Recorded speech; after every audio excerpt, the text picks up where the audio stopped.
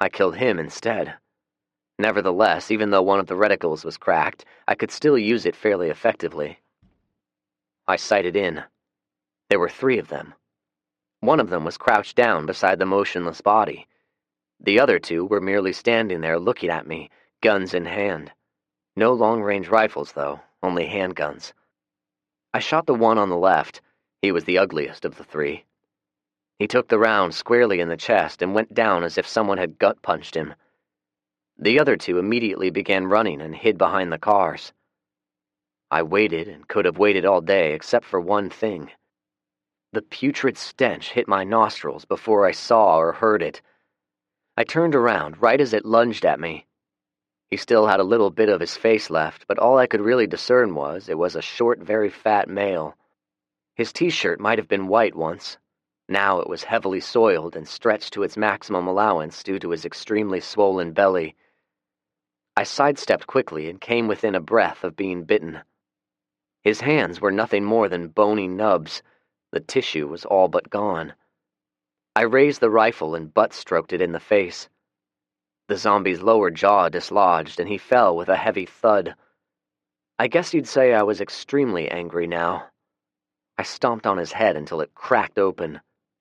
Black goo started oozing out and got on my boots. I looked around for any other zombies. Finding none, I put my scope back on my living adversaries. They were making quick peeks from behind one of the cars. I was breathing so heavily I could not aim. I kept looking and saw their car had an antenna. I thought, why not?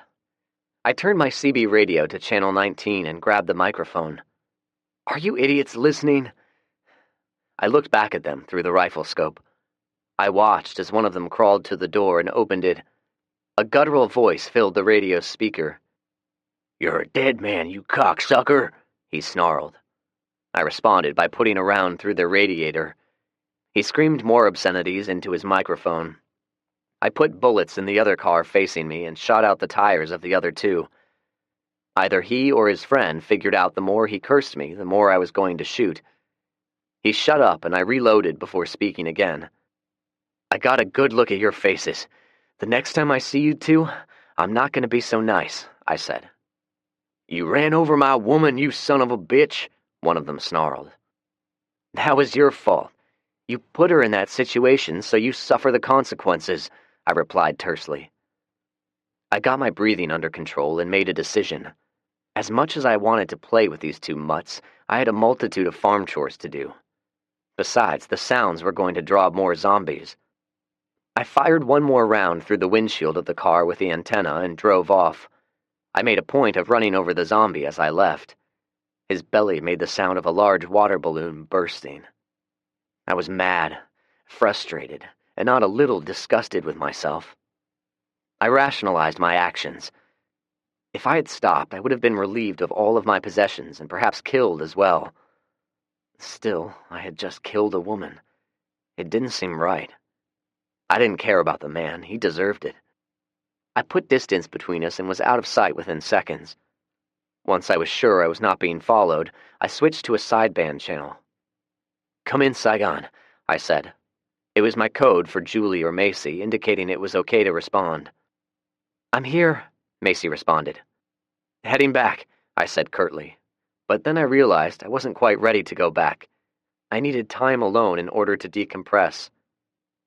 "Check that. I'll be back in about 2 hours. "Okay, 10-4, she said. I drove aimlessly, trying to clear my head. I stuck to the back roads with no destination in mind. My brain almost did not register it. I drove by a house and happened to observe a swing set in the backyard. I backed up and pulled into the drive. I stared, looking at the swing set. Whoever had once lived here had kids. We had nothing for a kid other than a few cases of disposable diapers. I did my standard approach and entry. I started with driving right up to the front door of the house. After getting no reaction, I got out and knocked on the door. I left the rifle in the truck but had my hand firmly attached to my holstered handgun. After a minute of silence, I tried the doorknob. It was unlocked. I cleared the house without any surprises. There were 2 badly decomposed corpses in the master bedroom. It appeared as though they had killed themselves in the bed. The man still had a revolver gripped in his hand. I wrenched it free and then went back to the children's bedroom. Their kids were gone. I had no idea where they were. I found a picture of the family. They were a good-looking yuppie couple.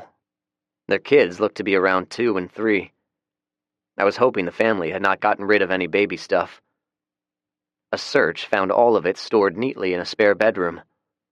I bet they were planning on having more kids one day. I loaded the truck with every baby item I could find. Other than a crib, I had no idea what was needed, so decided to let the girls sort through it all. I could always toss out the rest later. When the truck was filled, I walked around the house to see if there was anything else I could use. When I walked out the back door, I saw it then. 2 small graves in the backyard with simple wooden crosses.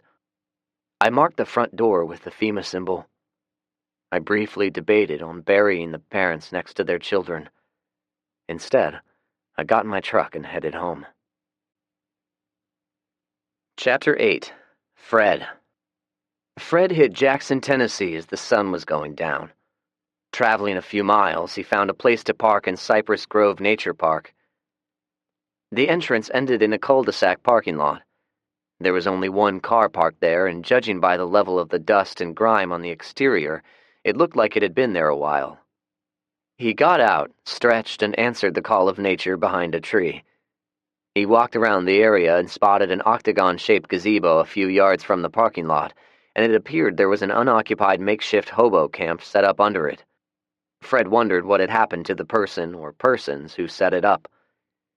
He gathered a bunch of dead tree limbs, broke them up, and started a fire in the freestanding grill located by the gazebo. There was a coffee pot sitting in the camp. Fred rinsed it out and used it to prepare some coffee. The coffee was brackish and unsatisfying, but it would have to do. He spotted a rabbit scrounging for something to eat. Fred looked around and decided it was worth the risk. He drew his revolver, fired, and reloaded before tucking it back in his holster. He gutted and skinned the scrawny rabbit quickly and put the meat on the grill. Fred knew without any seasoning or proper preparation the meat was going to be very gamey tasting. He thought back to the delicious meals his wife used to make, and his stomach grumbled. The rabbit meat was about what he expected, but it would fill his stomach nonetheless. His thoughts were interrupted by a car approaching. They must have heard the gunshot, he thought. Fred knew he was taking a risk when he fired, but he was hungry and needed food wherever he could get it. He stood slowly and waited. The car was a silver Cadillac, which maybe was brand new when the shit hit the fan, but it had since been run through the mill and back. There were 3 people in it, a salt and pepper team of young men and a woman sitting in the back seat. She was either white or mixed race, and they were all grungy looking. The front passenger exited first. He had 3 teardrop tattoos under his right eye and a spiderweb tattooed on the side of his neck. Fred thought tattoos, especially on someone's face, were disgusting. "Hola, amigo," he said in mock joyfulness. Fred stood there and stared at him with a coffee cup in his left hand. The young man had his own handgun, which appeared to be a Smith & Wesson Sigma stuck in his waistband. He walked toward the gazebo with a taunting smile. Fred knew there was going to be no joyful outcome in this encounter, but still, he was willing to give them a chance. "I said hola, amigo. Don't you fucking understand Spanish?" he asked with an arrogant note in his voice. The driver exited now, along with the woman in the back seat. They were armed as well. They eyed Fred and the truck before walking over. The 3 of them spread out into what they believed were tactical positions. "Hello," Fred said. "I've got coffee. If you all have a tough constitution, you might actually find it tasty. I've no extra cups, though." The driver looked back at the truck. "That truck is the tits. You got some bulletproof glass mounted up there, homie? That's sweet," the driver said. The woman laughed. "Is it yours?" he asked. "Yes, it is," Fred replied. He knew what was coming. They were going to play a little game in which they thought they were going to be very clever with asinine word games they gleaned from watching B-rated gangster movies. Fred continued. "Unless someone is lucky enough to kill me for it, which one of you is going to try first?" "You have a problem with us, amigo?" the first one asked with a scowl on his ugly face. Fred did not bother responding. The two men looked at each other and the driver winked at his buddy. They focused their attention back on Fred and squared off. The woman moved out of the way, grinning in glee at what she thought was going to happen to the poor dumb fuck wearing boots and a stupid-looking cowboy hat. "I asked you a question, amigo. I said, do you have a problem with us?" "You might say that. I can smell y'all from here. Although I wouldn't know firsthand, I'm guessing a dog's ass smells better than you three. I have a question for you, amigo," Fred said. "Yeah? What's that?" the passenger asked with a sneer. "How much time do you idiots need to get your courage up and try to shoot me? My coffee is getting cold." The passenger, the white guy, snarled and reached for his Sigma. Fred drew, shot, and holstered his weapon in the blink of an eye. He looked at the second man and noticed for the first time this one had fake gold upper teeth. Fred gestured with his coffee cup. "Are those gold teeth?" he asked. The black amigo stared at him incredulously. "They look stupid," Fred commented and sipped some more coffee. Black amigo yelled and grabbed for his gun, also tucked in his waistband. Unfortunately for him, in his haste to pull his gun, he stuck his finger in the trigger guard and accidentally shot the head of his penis off. He fell to the ground, screaming in agony. Fred had drawn his revolver during all of this, but did not bother firing. Instead, Fred took another sip of coffee. The girl gasped in confusion. She ran over to her black amigo and saw blood soaking through the crotch of his pants. "You shot them, you son of a bitch!" she shouted, and grabbed the gun out of her friend's waistband. Fred shot her a quarter of an inch above the spot where he was instinctively aiming. He frowned at his inaccuracy and looked at his revolver before holstering it. Fred finished his coffee before grabbing the pot with his handkerchief and pouring the dregs over the fire. Gathering up the extra guns and searching their car, he found little of value. Other than an extra magazine for one of the handguns, there was nothing but stale candy, a burnt spoon, and a used hypodermic needle. Fred managed to eat about half of the rabbit, left the rest, and walked back to Black Amigo. "Your friends are dead, and it looks like you have a bad gunshot wound. If there are any zombies around, they will have heard the noise. When they get close, they'll smell the blood. They'll be here soon," Fred said. "Are you going to help me?" the young man asked. Fred looked him over without emotion. "Would you help me?" Fred asked, walked back to his truck, and drove off. Fred didn't want to drive at night. He finally found a parking lot a few miles away and stopped. The area was quiet. He didn't even see any zombies roaming around. Satisfied, he stretched out in the sleeper, but sleep didn't come easily. He kept thinking about the 3 miscreants he encountered and wondered if it was going to be the same in every city he drove through. Chapter 9. Julie's Surprise. The girls and Curly met me in the driveway. Julie and Macy marveled at all of the stuff, but then gasped when they saw the bullet holes in the tailgate. Curly was so concerned he pissed on one of the tires. "I had a little encounter," I said. "I'm not sure where to start." I left them standing in the driveway, took my boots off, and went inside. I was feeling anxious, nervous. I washed up, poured a large glass of water, and gulped it down. I had a delayed reaction to the morning's events, I think. The two of them walked in a moment later and sat at the table with me. Julie frowned. "Are you okay?" she asked. I looked at the two of them. "I don't know." I recounted the story as I drummed my fingers on the kitchen table. Well, I told them most of it. I kind of omitted Andy's parting kiss. "Holy shit," Julie said. "Do you think you were set up? Were they part of the captain's group?" "I don't know. Andy seemed sincere, but I don't know." Macy got up and refilled my glass. "Thanks," I said quietly, took another gulp and looked over at them. "Has Fred checked in? He should have passed at least 2 checkpoints by now." "Oh," Macy said. "I almost forgot. I got him on the shortwave shortly after you left this morning. He said he had reached checkpoint Bravo, but he had to make some detours due to all of the abandoned vehicles clogging the roadways. I haven't heard from him since. I'll try him on the radio now if you want." I shook my head. Checkpoint Bravo is in Memphis. He's going a lot slower than I had estimated. If we haven't heard from him by dinner time, we'll try to raise him. I finished my water and accidentally burped. Sorry, I mumbled. They smiled, but didn't pick on me this time. We unloaded the truck and put everything in the den. It was becoming quite crowded. We're running out of room, I said. I thought about last night.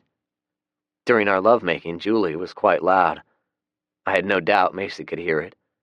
We needed more room. After the baby is born, maybe we should relocate to the Riggins house, I said. Julie smiled warmly at the suggestion. That's a great idea. We can remodel one of the bedrooms for the baby, Julie added. It's going to take quite a lot of work, but I think it's doable, I replied with a nod. The girls organized our new items with great delight. I put on a pair of sneakers and went back outside to survey the damage to my Ford Ranger truck. My back window was completely gone. Nothing but remnants of tempered glass remained. The front window was cracked, and the front end had extensive damage where I had struck the woman. There was also dried blood and tissue in the broken grille. It made me sick all over again. I walked back inside and wondered if there was a bottle of whiskey in the house. Macy and Julie were having a good time inspecting all of the baby clothes and accessories. I sat on the couch and watched them enjoying themselves. Are you going to see Andy again? Macy asked. Oh, hell no, I replied. I still did not tell them of Andy propositioning me or kissing me. I intended to, sort of, but I couldn't seem to get it out of my mouth. You think she set it up? Julie asked. I shrugged. I'm not sure. You should ask her, Julie said. Meet with her again. Get there early and set up like you've done before. If you see other people in the area, you'll know if she's involved. I'll come too if you want. I shook my head a little too quickly. Julie frowned. Why not? Remember, she told me about the other women in their group being used as sex slaves. Don't think they won't try to kidnap you two if they get a chance. Macy and Julie looked at each other. Zach, there's something I need to tell you, Julie said. I looked at her and waited. I'm late. I stared at her questioningly. She scoffed when she realized I didn't understand. I think I'm pregnant, Zach. She waited expectantly for a reaction from me. Oh boy, I responded. Her mouth dropped open. Oh boy, that's the only thing you have to say? I tried to say something else, but it only came out as an unintelligible stammer. Julie went pale, ran into our bedroom, and slammed the door. I looked over at Macy. She shook her head in mock disgust, pointed at me, and then pointed toward the bedroom. I took the hint. I knocked quietly before entering. Julie was on the bed rubbing Curly's belly, and he was grunting contentedly. I sat down beside them and was rewarded with two different responses. Curly wagged his tail. Julie pointedly ignored me. Please don't doubt my love for you. You just took me by surprise, I said. You don't want me to be pregnant, she said accusingly. No, it's not that. I'm worried, that's all. Julie scoffed and glared at me. Worried? Is that all you have to say? I guess I'm wondering why you're not saying, why, Julie, we're having a baby, that's so wonderful. I suddenly had a couple of itches here and there I could not resist the urge to scratch. Julie, of course I'm happy. You caught me off guard. I'm still a little torn up by running over that woman, you know? I held my hands out pleadingly. I don't know what else to say. Zach, why would it bother you? You're a cold-blooded killer.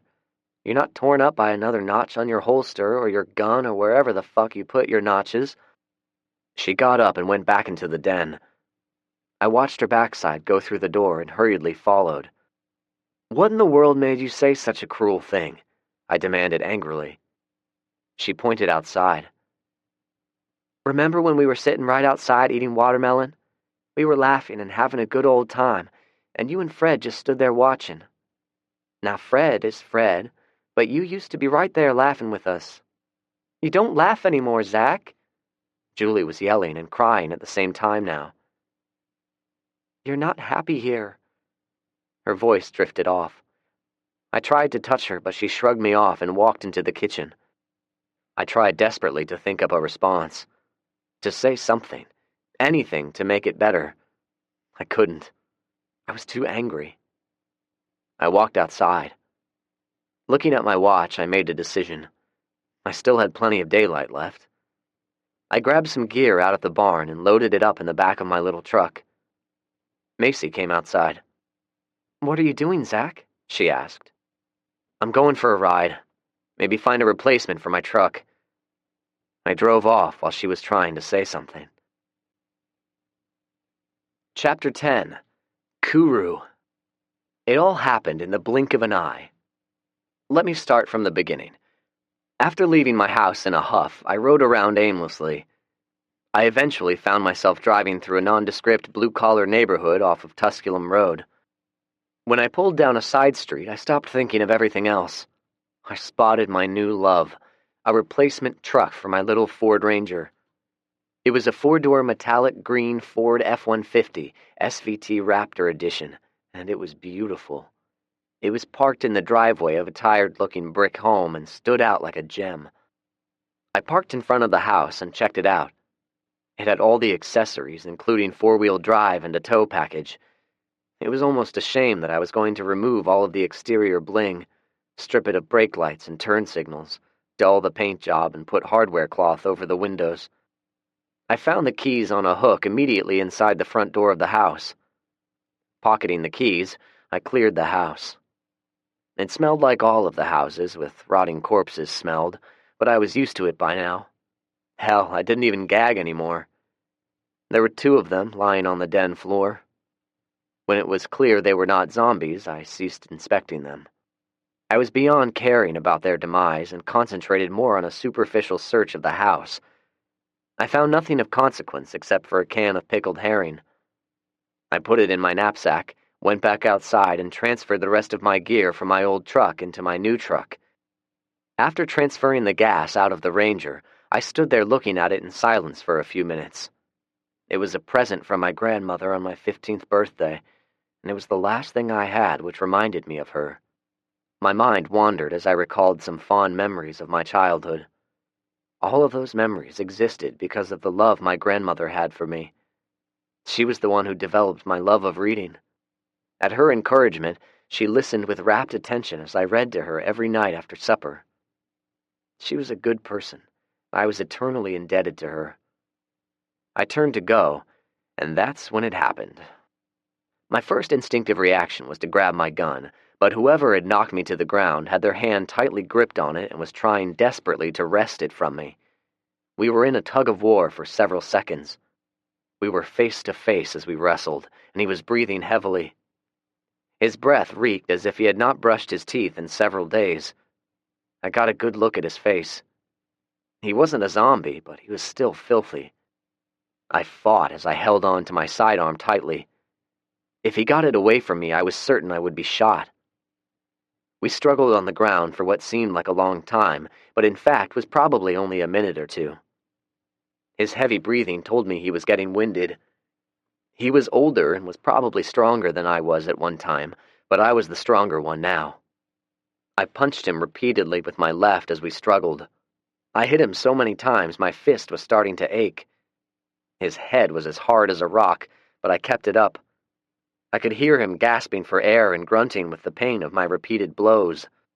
He was getting tired and his strength was beginning to wane. With a tremendous grunt, I ripped his hand free of my gun and pushed him off of me. He tumbled back and his legs went akimbo. I hurriedly got to my feet and pulled out the kimber. He was large-framed and burly-looking, like a construction worker by day and a bouncer in a seedy bar at night. I was about to give him a terminal case of lead poisoning, but hesitated when I saw a woman standing in the driveway next door holding a small kid. She stared at me with dead eyes. Her plaid shirt was dirty and torn. The kid was runty, dirty, and looked downright weird, as if maybe he had brain damage or something. It was obvious neither of them had seen a bar of soap in quite a while. She reminded me of the woman I had run over. "You broke my nose," I heard my assailant say. I looked down at him in contempt. He was sitting now and holding his bleeding nose. "Why did you attack me?" "You were trying to steal my truck," he snarled, and then blew a bloody snot wad out of his nostrils. "Why are you lying?" I asked plainly. "Are you calling me a liar, you fuck?" he demanded as he struggled to catch his breath. "Yes, I am. The people who own this particular truck are inside their house, dead as shit. If you call me another disparaging name, I'm going to shoot you in the kneecaps.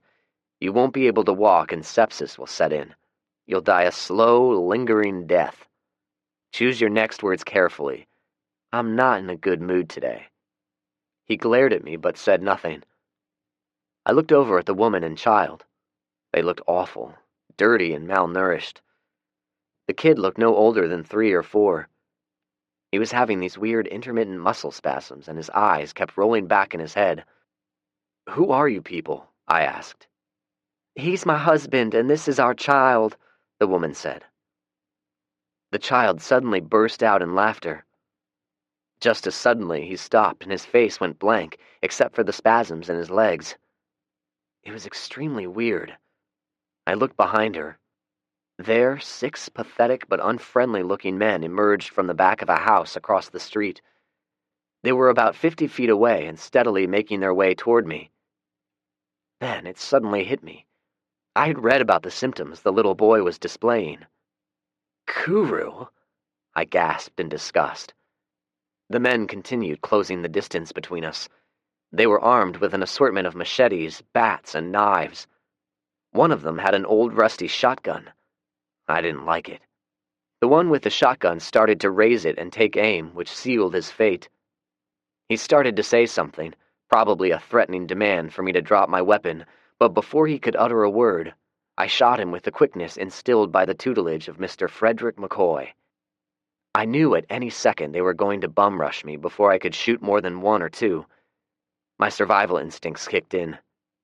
"Stop where you are," I yelled. They froze and looked at each other. "He's just a fucking kid," one of them growled, and in a silent agreement they started to spread out. I quickly aimed center mass and shot another one.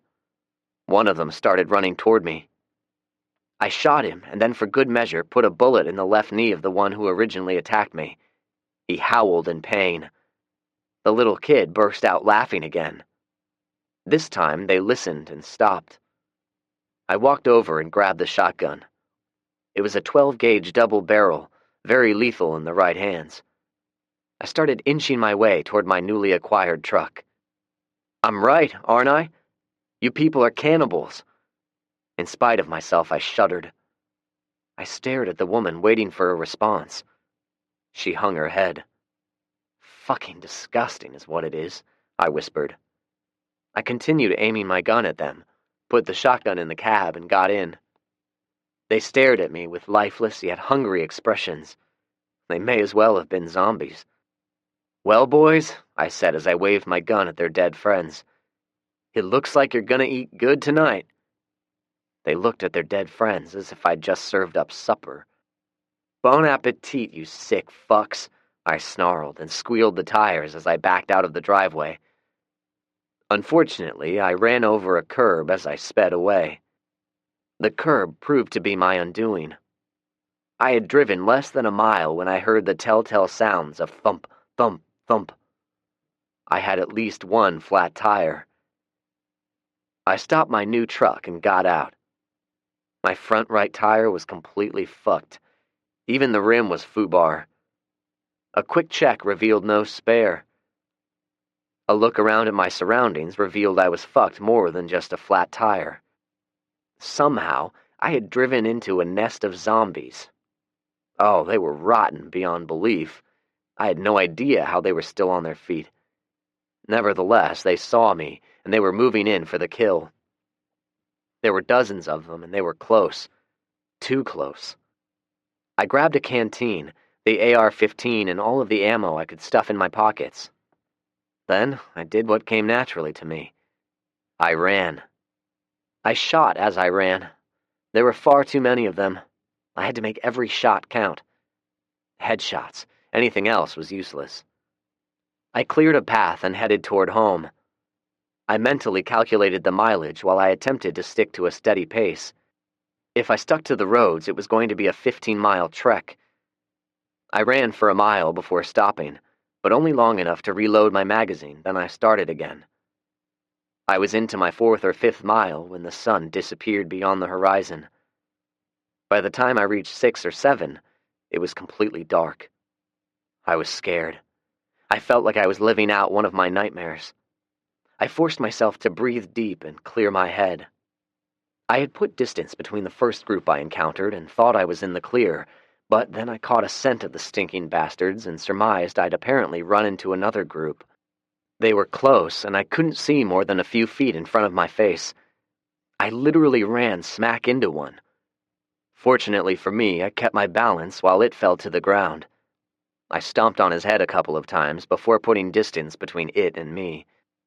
I ran another mile before stopping for a few minutes and crouched in the ditch beside the road.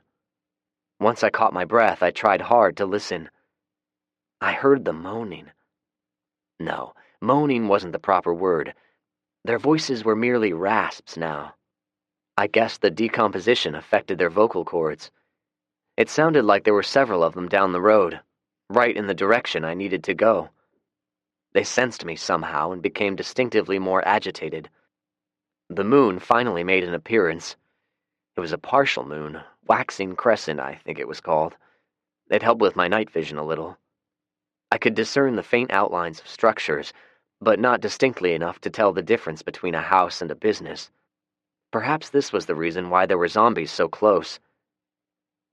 I worked my way in between buildings. If only I could see a street address, anything. I had a vague notion of where I was, but I continued working my way through the houses, but had to move slowly. The overgrown lawns and scattered debris made the going difficult. Any misstep caused unwanted noise. I hoped I was maneuvering around them. I bumped up against objects more than once. After several excruciating minutes, I made my way back onto a road. I found the North Star, got my bearings, and started running in the direction I hoped would lead me home. Julie sat at the kitchen table when she heard Zach's truck start. She sat a moment longer, silently cursing him. Then she got up and ran outside, only to see the little Ford Ranger crossing the bridge and driving out of sight. Macy stood on the porch quietly. "Did he say anything?" she asked Macy. "He mentioned going to look for a new truck." She looked at Julie. "He's just scared, Julie. Men are like that." Julie sighed heavily. "I am too. I guess I should have understood." They sat in the rocking chairs until nightfall. Then both of them became worried. "Should we go looking for him?" Macy asked. Julie shook her head. "Where would we start? Why don't we try the radio?" They went inside and tried several times, but there was no response. They sat looking at the radio, wondering what to do next, when suddenly Macy gasped and doubled over. "What's wrong?" Julie asked. "I'm having contractions," Macy responded. "I think I've been having them for about an hour now, to be honest. I didn't want to say anything, though. You had other things on your mind." Oh shit, Julie said. Okay, let's get you into bed and I'm gonna look you over." Julie helped Macy to her bedroom and got her undressed. "Okay, I'm going to look at you and see if you're dilating or anything," Julie said. Macy nodded tentatively and then grunted. Uh-oh. "Uh-oh, what?" Julie asked, and then she looked down. "Did your water just break?" she asked. Macy looked at Julie and nodded. Julie saw fear in her eyes. "You're going to give birth, aren't you, Macy?" Macy nodded again. "Okay, we've planned for this, right? We'll get through this, girlfriend. Don't be afraid." Julie tried to sound confident, but the two of them heard the tremor in her voice. It was hard trying to keep track of my headings. I had to leave the road and make detours constantly. I'd take side roads or run through backyards and then try to get back on the main roadway again, all in total darkness. Let's not forget the godforsaken zombies. Every time I made a turn, there would be one or two lumbering toward me. I lost count of my shots and had no idea how much ammunition I had left. On top of it all, I had not done any cross-country running in several months. The lack of training was immediately evident. My throat and lungs burned, but to stop and rest for more than a few seconds meant an almost certain death. I slowed to a walk only long enough to check my watch.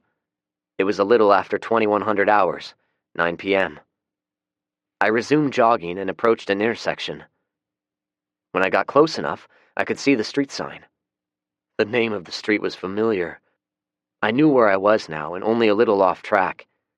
A quick mental calculation told me I had another 5 miles to go, more or less. I was winded and my feet were beginning to ache. I worked on controlling my breathing and kept telling myself I was going to make it. Macy's breathing was labored and she was sweating profusely. Julie wasn't keeping track of time. She only knew the baby was coming and Zach was nowhere around. "It's getting close now, I think. I need you to keep doing your Lamaze breathing." Julie tried to sound more confident than she felt. She continued talking reassuringly to Macy and occasionally wiped her face with the damp washcloth. "What time is it?" Macy asked. Julie looked at her wristwatch. "It's a little after 10. It won't be long now until you start crowning. I'll let you know when." "I'm scared, Julie. Something doesn't feel right," Macy said. "Come on now. You have no idea what it's supposed to feel like." Julie wiped Macy's brow again and then took her blood pressure. It seemed really high, she thought. She inspected again. "Oh my God, Macy, you're crowning. It won't be long now. Start pushing." Chapter 11. A Newborn. It was close to midnight when I crossed the bridge to my home. I was exhausted, drenched in sweat, and my entire body hurt. My feet were sore and the inside of my thighs were chafed so bad I was having trouble walking normally. I made my way cautiously to the house. The generator was still going, which was odd. I walked around the house but didn't see anything out of the ordinary. I gave the special knock before entering. "It's me," I said as I opened the door. I'd learned my lesson.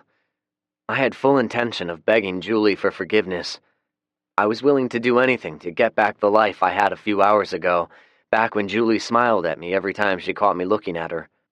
I called out again and heard something in Macy's bedroom. I walked in slowly. Julie looked up at me.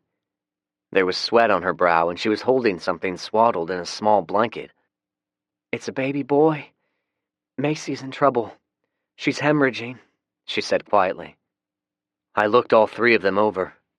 They looked awful. Macy was ashen-faced and unconscious. "How's the baby?" I asked. Julie looked at me solemnly. "He's weak. I'm guessing he was born prematurely, but I'm not sure.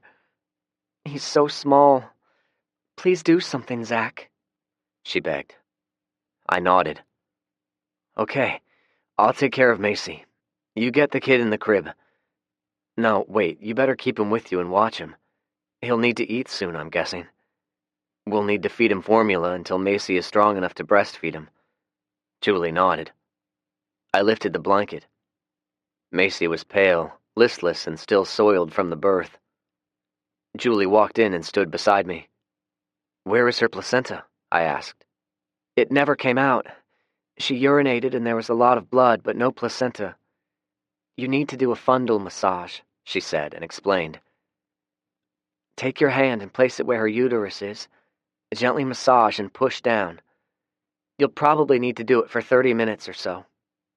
I did as Julie instructed while Julie watched. After several minutes, the placenta appeared. I pulled it out gently. Other tissue came out, along with a lot of blood. Julie handed me the baby and then quickly ran to the restroom. I heard her hurling chunks in the toilet. Wonderful, I thought. I placed the child in the crib, got a washpan, filled it with warm water, and used a wash rag to clean her up. Macy awakened when she felt the warmth of the washcloth. I gave her a reassuring smile. "Hi, Macy. Don't mind me. I'm just getting you cleaned up, okay?" She nodded sleepily and nodded off. After I finished, I carried Macy to our bedroom and called Julie out of the bathroom. "I need a maxi pad," I said plainly. Julie looked at me perplexed. "For Macy, not me." Julie nodded in sudden understanding, disappeared into the bathroom, and came back out with one, along with a fresh pair of panties. She brushed me aside, and I watched as she put the panties on Macy and positioned the pad. "I'm going to keep an eye on the baby," Julie said. "Okay, I'm going to clean up the mess and put some broth on the stove." I gathered up the bedding, shoved them into a trash bag, and temporarily put it in the cellar. I couldn't simply throw them outside. The afterbirth would attract unwanted visitors. After a few minutes in the kitchen, I came back to the bedroom and gently woke her. "Macy, I need to get some fluids in you. I've made some broth, and I need you to take some sips. Can you do that?" I asked. Macy nodded slightly. "If you feel like you're gonna vomit, let me know, and don't hold it back." She nodded again. I fed her slowly, a spoon at a time, and managed to get about a cup's worth in her before she passed out. I spent the rest of the night dripping water into her mouth. I did not know if she was going to live, and was surprised at how worried I was. Sometime during the night or morning, I drifted off. Awakening with a start, I looked at my watch. It was a little after 5 a.m. I found Julie in the den. She was maintaining her bedside vigil with the baby. She looked up at me with worry on her face. "How is she?" she asked. "Sleeping. I got some fluids in her, which is good, but I'm not sure if it's going to be enough." I motioned at the baby. "Did he eat?" I asked. "A little," she said. I looked closely at the child. He was so small, vulnerable. He had Jason's features. I didn't know whether to be relieved or saddened. If he lived, would I have to tell him one day how his father died? "Why don't you get some sleep? I'll watch over them." She smiled at me tiredly. "You look like you need sleep more than me," she sniffed. "You need a bath, too." "What did you get yourself into?" she asked. I explained briefly. Her eyes widened. "Wait a minute. You ran all the way home from Tusculum Road?" I nodded. "In the dark, with zombies around?" I nodded again. Her eyes grew wider. "Holy shit, Zach," she said. I expected her to jump all in my ass for such a stupid act, but instead, she stood, and in spite of how badly I reeked, she hugged me tightly. "I'm glad you're okay, but please don't do that again. I was worried sick," she said. I agreed profusely. "Listen, I have something to say. I'm very sorry about earlier. You took me by surprise. I was scared and stressed," I said sincerely. She looked up at me, and I kissed her on the forehead. "I want you to know I'm so very happy you are carrying my baby. We're gonna make it work because I love you with all of my heart." I kissed her again. She leaned up and kissed me back. "I love you too, Zach, with all of my heart," Julie said. Then her expression changed. "There's something I have to tell you." I looked at her, and she looked at the floor. "During all of this, I started my period. I'm not pregnant," she said, and looked up at me with a hint of tears in her eyes. "I guess it was wishful dreaming," she quipped. "It's okay," I replied and hugged her. "I really want a baby with you. I guess we'll have to keep trying." I kissed her deeply and hugged her again. "I hope you take a bath before we try again," she said with a smile. We took turns for the next few days caring for the two of them. Macy's health steadily improved, and on day 2 she was able to eat a whole bowl of soup. She was too weak to stand for more than a few seconds, so I would carry her to the bathroom and help her bathe. "You've been good to me, Zach," she said while I helped dry her off one evening. "Just so you know, when you get your strength back, you'll be getting no more sponge baths from me." She looked at me and smiled. I smiled back. Her eyes widened slightly. "You smiled at me." "Yeah, I guess I did." I finished drying her, wrapped her in a towel, and carried her back to her bed. "I guess I can't keep a chip on my shoulder the rest of my life, now can I? I said as I pulled the blankets over her and fluffed her pillows. "How about I brush your hair out before you go to sleep?" She nodded and smiled at me again. I helped her sit up, and as I reached for the brush on the nightstand, she suddenly leaned forward and kissed me on the cheek. I smiled to hide my embarrassment. I quickly brushed her hair and fluffed her pillows again. She grabbed one of my hands. "When we were dating, you were a naive boy. You've changed, Zach. You're a grown man now." I looked at her and shrugged. Julie interrupted anything either of us might have said when she brought in the baby. She had him swaddled in a small blanket. Macy took him in her arms. "You have a beautiful baby boy," Julie said. Macy looked up and tried to smile, but she couldn't seem to do it. Chapter 12. A Death. "What did you call it again?" Howard asked. "Kuru. It's a disease resulting from cannibalism," I said. "Apparently the only way to properly eat human flesh is for it to be cooked well done and avoid eating the brain." Howard eyed me. "How in the hell did you know what it was?" In 9th grade, I did a report for my geography class. Each student was assigned a country in Africa. My country was South Sudan. There's a river in Sudan named the Kuru. I was going to add a few factoids in my paper about the river systems and was doing a Wikipedia search. There were a few hits on the word Kuru. One of them was about cannibalism in New Guinea. It fascinated me so much, I looked up videos of it on YouTube. Howard shuddered. "They had videos?" I nodded. Howard shuddered again. "Eating people. That's just plain wrong, Zach. Just plain wrong." I nodded silently. "You sure it's a Ford F-150? Howard asked. "Yeah, it's a nice one," I said. He already knew this. We discussed it before we left his shop and found a spare tire to fit it, which was sitting in the back of his Hummer. Howard was sort of the opposite of Fred. Where Fred was stoic, Howard was a talker. "Zach?" Howard asked. I looked over at him. "If you were starving, maybe had a wife and some kids who were starving, and they were looking at you, wondering what you were going to do about it, would you do it?" "Would I do what?" I glanced over at him. "Eat another human?" Howard nodded and eyed me. "I don't know, Howard. I know I'd have to be very desperate before I even thought of it as a viable alternative. I guess if I had starving kids and there was no other food source." I shrugged. "I don't know," I repeated. "The only thing I'm certain of right now is if I see any of those people again, I'm not going to be very civil with them." We rode in silence for a couple of minutes. "I've never been a fighter," Howard suddenly said. "I had 2 older brothers. Both of them were in a gang. My oldest brother was killed in a drive-by. There was no rhyme or reason behind the murder. He happened to be in a rival gang is all. My other brother, he swore revenge. He found 3 of them in an apartment one night and killed them all. The police arrested him, of course.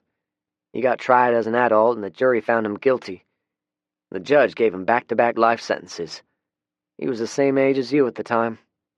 Howard shook his head sadly before continuing. "I was 13 when it happened. My mama was devastated. I don't think she ever recovered. I was pretty devastated, too."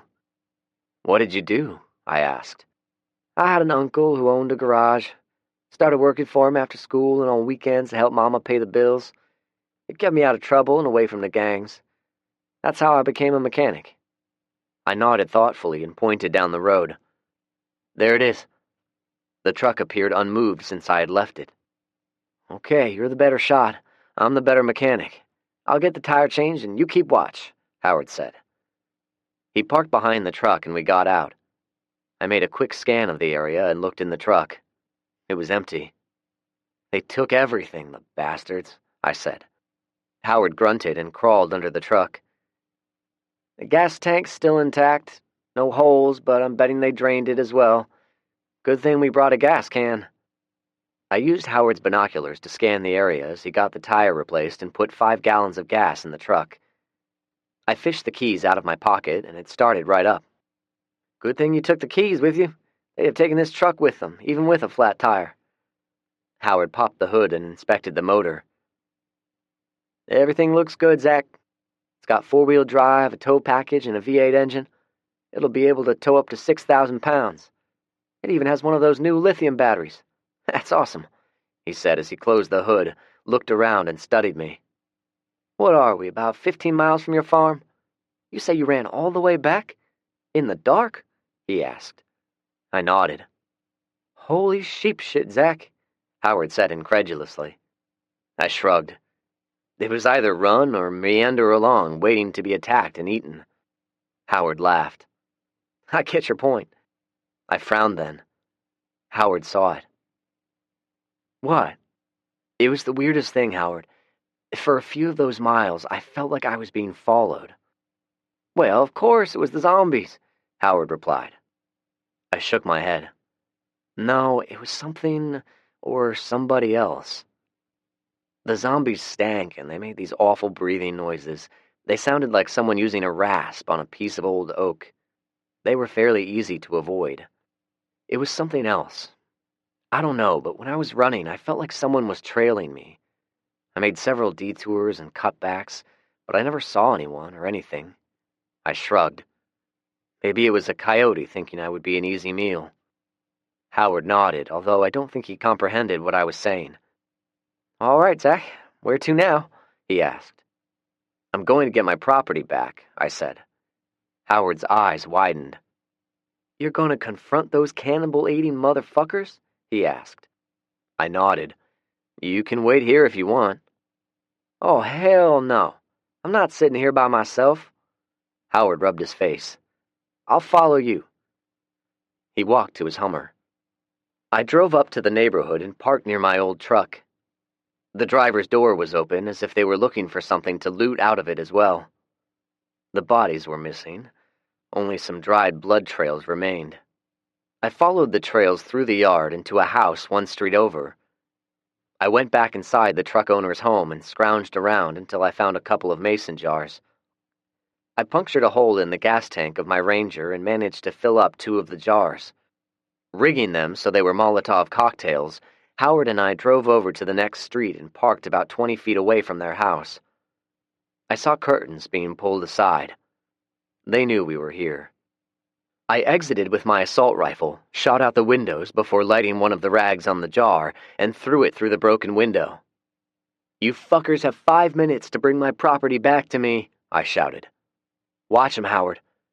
He took up a position beside his Hummer with his shotgun. I prepared the second jar. 4 minutes, I yelled, and threw it through the other shattered window. "Zach," Howard whispered. "It's only been about 20 seconds. I looked at him and winked. There was smoke coming out of the window now. I shot a few more times and reloaded. 3 minutes, I yelled, and glanced back at Howard. He looked at me and then shot out one of the upstairs windows. 2 minutes, he yelled. I nodded. "I'm going to run around to the back of the house. Stay here," I said as I took off running.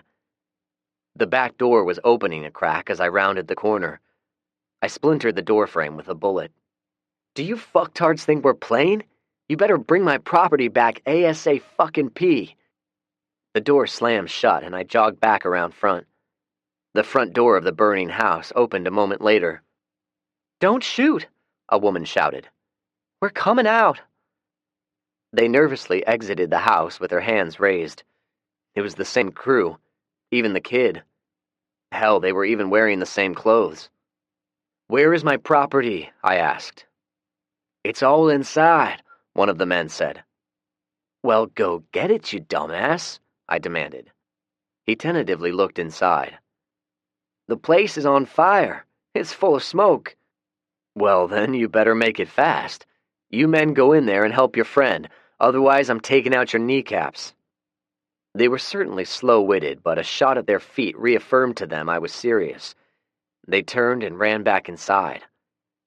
They came out a minute later with their arms loaded and coughing heavily. "Put it all in the back of my truck," I said. "Make it fast." They hurriedly complied. As the last one dropped my property into the bed of the truck, he looked back at the house. Flames were visible now. "You've set our house on fire. What do we do now?" he lamented.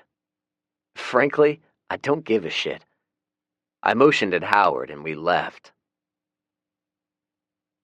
"You want to drive over to the Cool Springs Mall and try some of the retail businesses around there? See if there's anything left over we can use?" Howard asked. "I need to get some baby stuff and maybe some stuff for the girls, but I need to make it quick and get back to the farm," I said.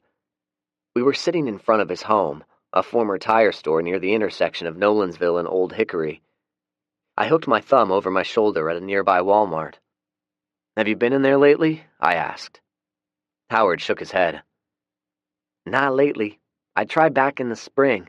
Man, it was full of zombies." He shook his head again. "But I haven't tried it lately. You want to give it a shot?"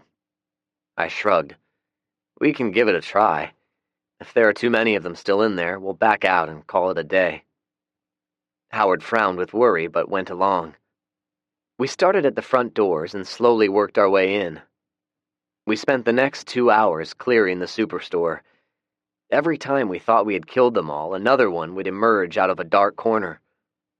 The two of us were drenched in sweat by the time we killed the last one. "My ears are ringing. I should have worn earplugs," Howard lamented. I nodded. "Yeah, mine too." I made a mental calculation. "I'm counting 18 dead Zeds. Does that sound about right?" I asked. Howard nodded in agreement. I pointed toward the front of the store. There were multiple corpses of what I suppose were healthy people before they died. There wasn't much left of them. Whatever the zombies didn't chew on, the maggots had finished the job. "It looks like people came in here thinking they had easy pickings and would get attacked. Even so, the store doesn't have much left," I said.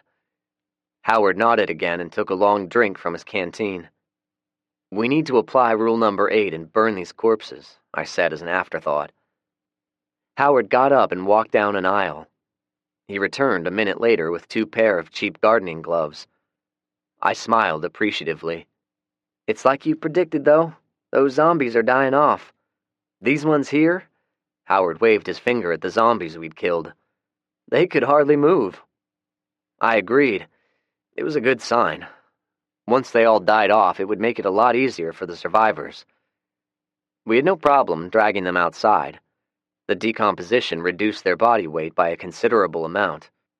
Stacking some debris on top of the corpses, we watched them burn. When the fire was going sufficiently, we walked back in and then spent several minutes looking around at the small amount of merchandise left. "Looks like all the food products are gone, but there's still some baby and women's products left," Howard said. "I better get LaShonda some of those female things as well. She'll have my ass if I don't bring her a present." He smiled and wiped the sweat off of his brow before continuing. "You know, it wasn't so long ago if you brought a woman a box of tampons as a present, you get your face slapped." He erupted with his signature belly laugh at his own joke. I had to laugh as well. It was a great stress reliever. We got some shopping carts and with the aid of flashlights soon had them overflowing. "Have you noticed they can't scream or shriek anymore?" I asked Howard. "Yeah, they sure sound funny," he said. "Do you want to come over and visit a while?" he asked. I looked at my watch. "We better call it for the day. I have a lot of farm chores waiting." "How are Macy and her baby?" "Macy's still very weak, but I think she's going to be all right. The baby is another story. He's so tiny. I'm worried about him. Macy's been trying to feed him, but he's lethargic. I may know a lot, but I don't know much about babies. Do you think LaShonda could come over one day and see what she thinks?" I asked. Howard nodded. "Why didn't you say so sooner? Consider it done." He glanced at the sun. "We still have plenty of daylight. I'll go pick her and the boys up, and we'll be right over." I shook his hand, and we parted company. The 4 of them came to the house an hour later. I was sitting on the porch when they drove up. Lil H and Derry ran up, said hi, and started playing with Curly. Howard laughed as he walked up. "You sure got those chores done quick." I shook my head as I stood and spoke somberly. "The chores had to wait, Howard." I looked at his wife. "Hi, LaShonda. It's good to see you. The girls are inside." She looked at me and frowned. "What's wrong, Zach?" she asked. "It's the baby. You better go inside. We'll wait out here." LaShonda rushed inside. I looked over at Howard and his sons. "The baby died." "Oh, shit," Howard said. We sat on the porch for a while and listened to the women cry inside. I stood suddenly. "There's some wood in the barn. Howard, would you mind helping me build a coffin?" I asked. Howard stood. "Absolutely." Howard, his sons, and I walked slowly to the barn. I tried to make some measurements on the wood, but was all thumbs. Howard told me to have a seat and relax. He took over and had a small coffin built in no time. It looked very nice. We buried the baby on the mound beside Rick. Even though they had never met, he always seemed to like children. Everyone was somber and spoke in hushed tones.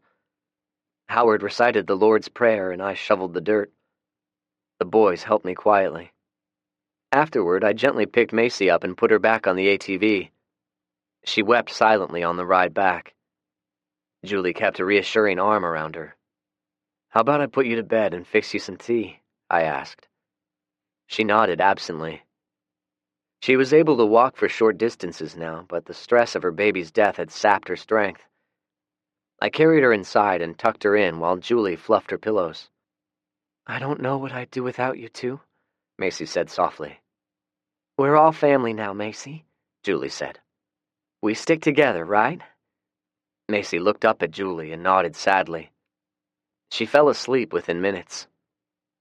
The rest of us gathered on the porch and talked quietly. When the sun was on the horizon, the Allen family said their goodbyes. Julie and I ate a small dinner and went to bed. At Julie's insistence, we slept with Macy. Julie said she didn't want her to be alone. I was the sandwich. I had one on each side of me. Julie settled in with her butt snuggled up against me, and Macy had her head buried in the crook of my shoulder.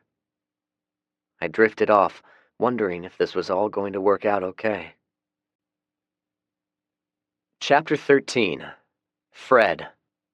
Fred attempted to save time by traveling on the interstate. He encountered chronic traffic jams and at one point had to drive in reverse for over a mile before he could back down an entrance ramp. He finally made it to the outskirts of Memphis when the sun was in his eyes. He spent the night in the sleeper of his truck on the side of Interstate 40 at the base of the bridge over the Mississippi River, known as the Hernando de Soto Bridge. It consisted of 6 lanes with a concrete barrier down the middle. Daylight confirmed what he suspected last night. The entire bridge, all 6 lanes, was a logjam.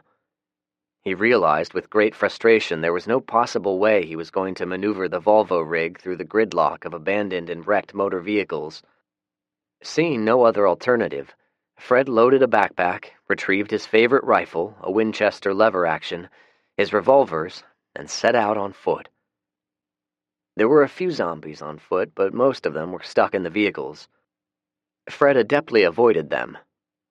Most of them. It was a long walk across the bridge. Every time he passed a car or a truck, there was a zombie waiting, lunging, gnashing. He shot sparingly, running past them when he could, shooting only when there was no other choice. It was roughly 10,000 feet, almost 2 miles, before he reached the rest area on the west side of the river. To his delight, he found an old Volkswagen Bug. It was bright yellow, dirty, but otherwise appeared to be in good condition, if you didn't count the rotting corpse sitting behind the wheel. Seeing no other option, Fred broke out the little vent window, unlocked the door, and dragged the corpse out. The keys were still in the ignition and the battery was dead, which was no surprise. That was the beauty of the venerable Bug. They seemed to be almost indestructible. Fred dumped his backpack in the back seat, put it in neutral, and began pushing. After several attempts and pushing the little car for almost 100 yards, it sputtered to life. Fred hopped in and drove on. Chapter 14. Getting to know Andy. It had been 2 weeks to the day since my meeting with Andy. I had not planned on seeing her again, but I felt the extenuating circumstances warranted another encounter. I knew it was risky. If she were a part of those idiots who tried to ambush me, I would be taking a big chance by coming to this location again. Nevertheless, I wanted more information from her. Specifically, I needed to know if they had encountered any doctors. The death of Macy's child troubled me greatly. One day, Julie and I were going to have a child. I started out well before sunrise. It was cool this morning. The outdoor thermometer read 54 degrees. September was here, and a change in the weather was close at hand. I packed the truck with a picnic basket and grill. A nice brunch might put Andy in a good mood if she even bothered showing up. I also hid a gun under the seat and added one to an ankle holster in case she was in a nasty mood or brought friends. I used the night vision gear to drive, but it was slow going. The recent gunshot to my head, although merely a glancing wound, had nevertheless caused me some issues, one of them being if I wore those things for any length of time, I'd get a severe headache. I got about 5 miles before I took them off and used the headlights. Again, another risky move, but I wanted my mind sharp for the meeting. The problem was the headlights tended to attract zombies. There were no massive hordes, but they were more than I was comfortable with. I stopped every so often and would wait for them to approach before saying hello with a headshot. They were starting to all look alike. The decomposition eliminated any identifiable character traits. I assumed what gender they were based on their manner of dress. I killed an even dozen before arriving at the old store. Killing the lights as I parked on the side of the store, I approached the entrance. Using the night vision gear, I did a quick sweep of the interior. No live people, no zombies. I went back outside and scanned the area. There was an old white wooden building behind the store. It was empty of anything worthwhile. There was no need for the night vision apparatus now, since dawn was fast approaching. I sat on the front steps and waited. She drove into the parking lot shortly after sunup, made eye contact with me, and smiled. When she got out of her Jeep, she looked skinnier than the last time we met, but at least her hair had grown out a little more. It helped make her look more feminine. She ran up and hugged me tightly. "When you didn't show up last week, I was kind of let down," she said. I shrugged apologetically. "I had all kinds of crap to do around the farm, and I don't have any help." "Your girlfriend doesn't help you?" I shrugged again. I was not going to tell her Julie was busy tending to Macy and monitoring the radio in case Fred called. She scoffed. "Well, that's bullshit if you ask me. I'd help you." "I've no doubt you would. Are you hungry?" I asked. "I brought some food. We can have a picnic breakfast." She eyed me coyly. "You want to fuck before or after?" I chuckled. "You know I can't." She grinned back at me and responded with a carefree shrug. "Your loss. I guess we'll eat then." She helped me get the grill set up, and we laid a blanket out on the asphalt. We had the steaks grilled in no time. I brought a small skillet and fried some eggs as well. After we finished eating, Andy laid back, pulled her shirt up, and rubbed her belly. "I'm stuffed," she exclaimed. "How are you guys doing for food?" I asked as I eyed her skinny torso. She scoffed again. "The captain eats really well, but the rest of us not so much. Some of our group had canned a lot of stuff prior to this shit going down, but they fucked it up somehow. Most of it was contaminated. We have some gardens we harvested, but not enough. We've been hitting abandoned houses like crazy. It's hit or miss." "What about cattle?" I asked. "Yeah, we have some. We used to have a lot, but coyotes killed some, and a bunch of them developed some kind of disease." "You don't have any donkeys?" I asked. She looked at me questioningly. "A donkey will kill a coyote. We used to have one at the farm. It died, and Rick never replaced him. After coyotes killed our chickens, I found a couple of them one day and transported them to our farm. We haven't had any problems since." "Oh, well, we don't have any donkeys," she continued. "The captain is worried. He doesn't say it, but he's worried. I've known him my whole life, I can tell. Anyway, rations have been cut. He sends foraging crews out every day." "What area are they concentrating on?" Andy looked over at me. "They've been working in and around the Eagleville area, but it doesn't mean the captain has forgotten about you. He thinks you guys are well off. By the way, He's been talking about meeting with you again." "Did he say what for?" I asked. "Yeah, he wants to have a poetry reading with you." I arched an eyebrow. She kept a serious expression for about 3 seconds, and then she started giggling. I smiled. "Okay, you got me." "I think he wants to pick your brain about food and stuff," she said. I nodded and changed the subject. "Have you guys been in contact with any doctors, nurses, veterinarians, anyone like that?" I asked. She scoffed.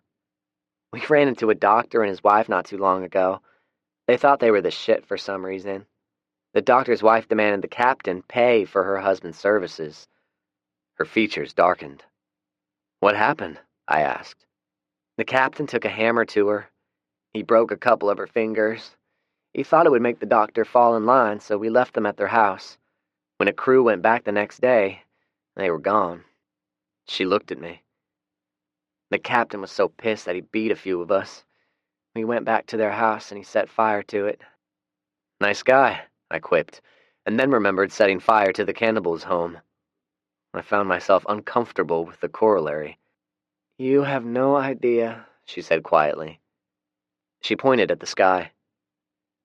"When I was a kid, I'd do this. Lay in my backyard, stare at the clouds, and imagine what the shapes were. Look, there's a horse." I laid back and looked at the cloud she was pointing at. It looked more like a fat cow to me, with oversized bunny ears. I suppose every kid has done this. "Yeah," she sat up suddenly. "But we're not kids anymore, are we?"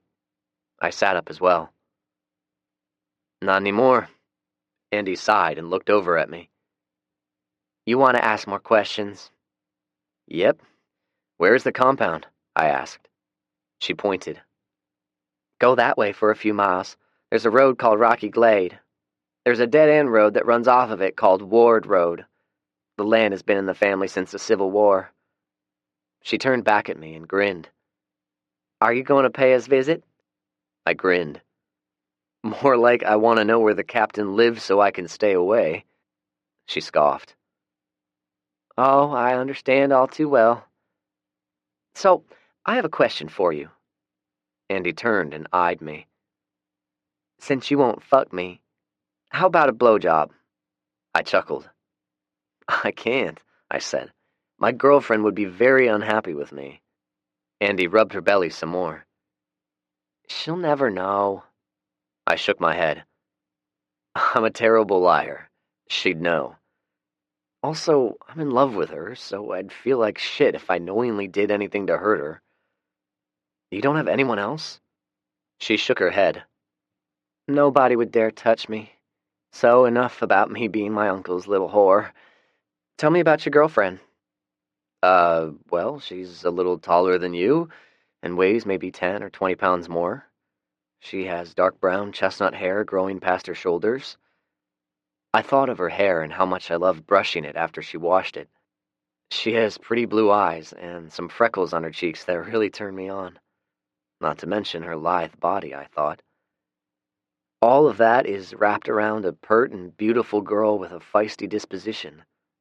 We met after everything happened and fell in love." "How old is she?" Andy asked. "Same as me, 16. I'm turning 17 in November." "I turned 16 in January," she said. "I know what you're about to ask. Besides the baby, I'm the youngest one of our group. There was one boy my age, but he disappeared." "There's a baby?" I asked. She nodded. "Were there any problems during childbirth?" Andy shook her head. "Nope, it just popped right out. It's a little boy," she scoffed. "God only knows who the dad is." I thought about the baby and wondered how he was doing, if he was going to survive.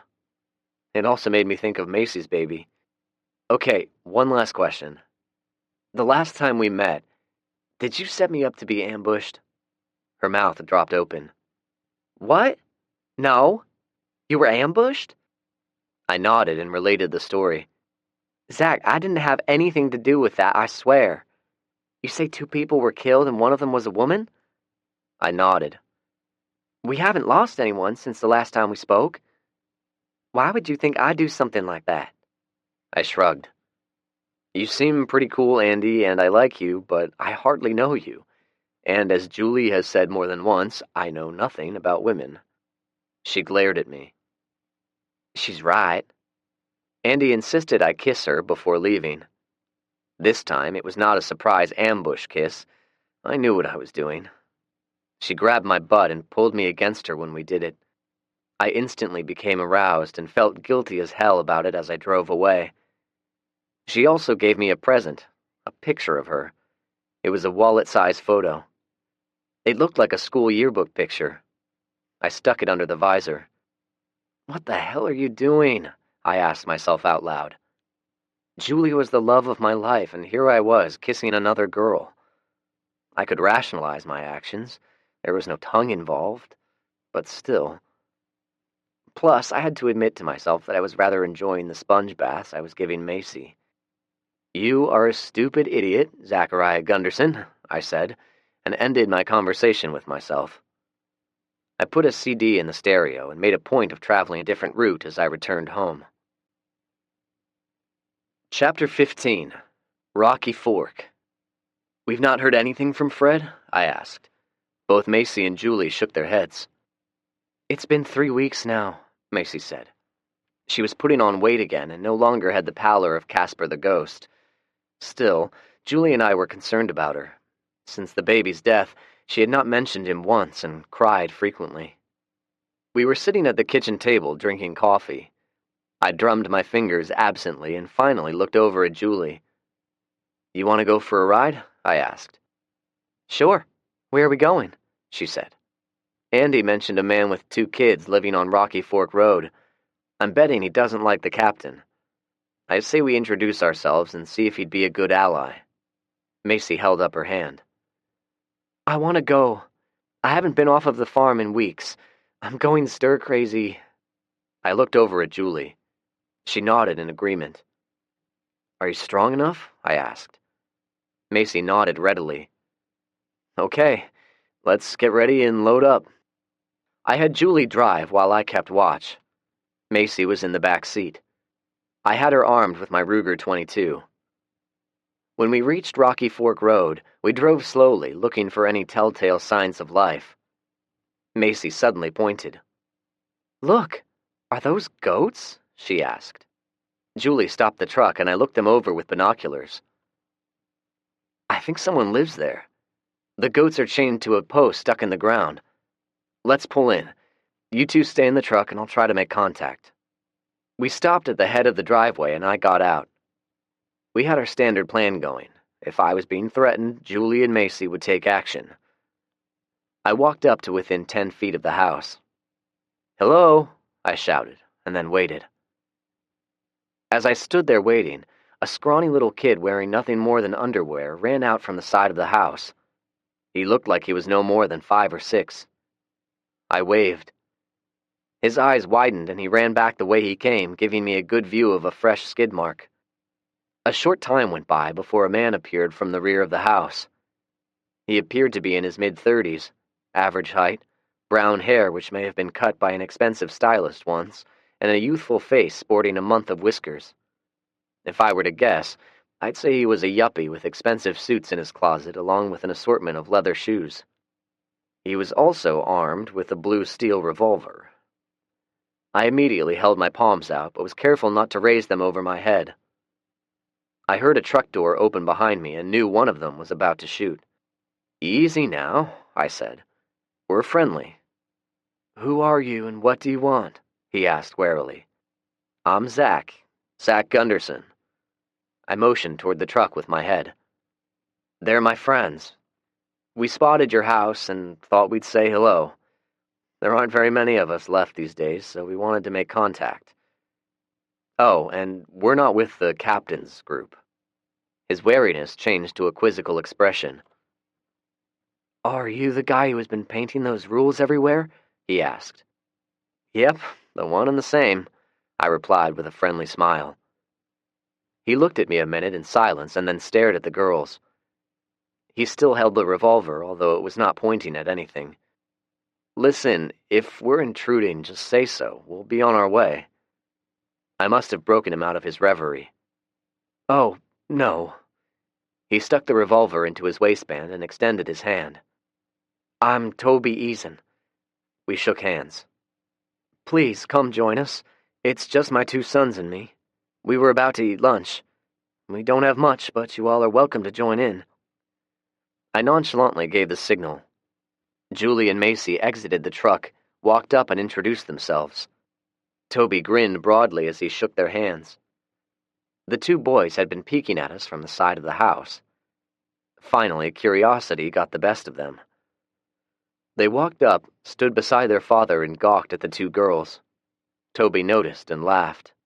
We haven't seen any women in quite a while, especially not as beautiful as you 2. He pointed at the 2 boys.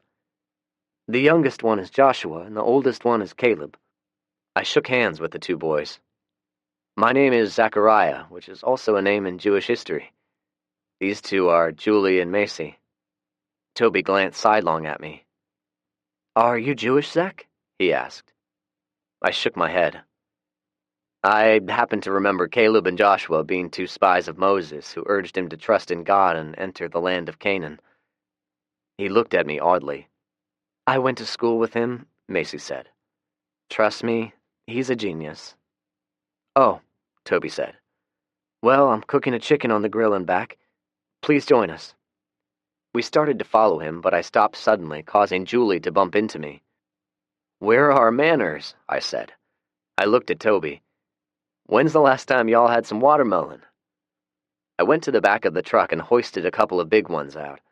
They were mostly still ripe. Toby and his boys gasped in unison. When we saw the diminutive size of the chicken, or whatever it was, we begged off. I'll be honest, Toby, I said. The girls fixed up a rather big breakfast. I don't think I'll be hungry again until sometime next week. Julie and Macy readily agreed. Toby saw through my lie, but went along with it. He knew there was not enough to go around. You don't mind if we eat while we talk, do you? He asked. Not at all. I carried the watermelons over to a picnic table and carved out some slices. The 2 boys watched as if I were serving up manna from heaven. I handed each of them a slice, and they devoured it. Macy gave them spitting lessons. I briefly told our story to Toby, and he listened intently. He grinned when I told him the history of Macy and me. So, let me get this straight. You 2, he pointed at Macy and me, are former sweethearts, and you 2, he pointed at Julie and me, are current sweethearts, and yet the 3 of you live under the same roof? Yep, Julie said with a grin. Toby laughed. He cut up the mystery bird for his boys and took a small bite for himself. My wife and I moved here when she was pregnant with Caleb. We're both psychologists. Anyway, when things started getting bad, we boarded up the windows, nailed the door shut, and hid out in the basement. We had a lot of food stored up, but it didn't last very long. He nibbled a small piece of meat. We'd peek out the windows in between the cracks of the wood and watch the neighborhood. It was tough watching our former neighbors and friends walking down the road with that infection ravaging their body. He frowned. Since both of us were psychologists, we thought we could handle the mental aspect of being shut up in the house, isolated from the rest of the world. We were wrong. One day, my wife took one of our cars and left while I was giving the boys a bath. She'd had enough, I guess. I haven't seen her since. How long ago was that? Macy asked. About 6 months ago, Toby said. His face briefly clouded up at the memory. Anyway, we have plenty of some stuff and very little of other stuff. Down the road is an overgrown farm the captain and his crew didn't ravage. It has plenty of corn in the fields, despite the most fervent attempts of the crows and other wildlife. He looked at us. Crow meat is not very tasty, just in case y'all were wondering. My scavenging forays have had limited success. I found some stuff, but I'm worried about my kids, so I don't go far. I don't think I'm getting them the proper nutrition. He pointed down the road. There are stray cows running around. I killed one about a month ago, but had no idea how to butcher it. I made a big mess, and the coyotes dragged most of it away during the night. The 3 of us exchanged glances. I nodded. Toby, we don't have a lot, but I think we can help out a little bit. And if I may say so, I'm a master butcher. Julie scoffed. You can't butcher a cow without my help, Zach Gunderson, and you know it. She threw a watermelon seed at me. I shrugged. She's got me on that one.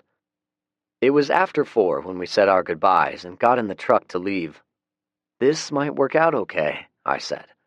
With Toby's help, we can start rounding up a lot of stray cattle.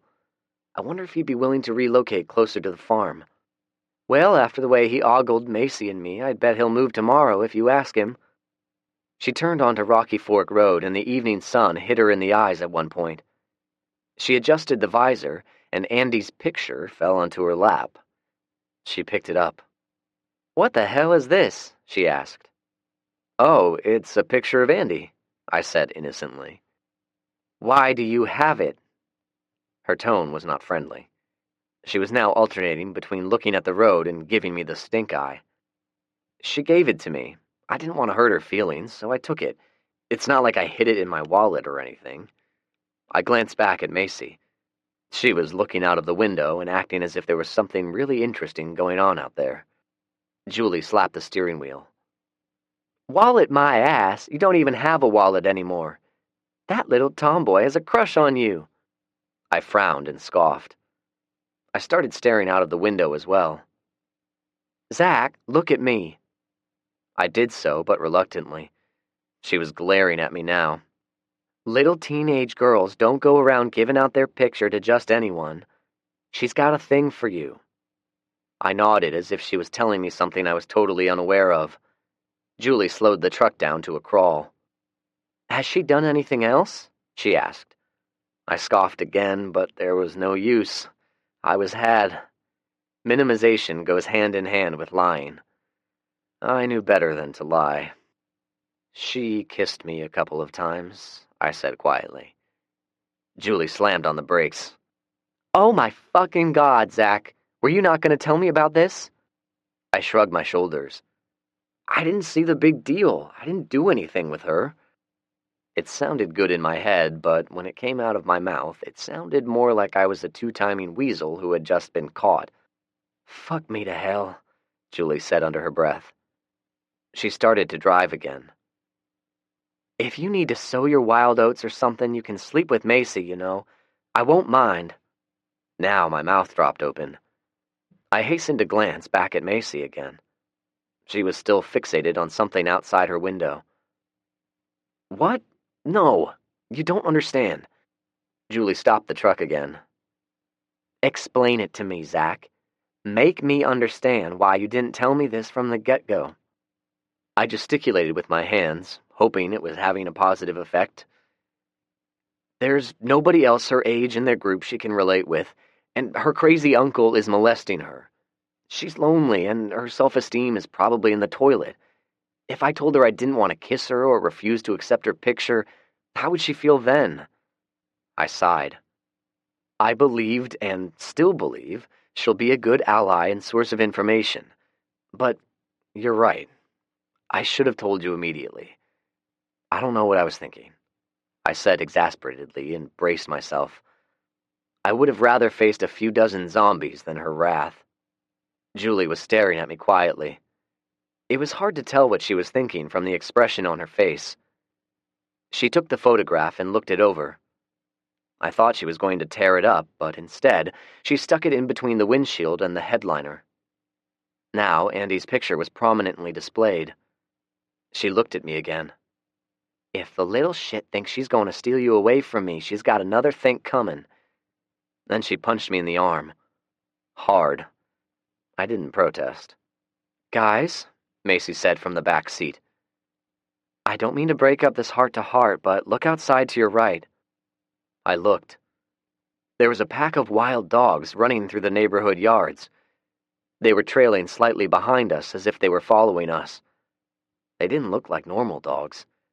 These somehow looked different, more feral and deadlier. "Stop the truck. I want to see how they react," I said. Julie slowed to a stop. "Okay, wait a few." I rolled down the window and got the assault rifle ready. The dogs approached and surrounded our truck. These weren't your average neighborhood puppy dogs. They were hunting. They sniffed around a little, and then, as I watched, they started attacking the truck. One of the dogs attacked the mesh covering Macy's window, sinking his fangs in the mesh and trying to rip it out. She let out a frightened yelp. "Shoot them," I urged, as I stuck my rifle out of the hole in the hardware cloth and shot the nearest dog. The girls were slow to react, but when I shot, they joined in. We killed 5 dogs before the rest of the pack ran off. As they ran off into the neighborhood, one of them stopped and looked back. I took aim and was about to shoot, but stopped. I recognized the dog. It was Mo, one of Rick's dogs he found abandoned on the side of the road a couple of years ago. Mo was my buddy. After Rick died, every time I went foraging, I took Mo with me. He was with me when I found Julie. Mo stared at me a moment longer before he disappeared behind a house. Julie saw him as well. "Let's get out of here," she said quietly. Chapter 16. Fred. Fred reached Checkpoint Delta 2 days after leaving West Memphis. The outskirts of Oklahoma City were an apocalyptic nightmare. It seemed to Fred every street was blocked with wrecked vehicles, makeshift roadblocks, and rotting zombies. There were even burned-out buildings. Several had been demolished by unknown means. The rubble was scattered everywhere. Fred was convinced there may have been groups of survivors here and there as evidenced by the roadblocks, but they seemed to be gone now. He parked his VW at one of the entry gates to Tinker Air Force Base and got out. He was almost immediately approached by soldiers. "Identify yourself," a young soldier challenged while brandishing an assault rifle.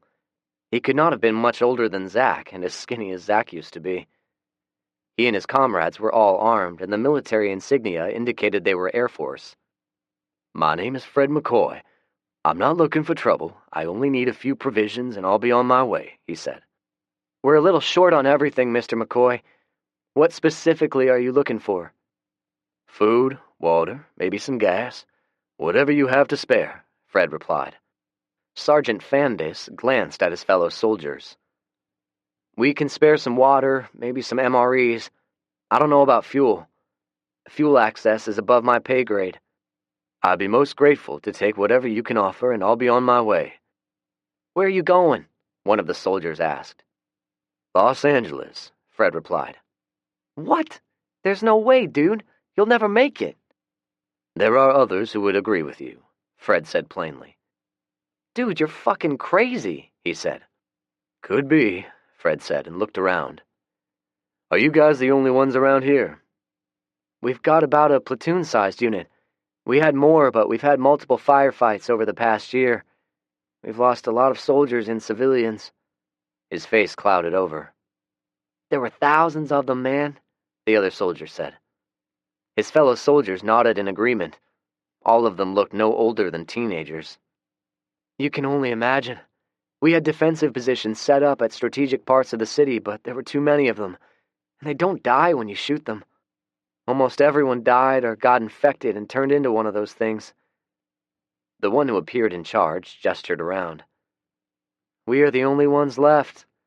We were in the command bunker with General Shoemaker. It took a couple of weeks to shoot enough to regain control, but we haven't got them all." He gestured toward downtown Oklahoma City. "There are thousands more down there, man. You go through there and you're going to be eaten alive." Fred looked at his name tag. "Sergeant Fandis?" The young man nodded. "You seem awfully young to be a sergeant." "General Shoemaker gave me a battlefield promotion. Don't know what good it does, but anyway, I'm a staff sergeant." Fred looked around. "Anybody here left alive who can fly one of these planes?" he asked. Sergeant Fandis frowned. "Yeah, Major Fawkes." "She's a grade A bitch," the other soldier added, and his comrades quickly voiced their agreement. Sergeant Fandis pointed. "She lives in an apartment over in the officers' quarters. Are you sure you want to talk to her?" he asked. Fred nodded. Sergeant Fandis sighed. "I was afraid of that." Chapter 17. The Loss of Mo.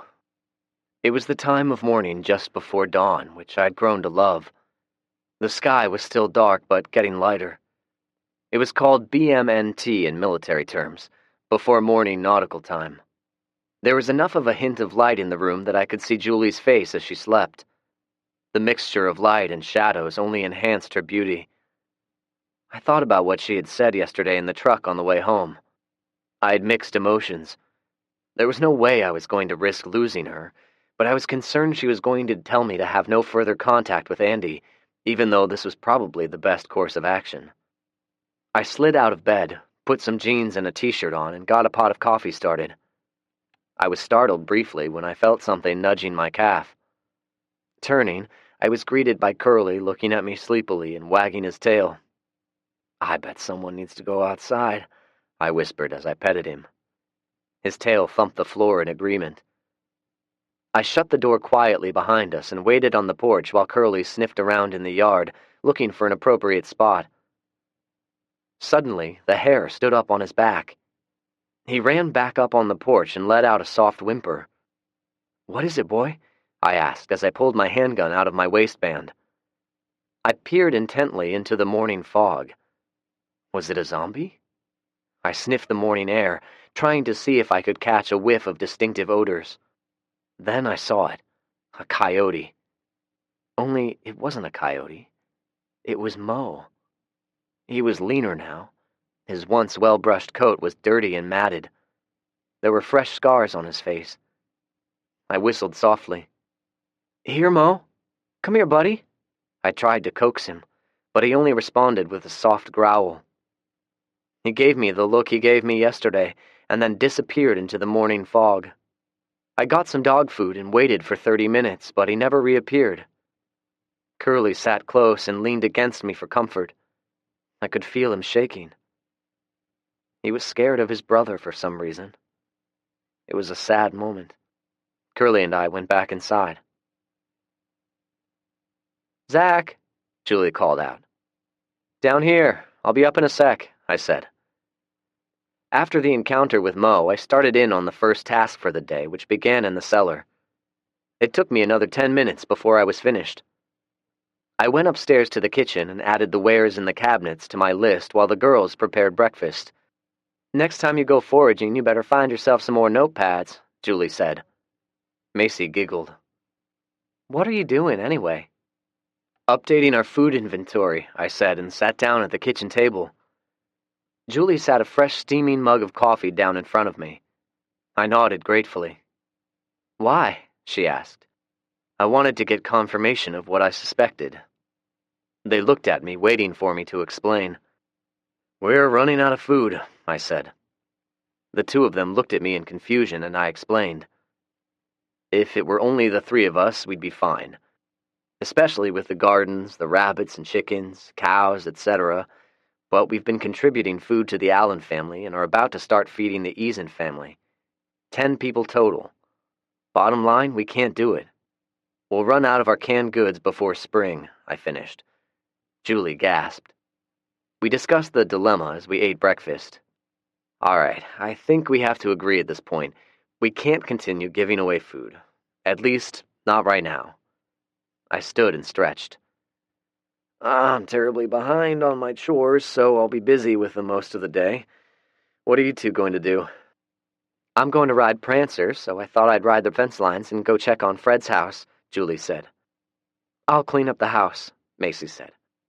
"It looks like it's going to be a beautiful day. Why don't you get outside? You can work in the gardens. The sunshine will do you some good," I suggested. "Yeah, girl, you definitely need some sun," Julie added. "I can teach you how to ride Prancer if you like." "I think I'll stick with the gardening for now," Macy said quietly. Julie and I looked at each other but did not say anything. I got up and kissed Julie. She stood and hugged me. "Give Macy a kiss. She needs it," she whispered in my ear. I looked at her questioningly. She motioned with her head. As I walked out, I gave Macy a quick kiss on the top of her head. It came to me as I finished planting a crop of winter wheat. It was a viable plan, but I needed to meet with the captain. My watch read 11. Perfect. I was going to eat a quick lunch, and then I'd call the captain on the radio at noon. I parked the tractor beside the barn and headed toward the house. Macy was sitting on the porch reading a book. She had shorts on and was sunning her freshly shaven legs. She smiled as I walked up. "How are you feeling?" I asked. "Pretty good, actually. I fed the chickens and rabbits.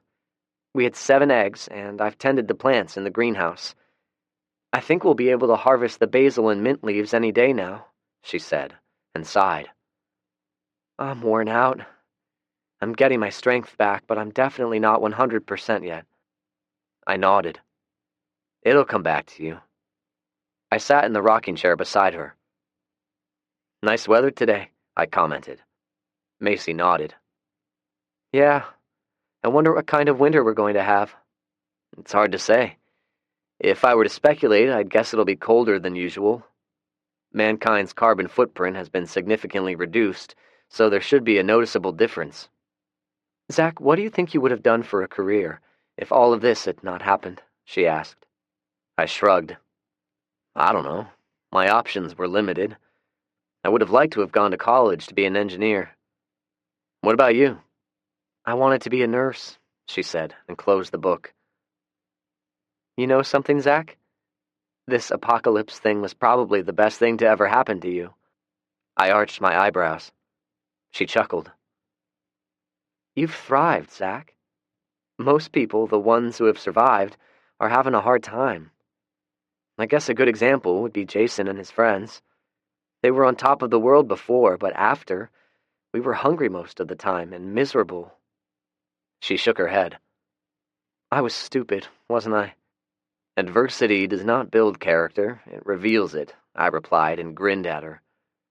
"I saw that quote on one of those inspirational posters once." "Julie and I are 2 very lucky girls to have a man like you around," she said, smiling.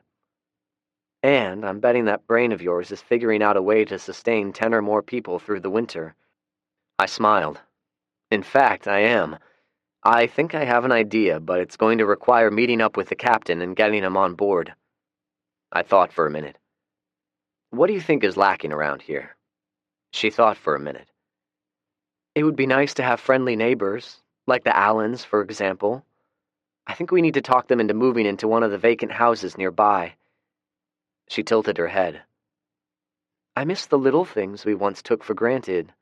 Cheese, desserts, oh, and let's not forget an occasional glass of wine."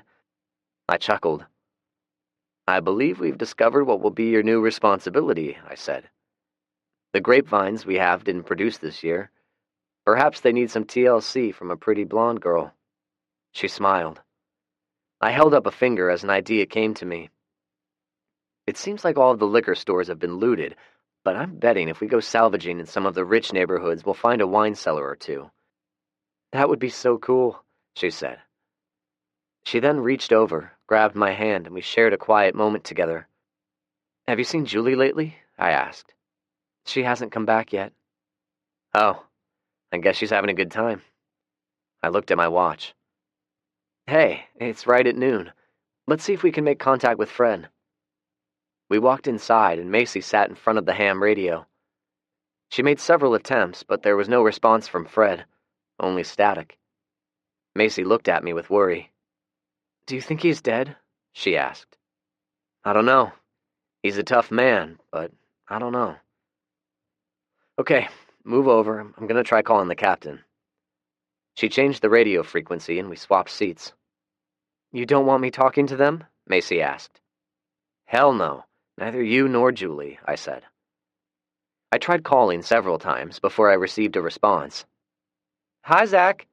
Andy's voice came through the radio, loud and clear. Macy goosed me. "She certainly sounds happy to hear your voice," she whispered. I goosed her back, and she let out a yelp. "Hello, Andy. Would you ask the captain if he would be receptive to a friendly meeting? I have some ideas I want to talk to him about." "Okay, stand by," she said. After a minute, the captain's voice came over the radio. "Hello, Zach. It's been a while," he said. "Yes, sir. I've been extremely busy. I'm sure you have as well." "Indeed I have. What's on your mind?" he asked. "I'd like to meet with you. I have a few ideas I've been mulling over, and I'd like to discuss them with you. I think they could be beneficial for both of us." There was a long minute of silence. "Okay, Zach," he finally replied. We worked out the details and signed off. "That wasn't so hard, was it?" Macy asked. "You never know with him. It may be a friendly meeting, or he may be planning on killing me as soon as he sees me." I stood.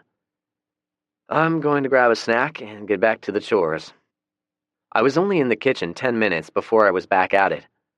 I worked the rest of the afternoon lost in my thoughts. Macy walked up while I was weeding the garden. "Zach, Julie hasn't shown up yet.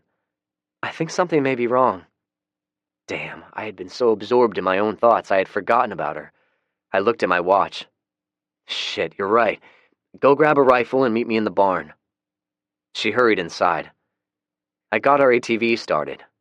Macy came in a moment later carrying an AR-15. "Great, thanks. You might want to wait inside, just in case," I said. Macy shook her head. "I want to go with you." Without waiting for me to respond, she jumped on. I hit the throttle. She instinctively grabbed me around the torso and held on. We found Julie at the far end of the farm, sitting under a tree. Prancer was nearby, grazing contentedly. The saddle had flipped and was hanging under her belly. "My ankle is fucked," Julie lamented. I could see she had been crying. We got off of the ATV and hurried over to her. "What happened?" Macy asked. Julie sighed. "A snake spooked Prancer. She reared back and the saddle came loose. I came flying off and my boot stuck in the stirrup. I don't know if it's broken or not." I looked her over. I saw no injuries other than the swollen ankle and her scuffed hands. "Okay, let's get you loaded up on the ATV and Macy will drive you back. I'll take care of Prancer." Julie agreed, and we carefully loaded her up on the ATV. I watched the two of them ride away and turned my attention to Prancer. "All right, girl, if you're nice, I'll give you a couple of carrots when we get back." I guess she understood because she calmly let me fix the saddle and took off at a gallop when I mounted her. We were at the barn within minutes. I walked her to cool her down and then gave her a good brushing before going inside. Oh, and she got a couple of carrots, along with a bucket of water. I found Julie sitting up in the bed, reading a book. She had stripped down to a t-shirt and underwear, and her foot was propped up by a pillow. "How's it feeling?" I asked. "It's better now. The swelling seems to have gone down," she said. I looked at it and poked it gently in various places. Julie didn't scream out in pain, which I took as a good sign, but she winced a little and glared at me. "Yeah, I think you're right.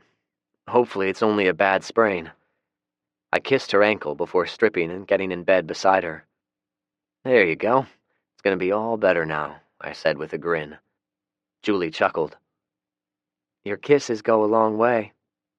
"I certainly hope so," I said. "You didn't notice it, but when you kissed Macy earlier today, she actually blushed." I frowned. "Why did she blush?" Julie slapped me playfully on the chest. "Jesus, Zach, for a man who is like a fucking genius, you know nothing about women." I sighed. "You keep saying that, so edify me, please." "You don't get it. Women need attention. They need to feel loved. Macy hasn't had anything even close to love in a long time." She scoffed. "You're probably the last person to actually show her any genuine love back when the two of you were dating. All you have to do is give her a hug occasionally, maybe a kiss, tell her how pretty she is, and you've made her day." "But why me?" I asked. "Because, dumbass, you're the only man around." She paused a moment and her tone changed. "Have you thought about sleeping with her?" she asked tentatively. I carefully rolled over in the bed and looked at her. "With Macy?" I asked. I watched her as she nodded her head. I suddenly found myself with several spots on my body in need of scratching. "No, not really," I said. Julie wrinkled her brow at me. "I mean, I guess I've thought about when we were together that one time, but I'm not going to do anything to betray you. I love you too much." She smiled at me. "I love you too, Zach. I know you won't betray me." She kissed me and buried her head in her pillow. Then she surprised me. "You'd be surprised to know Macy loves you as well." Chapter 18, Dentistry 101. We decided on the location where we had first met, the same spot where Fred and I were forced to abandon the tanker. The first meeting, he was waiting on me. On this occasion, I was waiting on him. Although it appeared I was alone, in fact, I had company. The night before, I prepared a sniper pit very close to the same spot where Fred watched over me during the first meeting. It was near some trees in between two houses with overgrown lawns. I dug a hole in the ground large enough for a 110-pound girl to lay prostrate in. Macy was dressed in camouflage clothing, complete with strips of burlap rags tied here and there. I had her flaxen blonde hair tucked into a boonie hat and her face camouflaged with a combination of earth colors. I also insisted she wear a diaper. Julie would have naturally been my first choice for this endeavor, but her ankle was still too tender to walk on. Macy quickly volunteered when I had talked about it. "All right, you have a canteen of water and some energy bars. They're only a few months past their expiration date, but they're still edible. Howard is going to drive up at noon tomorrow. He's going to park right down the road at the burned-out house. His instructions are that you'll walk out to meet him at noon, but he's going to wait at least 4 hours. Do you think you can handle it?" I asked. "I think so, but I have some questions," Macy said. "Ask away." "Okay, let's see. Why are we here 6 hours before you're meeting him? Why do I have to walk so far to meet up with Howard when I leave? Why am I supposed to keep my walkie-talkie turned off unless there is an emergency?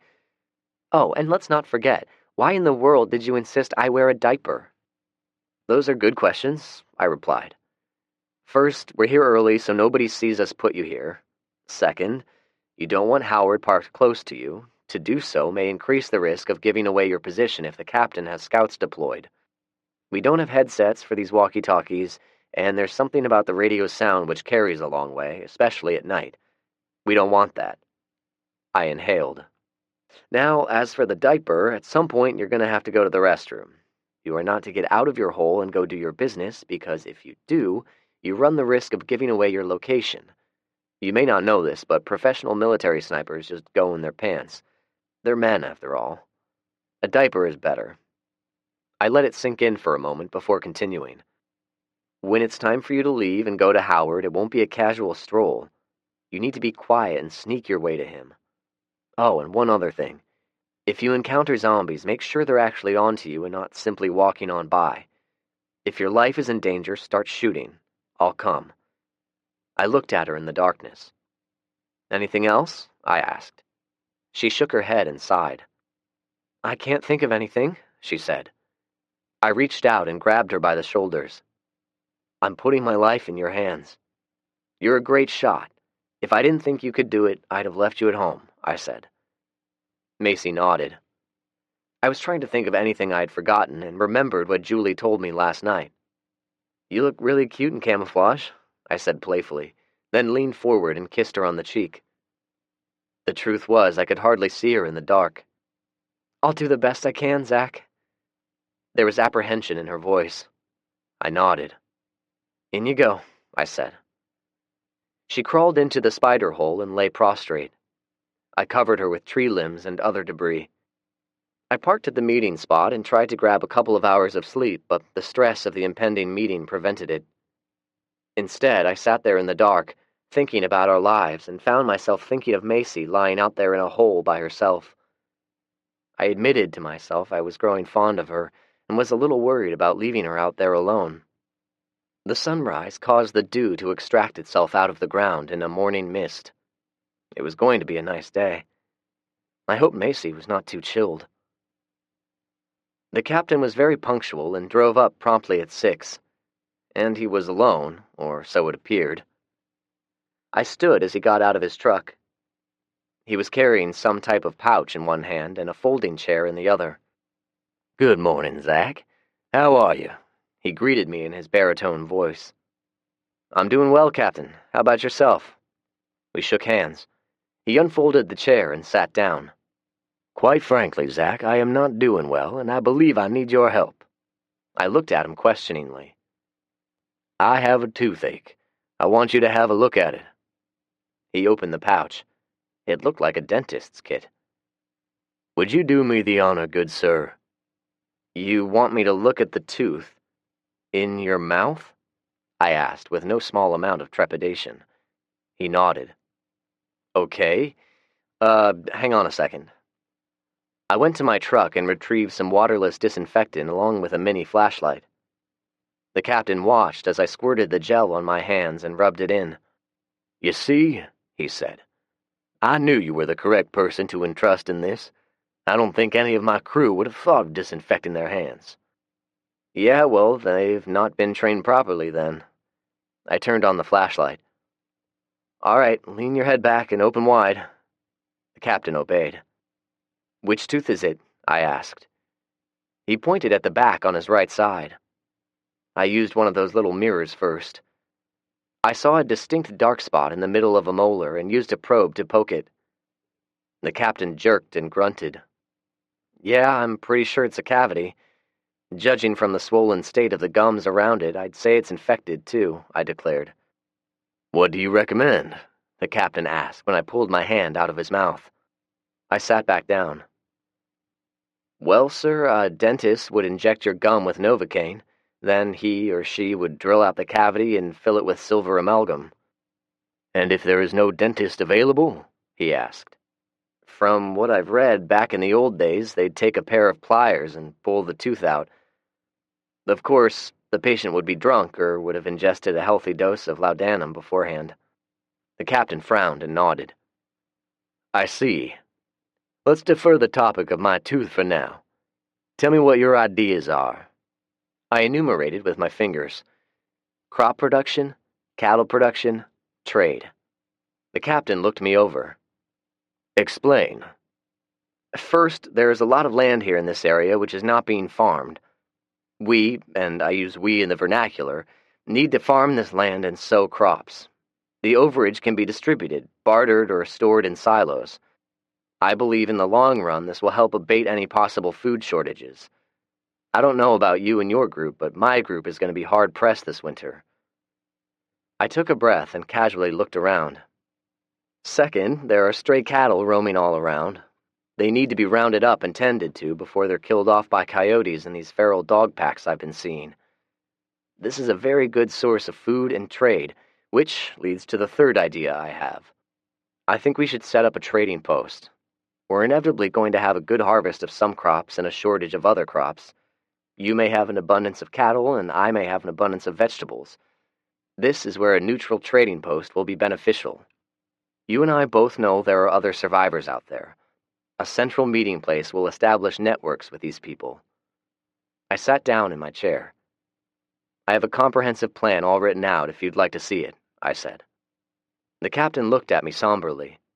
He was wearing a tight-fitting olive-drab t-shirt today. His muscles bulged underneath. Zach, I have been thinking exactly along the very same lines.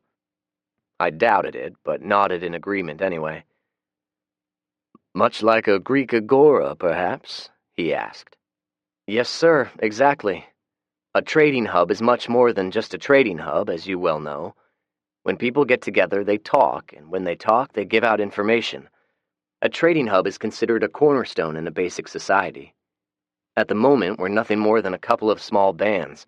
We need to expand and grow. Did you have a location in mind? I shrugged. There are several possibilities.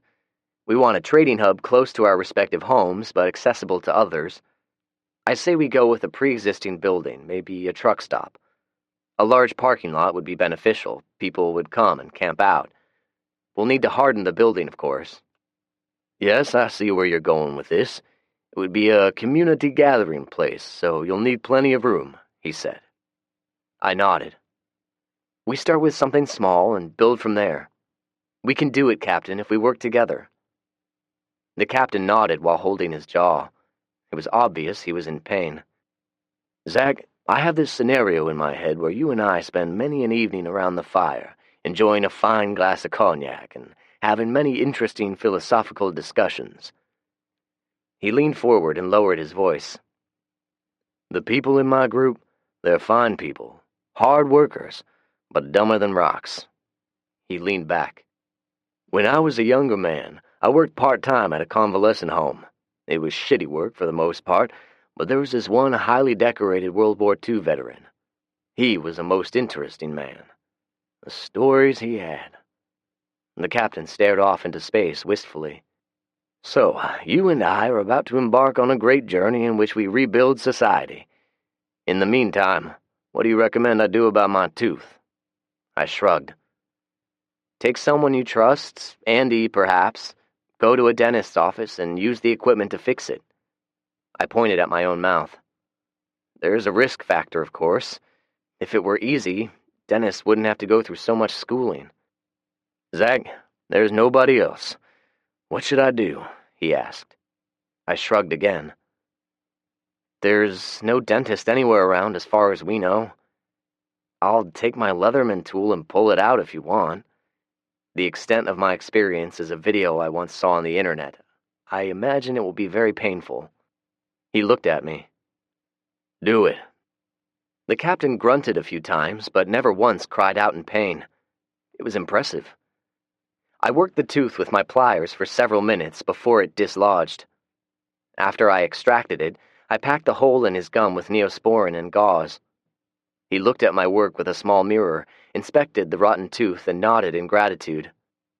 We said our goodbyes and drove away at the same time. I drove a short distance, stopped, turned my radio on, and waited. Howard called me approximately 40 minutes later. I answered immediately. Do you have Macy? He answered in the affirmative. I was relieved she was okay and headed home. They were waiting for me when I arrived. What in the world were you doing to him? Macy asked. Howard and Julie looked at Macy questioningly. I'm watching them through the rifle scope, and before I know it, Zach is bent over him and has a pair of pliers in the captain's mouth. It was weird looking. I have discovered a skill I didn't know I had, I said, smiling, and explained what I did. They looked at me incredulously. And he didn't scream out in pain or anything? Howard asked. I shook my head. Damn, he said in amazement, and then looked at his watch. You guys need me for anything else? I'd kind of like to get going. I extended my hand, and we shook. Howard, you've been more than helpful. Tell LaShonda and the boys hello for us. Oh, I think Julie has a care package made up for you. Julie limped as she walked into the kitchen and returned with an assortment of vegetables and herbs fresh from the greenhouse. We stood on the porch and waved as Howard drove off. Zach, I think you owe me a hot bath, Macy asserted. I readily agreed. Chapter 19. Fred. Fred saw her as they walked down the road. She was in front of her apartment on the sidewalk performing an endless series of calisthenics. Fred also noted she was clad only in nylon shorts, running shoes, and an athletic bra. That's Major Fawkes, Sergeant Fandis said softly. She'll probably cuss us or something. She doesn't seem to like anyone. I can hear you, Sergeant, she said as she finished 50 push-ups and stood. Sergeant Fandis saluted when she stood, which she ignored. She was lean and muscular. Fred could not help but notice her taut and defined abs. Her hair was cut short and tied back in a very small ponytail. Her features were sharp. She'd never win any beauty contests, but still, Fred thought of her as attractive. If she let her hair grow out and perhaps some makeup, he saw possibilities. He could not tell how old she was. She could have been anywhere from early 30s to late 40s. What are you gawking at, cowboy? She asked roughly. Fred took off his hat. I apologize, ma'am. Sergeant Fandis here says you are a major. I guess I was expecting you to be all spit and polish, and in uniform. She stared at Fred coolly. Who the hell is this man, Sergeant Fandis, and why did you bring him to me? Are you trying to play matchmaker or something? Oh, no, ma'am. I'd never do such a thing, trust me, Sergeant Fandis said, to which she responded with a harsh glare. I've got somewhere I have to be, Fred. I'll come back and get you in a few. He quickly saluted and ran off before Major Fawkes could say anything. All right, start with your name, she ordered. Fred McCoy. Where are you from, Fred, and why are you here bothering me? She asked as she wiped the sweat off of her face. I'm recently from Tennessee. I'm trying to find my daughter. The young sergeant said you're the only pilot left. I want to know if it would be possible for you to fly me to Los Angeles. Major Fawkes looked at Fred with incredulity and chortled. "You got some balls, cowboy," she finished, wiping the sweat off, tossed the towel to Fred, and walked inside. Fred followed after a moment and walked in as she put a t-shirt on. The apartment was Spartan in appearance and furnishings. It looked more like a college dorm room to Fred, without any posters or photographs. There were 2 beds with desks and wall lockers on the end. There was 1 bathroom with a sink, toilet, and shower. It did not appear there was any electricity or running water. "What's your daughter doing in California?" she asked. Fred calmly explained while wondering what to do with the towel. "So let me get this straight," the Major said as she started mixing a protein drink with water from a canteen. "Your darling little girl thought she wanted to be the next superstar actress, headed out to Los Angeles, and you've not heard from her since the world went to hell." Fred nodded. "That's been over 18 months ago, cowboy. She's dead or a zombie by now. You know that, right?" "Do you have any children, Major?" Fred asked quietly. She arched an eyebrow and scowled. "Betsy is my only child," he continued. "She's the only family I have left. For the past year, I've been asking myself, what kind of a father am I to not go find her? It's something I've got to try." "Los Angeles is a big town, cowboy. Do you even know where to look?" "All I have is the address of her apartment." "You're fucking crazy, you know that?" she asked rhetorically. Fred draped the towel across the back of a folding chair beside the door. "Probably.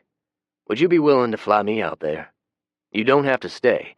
I can find my way back." Major Fawkes finished her drink and set it down. "Fred, you're totally wrong on this one." "Am I? What would your father do?" Fred countered. "Leave my fucking father out of this," she suddenly shouted. Fred looked at the floor and slowly put his cowboy hat back on. "I apologize for troubling you. I'll find my way back to the sergeant." Fred walked out and was half a block away when he heard someone running up from behind. He stopped and waited for her.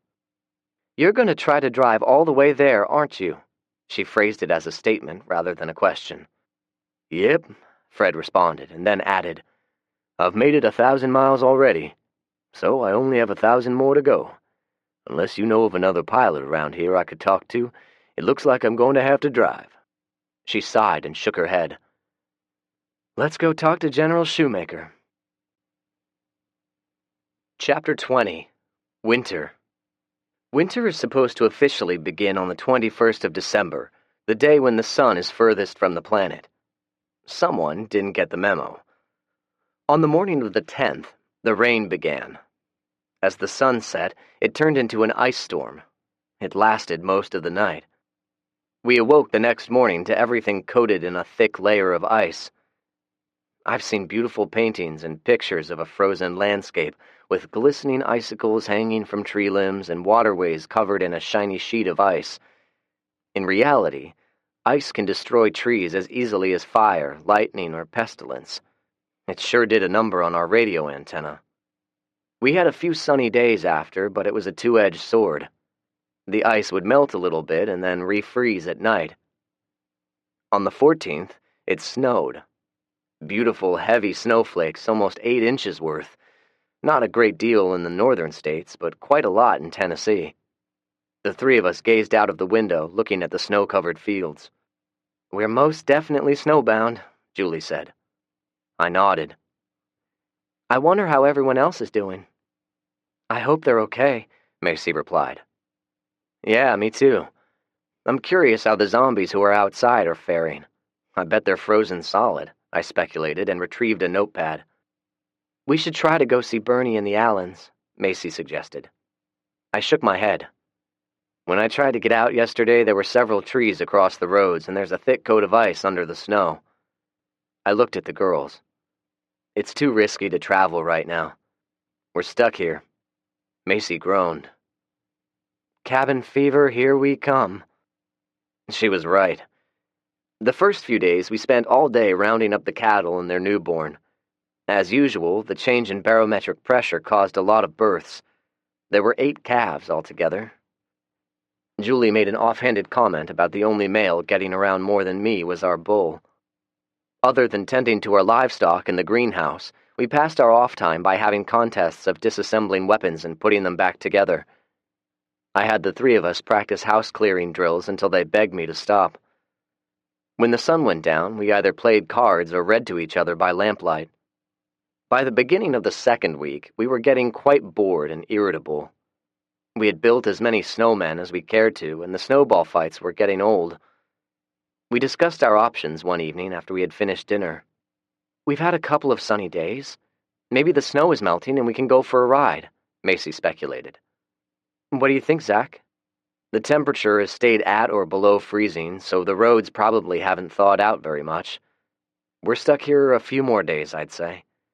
Maybe tomorrow, after we feed the animals, we can try to fix the radio antenna or even get out and saw up some of the fallen trees. The first day it's decent, we'll try to go visit." Julie sighed. "So what do we do in the meantime?"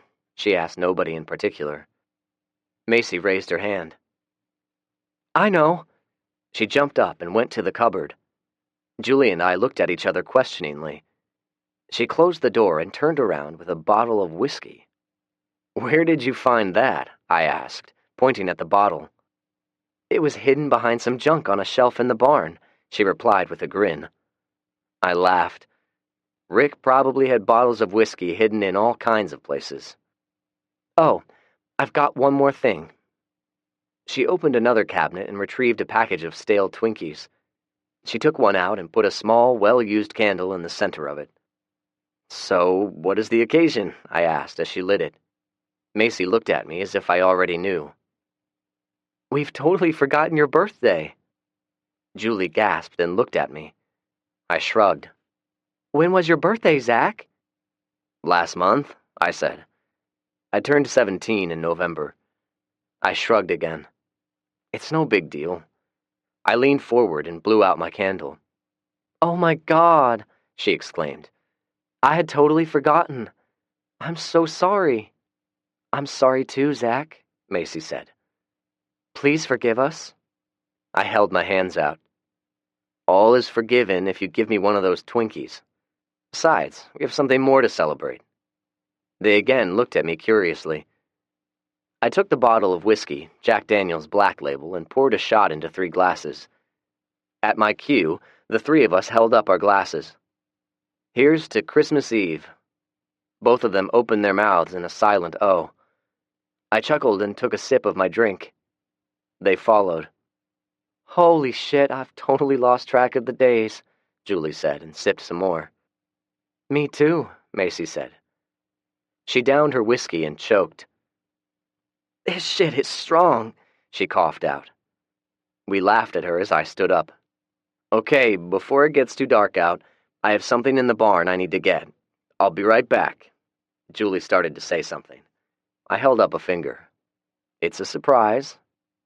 I walked back in a minute later, carrying a large cardboard box. I set it down and took off my jacket. "What's in the box?" Julie asked. I smiled. "Why, it's filled with Christmas presents." The 2 of them gasped in unison. I set it down, away from their prying eyes. "I believe I'll have another taste of whiskey." I held up my glass expectantly. Macy quickly poured, and I smiled appreciatively. "Why don't you 2 sit on the couch? I'll get some wood on the fire, and we'll get started." They sat down, and Julie lit a couple of candles. I dragged the old wing-back chair close to the coffee table. They sat down, and Julie lit a couple of candles. I dragged the old wing-back chair close to the coffee table. "Okay, the first presents are..." I reached into the box. "Sports bras and socks." I smiled as their faces lit up and reached for them. "I'm pretty sure I've gotten the correct sizes." "Oops, uh-oh, we've forgotten a tradition. Every time you get a present, you have to take a sip." They readily obeyed. Macy did not cough this time. "Okay, second present," and on it went. I had stocked up on several female items when Howard and I cleared the Walmart of its stinking guardians.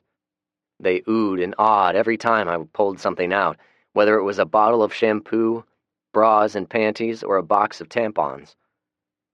By the time I was down to the last of the presents, the girls were giggling drunk. I was pretty lubricated as well.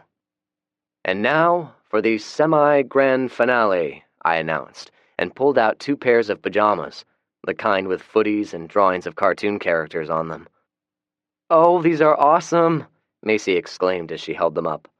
Julie giggled. "What, you didn't get us any makeup?"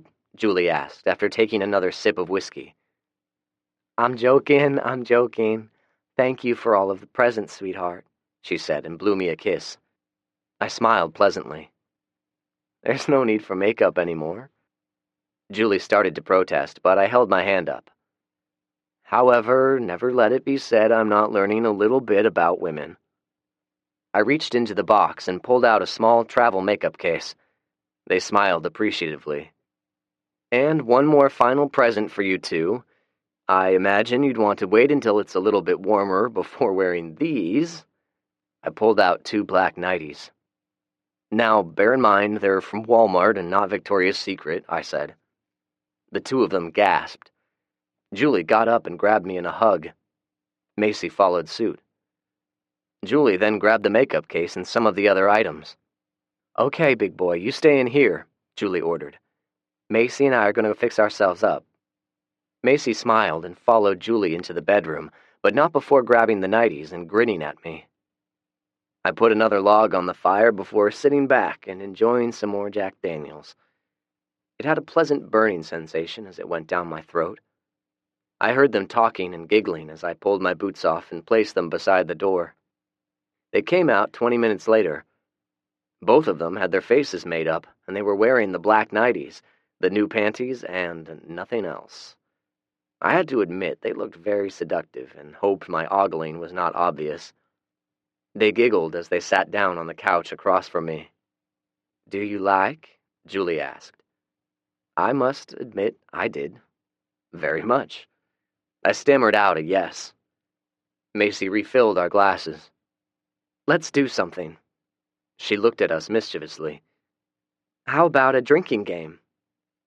Julie bounced up and down in agreement, which caused her breasts to jiggle under the nightie. "Okay, but I can't drink anymore. I'm pregnant, remember?" She burst out laughing at her own joke. "I know," she said. "We can play truth or dare." Macy readily agreed. "You first, Zach. Truth or dare?" Julie challenged. And so it started.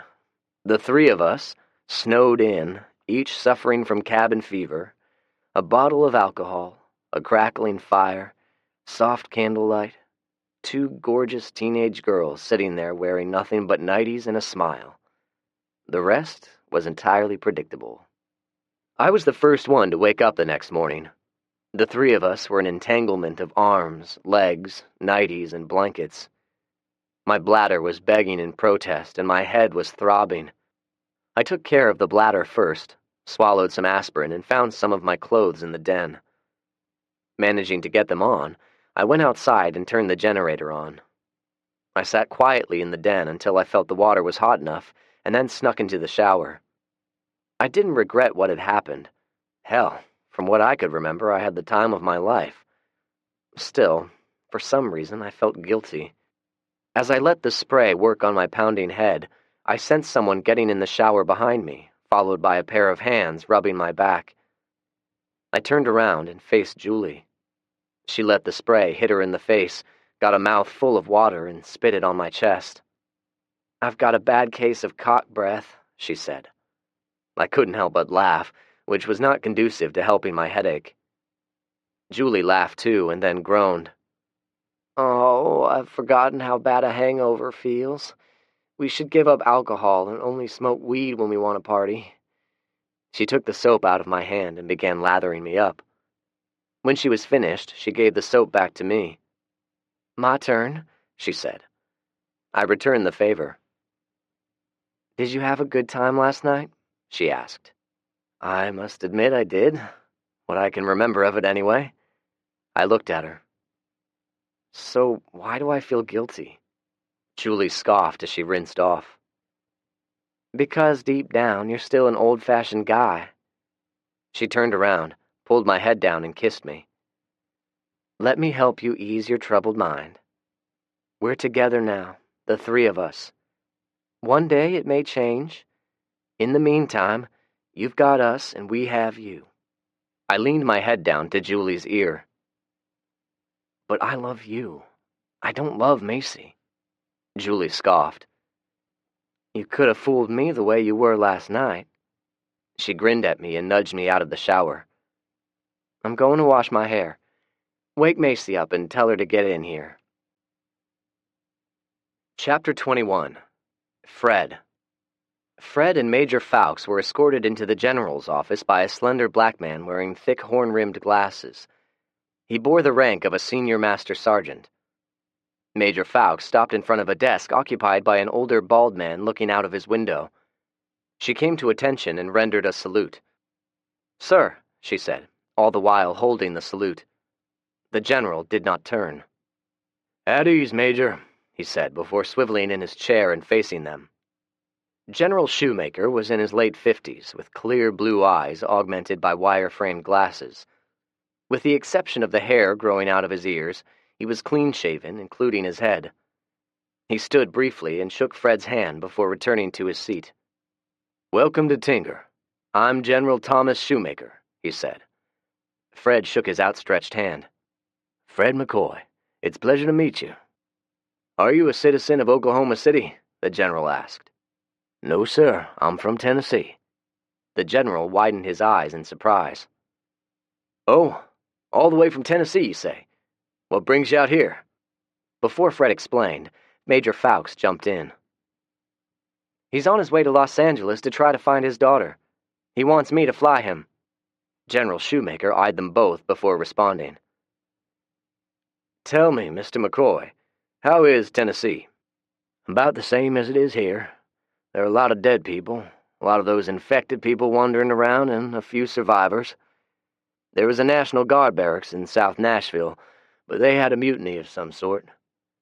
Some of the soldiers were killed as a result, and a lot of them were killed fighting the zombies." "Ah, yes, zombies. Seems to be a popular term to describe them." He turned and pointed out of the window. "At one time, Tinker was home to the 72nd Air Base Wing. The number of our personnel was well over 10,000. Now, all that is left is 22 people, 5 of whom are civilians." He swiveled and looked back out of his window. "There was a mass infection of our personnel. Several people died in an attempt to contain them. Then we sadly realized it was better to kill them, which we did. But there were too many. Hordes of them would come on post. They never slept, and there were no discernible tactics. They simply came." He turned back around and faced us. "We realized later, of course, they were attracted to the lights and the noise of the aircraft, so I ordered them grounded. We also lost a lot of lives before we realized shooting them center mass was a wasted effort." He leaned forward. "You have to kill the brain. That is what is infected. The brain." "Yes, sir, we learned that as well," Fred said.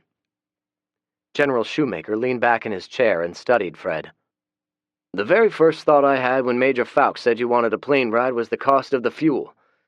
Aviation fuel was very expensive, and I was responsible for the operating costs of the base." He rocked in his chair with his hands forming a steeple in front of his face. Finally, he looked over at the Major. "What do you think, Major Fawkes?" he asked. "The odds are pretty good his daughter is dead, or worse. But we've not conducted any aerial reconnaissance since you grounded me, sir," she said. "You're itching to get some flying in," the general commented. "We have a C-130 set up with video surveillance equipment. It has an auxiliary fuel tank in the cargo hold, so we'll have enough range. Also, the GPS satellites are still online. We might gather some good intel." She glanced over at Fred. "Besides, the fuel is going to go bad eventually. We may as well use it while we can, sir." General Shoemaker swiveled in his chair and resumed staring out the window. "File a flight plan with the Master Sergeant. Give me a briefing when you return, Major. Dismissed." Chapter 22. A New Year. We encountered over 20 trees across the roads leading to Bernie's house. We started with handsaws in order to minimize noise, but there were too many. Reluctantly, we resorted to chainsaws. Otherwise, it would have taken a week to clear them all. We cleared the last tree about 1/10 of a mile from Bernie's house. As I suspected, the noise of the chainsaws attracted some zombies. Not many, only 5. They moved so slowly it was easy to forget how deadly they could be. "Who wants to try their hand with a machete?" I asked. "I will," Macy said. She took the machete and approached the one leading the pack. He appeared to be a middle-aged diminutive man, wearing jeans and a flannel shirt. She raised the machete in the air and brought it down in a tomahawk chop on the top of his head. He dropped to the street. "It's stuck," she shouted when she could not pull the machete free. The other zombies closed in on her. She yelped and ran back toward us. I laughed and took out the rest of them with my revolver. We dragged them to the side of the road, got a fire going, and stood there watching them burn. "I'm not used to this manual labor," Macy lamented. "My arms are going to be so sore, and I have 2 blisters." She rubbed them tenderly. Julie concurred. I chuckled. "I think we caught a lucky break. There have been very few Zeds in this neck of the woods, nothing like downtown Nashville." The girls nodded in agreement with my observation. "The good thing about it, we're going to have plenty of firewood." Then I added a comment. "Besides, I don't want my girls to be wimps with toothpick-sized arms. This is a good workout." I got a couple of groans in response. There were wisps of smoke curling out of the chimney of Bernie's house as we approached. I pointed. "That's a good sign," I said. Bernie met us at the door as we got out of the truck. He did not look very well. His overalls were hanging loosely on his scrawny frame, and they had the appearance of not being cleaned since last summer. He grinned at us with toothless gums as we walked up. "My gums are hurting too bad to wear my dentures," he explained. I nodded. He was displaying symptoms of nutrition deficiency. "Have you been sick, Bernie?" Macy asked. "I have been feeling unfavorable of late," he said before he was racked with a coughing fit. The 3 of us looked at each other. Macy put on a cheerful smile. "Bernie, you and Zach sit down and get caught up. Julie and I will cook up a hot lunch." "That would be most appreciated, Miss Macy," Bernie said. He walked into his den, shoved some bric-a-brac out of the way, and sat heavily on the couch. It seemed to take the wind out of him. His breathing was coming in phlegm-filled, erratic pants. The winter had taken a toll on him. I looked at him quizzically. "How old are you, Bernie?" I asked. "I'll be 87 on my next birthday." He paused a minute, as if searching for an elusive memory. "What month is this?" he finally asked. "It's January," I replied. He looked at me as if surprised, and then nodded. I wondered if he even knew what year it was. We said our goodbyes and left after lunch. "Bernie wasn't looking so good," I commented. "You didn't see the kitchen," Julie said. "It was disgusting.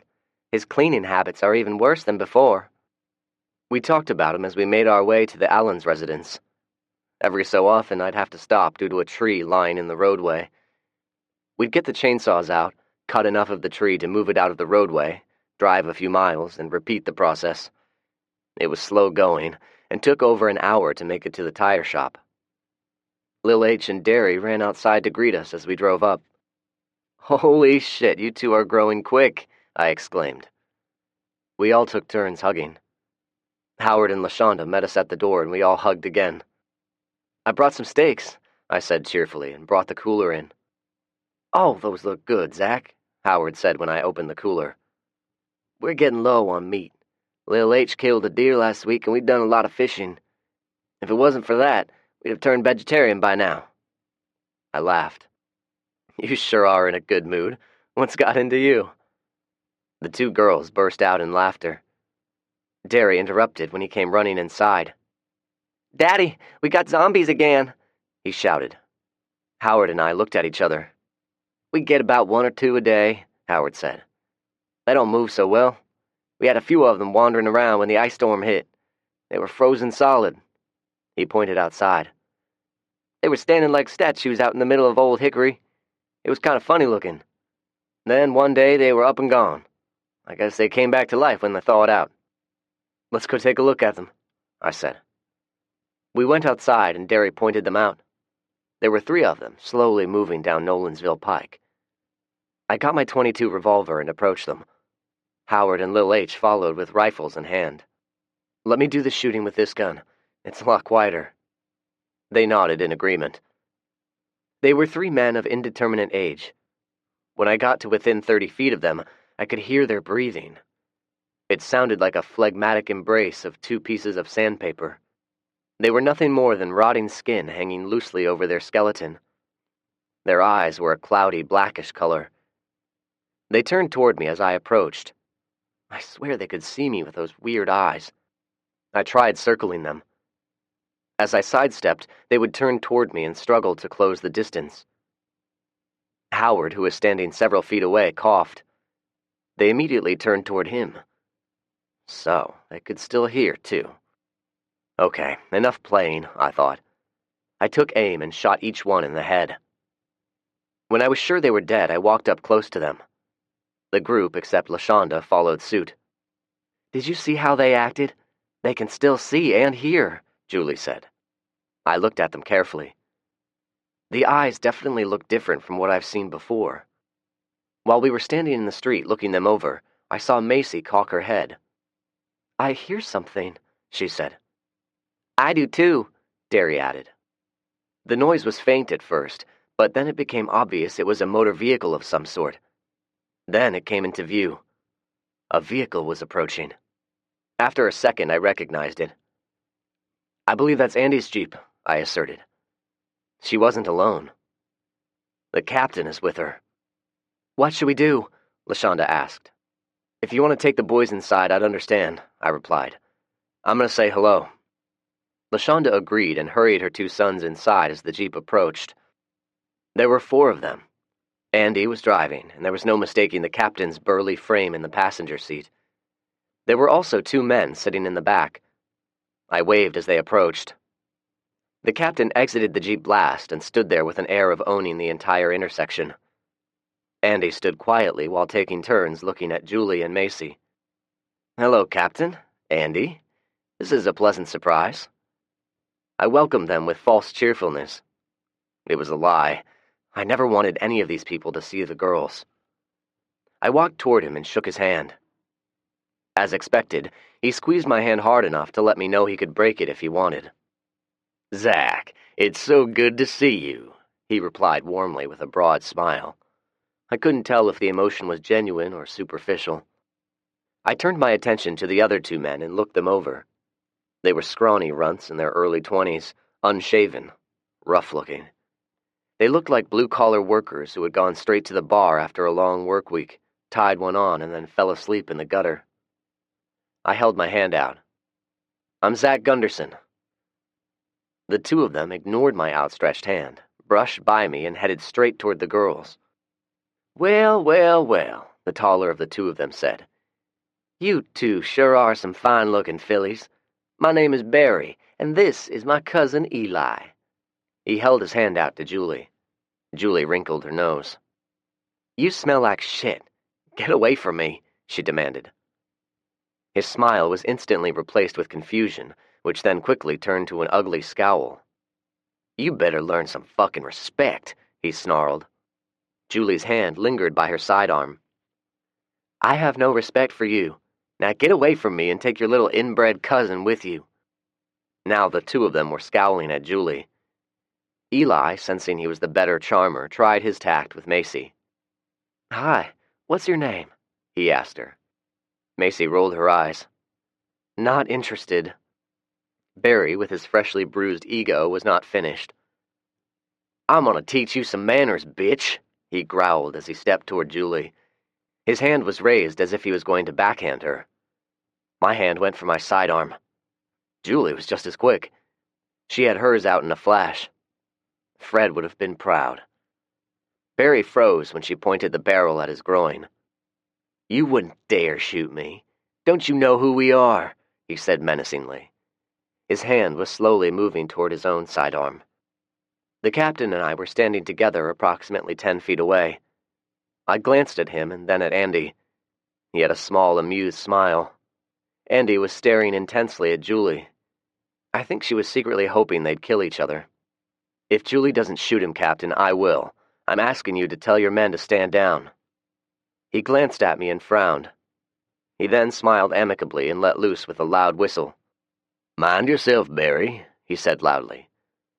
"Zack here is liable to tan your hide if you keep messing with his women." They stopped immediately at the captain's command. He walked over to Julie and Macy while I cast a baleful stare at Barry. He returned my glare and spit on the ground. "Please accept my apologies," the captain said to Julie.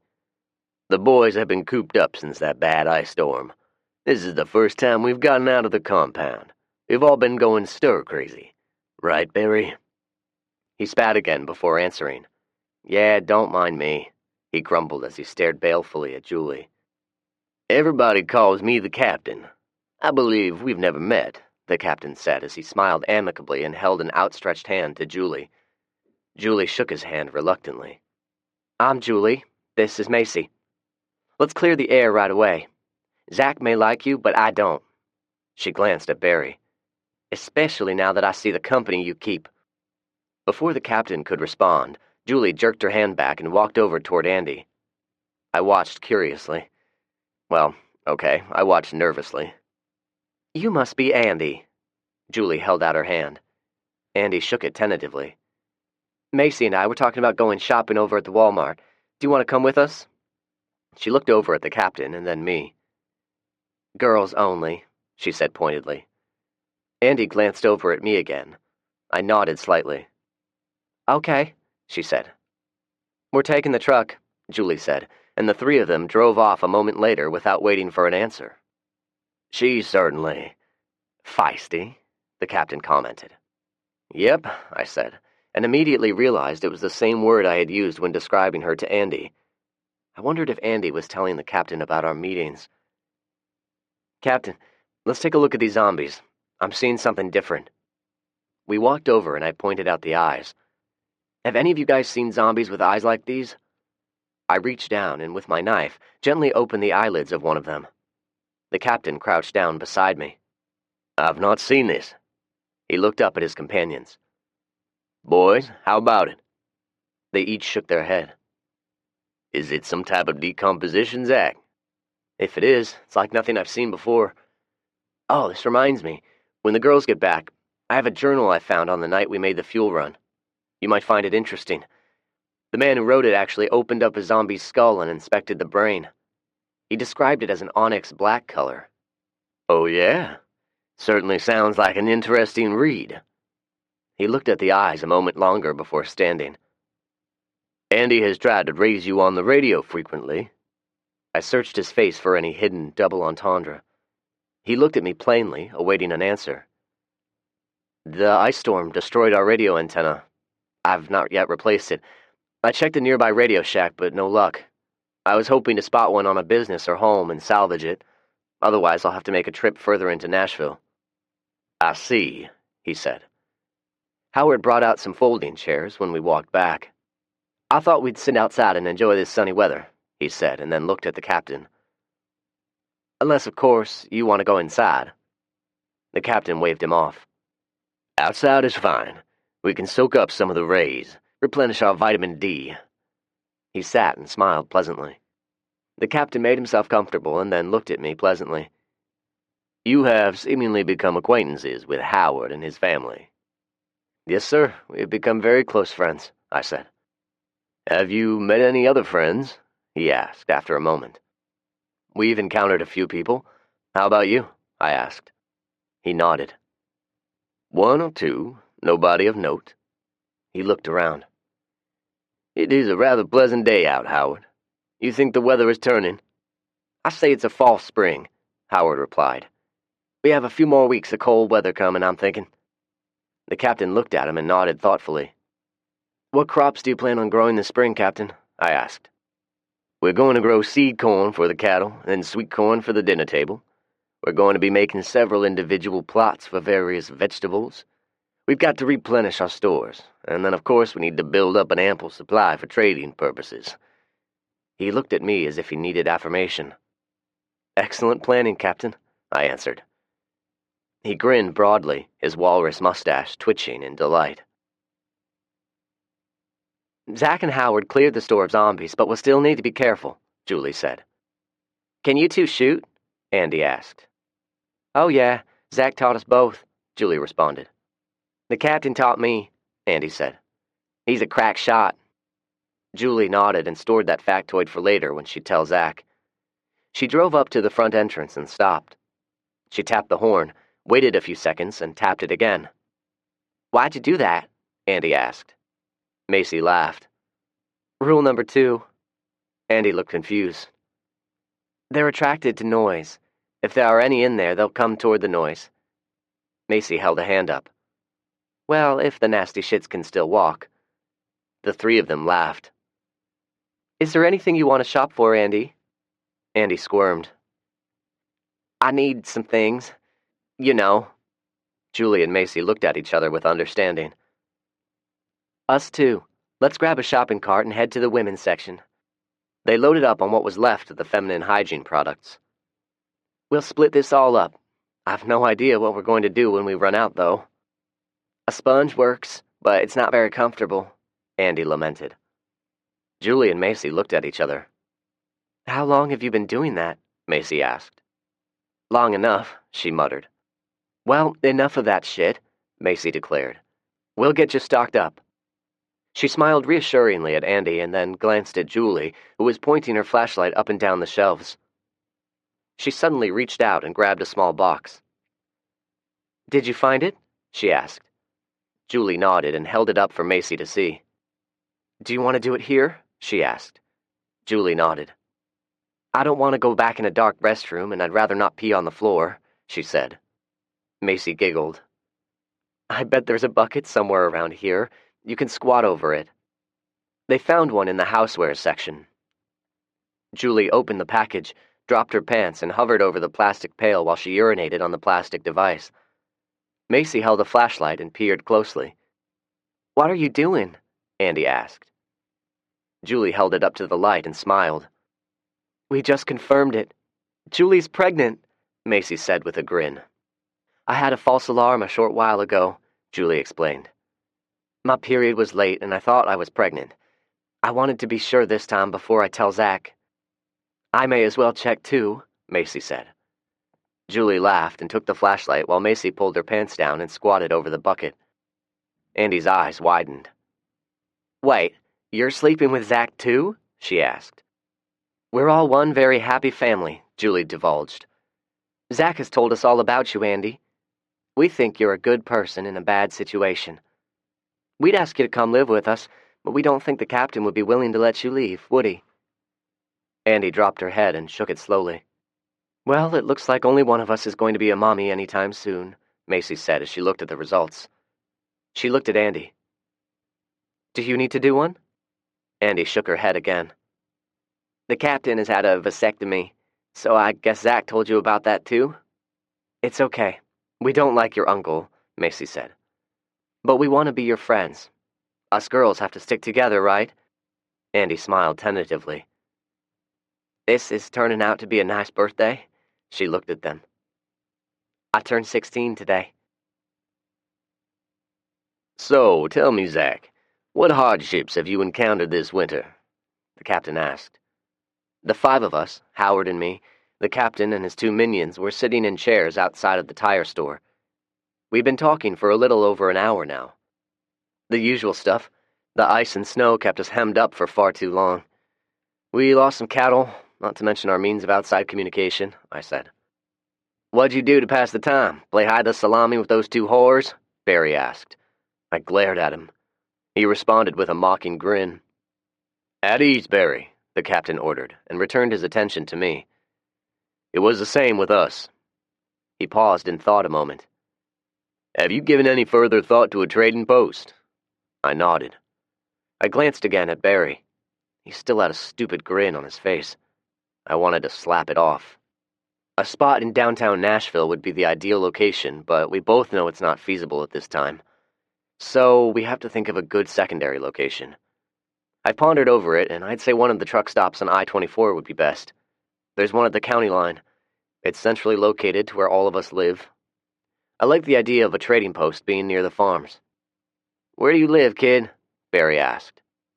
None of your business, I replied curtly. His stupid grin turned into a stupid scowl. George will find you, he said menacingly. When he does, maybe we'll come pay a visit. I shook my head. I'm afraid not. I've posted no trespassing signs. It's strictly enforced. Eli seemed to find it funny and guffawed. They were silenced by the captain snapping his fingers. Barry, if I want any more of your commentary, I'll beat it out of you, he said calmly. He then continued speaking as if they were not there. So, you have a plan thought out? Yes. First, make a total sweep of the area. Clear it of all zombies and hostiles. Phase 2 will consist of preparing the facilities. You'll need to harden the building and build good defensive positions against both zombies and highwaymen. The place has a big parking lot. It'll hold a lot of people and vehicles. There's a creek nearby where you can distill water. Of course, the sanitation issues will need to be addressed. I'd start with something simple, like outhouses. I was interrupted by LaShonda bringing a tray of coffee. I was the only one who thanked her. The captain sipped his coffee and made a hand motion. Boys, listen to this young man. He's smarter than the both of you combined. They glared in silence. Please continue, Zach, he said. Phase 3, send out scouting teams. Have them paint the location of the trading post on every billboard, road sign, and building along the interstate corridor. This same team will also be looting and salvaging everywhere they go. Set up a radio and have frequent broadcasts. You advertise the trading post with an emphasis on its friendliness and safety. I'd recommend a woman be on the radio. A woman's voice sounds a lot friendlier than a man's. Andy would be a good person for the job. Hell, she could probably run the whole shebang. I sipped some coffee and glanced at the two idiots. They were listening, but seemed bored. It was time to whet their appetites a little. I leaned forward. Guys, the captain can explain it in more detail, but a meeting place like this will attract all kinds of commerce, including the world's oldest profession. They eyed me in confusion. Prostitution, you idiots, the captain said gruffly. Eli clapped his hands together. Now you're talking, the captain eyed him. Sorry, Eli muttered. Now, some people think the only way to obtain prostitutes is through forcible means, but believe me, there will be women and men who will be more than willing to ply the trade for the right price, I said. The captain nodded thoughtfully again and was quiet for a minute before speaking. Who do you propose runs this trading post? He asked. I shrugged my shoulders. In order for it to be run and defended successfully, you'll need at least a squad-sized unit, so you should be the person to run it. You believe it could be subject to attack, the captain said. I nodded. Most definitely. Someone will eventually try it, and don't forget there will be petty issues which will need to be dealt with. In the past, there were cops in the court system. These people will look to you for settling any civil or criminal infractions. The captain nodded thoughtfully.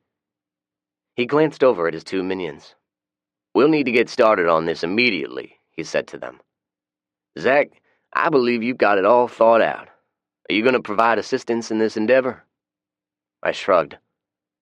You've got the manpower, but I'll help however I can. Working out a bartering standard can be subjective, but I think I've got a viable formula. I leaned forward toward the captain, all the while keeping his two boys in my peripheral vision. Now, here's the good part. The captain arched an eyebrow. Taxes, I said. What the fuck are you talking about? Barry demanded. Nobody pays taxes anymore. Howard chuckled. Barry glared at him. What the fuck are you laughing about, nigger? I stood quickly, as did Barry, and I pointed at him. Your name is Barry, right? Well, Barry, you've worn out your welcome. Get out of here. Do you think you're gonna make me leave, punk? Barry challenged. I glanced at the captain. He shrugged and smiled at me as if to say, What are you gonna do now, boy? The gauntlet was thrown, and let it never be said I backed down from a challenge. I purposely walked toward Barry. He waited for me to get close and suddenly tried for a roundhouse with his right fist. I ducked under it and responded with a right to his solar plexus. I twisted my hips to increase the effect. The many hours working out on the heavy bag paid off. He grunted in pain and stumbled back, I stayed on him, remembering Rick's tutelage, and dictated the distance. I stepped forward quickly and began peppering him with punches to the head. They were having effect. Barry kept stumbling backward, and I kept moving forward. Then I got overconfident. Sensing victory, I let my hands drop down, leaving my head unguarded. Barry seized the opportunity and landed another wild haymaker. It connected solidly with my temple. He followed up with a left to the jaw. It stunned me. I saw a flash of stars and stumbled. I felt my knees buckle and had a sudden flashback to the beating I sustained not so long ago. The humiliation of that day forced me to recover quickly. I planted my feet as he bore in. I feinted with a right and ducked a punch. He leaned in for another punch, but never had the opportunity. I launched an uppercut and my fist made solid contact with his nose. I felt it crunch as his head snapped back. He fell to the ground in a heap. Before he could get up, I kicked him in the face. He grunted in pain and his eyes rolled back. He was bleeding heavily out of his mouth and nose, and a couple of his teeth lay on the ground beside him. He was done. I looked him over a moment, and not wanting a bullet in the back, I reached down and took his sidearm. I returned to my seat and sat for a minute, getting my breathing under control. The captain stood when the fight started and watched with gleeful amusement. I kind of believed he may have subtly instigated the whole thing. I waited until he sat back down. Now, where was I? Oh yes, taxes. I set Barry's handgun on my leg, casually pointing it at Eli in case he got any idiotic ideas. Once word gets out, he'll start to have people from all walks of life drift in. Some of them will be craftsmen who will set up shop to ply their trades. This is where the large parking lot will come into play. You can charge them rent for the space or charge them a tax on their business transactions. This can be either a straight fee or on a commission basis.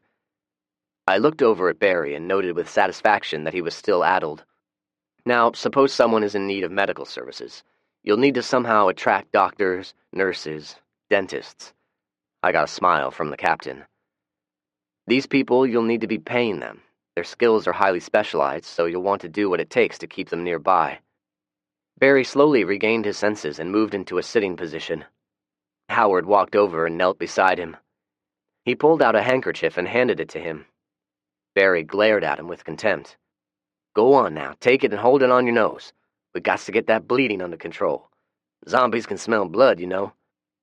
Barry looked at Howard a moment longer and reluctantly accepted the handkerchief. Howard stood and looked at us. I'll get some soap and water. We'll get that blood washed off. He walked inside without a backward glance.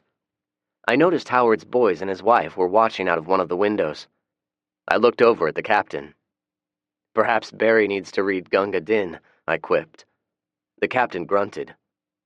We were interrupted by the girls driving up. They were laughing over some inside joke as they got out of the truck. Andy had several plastic bags stuffed with items. What have you got there? The captain asked Andy as they walked up. She gave Barry a passing glance and stored her stuff in the Jeep. Female stuff, she answered cheerfully. He arched an eyebrow. Julie and Macy both saw Barry sitting on the ground holding the handkerchief over his nose. They looked at me and saw the scrapes on my face and knuckles and grinned knowingly. I got the journal out of the truck and handed it to the captain. It's an interesting read. There's something more going on with these zombies than we're aware of. Next time we meet, we can discuss it, I suggested. I have to get caught up on some chores. How about we meet at the truck stop in 2 days, maybe at noon? If I can, I'll bring some steaks and we'll throw them on the grill. He nodded in agreement. I unloaded Barry's handgun and tossed it on the ground. Before we left, I saw the captain leering hungrily at the 2 girls. My 2 girls. He saw me looking at him, grinned at me, and walked to his Jeep. Chapter 23. A Fine Blend. We filled each other in on our respective interactions. The girls were especially interested about the fight. So you kicked his ass? Macy asked. I shrugged. I am so fucking aroused right now, she said. Julie giggled. It wasn't without consequences. I need some ice on my eye. It's swelling shut. Julie stopped where there was some snow still on the ground under a large tree. I scooped some, wrapped it in a bandana, and held it on my eye while we rode. "You two need to be on the lookout for a radio antenna," I said. I sat in the back of the truck, holding the compress over my eye. The two girls would look at each other occasionally and start giggling. "What is up with you two?" I finally asked. They giggled again. "Why, nothing, Dad," Macy said. This caused them to laugh so hard Julie stopped the truck. The two of them looked back at me and smiled warmly. I think my mouth dropped open. "Are you saying what I think you're saying?" I asked. Julie put the truck in park and climbed into the back seat with me. "Yep, I'm really pregnant this time." She kissed me as she explained how she confirmed it with a pregnancy test kit. When they described how they urinated in a bucket in the middle of Walmart, there was more laughter. "Oh, there's more," Macy said. "We poured it into a canteen, set it on a counter in front, and put a Hallmark card beside it. We made it out to Barry and Eli." They laughed again. "No fucking way. What did you write?" I asked. "Dearest Barry and Eli, here is a present for you two. It's a fine 16-year-old blend we're certain you'll enjoy. Hugs," Julie said between laughter. I had to laugh as well. Julie suddenly stopped the truck and pointed to a house at the end of a circular driveway. "Found one," she said cheerfully. There was a ham radio antenna mounted on the chimney of the house she was pointing at. It goes without saying I was the one who climbed up on the roof and got it down. I guess it also goes without saying I'm the one who remounted it at our house. After dinner, the three of us cleaned up the house, cleaned ourselves up, and went to bed before 9. "How's the charge on the radio battery? Do either of you know?" I asked. "It was fully charged this morning," Macy said. I could hear the fatigue in her voice. "What do you have in mind?" Julie asked. She was tired as well. "Now that we have an antenna, as soon as we wake up, I want one of us monitoring the radio all day and trying to make contact with Fred. We may even need to scan all of the low-band frequencies. I think we need to visit Bernie, too. Hopefully he's feeling better." I realized I was talking to myself because both girls were sound asleep. Since I was the last one to use the restroom, I was on the end tonight instead of in the middle. I cuddled up to Julie and was asleep within seconds. Chapter 24. Fred. Major Fawkes climbed down the stairs from the cockpit and checked on her crew and lone passenger. The crew's complement was Sergeant Fandis and a stocky woman, also bearing stripes of a lesser rank. She was reading a technical manual. Sergeant Fandis looked at the major with no small amount of anxiety. "Have you checked everyone's parachute?" she asked the sergeant. "Yes, ma'am. We're all good to go," he replied. She looked at Fred. "If you throw up, you better use your puke bag. You'll be the one cleaning up any mess you make," she proclaimed. Fred nodded in silence. "You don't talk much, do you, cowboy?" Fred shrugged. She walked back to the front of the aircraft and climbed the stairs. Fred wanted to accompany her and watch her fly the plane, but she didn't extend an invite, and Fred doubted she'd respond well to him inviting himself. Instead, he sat on the red nylon troop seat. He watched the two soldiers maneuver a Humvee inside the cargo compartment and used several tie-downs to hold it securely. The two soldiers went back outside, and he listened as each engine was started. He watched out of one of the windows as they quickly and efficiently disconnected the start cart, pulled out various pins, and removed the chocks. A few minutes later, the two of them wheeled in a contraption and began lashing it down. When finished, Sergeant Fandis focused his attention on Fred. He picked up a helmet with a long cord attached to it and handed it to him. Fred put it on and adjusted it while the sergeant stuck the cord into the intercom jack. The speaker in the helmet came to life. "Can you hear me, Fred?" he asked. "I read you loud and clear," Fred responded awkwardly. "If we have an in-air emergency, we'll be jumping out of the rear door. Here are the controls to raise and lower it. Watch." He pushed a switch and raised the ramp door. "Don't worry about them unless I'm incapacitated. Then it will be your responsibility to lower the ramp and jump out. Have you ever jumped out of an airplane before?" Fred shook his head. "It's not real difficult. You hook your parachute opening cord up to this cable up here." He pointed to a cable. "When you jump out, the cord will pull out a small pilot chute, which in turn pulls out the main chute." He mimicked the action with his hands. Now, it's really pretty simple until you land. You want to be facing the wind if you can. Keep your legs together and your knees slightly bent. If you lock your knees, you're going to injure yourself. Got it?" Fred nodded. Sergeant Fandis smiled. "The Major's a good pilot. We shouldn't have any problems. Any questions?" Fred leaned forward before speaking, although he didn't need to. He pressed the microphone switch. "She seems to be a little bit tightly wound." Sergeant Fandis laughed. "Yeah, she can be a real ball-buster. All right, there's no need to wear the parachute, but keep it close just in case." He patted Fred on the shoulder and walked over to his fellow soldier. He sat beside her and kissed her on the cheek. She smiled warmly at him.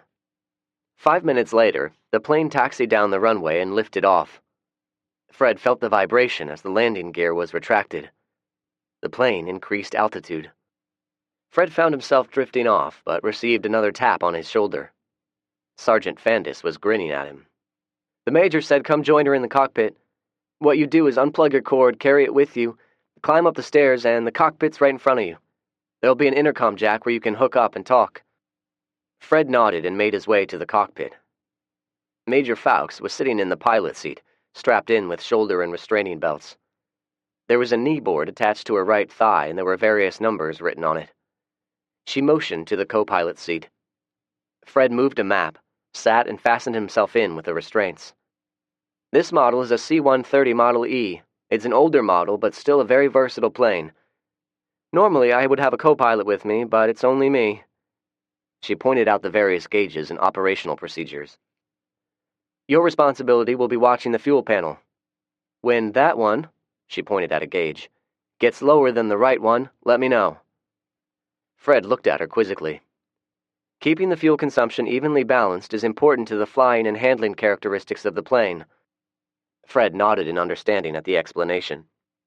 "I'm keeping our cruising speed at a touch under 300 knots, which will put our flight time a touch over 3 hours. Our primary destination is Los Angeles Air Force Base, which is located practically next door to LAX. If we can't land there, we'll try LAX, but we'll be burning precious fuel. If LAX is untenable, we're going home. If you like, we can find a spot for you to jump out." Fred pushed the microphone switch. "Whichever option you think is best," he said. They were silent for several minutes before she spoke again. "You said your daughter was the only family member you had left." "That's right. My wife, brother, and mother-in-law survived the initial infection, but then my brother got sick and killed them." Major Fawkes looked over at Fred but did not comment. "What about you, Major? Do you have any family?" She looked at Fred and shook her head. "My mother died of cancer when I was young, and my father raised me. He never remarried and passed away a couple of years ago.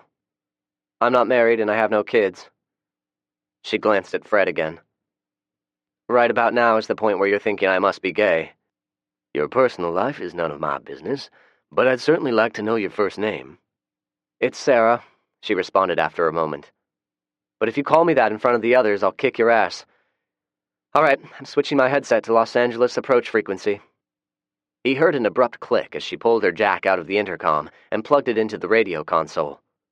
Fred looked at her and smiled, which he realized he had not done in quite a while. Chapter 25. The Truck Stop. We drove up to the truck stop before dawn. I put Macy on the roof of a building across the street. She was armed with my trusty Winchester, which I had found a new scope for. After taking a look at her field of fire, I found an out-of-the-way place to park and waited. I had the two-way radio on with instructions to Macy only to call if there was an emergency. I knew she was going to get cold, but it couldn't be helped. I felt like I only closed my eyes for a minute, but when the alarm on my watch went off at 5 minutes before noon, I realized I had slept for over 3 hours. Between the hard days of work on the farm and my two beautiful, lustful girlfriends, I found myself needing more sleep to keep my energy up. I started the truck and sped to the truck stop.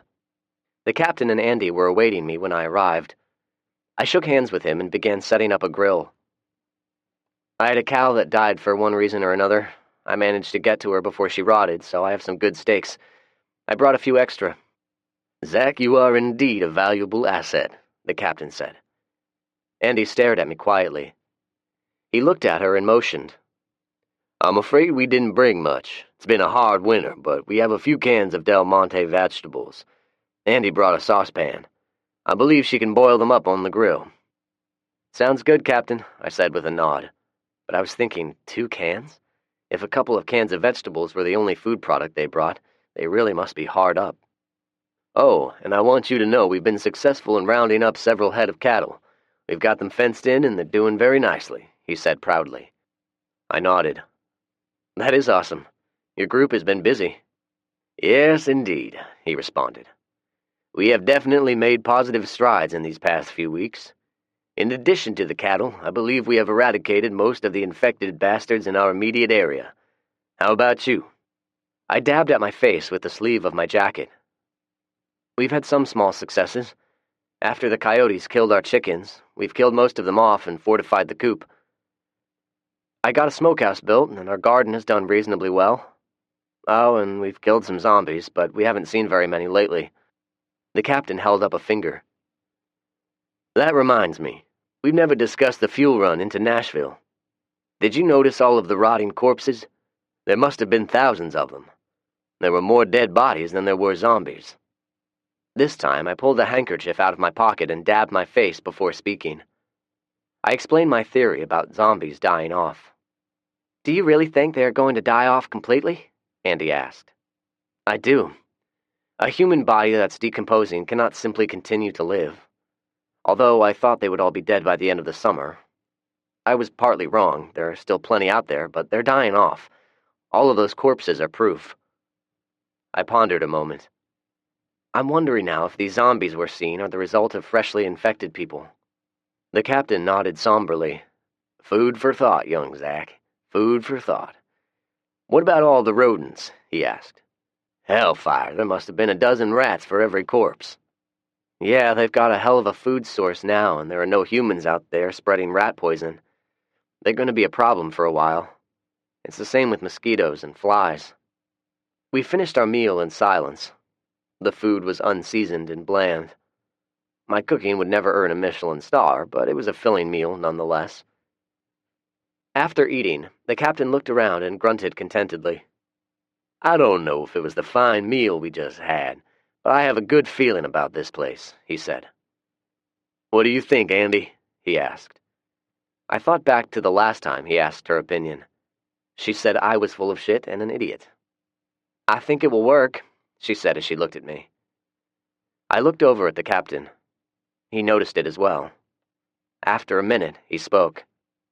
I'm sensing there's something going on between you two. I noticed it the other day as well. Would I be right? He asked evenly. I spoke first before Andy tried to lie. I set my plate down. We have a small confession to make to you, Captain. After the fuel run and the tense situation at the rendezvous, Andy asked to meet with me. I was skeptical, but agreed. We met a few days later and talked at great length.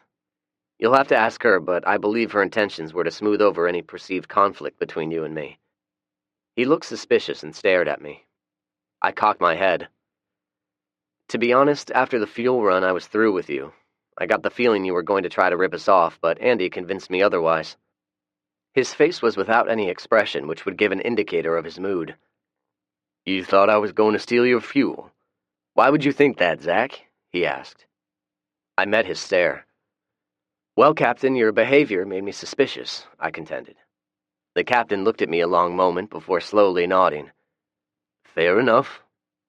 I noted he did not try to defend his behavior. I also had not overlooked the earlier comment where he referred to me as an asset rather than a friend. There was a minute of silence as Andy and I watched the captain. He sat stoically, fingers interlaced, staring at some unseen object. I was wondering what he was going to do next. Did he have his own sniper hidden somewhere, waiting for the signal to shoot me? He then turned and looked at the expanse of the truck stop. There were abandoned semis and cars scattered throughout the lot. The back lot was completely full of abandoned trucks, and there was trash everywhere, along with several corpses. Have you been inside? He asked. Nope. I imagine there might be a surprise or two waiting in there. As if on cue, a couple of zombies stuck their rotting faces up against a plate glass window and began scratching at it. Andy pointed and laughed. There's the welcoming committee, she joked. He gave a smile which may or may not have been contrived. "I've been in here before, back a few years ago. That's a trucker's restaurant right there," the captain said as he pointed at the window. "Beside it is a fast food restaurant. I always thought that was odd. On the other side is a convenience store. There's a locker room and showers in the rear. The semis park in the parking lot out back." He looked around while scratching his crotch. "It's gonna take some work." His thoughts were interrupted by Andy clearing her throat. She pointed at her watch and tapped it with her index finger. "Zach, I'm afraid we're going to have to leave. We have a meeting of sorts," he said cryptically. I was curious of whom he might be meeting with, but I knew he wouldn't tell me. Maybe I could meet again with Andy and she'd tell me about it. "No problem. I think I'm going to look around here some more." I pointed at the zombies. "I'll take care of those. I don't think there are any others. Oh, I have some equipment where I can drill out the locks so I won't break any of the glass." "Excellent," he said. "If I'm going to live here, I want all of the creature comforts I can get." He smiled pleasantly and glanced at his niece. "Andy, do you have that present for Zach?" I arched an eyebrow as Andy trotted over to their Jeep. She trotted back a moment later, carrying a book. I took it and looked at it. "It's a collection of short stories and poems by Edgar Allan Poe," the captain said. "My favorite is The Telltale Heart," Andy added as she stared at me intensely. I picked up on the hint. I nodded. "I'll enjoy reading it. Thanks, Captain." We shook hands and they left a moment later.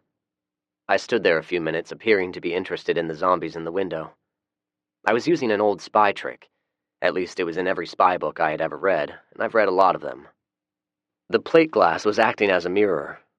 I used the reflection to scan the area behind me. It was a big parking lot which limited what I could see. I turned around casually and stretched while checking the area. The only thing I saw of concern was the barrel of Macy's rifle sticking out of the roof scupper. I turned around and pulled my walkie-talkie out of my jacket. "Come in, Saigon," I said quietly. There was a click of the radio. "Your barrel is sticking out." I turned back and watched through the window reflection as the barrel slowly retracted out of sight. "Good. I'm going to get inside here, clear the zombies, and have a look around. Watch my 6, please."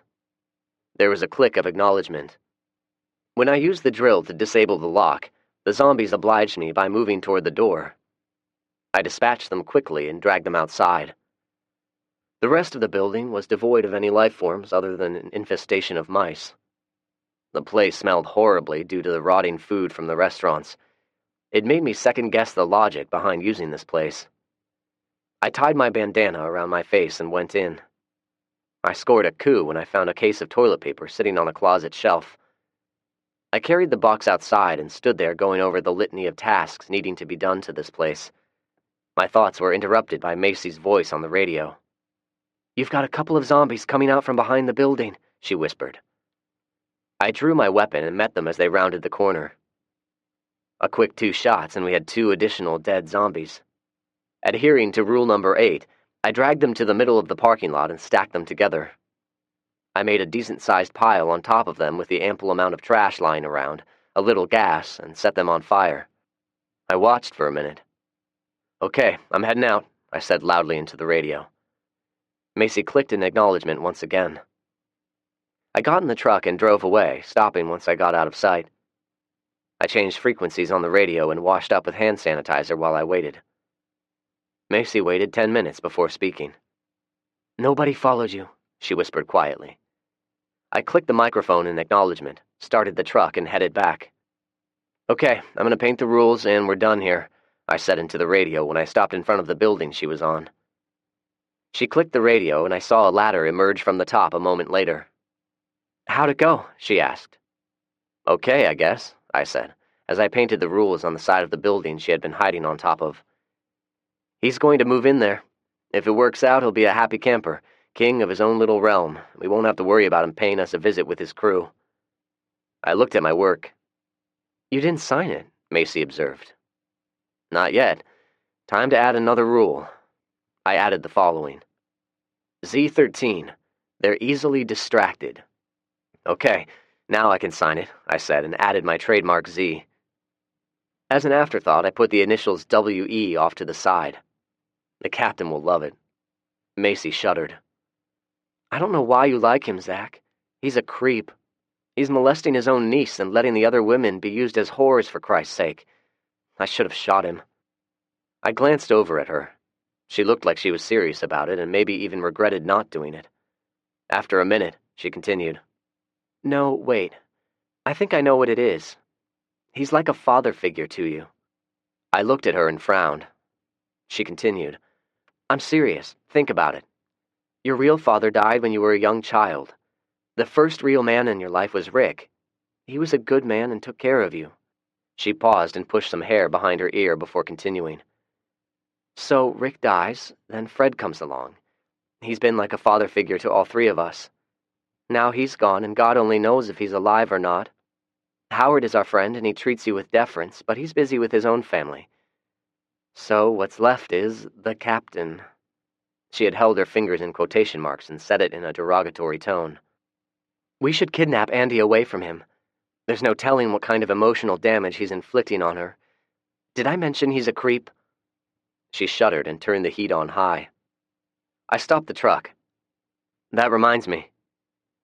I fished the paperback book out of my jacket pocket and thumbed through it until I found the Telltale Heart story. There was a small scrap of paper wedged between the pages. "What is it?" Macy asked. "It's a note from Andy. She wants to meet this Sunday. She says it's urgent." I told Macy of the dialogue between Andy and the captain. "Who are they meeting with?" I shrugged. "I have no idea. It seemed odd, though. Why didn't he say they've met some people? Maybe Andy will tell me." Macy had been eating while I talked. When she was finished, she let out a small burp and giggled. "Excuse me," she joked. I smiled. "What are we going to do now, Zach?" "Let's go check on Toby and his sons," I suggested. "Okay, but I'd like a favor from you first." I looked at her. "I need to use the restroom, and then I want to shoot a zombie with the rifle. I've only ever shot at paper targets with it." "Right now?" I asked. "Yes, right now," she said, grabbed a paper towel, and got out of the truck. I waited inside while she did her business. When she got back inside, I handed her the hand sanitizer, and then the two of us drove to the bridge overlooking I-24. "All right, here we go. You can start with binoculars or use the scope to find a target. I'm betting there's at least one zombie stuck in an abandoned car out there." I pointed toward the sea of automobiles and tractor-trailer rigs sitting motionless on the interstate. "What's the advantage of binoculars over the rifle scope?" Macy asked as she peered through them. "You're using two eyes with binoculars, and your field of vision is greater." She picked up the binoculars, and after only a moment, she grinned. "I found one," she said excitedly. "Oh, I found another one. They're sitting in cars. One of them is sitting in a semi." "Are they still moving?" I asked. "A little bit." She looked at me. "Can I shoot them?" she asked hopefully. I made a quick scan for any threats nearby. Seeing none, I nodded. "Sure. You know what to do, right?" She nodded at my question, swapped the binoculars for the rifle, and laid it across the bridge railing. I put my fingers in my ears a mere second before she fired. I saw the starburst explosion of the semi's windshield, grabbed the binoculars, and looked. "Right in the forehead. Nice shot," I complimented. She looked at me and grinned before finding her next target. "Oh my God, what a rush," she said breathlessly after she shot the last one. I stored the rifle behind the back seat and we both got in. When I got seated, Macy took her jacket off and straddled me. She kissed me passionately, her tongue probing deeply. Then she started working at my belt buckle. "Let's make love, Zach." "Right now?" I asked between kisses. She huffed, grabbed my face, and kissed me. "Yes, Zach, right here, right now." I didn't need to be told 3 times. Somehow I got my jacket off and we crawled into the back seat. We tore at the rest of our clothing and went at it with an urgent fury. I was glad I had taken a power nap. Afterward, we were lying together in the back seat, breathing heavily. When our pulse rates returned to normal, I leaned closer and kissed her. "How are you, Macy?" I asked. "Wonderful," she responded. "Well, I guess what I was wondering is, we've not talked much about your baby. I mean, I've no idea what to say or a tactful way to ask how you're coping with his death. If there's anything I can do." I was interrupted by Macy. She grabbed my hand and squeezed. You and Julie have been good to me, Zach. I love you both. You know that, right? I nodded. She rubbed my chest and was quiet for a long minute before she spoke again. This may sound cold or cruel, but the first time I held my baby, I somehow knew he wasn't going to live. When I'm alone, I think of him and cry. When I'm around you two, I'm happy. It's a different life now, but I'm happy, Zach. I kissed her again. I was happy to. Is it wrong for wanting you to myself without Julie just once? She asked. I don't know. I guess not, I said quietly. Chapter 26. Fred. Los Angeles Air Force Base was a ghost yard of aircraft. Some had crashed and burned. Many more were parked in military fashion, but otherwise they sat silently. Major Sarah Fawkes pointed, but Fred had no idea what specifically she was pointing at. He leaned forward and looked anyway. Do you see? There's one landing strip relatively clear. Fred looked hard, but he didn't see it. Sarah began a descent. The great thing about a C-130, they don't need much room to land. She looked over at Fred and grinned mischievously. However, in only a brief moment, her expression quickly changed back to her game face and she concentrated on landing. Fred watched in growing concern as she lined up on a runway with multiple wreckages all around it. She touched down smoothly and brought the plane to a stop without a spot of trouble. She began the step-by-step process of powering down the engines while she talked. If we find any fuel, we can take on several pounds and still be able to take off. I'll have to make some calculations. When she shut down the engines, it was quiet again. Fred took his helmet off. I can't thank you enough. Don't mention it, cowboy. What are you going to do for transportation? She asked. I'll try to find a car with a little fuel in it and a good battery, he replied. Are you going to ignore the Humvee stored in the back? She asked sarcastically. Why do you think I had them loaded up? Fred looked at her in appreciation. I don't know what to say. Thank you, Sarah. She scoffed and made her way down the ladder. All right, you two, make a perimeter sweep of the area and then find a fuel truck. She looked back at Fred. Help me get the Humvee unloaded, she said with the voice of someone used to issuing commands. Fred looked at a map of Los Angeles and found the street. He backtracked the route with a pen, measured it, and pointed it out to Sarah. It's not far from here, about 10 miles as the crow flies. I'll take the Humvee. If I'm not back by dark, go ahead and leave without me. Fred, do you actually think I'm going to let you go by yourself? She asked. Fred looked at her blankly. I'm going with you. I can't let you do that, Fred replied. Quit being all macho on me, Fred. It's a major turnoff. She tossed the map back at him. I'm driving. Chapter 27. Secret Notes. How did it go? Julie asked when we arrived home. The captain showed up with Andy. It seemed to go well. He's going to set up at the truck stop. Oh, and Andy passed a note saying she needed to meet with me, I said with a small smile. Julie chortled. I let out a short sigh. For your information, Miss Smart Aleck, I have no intentions of going alone. You and Macy are free to join me. Julie snorted again. I blew her a kiss. Macy changed the subject. There is some bad news, she said. Julie looked at us questioningly. Toby and his sons are gone. They weren't home when we got there, and there was a lot of dried blood on the back porch. We drove around looking for them, but no luck, I added. Oh, shit, Julie said. But there were no bodies, right? She asked. Macy and I both shook our heads. Well, the only good news I have is the new radio antenna is working. I made contact with Howard and Macy's boyfriend. I looked at her questioningly. The old dude who lives on the Cumberland Plateau? He seemed really excited to know there was another live woman on the planet. Macy laughed. Anyway, we chatted for almost an hour. He's had a cold winter as well, but he had plenty of food stocked up. He said he's only seen one other live person in the last 3 months, and to tell you he can't wait to meet you. What's his name? I asked. Macy laughed again. He only calls himself Hillbilly. Julie grinned briefly, but then looked downcast. I tried raising Fred, she said, and then shook her head slowly. We understood. Later, we had dinner by candlelight and discussed tomorrow's meeting. "I'm thinking the two of you meet with Andy in the morning instead of me," I said while we ate. "We'll head out early and you two drop me off. I'll find a good sniper position and watch out for you. We'll use the standard hand and radio signals. Afterward, we'll pay Bernie a visit and check on him. Then, if there's enough daylight left, we'll do some scavenging. What do you girls think?"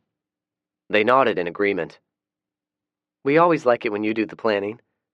"Will you be wearing a diaper?" Macy asked with a coy smile. We went to bed early, got up well before daylight, and worked up a plan where the girls would meet with Andy and I'd be their security. The girls dropped me off a couple of miles from the store.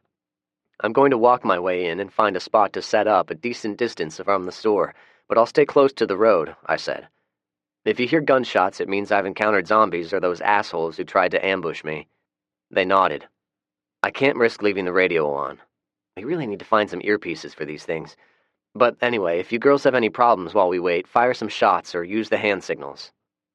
I made my way toward the store and finally chose an abandoned car in which to hide. It was approximately 300 yards from the store. I positioned myself so I could sit in the back seat and aim the rifle out of the passenger side. Adorned in my newly fashioned ghillie suit, a casual passerby would only see a clump of rags in the back seat. Looking at my watch, I was satisfied to see I was in place 2 hours early. It seemed futile to go through this precaution at this point. Either they had no cause to try to set us up, or whoever their guy was, George maybe, was really good. If he was out there, he was better than I was because I never saw him. The girls drove by me promptly at sunrise. I watched as Andy arrived from the opposite direction. "There she is," Julie said as she pointed at Andy driving up in her Jeep. Macy nodded and parked. All of the girls got out. Andy was startled and flinched when they hugged her. "How have you been, Andy?" Julie asked. She shrugged. "It could be worse, I guess. We've brought some food. Are you hungry?" Andy nodded. The three of them ate cold, hard-boiled eggs dipped in honey while they talked. "Where's Zach?" Andy asked. "Oh," Julie said between mouthfuls. "He's around. He left out early this morning and said he'd catch up with us later." Macy spoke up before Andy could respond. "Your note said it was urgent to meet with us. What's up?" Andy fidgeted, pulled out a joint and lit it. "I wanted to talk with Zach privately." "Andy, we're your friends," Macy said quietly. Julie burst out in sudden laughter. "Hell, we have to be friends. All of our names are the same. Andy, Macy, Julie. Get it?" Julie laughed again. "Do you not like us?" she asked. Andy stammered and puffed on her joint. "Well, we like you," Macy said. "We worry about you tremendously." "Why?" Andy asked warily. "Because the three of us are kindred spirits," Macy replied. Andy scoffed. "So says Miss Cheerleader with the blue eyes and big perky tits. You were probably the most popular girl in school. Most of the boys in my school were assholes toward me. Girls like you turned their nose up at me." She scoffed again and smoked her joint. Macy grabbed it and took a puff. "You're right. Well, mostly. My eyes are hazel, but you're right. There was a time when the three of us would have probably never been friends, but it's different now. You know that." Macy puffed the joint again, coughed, and handed it back. "We're now more alike than ever." Andy thought about Macy's statement a long time before she slowly nodded. "Can I come live with you guys?" she suddenly blurted out. "I promise I won't be a burden." There were sudden tears in her eyes, and her voice cracked. "I can't take it anymore." Macy and Julie looked at each other. Zach had told them this might happen. "Sweetie, if you leave and come live with us, will your uncle come looking for you?" Macy asked. Andy nodded reluctantly and then looked up. "What if we fake my death or something?" she asked. "I think that's cool," Julie said, and giggled again. Macy and Andy smiled. "I think it's cool, too," a man's voice said from inside the abandoned store.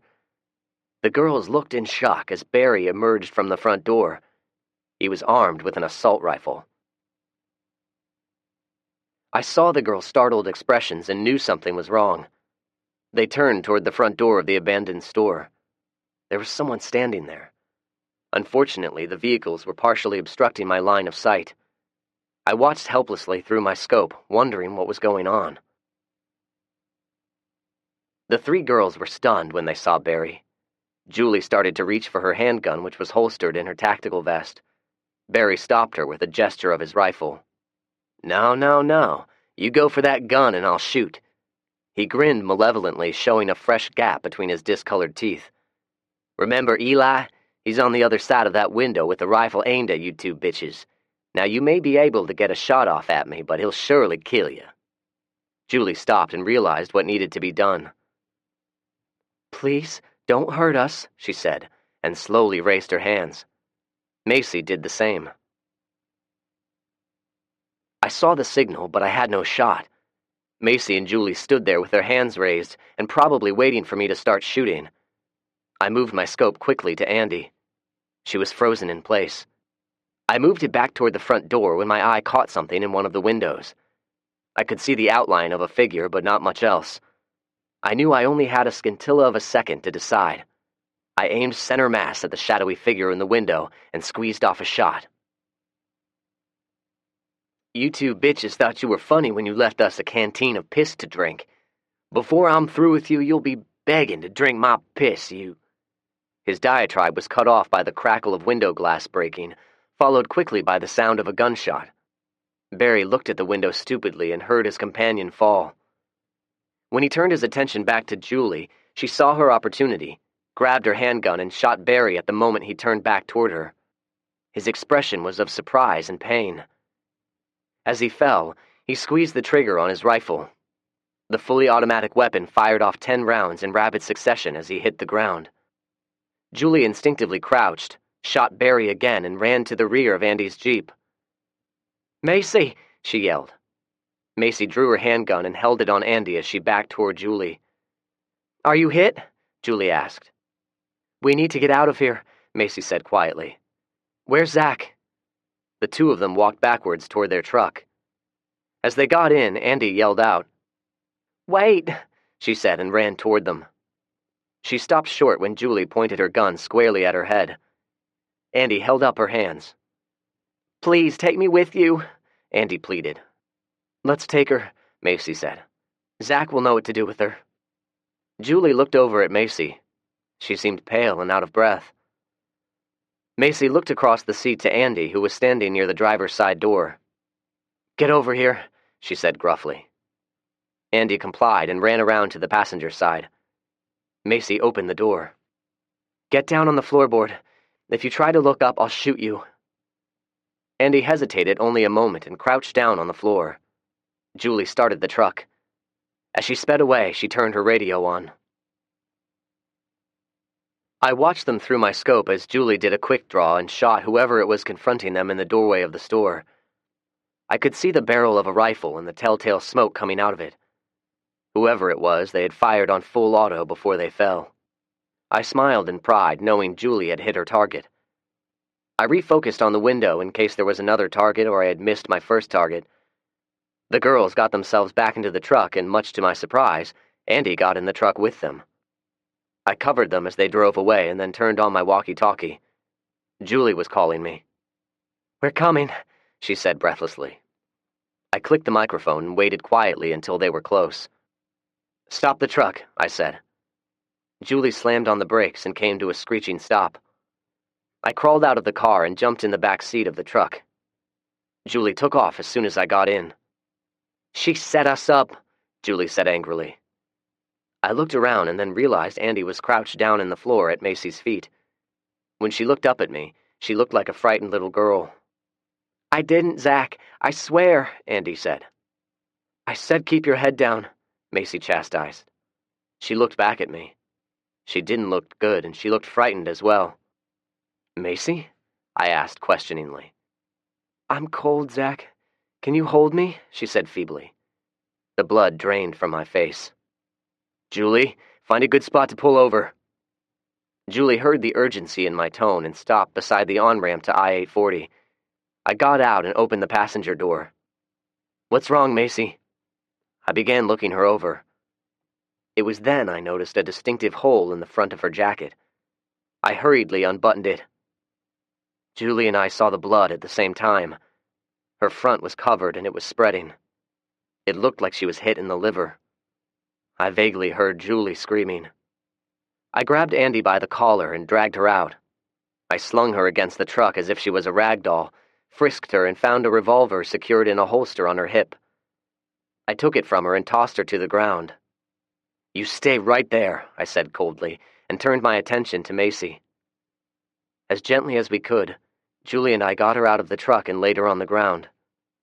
Macy looked up at us. "Do you know how much I love you too?" she said softly. I retrieved the first aid kit out of the truck and hurriedly began trying to staunch the flow of blood. I knew it would not be enough, but tried anyway. I kept glancing in her eyes and saw the life slowly drain away. She gurgled once, and her head listed to one side. Julie screamed in anguish. Julie cried uncontrollably as she held Macy's head in her lap. I realized I still had the ghillie suit on. Standing up, I began disrobing until I was down to my shorts and a t-shirt. There was a change of clothes in the back seat. I put them on, laced up my boots, and then directed my attention to Andy. She had pulled her knees up to her chin and was rocking herself. I pulled my knife out and locked the blade open. Her eyes widened with abject fear. "Macy was my first love. Did you know that, Andy?" She was shaking uncontrollably and stammered out an unintelligible response. I gestured at Julie. "We both loved her very much, and you killed her." "Zach, I swear, I had no idea they were there. I wanted to meet with you so I could ask you if I could come live with you guys." "No, I don't think so. I think you were in on the ambush a while back, and you were a willing co-conspirator today." I grabbed her by the hair and yanked her up. She was crying freely now. "Please, don't hurt me, Zach," she pleaded. "Why shouldn't he?" Julie said. She still held Macy's head in her lap. Her face was red and her eyes were swollen from crying. I turned to face Andy. She was crying as well. "Zach, please, just let me show you something," she said shakily. Her voice was on the edge of panic.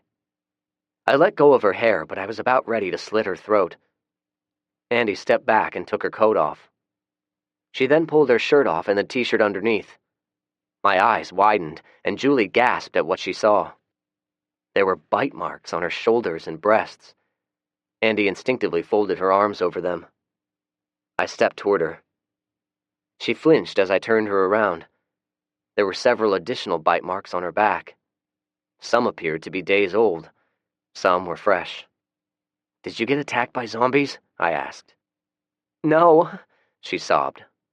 It took me a moment to understand. "Did the captain do this to you?" I asked quietly. Andy nodded and continued sobbing. I put my knife away. "Put your clothes back on." We carefully put Macy in the back seat, and I directed Andy back down on the floor.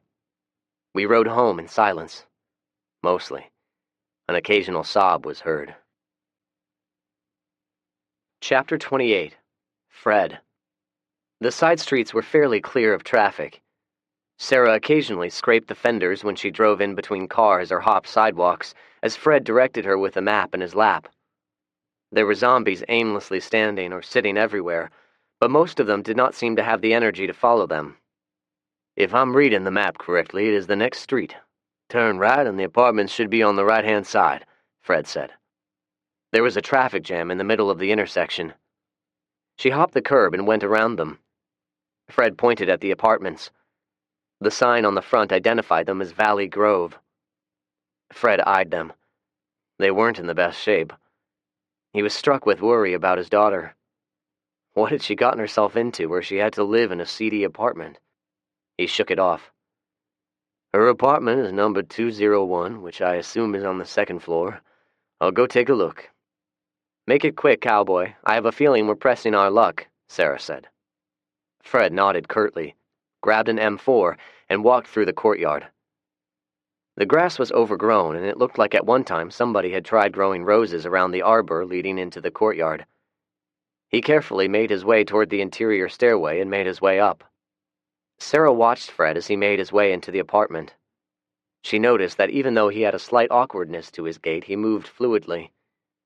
She began scanning the neighborhood, silently urging Fred to hurry. The apartment was at the top of the stairs. This was one of those old apartments, the kind where all of the entry doors were in a common hallway. He looked up and down. There were no signs of life, no noises. He quietly tapped on the door numbered 201. After a moment, he heard something inside, or maybe it was his hopeful imagination. He tried the doorknob. Major Sarah Fawkes, who prided herself on her stamina, was tired. Flying a C-130 by oneself was no simple matter. She caught herself yawning and wished desperately for a Red Bull or even a cup of the General's awful coffee. Then she saw them. It looked like approximately 100 of them. They were about 8 blocks away and slowly making their way toward her. She grabbed a pair of binoculars, looked them over, and gasped. They seemed to know she was looking at them. It appeared they were actually staring at her with those dark eyes, all the while ambling toward her. She started to get out and run get Fred when she heard 2 gunshots. Fred appeared a minute later, paused in the doorway to reload his revolver, and slowly started walking toward her. She also noticed a waft of smoke coming from the breezeway and wondered what was causing it. "Hurry up," she whispered loudly and pointed at the closing horde. Fred looked up and saw the horde of zombies. He casually walked into the roadway, and then, instead of getting into the Humvee, he unslung his M4. Sarah watched in disbelief. Fred stopped a few feet away from the Humvee, shouldered the M4, and started firing, rapidly, accurately. He went through all 4 magazines quickly. Fred knew they were loaded with 28 rounds each, and silently told himself he had killed 112 of them, not counting the 2 he had dispatched in the apartment. When he was out of ammunition, he gently placed the M4 on the asphalt and squared off. There were perhaps 30 left. They were close now, less than 50 feet. It was time for some quick-draw practice. Sarah watched with incredulity at the speed in which Fred would take turns drawing one of his revolvers, shoot a zombie, and then return it to his holster in the blink of an eye. She looked around anxiously, wondering when, not if, the sound of gunfire was going to attract more zombies and possible hostile humans. She paused a moment in her own shooting and shouted at him. "Fred, what the hell is wrong with you? Let's get going." Fred ignored her. Did he have a death wish? She grabbed Fred's M4, got in the Humvee, and started it. "Fred, get in, damn it! We need to get out of here!" Fred acted as if he didn't hear her and calmly reloaded. In exasperation, Sarah jumped back out of the Humvee and began shooting the remaining zombies. When they were all lying in the roadway, some of which were at Fred's feet, Sarah ran over beside him, grabbed his shoulder, and shook him roughly. "I'm leaving. You better get your ass in my Humvee right fucking now if you don't want to be left behind," she shouted. She ran and jumped in. Fred seemed to be broken out of his daze and looked her in the eyes. He knew she was serious. He followed her as she jogged back to the Humvee and got into the passenger side. Neither of them spoke as Sarah tore down the streets, all attempt at stealth abandoned. Fred sat silently. As they neared the airport, Sarah calmed down enough to talk. "Listen, we'll go back, get the other 2, and keep searching, but no more gosh dang John Wayne antics, you got me?" Fred stared straight ahead. "There's no need to keep searching. Let's go back to Tinker." Sarah hastened to look over at him as she drove. She thought she saw him quickly dab a tear out of the corner of his eye. She stopped the Humvee. "What happened, Fred?" she asked quietly. "Let's just say I found her, and leave it at that," he pointed. "Let's move out." Chapter 29. For Macy. We gently wrapped Macy in a blanket and put her in the barn until we could prepare a grave. I suggested getting something to eat, but instead of eating, we sat at the kitchen table and brooded in silence. I only had an appetite for water. We sat unmoving for several minutes, and I found myself drumming my fingers incessantly. Andy would glance at us from time to time, but was afraid to break the silence. Finally, I couldn't stand it anymore and stood up. "I'm going back," I said. Julie looked at me as if I were speaking in tongues. "I've got to know what happened." "Do you want me to go with you?" Julie asked. I shook my head and pointed at Andy. "She's going. I have questions I want answered," I said. Julie was staring at me somberly. Her clothing was covered in Macy's dried blood. It was a depressing sight. When I stood, she stood suddenly and hugged me tightly. "Come back to me, my love," she whispered in my ear, and then looked at Andy balefully. The sun was below the horizon when we set out. When it was fully dark, I donned the night vision gear. After a few miles, I looked down at Andy. I had her sitting on the floor with a blanket over her. "You can sit up now," I said curtly. She tentatively pulled the blanket off of her and looked at me for confirmation. When she was satisfied I wasn't joking, she sat up in the passenger seat. "No," in answer to your unasked question, the answer is no. I don't trust you, and therefore I don't want you to know where we live. She bit her lip and nodded in understanding. I parked on the side of the road and we hiked the last half-mile to the store. When we got within eyesight, the two of us crouched down beside a wrecked car and I used a pair of binoculars to scan the area. There was a body lying beside the front door, the person Julie had shot, but otherwise it did not appear to be anyone there. Still, I was cautious. It had also appeared unoccupied earlier when those two miscreants were hiding inside. Andy's Jeep was still there as well, unmoved. "Is that Barry lying there?" I asked. Andy used the binoculars and nodded her head. "It was Eli who was inside. I'm pretty sure you shot him. I have no idea if there was anyone else." We approached cautiously, ducking between cars as we made our way closer. With Andy in tow, we worked our way around to the rear of the building and finally worked our way to the front. Satisfied there was not another ambush awaiting us, we made our way to Barry's corpse. He had died where he fell of multiple gunshot wounds to the chest. There was a spark of pride when I noted the tight grouping of the shots. I picked up his weapon and inspected it.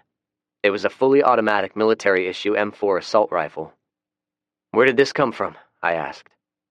"They found the Murfreesboro police SWAT van and broke into it. There were a few of those guns in it, along with the 2 machine guns they mounted on the bus." I nodded and continued inside with Andy following so close she bumped into me, when I stopped suddenly. There was another body lying on the floor in a fetal position. I heard raspy breathing and an occasional whimper. When I was sure there was nobody else in the store, I removed my night vision apparatus and used my flashlight for a better look. I pointed my rifle with my free hand, kicked his rifle away, and rolled him over with my boot. He groaned in agony. It was indeed Eli. "I can't walk," he lamented. I looked him over. He had a bullet hole in his jacket about where his belly button would be. "Yeah, looks like my aim was off. The bullet must have gone through your spine. I'm surprised you're still alive." He whimpered again. "Search him," I said to Andy. She went through his jacket and found a small caliber handgun. She looked at it a moment and handed it over to me. I held the flashlight under my armpit and stuck the gun in my jacket pocket. "What the hell were you guys thinking anyway?" I asked in a friendly tone. "Barry wanted some payback. When we got back to the compound, everyone made fun of him getting beaten up by a teenage boy." He had a coughing fit. I slung my rifle, dropped down on one knee, and gave him some water from my canteen. Most of it ran down his face, but he managed to drink a little. "Thanks," he said. "Are you going to help me?" "We'll see. Tell me what the plan was," I said in the same friendly tone. Eli coughed again, and I helped him with some more water. "I'm dying for a cigarette. Haven't had one in forever." He looked at me. "You got one?" I shook my head. Andy pulled out a joint, lit it, and put it in between Eli's lips. He took a draw and smiled gratefully. "It's almost as good as a Marlboro." He puffed on it again and coughed. "I personally didn't care you kicked Barry's ass. He was always strutting around like a banty rooster who needed to be taken down a notch." He looked at me. "We found Andy's diary. She had written down all kinds of shit about you, including meeting you here." I glanced at Andy. She looked down at her feet. "Barry asked George how to set up an ambush. He drove us up here last night and told us what to do. We spent the night in here freezing our balls off just so Barry could get even with you." He smoked some more of the joint and had a coughing fit before continuing. I wondered if George was on his way back to check on his comrades and glanced out of the window. "So, instead of you showing up, it was them two bitches. They thought they were clever with filling that canteen up with piss." He coughed again. "So you had a taste?" I asked with a sour smile on my face. Eli nodded his head. "Yeah, it made me throw up." Good, I thought. Well, when we saw the bitches, we looked at each other and kind of agreed to take them. He looked at me with sudden worry. We weren't going to do anything, just scare him a little bit. I smiled condescendingly, as if I actually believed his bullshit. I guess you know the rest, he said, and involuntarily groaned in pain. You didn't have to shoot me. I looked at him with loathing. If I had not shot him, had Julie not have shot Barry, there's no telling what they would have done to my girls. I thought of Macy staring at me as she slowly died. Not bothering with a response, I stood and looked around. The store was pretty much the same as the last time I inspected it. Gutted, nothing left but trash. I made a pile of trash next to a wooden counter and lit it on fire. Hey, man, what are you doing? Eli asked. I ignored him. When the flames were going good, I grabbed the weapons and walked out. Andy followed in silence. Are your keys in the Jeep? I asked. She nodded. Come on, we've been here too long. The sounds of Eli screaming in agony were echoing in our ears as we drove away. Do you want me to follow you? Andy asked when we arrived back at my truck. I took the keys to the Jeep and put them under the floor mat. Nope, you either ride with me with a blanket over you or get in your Jeep and go your merry way, I said. I looked back toward the direction of the store. There was a faint orange glow which was growing rapidly. The smoke was hanging low in the air. Make up your mind. I think we're going to have company soon, and I'm not hanging around. I walked to my truck. Andy hurried after me and hopped in. She sat down in the floor and pulled the blanket over her without being told. I took a roundabout route back home. The next morning, we buried Macy beside her child. She would have liked the gesture, and Rick would no doubt enjoy the company of a woman. While we were gone, Julie had cleaned her up. She'd washed out Macy's hair, brushed it carefully, and applied makeup to her pale face. She looked beautiful. The Allen family joined us for the makeshift funeral. Everyone cried. I held up well, all things considered, but I was numb from the neck down. I could not even feel the shovel in my hands as I threw the dirt on top of the coffin. It was a sunless day, overcast and dour. After the burial, we went back to the house and shared lunch. LaShonda made everyone coffee as we sat in the den making small talk. Andy sat off to one side looking awkward and out of place. She was wearing one of Macy's pullover sweaters. I thought of how Macy's breasts filled out the sweater nicely, and how it hung loosely on Andy. Howard, I said, would you be willing to move your family closer to us? There are a couple of good houses nearby. They're large enough for your family. We can protect each other better. Howard looked at me somberly. You think the captain will try to pull something? He asked. I nodded. Yeah, you're probably right. He's gonna blame everything on you guys, I'm betting. He'll twist it around somehow. Never mind that his two boys started it. He'll blame us for their deaths, I said, and then pointed at Andy. He'll eventually figure out she's with us, and he'll want her back. Howard rubbed his face and lowered his voice so Andy could not hear. Maybe you should send her on back. He is her uncle. I shook my head quickly. Out of the question. I hesitated a moment before continuing. He's done terrible things to her. She's nobody's property. She's free to leave here of her own accord any time she wants, but I'm not going to give her back to him if she doesn't want to go. Howard rubbed his face some more. I suppose I understand. He motioned LaShonda over and filled her in on the plan. I think that is an excellent idea, she said. Do you have a house in mind? I nodded. Yeah, the Parsons home. You leave the driveway, turn right, first house on the right. It's a nice 4-bedroom home with 2 fireplaces. I think they have a wood stove in the basement as well. Oh, and there's a 4-car garage, I added. Howard smiled. I thought a moment more. It still has all of the furnishings, and I winterized it, so there are no busted water pipes. I think it'll be a good home. It sounds wonderful, LaShonda said. When do you think we should move in? I think y'all should move in as soon as possible. When you guys leave here, take one of the trucks. I'll hook up a trailer to it and you guys can begin packing. I'll get some firewood over there later today and get a fire started. I looked around for Julie to see if she had any thoughts on the matter. She wasn't around. Anybody know where Julie is? I asked. I saw her walk into the barn, LaShonda answered. I nodded and excused myself. Julie was brushing Prancer when I walked into the barn. I walked over to the stall and watched her quietly. "I've been neglecting her lately. Maybe I'll take her for a ride," she said. "It's awfully cold out," I replied. "It'll feel good. It'll feel good to ride out and never stop." There were fresh tears in Julie's eyes as she brushed. "Did you know I wanted to kill Macy once? When they came that one day and tried to ambush you at the bridge and you had me set up in the sniper hole, I sat there thinking, if they pull any shit, Macy is the first one I'm going to kill." She wiped away a tear and pulled a carrot out of her pocket. Prancer eagerly nibbled it out of her hand.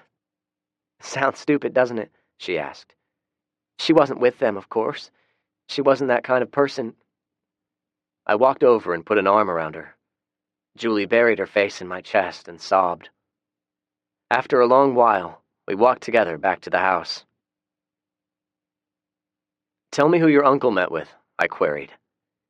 The three of us, Julie, Andy, and I, were sitting at the kitchen table, the Allen family having left after dinner.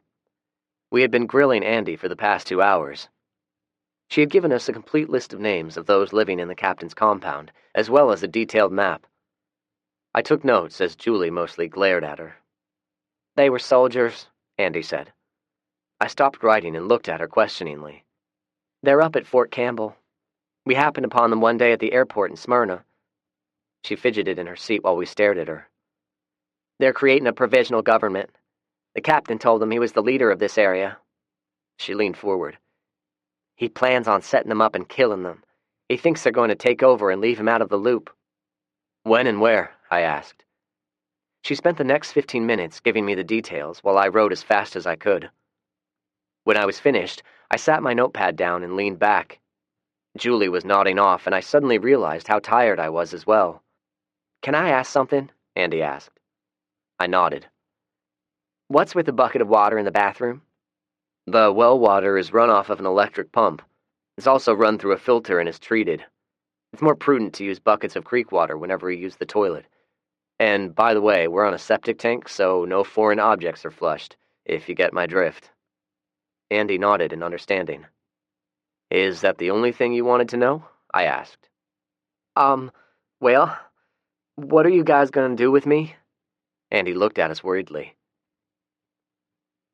"If I find out you were involved in my girl's attempted kidnapping and Macy's death, you're going to experience a slow, painful death," I thought while looking at her. I glanced at Julie. She appeared not to be listening. "You can stay here for now. You'll be expected to pull your weight with the chores. We'll discuss it more at a later time. In the meantime, we're going to bed. You should do the same." Andy started to get up. "Oh, if you get any ideas of wandering around during the night, I sleep with a gun and am very paranoid. Consider it a warning." "What if I have to pee?" she asked. "You better take care of it before you go to bed would be my advice," I answered curtly. Andy hung her head and walked off to the bedroom. "Do you trust her?" Julie asked sleepily. We were in bed holding each other, intentionally avoiding talking about Macy, even though we were on one side of the bed as if we were saving a space for her. "No," I answered bluntly. I lay there in silence for a moment. "But I didn't trust Macy at first." "She's not Macy.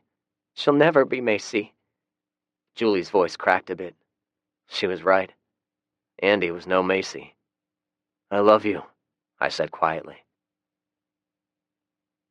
This is the end of the CD. The audiobook continues on the next CD. Chapter 30. Carry Your Own Water. I poked my head in the doorway of Macy's bedroom. "Get up," I said. Andy stirred sleepily. She had slept in her clothes. She was probably convinced we would wake her in the middle of the night and kick her out into the cold night. "Breakfast in 15, I said. "Get cleaned up and wash those bite marks. I'll have Julie take a look at them if you want. Make sure they're not getting infected." I walked back to our bedroom without waiting for a reply. Julie was still lying in bed. "Hey, sweetheart," I said softly. She cracked one eye open and a sad smile made its way onto her face. "Is this going to be the speech where you tell me to get out of bed and keep going with my life?" I nodded. "It won't bring Macy back," she said glumly. Before I could respond with an inspirational cliché, She crawled out of bed and headed to the restroom. I couldn't help but notice her toned legs and baby bump as she walked by. We had breakfast in silence. Julie was in a somber mood, and Andy was too worried she might say the wrong thing. "I don't want her sleeping in Macy's bed," Julie suddenly said. "She can sleep on the couch." I started to respond, but Andy spoke up. "It's okay, I understand. It'll be nice sleeping in front of the fire," she said. I looked at Julie. She ignored me. The rest of the meal passed in silence. "I'm going to help Howard with moving," I said as we cleaned the dishes. "You want to tag along?" Julie shook her head. "Take her with you. I don't have any desire to hang out with her all day." She looked sidelong at me. "Why do you trust her? What makes you think she had nothing to do with the ambush?" "They had no way of knowing it would have been you and Macy showing up. They thought it was going to be only me. Eli said Barry was planning on getting me. When it was you two who showed up instead, they opted for Plan B," I said. "Wait, you talked to Eli?" Julie asked. "Yep, he was still alive when we got there. Gut shot. It went through and hit his spine, effectively paralyzing him. He said they found Andy's diary. Apparently she had written about meeting with me, so they came the night before and set up inside the store." "Are they dead now?" she asked. I nodded. "Zach set the store on fire. Barry was already dead, but the fire finished Eli," Andy added. Julie looked at her and then back at me. "For Macy," I said in explanation. Julie looked at me a long moment before turning her attention to cleaning up the table. Andy hopped in the truck and sat in the seat until I glared at her. She grabbed the blanket, slunk down in the floorboard, and covered herself without comment. When we neared the tire shop, I told her she could get up. "Thanks," she said quietly. "Is it always going to be this way?" "I'm not sure yet, but your commentary earlier sure didn't win any points with me," I said, and glared at her momentarily. We rode in silence, then for a couple of miles until we neared Old Hickory Boulevard. "Okay, we're gonna get the Allen family moved as quickly as possible. You can help or sit in the truck." "I'll help," she said. "Good, I was hoping you'd say that. Now, here's something we need to address. If the captain shows up, what are you gonna do?" Andy looked confused. "What do you mean?" "I'm guessing he'll be pissed and demand you go back with him." Andy shook her head violently. "I can't go back, Zach. I can't take it anymore." I looked at her quietly. She was trying very hard not to cry, but it wasn't working. I reached into the glove box and gave her revolver back to her. She looked at it and then looked at me. "We'll encounter him one day.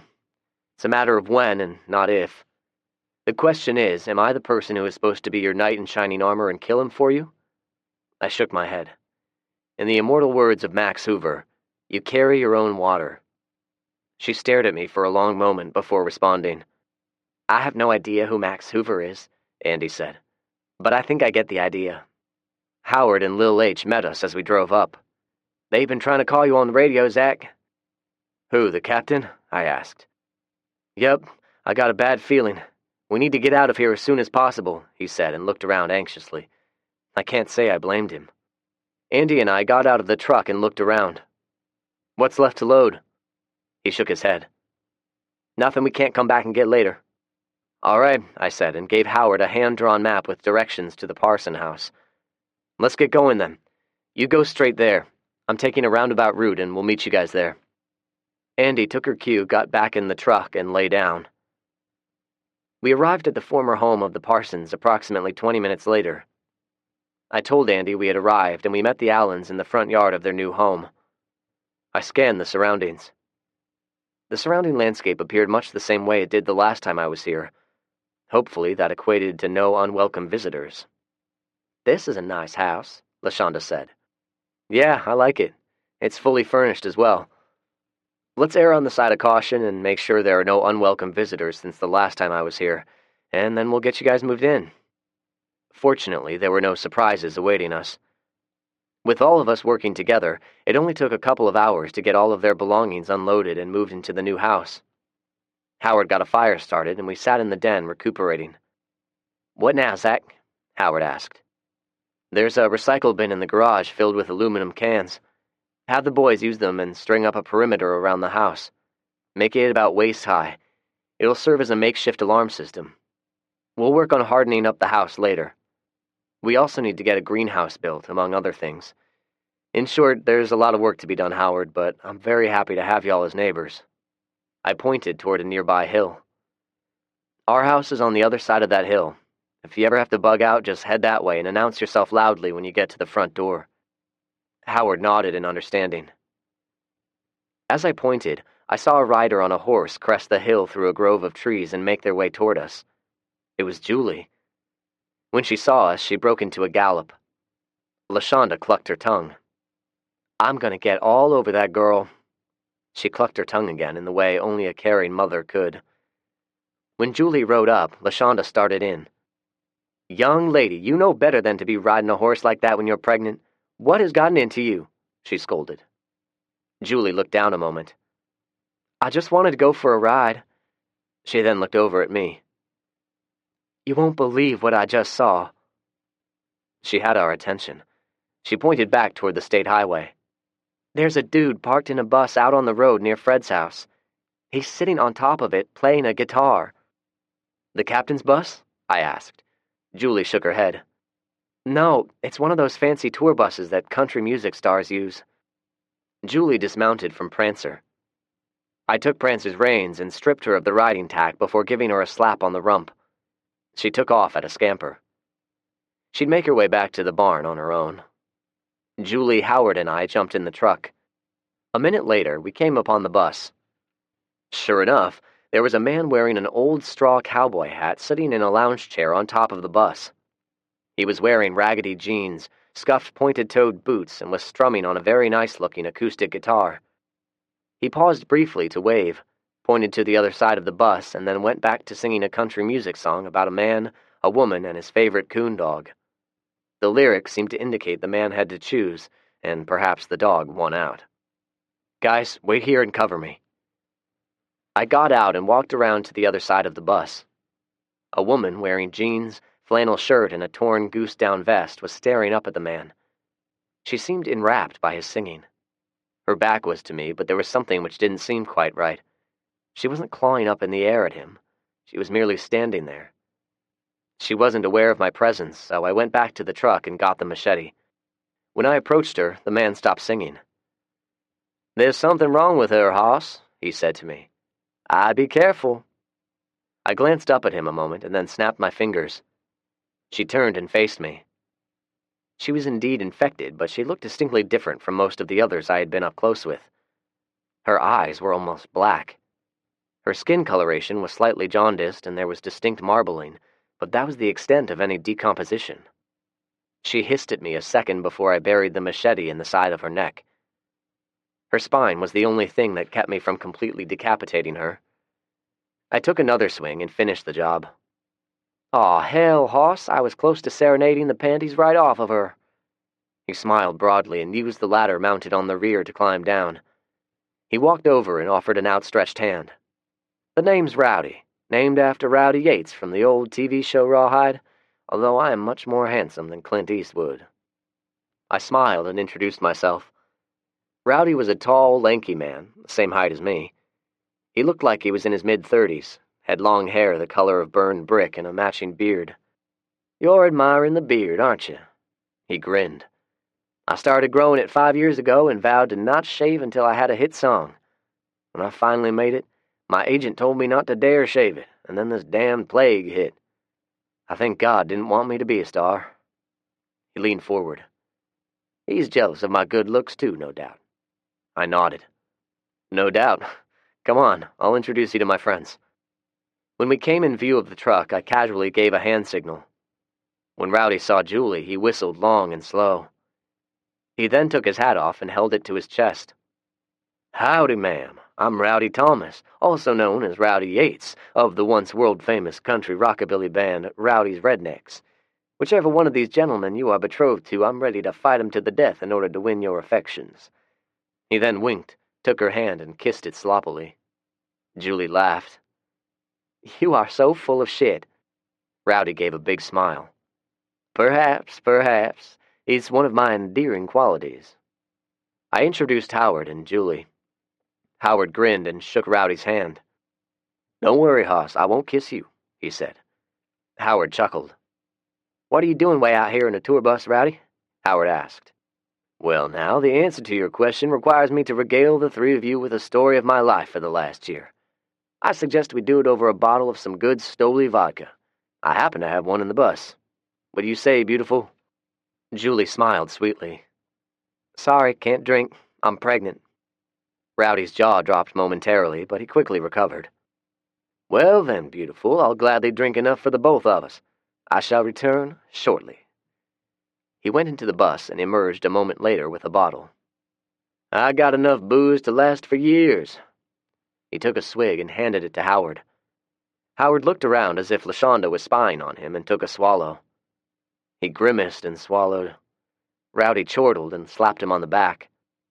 "Good shit, huh?" He tried to hand the bottle to me. I declined. He shrugged and took another swallow. "My tale begins a little over 15 years ago. I was a 19-year-old wannabe stud, still living in a trailer out in the middle of bumfuck Alabama with my baby half-brother, my alcoholic daddy, and his third wife, who was also of the dipsomaniac persuasion." He thought about what he said and looked at the bottle with a bit of concern. However, it didn't stop him from taking another drink, although, to be honest, it was more of a light sip this time. "So, I'd been playing the guitar since I was around 10 or so, and did a lot of singing in the shower. I graduated to karaoke and eventually found myself in a band. We traveled around the South, playing in every roadhouse and dive bar out there. In the middle of it all, I sowed many a wild oat and pitched our songs to anyone who would listen. Somehow, a major label in Nashville liked our music and signed us on. We were scheduled to be the opening act at that fancy arena downtown when that dang plague took over." "How'd you survive?" Julie asked. "We had our bus parked in the underground garage at the hotel." He gestured at us with the bottle. "Now here's the funny shit. This hotel was supposed to have a 5-star restaurant. Well, guess what? Most of their food was canned or frozen. Those hypocrites tried to claim all their food was fresh, which was total bullshit, but it turned out to be a boon for us. All of that canned food didn't rot on us, so we had plenty to eat." His expression turned somber. "How many in your group were there?" I asked. "There were 9 of us at first. We were in the bus having a little party when one of my buds comes running in and said there was a massive riot going on in the streets. We locked ourselves in the bus. It got crazy real quick like. People were running around like their asses were on fire, and they were all trying to drive their cars out of the garage at the same time. All they did was crash into each other and block the entrances, which also turned out okay, sort of. We were trapped in, but it plugged up the holes enough where most of them infected things kept on walking instead of coming inside the garage." He looked at the bottle before looking up. "The bus windows were tinted. Nobody could see in. We watched as people attacked other people and tore into them. It was awful, man. Just awful." He drank heavily this time. "On the second day, 4 of our group decided for some stupid reason to make a break for it. Those idiots didn't even know where they were going. Well, they made it out of the garage and out of our sight." He shook his head. "We heard these ungodly screams a minute later. That was enough for the rest of us. We kept ourselves locked in the bus until the food ran out. Then we went exploring and found the service entrance to the kitchen. Like I said, everything they served was frozen or it came out of a can. We were lucky." He gave a short laugh. "Yeah, real lucky." He drank some more, remembered his manners, and offered the bottle to Howard. Howard wiped it off and took a small sip. "Here's the crazy shit. First, the electricity and the water in that hotel stayed on for about 3 months. Oh yeah, here's the crazy thing. We were all fine until the second time we ventured out of the bus. We snuck out at night and took turns taking a shower in the manager's office.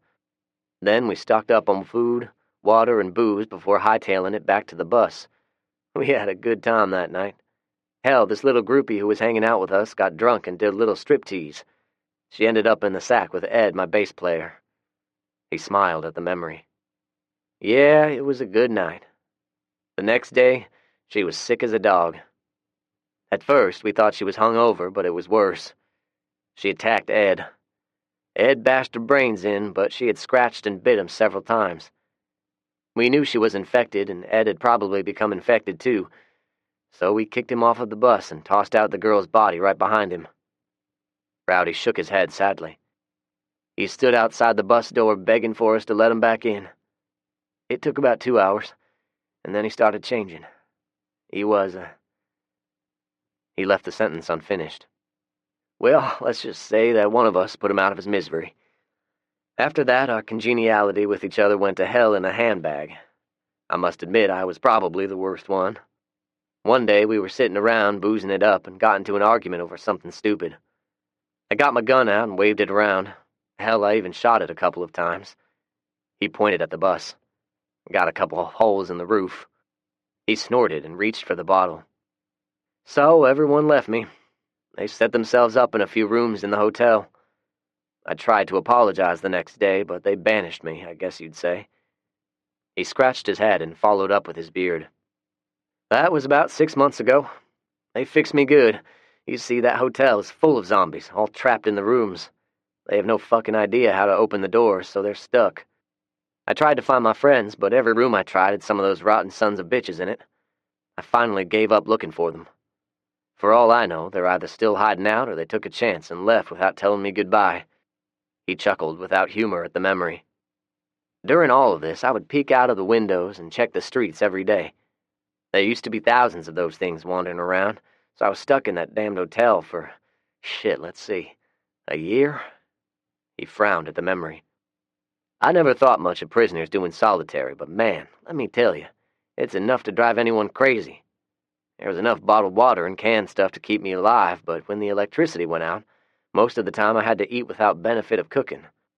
When the water went out, I used the water in the toilet tanks to wash, which was no fun at all. He shivered in disgust at the thought. Anyway, I would peek out of the windows every chance I could. After a while, I noticed the numbers of them rotten motherfuckers were significantly less every day. One day, I watched a few of them no-good cocksuckers walking aimlessly, and then they fell over and didn't get back up. The next morning, I walked up the stairs to the top floor and looked out a window. He looked off into the distance. There were dead motherfuckers everywhere you could see.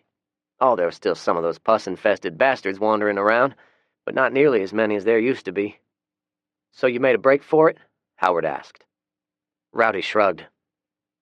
After being totally alone for 6 months straight, I couldn't take it anymore, Hoss. I had to get out of there. His eyes started watering up now. We found other things to look at. After a minute, he dabbed his eyes and continued.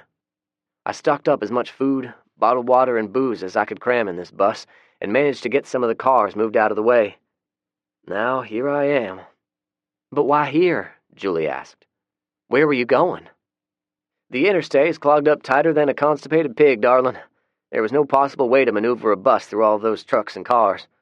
I was trying to take the back roads to go back to Alabama, but I made one big mistake. We all looked at him questioningly. I ran out of fucking gas, he said, and then howled with sudden laughter. I got out and looked around, and that's when I saw the young lady there meandering down the road. He peered over at her headless body. She looked different from the other zombies I've seen. So you climbed up on the roof and started singing to her? I asked. Rowdy grinned and nodded.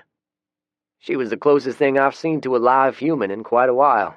I know it sounds crazy, but I was enjoying the company.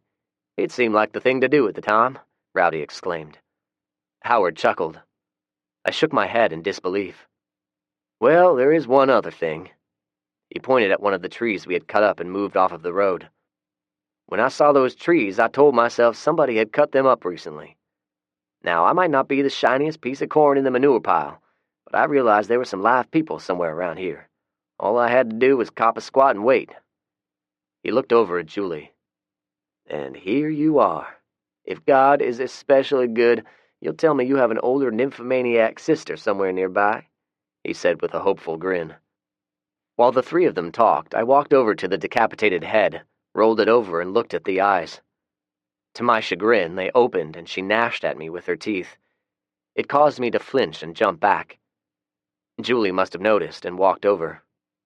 What is it? She asked. The head is still alive, I said. She looked and gave out a yelp when it looked at her. What's wrong with her eyes? She asked. The zombie's eyes were an opaque shade of black. The pupils were barely discernible. Wanting to conserve ammunition and keep noise to a minimum, I found a rock on the side of the road of sufficient size and was about to bash its skull in, but hesitated. I remembered the experiments conducted by Boom Boom. Here was my chance to conduct my own experiments. I looked over at Julie. She seemed to know what I was thinking and slowly shook her head. I brought the rock down. "What do you think of him?" I asked.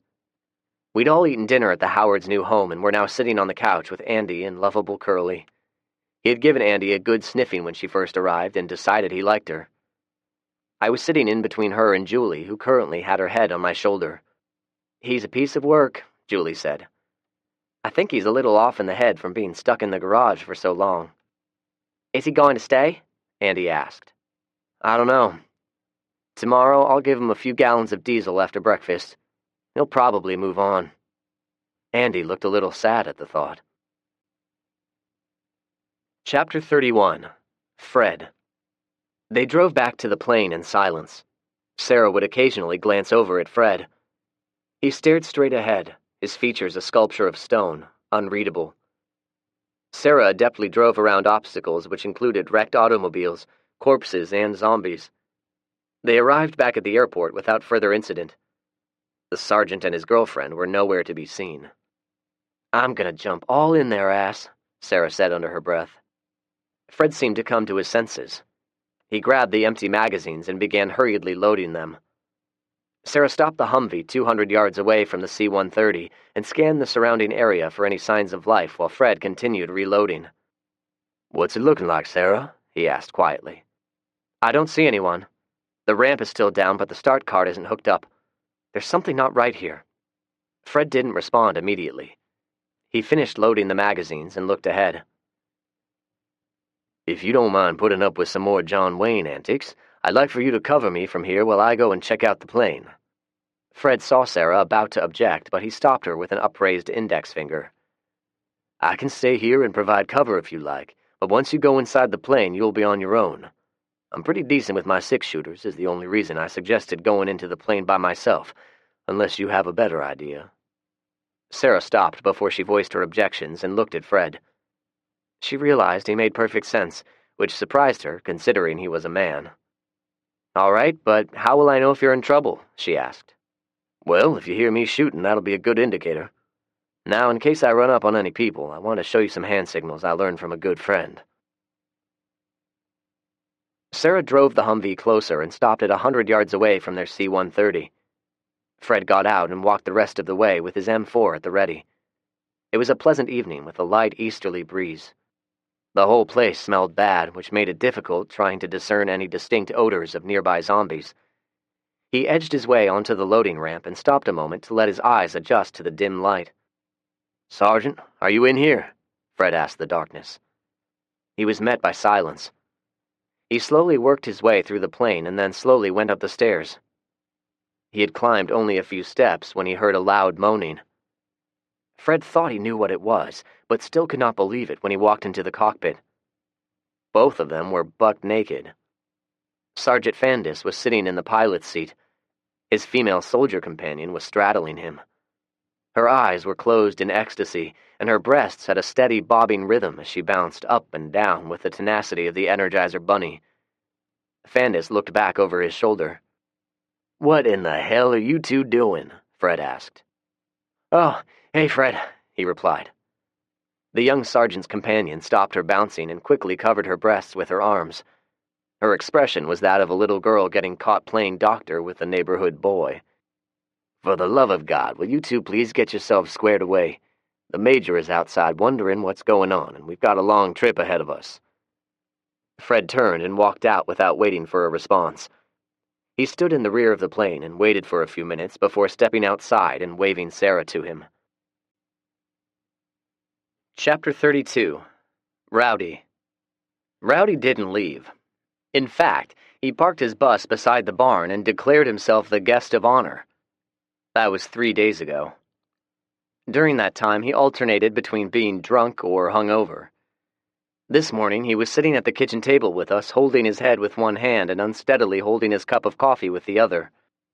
I watched him with growing irritation. Julie and Andy noticed my mood and made small talk with each other. I caught Julie glancing at me and gestured with my head. We were so close now, it was as if we could read each other's minds. Come on, Andy, let's go check on Prancer. Andy looked confused, but Julie grabbed her by the hand and they walked out. Rowdy, it's time you and me had a man-to-man talk, I said. He set his coffee down and groaned. Aw, Zach, not now, he said with a groan. I'm afraid so, I replied. He glared at me with bloodshot eyes. No offense, kid, but I'm a grown-ass man. How old did you tell me you are, 17? He waved me off with a flick of his hand and sipped his coffee. You're all just a bunch of kids. For your information, Rowdy, if you care to take a look around, you'll see that not only have us kids survived, but we have thrived in the face of almost overwhelming odds. Now we're gonna have a little talk. I'll do the talking and you'll do the listening. He sighed heavily, but finally nodded. First, no more playing your guitar and caterwauling in the middle of the night. Sound carries at night, and you're gonna attract unwanted visitors to our doorstep. Rowdy chortled. I wasn't caterwauling, I was serenading the ladies. And for your information, they're interested. At least one of them was peeking at me out of the curtain last night. That was me. I was debating on whether or not to shoot you. He looked at me and realized I was serious. He stopped grinning. Oh. Second, you're going to have to start pulling your weight around here if you plan on staying, and I'm not talking about singing for your supper. I'm talking about work. Ball-busting work. There's always something to do around here, and plenty of it. Rowdy set the coffee down, held his head in his hands, and groaned. Third, you really need to cut down on your drinking. I can only imagine what you went through this past year, but believe me, we all have our own stories. He peeked at me to see if I was serious. I changed my tone. I'm not saying quit completely, just slow it down. You drink yourself silly every night and then you feel like shit all day. It has to change. You've got to slow it down, otherwise you're going to kill yourself. He groaned again. Anything else? Not at the moment, but there will be. I really need an extra hand around here, and I'd like for you to stay. But if you don't intend to pull your weight and help out, I'll help you get your bus prepped and you can be on your merry way. Rowdy smoothed his beard, leaned to one side, and let out a long, watery fart. I glared at him. You think this is a fucking joke? Fine, enjoy your coffee and then you're out of here. I started to stand up. Oh, come on, it was a little funny, Rowdy said with a grin. I continued glaring at him.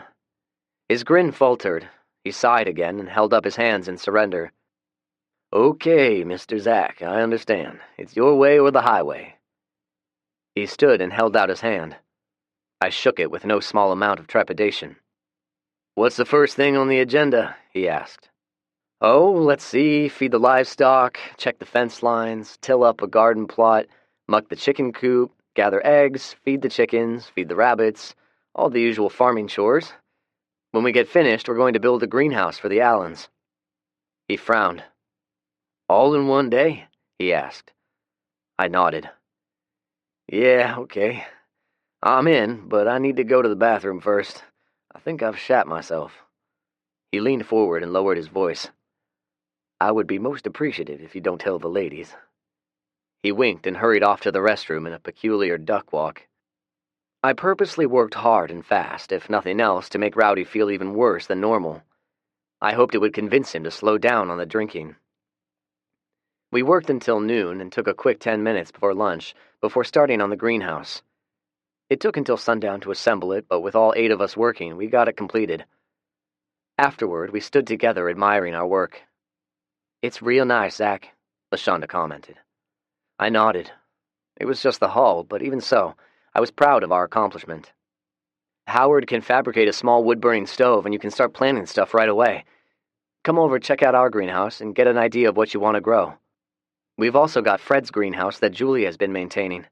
He won't mind if you borrow some plants. When the weather gets warmer, we'll add some concrete footings to bolt it down to. Howard and LaShonda nodded appreciatively. All right, I said. Speaking of Fred's place, Rowdy and I are going to check on it. I looked at Julie. I'll see you 2 back home, okay? Julie nodded and glanced at Andy without emotion.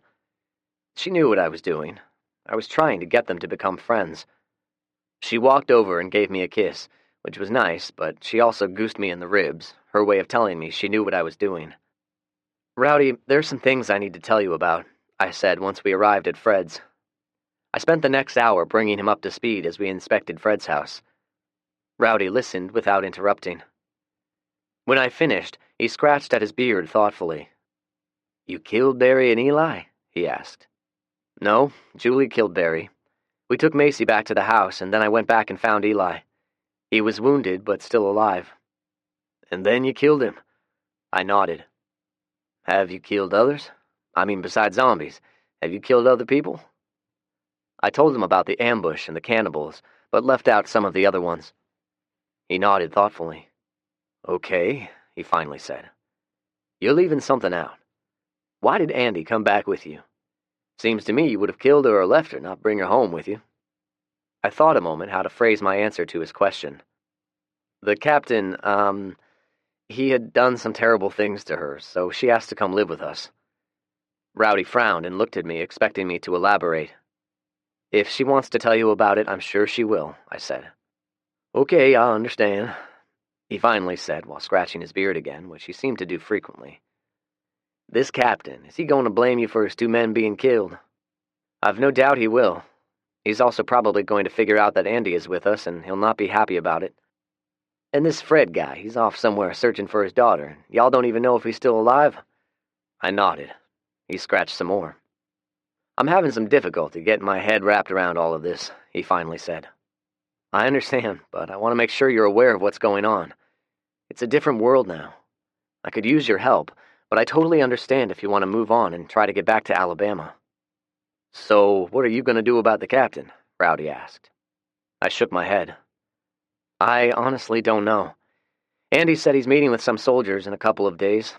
I really want to be there ahead of time, stake it out and listen in on the meeting, but there are wild dog packs roaming around here. I'd hate for them to find me out in the open." Rowdy grimaced at the thought. "Yeah, that'd sure ruin your day." I snapped my fingers at a detail I'd forgotten and motioned for Rowdy to follow me to the barn. Fred had traps hanging on the wall. "As much as I hate to do it, we're going to need to set these out. We ran into a pack of those feral dogs not too long ago. It was pretty large enough to take down 2 or 3 of us. We need to kill them off." I thought about Mo, and it tore at my heart. Rowdy held up one of the traps and nodded approvingly. "I understand. Okay, I just have one other question. Is Andy single and available?" He looked at me with a hopeful grin. I couldn't help but chuckle. "Yes, she's single, but as for being available, she's probably not in a good place emotionally right now. My advice would be to take it slow and be nice to her. She deserves to be treated nice." I felt no need to tell him she had hit on me a couple of times. If Andy wanted him to know, she could tell him herself. "Do you think she'd be interested in me?" Rowdy asked. "I mean, I'm fully aware of how devilishly handsome I am, and most women find me irresistible, but some women are funny, and I don't mean ha-ha funny." I shook my head and walked to the truck. Julie and I had our usual bedtime conversation while lying in each other's arms. I told her of the 2 conversations with Rowdy. "How do you think he's going to work out?" she asked. "I think he'll be okay, although I strongly suspect one day he'll get itchy feet and bid farewell. Knowing him, he'll do it with a song." Julie chuckled quietly. "He's certainly a piece of work," she said. "He asked me if Andy was available." "What'd you say?" she asked. I told her my response. She snuggled closer to me. "Good. Maybe she'll take an interest in him and stop with this crush she has on you." "I don't think it's that bad," I said. Julie scoffed. "Okay, so we can help play matchmaker then." "Good idea," she said. "Julie, I've never asked directly, but I always wondered why you were okay with me and Macy. You even encouraged it." "That was different." "But how?" I asked. "Because I was in love with her too," she whispered. "All 3 of us were in love with each other, Zach." I listened as her breathing changed, indicating she had fallen asleep, and thought of what she said. I realized that it made sense in its own quirky way. Chapter 33. A Most Unpleasant Radio Conversation. "Zach!" Andy shouted. I came running out of the barn and met Andy, who was running toward me. She was out of breath and frightened. Rowdy emerged from the front door and stood on the porch. He shrugged unknowingly. "I swear, Zach, I didn't do anything," Andy said. I was just showing Rowdy the radio. All right, Andy, calm down and tell me what's going on. Julie peered out of the barn with her M4 in hand. The captain, he's on the radio calling for you, she said. Did you say anything to him? I asked pointedly. She quickly shook her head. Julie came up beside me. What are you going to do? She asked. Andy looked at me expectantly. Rowdy was rubbing his belly as if he was wondering when lunch was going to be served. My watch showed me it was right at noon, the time we used to speak to each other. I looked at Julie and shrugged. I guess I've got to speak to him sooner or later. May as well be now. We went inside and I sat in front of the radio. Go ahead, Captain, I said into the microphone. Well, there you are. Is there a reason why you've been avoiding me, Zach? Perhaps you've done something wrong toward me? His tone was unfriendly, condescending. On the contrary, it is you who has done me a terrible wrong. Quite frankly, I have nothing to say to you, nor do I care to speak to you anymore. You killed 2 of my men, you fucking ungrateful punk, he growled. They were planning to ambush me, you pompous ass, I responded. I had nothing to do with that. Your men, your responsibility, I said curtly. He didn't quite know how to respond to my assertion, so he changed the subject. Where's Andy? He demanded. Wherever she wants to be. For your information, she's nobody's slave, especially not yours. You listen to me close, boy. You owe me for the deaths of 2 of my soldiers, and you better tell Andy if she knows what's good for her, she'll get her ass back home. And you listen to me, Captain, I said in a low tone. You owe me for your boys murdering Macy. There was a long moment of silence before he responded. You're lying. He waited. When I didn't respond, he continued. I didn't authorize them to kill anyone. It sounds to me like you don't have very good command of your boys, I retorted. They were planning on ambushing me when I was supposed to meet with Andy. Out of respect for you, I sent Julie and Macy to meet with her instead. Okay, the respect part was a small lie, but he had no way of knowing it. So Macy and Julie meet with Andy instead of me. Your boys see the 2 girls, my 2 girls, and they attempted to kidnap them. Macy was shot and murdered by your boy Barry. Because of that, they paid the price, Captain. They were under your command, and therefore their actions are a reflection of you. You're responsible. You should have reported this to me rather than taking the law into your own hands, he said evenly. And in the meantime, let them do God knows what to Julie? You must be out of your fucking mind. I looked at the radio for a moment before continuing. Captain, I want no further contact with you. I know where you live now, and I give you my word I will not trespass. But know this, if I see any of you or any of your boys anywhere near my property, I'll consider it a hostile act and kill them on sight. This conversation is over. I turned the radio off while he was ranting. I felt Julie's hand on my shoulder and realized I was shaking. I looked up at her. Well, that went well. I tried to smile, but didn't do a good job of it. Later, the 4 of us ate dinner in an uneasy silence. Finally, Rowdy spoke. Zach, I get the impression this is not good. Yeah, you could say that. I played with my food a minute before continuing. This captain, he's got a severe ego, a lot of weapons, and they outnumber us. He's going to take this as a personal affront. I don't think it's over, but I'm not sure what our alternatives are. I ate a bite and noticed Andy looking at me. Andy, the captain wants you back. It's your choice. Do you want to go back? I asked. She stared at me somberly and slowly shook her head. Julie grabbed her hand and squeezed, then looked at me and nodded. I nodded back. I put my hand on top of theirs. Then that's good enough for Julie and me. This is your home now, Andrea, I said. Rowdy added his hand to the group.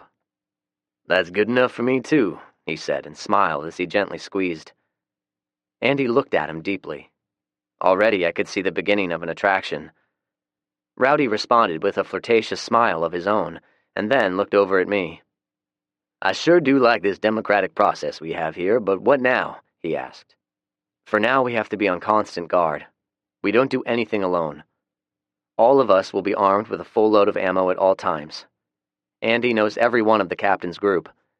If we spot any of them, we consider them hostile. I can only hope he chooses to go his own way, but I highly doubt it. Why's that?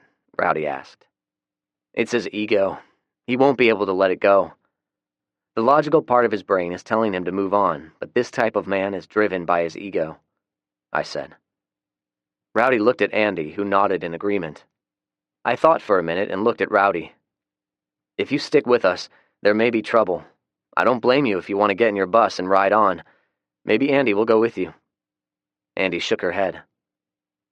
I want to stay here, she said. Rowdy looked at her a long moment, maybe hoping she'd change her mind. Finally, he spoke. Guys, I'll be honest. I can't be alone anymore. The thought of it scares the dog shit out of me. I'd like to stick around too, if you don't mind. He looked at the three of us expectantly. Welcome aboard, then, I said. I tried to put some warmth in my welcome, but quite frankly, I was too worried about what the captain may do next. After supper, Rowdy retrieved his guitar and a bottle from the bus. We sat in the den and listened to him play. He was actually quite good and had a pleasant tenor voice with a hint of a southern twang. We cheered and applauded after each song. Rowdy would smile with pride and take a sip from his bottle. I believe it was Patron tequila tonight.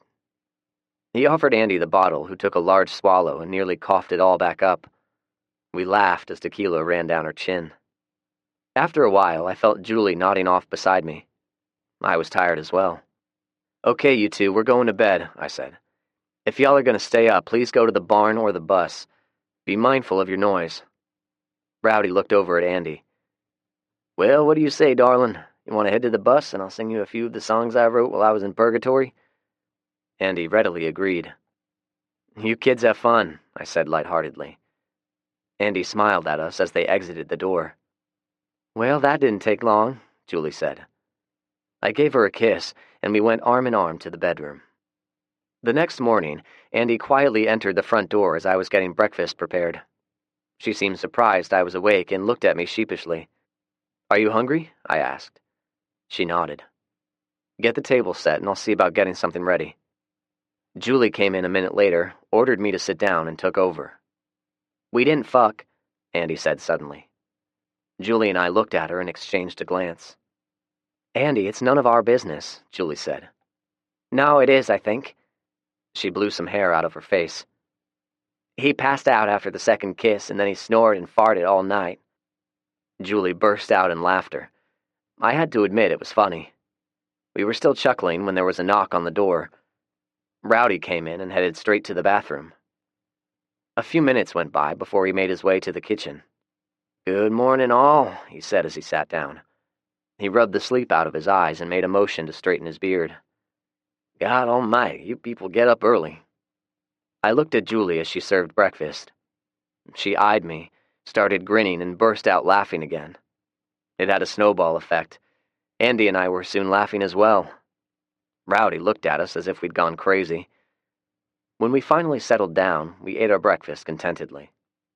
What's on the agenda today, Zach? Rowdy asked. Morning chores, and then I think you and I are going to do some scavenging. We want to go too, Julie chimed in. You said we all need to stick together, remember? I saw the stubbornness in her stare. I knew the look well. So I did what a real man would do. I held my hands up in surrender. I had many other things planned for her and Andy, but I knew it'd be a losing argument trying to convince them to stay. We were on the road 2 hours later, riding in Rick's dually loaded with our usual equipment and several gas cans in the bed. What's with the gas cans, Zach? Rowdy asked. I thought you had plenty of fuel. I glanced over at him and nodded as I drove. We do, but you don't. And the way you're running the bus engine every night, you'll be out within a day or two. So you're going to be scavenging for your own diesel. I'm not giving you any more. Julie giggled. Oh, and I have a list of other things we could use. I looked back at Julie and she handed a notepad to Rowdy. Rowdy scanned it over and looked at me. You seem to have a penchant for writing everything down, he said. Andy leaned forward and nudged Rowdy. He handed the notepad to her. I watched her in the rearview mirror as she went through several other pages, seemingly absorbed in everything I had written. Where are we going? She asked a moment later. Cool Springs area. The first stop is Home Depot. If you noticed, I have some out-of-the-ordinary things like driveway sealer. I'm betting nobody bothered taking anything like that. But if you see other things on the list, you know what to do, and remember the golden rule. If we can eat it, we take it, I said. I thought for a moment and spoke again. You two haven't practiced with us in the dynamics of clearing a building, so I want you two to stand by outside until we give the all clear, I said. Rowdy cleared his throat. Hoss, I don't mean to be arrogant, but my daddy taught me how to shoot guns when I was just a snot-nosed kid. I've no doubt, Rowdy, and I'm betting Andy is a pretty good shot too, but Julie and I have trained together. We use hand signals, signals with our flashlights, code words, entry procedures, and assigned sectors of fire. We've been doing this together so long we practically read each other's minds. Rowdy nodded. Well, I can certainly believe that. You two are peas in a pod. Andy laughed. Okay, Hoss, pretty little Andy here will help me watch out. I'm guessing you'll give the word when it's okay to come inside? I nodded. Okay, I'm good with that. But one day, you two are going to have to teach us some of those signals. Trust me, you'll have us practicing together so much you'll want to shoot 'em yourself, Julie said. I looked at her in the mirror with mock sadness. She stuck her tongue out and licked her lips provocatively. I concentrated on the road so I wouldn't become aroused. The windows of the Home Depot had all been broken out, which seemed unnecessary for whoever felt the need to do it, but it worked out well for us. I drove by the front and revved the engine several times. We were rewarded with two of them slowly trudging their way out. Andy bounced in the back seat. I want to kill one, she said. I looked at Rowdy. There's one for each of you, I said. They got out of the truck and the two of them took up positions on each end of the truck. I watched as Rowdy took aim and scored a headshot within a second. Andy followed a second later. I glanced at Julie. Not bad, she said. I agreed. Good shooting, I said to them when we got out. Something you two may or may not have seen, even when you score a headshot, they don't always instantly drop dead. Sometimes it takes a few seconds, so be careful. You might assume the threat is eliminated, and just before they drop dead, they'll get one final bite in. They nodded. I looked around and saw no other zombies. All right, you two wait out here. Oh, and I need to emphasize to you two not to shoot into the store. If I get shot, whether it's by accident or not, I'm shooting back. Stay by the truck and mind your sectors of fire. If any hostiles approach, either sound the horn or start shooting. They grinned and nodded in understanding. Julie and I did a fast, dynamic entry and cleared the path to the building materials section quickly and silently. There were no other zombies, only a few putrefied corpses. Most of the inventory was gone, the shelves empty. But, as I suspected, there was plenty of 5-gallon buckets of asphalt sealer along with some swabs. I grabbed a flat card and loaded up. Julie guarded me as I pushed it out. I stopped suddenly and saw another item we could use. Termite poison. There were several 5-gallon cans. I loaded all of them. When I was done, the cart must have weighed over 300 pounds. I was breathing heavily when I finally got it pushed outside. Rowdy saw me, got out, and helped me load it all in the truck. What's the sealer for? Andy asked. The driveways. I smiled at her confusion.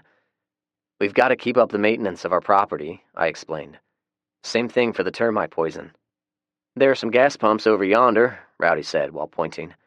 I reckon we should check. I agreed. I was going to tell him the chances were slim, but he'd need to find out for himself. Andy joined him as he walked over to them. Andy needs clothes, Julie observed as we watched her pull her pants up over her skinny butt. I chuckled. Next on the list, I guess. There's a sporting goods store down the road. We'll give it a try and see if there are any hunting clothes left. I may be wrong, but I'm guessing she hasn't worn a dress since kindergarten, I said. I'm going to need some bigger pants as well. Feel. She put my hand on her baby bump. It had definitely grown in size. I rubbed it softly. That feels good, she cooed. I was interrupted by Rowdy waving at us. I sighed and stopped. We'll continue this later, she promised. I patted her on the butt in agreement as we got in the truck and drove to the end of the parking lot where the gas pumps were located.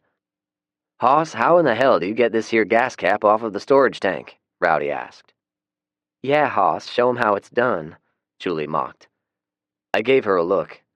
She smiled sweetly at me. Okay, you two, watch close. It's actually fairly simple, but you've got to be careful with static electricity. I pulled out the bolt cutters, grounded them, and then snapped the lock. The cap opened right up. All right, that's step one. Andy, there's a length of string in the truck with a couple of lead fishing weights tied on the end. Grab it and bring it over here.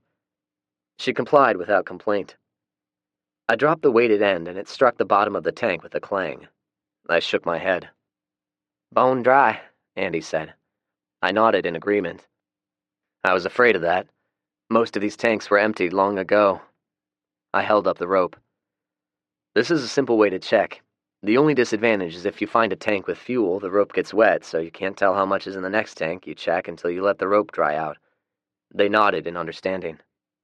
You seem to have thought of everything, Zach, Rowdy said. I'm glad I found you guys.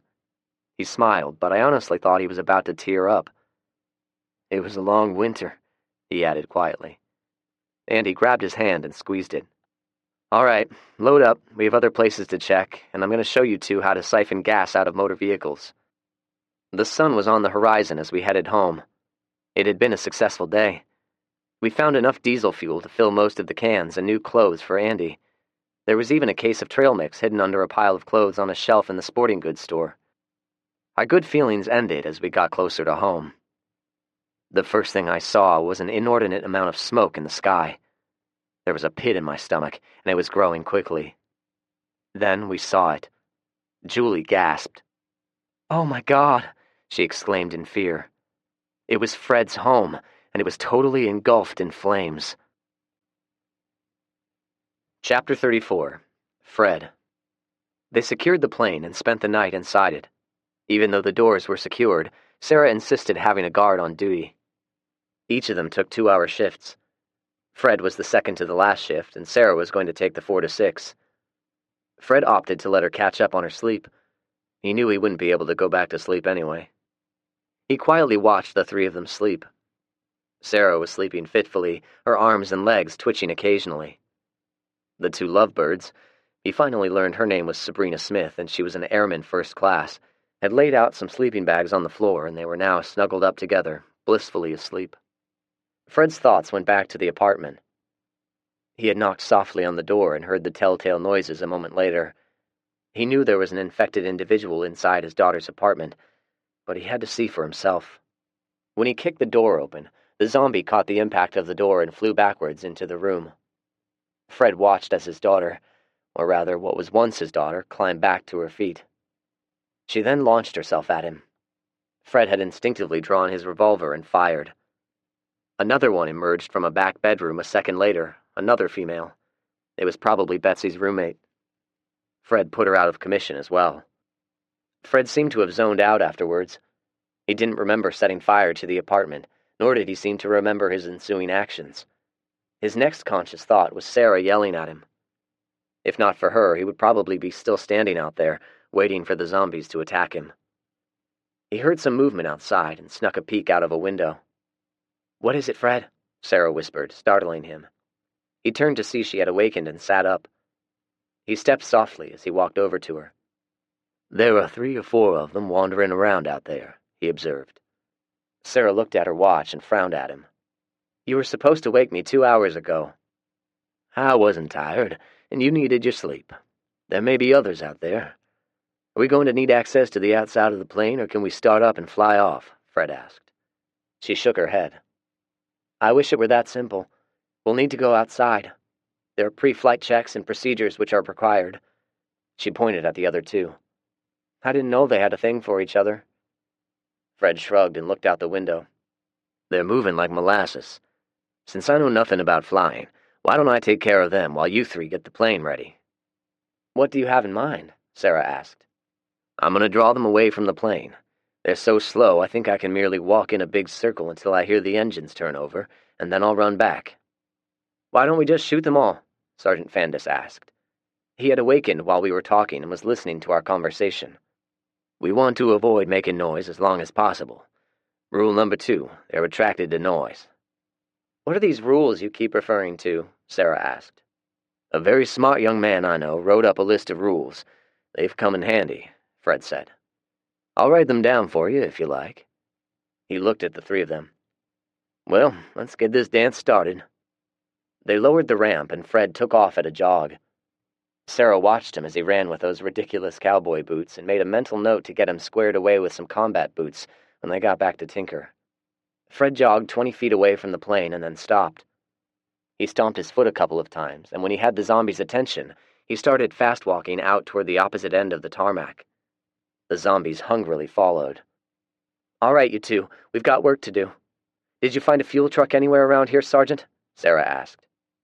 "We did, ma'am, but the battery is dead on it," Sergeant Fandis replied. Sarah sighed. "All right, get the start card hooked up and start pre-flight checks. Smith, you and I are going to take the Humvee over to that tanker and see if we can jump it off.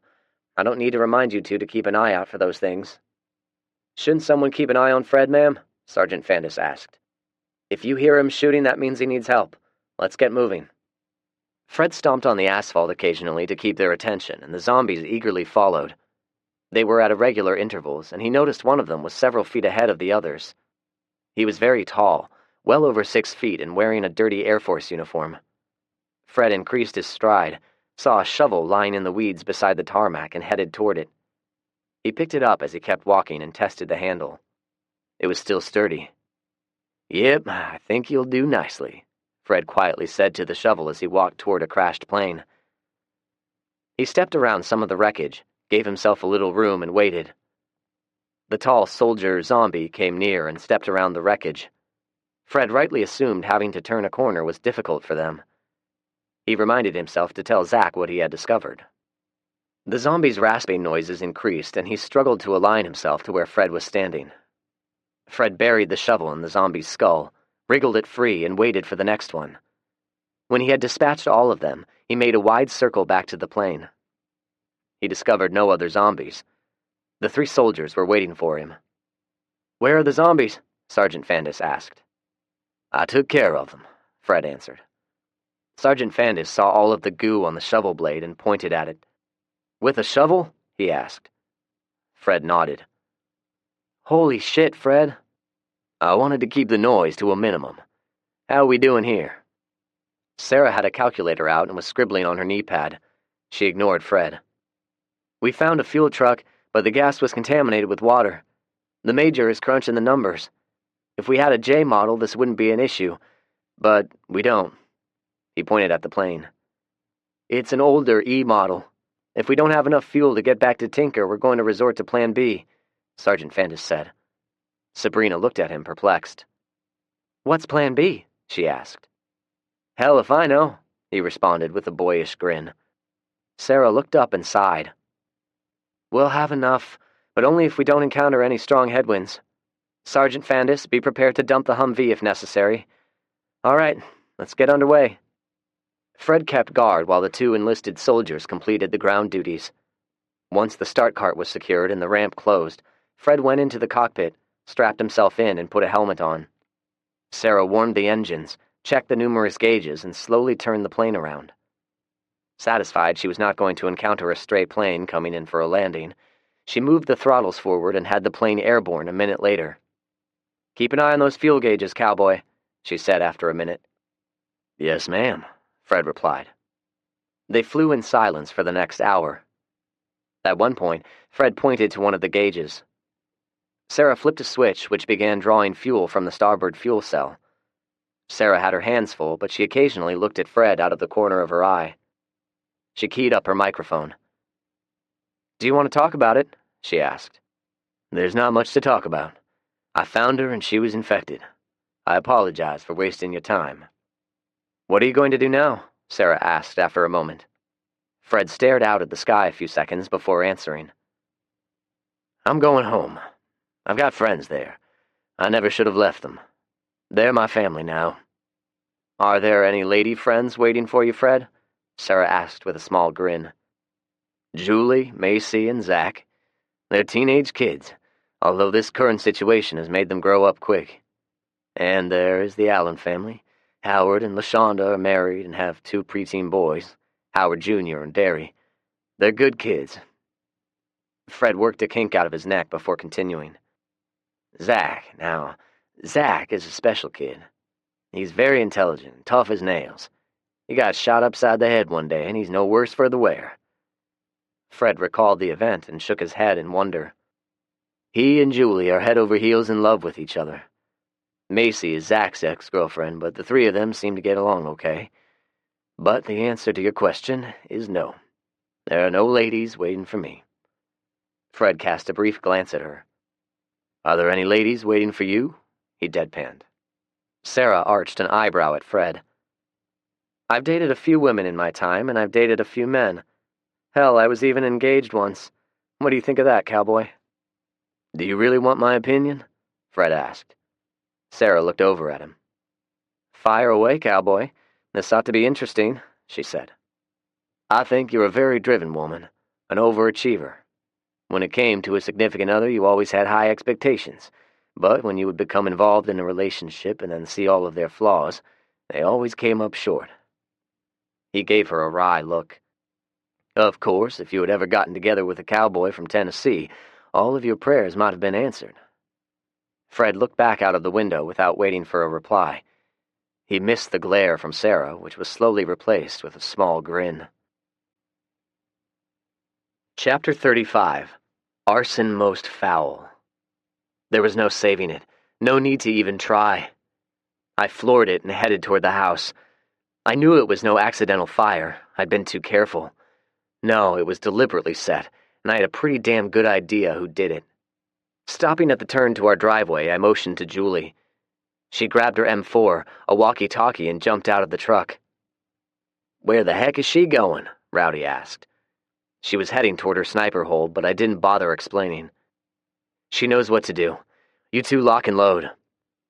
Andy reacted without hesitation and grabbed the other M4. Rowdy was having vapor lock until Andy leaned forward and punched him in the arm. "Get your ass moving," she shouted at him. Rowdy looked at her and began fumbling with his revolver. I stopped the truck right at the curve, slammed it into park, and shouted over my shoulder to Andy. "Cover me. Rowdy, you stay here with the truck and kill anyone you don't recognize," I said. Without waiting for a response, I grabbed my Winchester and exited the truck. Hugging the tree line, I made my way to the bridge in much the same manner Jason's boys did not so long ago. I was much more careful than they were, though, utilizing stealth and cover as I approached. Andy followed me closely, and much to my relief, she was as quiet as a mouse. One of them was sitting on his ass near the gate and holding his arm. I could plainly see the third-degree chemical burns on his face and hands. Good, my booby trap actually worked. I used my rifle scope and scanned around the house. Andy's Jeep was there, parked beside my truck. There was a man whom I did not recognize admiring it. I couldn't blame him. It was probably the most beautiful motor vehicle on the planet. Another one emerged from the front door, carrying a gas can. My blood ran cold. I was just about to shoot him when a little voice in my head started screaming. I swiveled my rifle around and scanned the rest of the area. I stopped suddenly and looked closely at Rick's Hill. The casual observer would never have seen it, but I knew every bump, every curve, and every nuance of that mound. There was a slight, very slight bulge in one spot. He was well camouflaged, possibly wearing a ghillie suit. "Well, hello, George," I whispered. Anyone hidden so well and set up to provide cover for his buddies had to have been a Marine. I would have liked to have gotten to know him. Perhaps we could have been friends. It was a good thing we were well back in the trees. Otherwise, he would have immediately spotted us. I had to act quickly. For all I knew, he was sighting in on one of us at this very moment. I knew what the range my rifle was sighted in at, and I also knew the exact range to the top of the mound. I was concentrating on the crosshairs when I saw a small puff of smoke, and the tree I was kneeling beside spat out a chunk of bark. He had spotted me, but his aim was slightly off. I had to act quickly, or I was a dead man. I forced myself to relax and gently squeezed the trigger. The cloth material made a slight inward indentation before returning to normal, but otherwise did not move. I put another round in the same spot before swiveling the scope back toward our other two adversaries. The one with the gas can was hurriedly digging into his pocket, perhaps reaching for a lighter.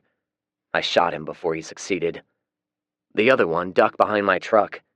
I should have started laying down fire, but hell, I loved that truck and didn't want to damage it. While I was concentrating, there was a 3-round burst of gunfire over my head. I looked up in fright. Andy was standing over me with the M4 pointed toward the bridge. I looked at what she was aiming at. The man with the chemical burns had a sawn-off shotgun grasped in his hands. I had not seen it. I looked back up at Andy and gave her a grateful nod. It was obvious she was scared shitless, but she smiled at me nonetheless. I turned my attention back to the house. I saw nobody else, but that one asshole was still hiding somewhere. I turned my walkie on. "Come in, Saigon," I whispered. Julie clicked her radio. "2 tangos down, 1 still active. Anything on your end?" I asked. "Nothing," Julie whispered. "Is the captain there?" I told her I did not see him, but I felt he was around here somewhere. Andy crouched down beside me. "Good job, girl," I said. "Julie doesn't like me very much," she replied. I took my eye off of the scope and looked at her. It astounded me that she was thinking of Julie's antipathy toward her rather than the problem at hand. Typical female. "I'll have a word with her." Andy looked at me gratefully. I pointed toward the dead dude by the bridge. "Who's the asshole?" I asked. "Tony," she said. "He was okay, I guess. I mean, he never did anything fucked up toward me." I nodded in mock understanding. "There's one other man hiding behind my truck. There may be someone still inside the house, or maybe in the barn, I don't know, but I have an idea if you're up for it." I explained what I had in mind. Andy listened without comment and agreed. She walked out from the tree line and moved toward the gate. Squinting up at the house, she waved. After a minute, I saw a face peeking out from beside the truck. She dragged Tony out of the way, opened the gate, and walked up. At my instruction, she stopped several yards away. I got on the radio and told Julie what we were doing. She clicked in acknowledgement. I waited for him to show more of his head. It was going to be a tricky shot.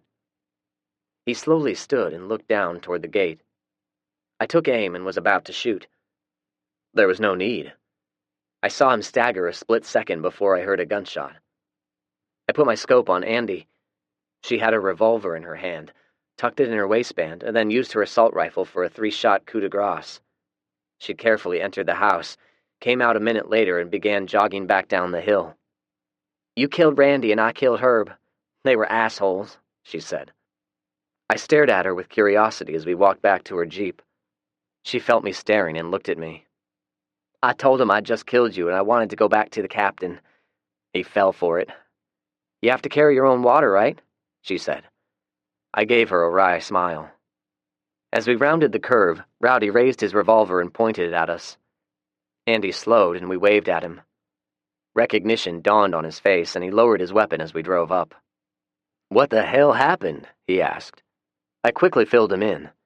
He looked at us wide-eyed. I got on the radio. "We have 4 tangos down. Can you maintain your status while we clear the house?" 10-4, she whispered. The 3 of us drove up to the house and carefully cleared it and the barn of anyone who Andy might have missed. There was nobody. Both structures reeked of gasoline. We'd saved the buildings from fire, but the gas ruined any chance of habitation for the foreseeable future. I was pissed. No, wrong descriptive. I was saddened. The captain was right. I was naive to believe in a utopian society where our fellow man would peacefully join together in order to survive and rebuild. This isn't going to stop, I said to myself. The captain is going to keep doing shit like this until we were all wiped out. History was filled with people of his ilk. Andy must have heard me. She walked over and touched me on the shoulder. I instinctively put my arm around her. "What are you thinking?" she asked. "What I have planned will most likely get me killed. I want you to stick with Julie and Rowdy. You're a lot stronger than you believe. The 3 of you can protect each other." She shook her head. "I know what you're about to do. You're going to the compound, aren't you?" She didn't wait for an answer. "I'll come with you. I know the layout. I can help." "I'm afraid it's going to be a suicide mission, Andy," I said quietly. "I'm still going with you. You'll need my help," she said. She was looking at me seriously, deeply. I thought about it. She had already killed 2 of them. She just might do. "What are you 2 talking about?" Rowdy asked. I stared at Andy a moment longer before focusing on Rowdy. "He's not going to stop. He's decided we're enemies now, and he's going to kill us all if we don't do something about it," I said. Andy and I are going to pay him a visit. If we don't make it back, it'll be up to you to take care of Julie and the Allen family." Actually, I was thinking Julie would be the one to look after them, but did not say as much. Without waiting for him to respond, I went to the house and filled 2 knapsacks. One of them I filled with water, ammo, and a small amount of food. The other one I filled with some special items. Our ghillie suits were hanging up in the barn. I grabbed both, although Julie's was going to be a little large for Andy. I explained it to Julie when we picked her up from her sniper position. Actually, I prevaricated somewhat. "So Andy and I will sneak in, I'll wait for the right moment, and put a bullet in him. We'll be home by dinner." In truth, I feared it would not be so easy. "Zach, there must be another way," Julie implored. I shook my head. Unfortunately, there wasn't. "Then I'm going with you," she said. I immediately shook my head. "Julie, I love you and our unborn child more than anything else on this earth. I'd never forgive myself if anything happened to either of you," I said. I also left out the part where I didn't want her killing anyone else. She was too sweet, warm, and loving. I never wanted her to change. "Then why is she going?" Julie asked while pointing at Andy. "She saved my ass back there. She's volunteered to go with me, and she knows the layout of the compound." Julie looked long and hard at me. "You're a terrible liar," she accused. Without waiting for a response, she hugged me tightly and then punched me in the chest. "We need to check on the Allens," she finally said. It was a good point. I had totally forgotten about them. We arrived at their house 2 minutes later with weapons at the ready. Much to my relief, there was no ball of fire greeting us, nor were there any hostiles shooting at us. Howard came running out with his shotgun. "Lil H was at your house and seen them coming. He ran all the way back. They got 'em all in the basement." "Good," I said. "Julie and Rowdy are going to stay with you guys." Howard looked sidelong at me. "What are you about to do, Zach?" he asked. "With a little help from Andy, I'm going to end this shit." I looked at my friend. "He was right, Howard. He told me I was being naive." He was right. I held my hand out. He slowly held his out, and we shook. "You're a good man, Howard, and a good friend," I said. Howard had difficulty making eye contact and opted instead to stare at our feet. Andy and I drove in silence most of the way. We swapped vehicles and got into her Jeep. I parked at the burned-out store in College Grove and looked at her. "How far?" I asked. She pointed. "About 4 miles. I should drive from here on." I agreed, and we swapped seats.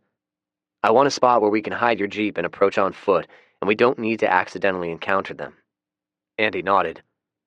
"There's an old barn about 1/4 of a mile from Ward Road. Nobody ever used it. We can get there the back way. I don't think we'll run into anyone." "Sounds perfect." Andy took a hard left into a driveway of an old home with wood siding badly in need of paint. It may have been green at one time. She drove around the back of the house, continued through the backyard, across a shallow creek and into some woods. She drove down an overgrown trail through the trees, swerving left and right. I was now lost and getting concerned. Soon we emerged from the trees and faced the back of a barn that looked like it was on the verge of collapse. I looked at Andy. "It was my dope-smoking hangout back in the day," she said in answer to my unasked question. "On the other side of the barn is Rocky Glade Road, just a little bit down from Ward Road." "Is it good?" she asked. I jumped out of the Jeep and opened the barn doors. She eased the Jeep forward and inside the barn. I looked around before I closed the doors. If one looked closely, you could see the tire tracks, but you'd have to have a sharp eye. It would have to do. "We've cleared out most of the zombies in this area. We should be safe. From them, anyway," Andy said. "We'll leave the Jeep here," I said, and unloaded the knapsacks. I unloaded the contents and took a quick inventory. "What is all of that?" Andy asked, and pointed at my special goodies. I gestured at the 2 plastic milk jugs with nails duct taped to the exterior. "Those contain a mixture of fertilizer and diesel fuel. The nails will add to the carnage." The tops had some detonators screwed into the tops. "They're bombs?" Andy asked. I nodded. "Now these should be obvious," I said as I pointed to the bottles containing fuel and rags sticking out of the ends. Molotov cocktails?" she asked. I nodded. "Fight fire with fire, I always say." She nodded tentatively. I had been watching Andy the entire time. The trepidation seemed to be growing in her with each passing minute.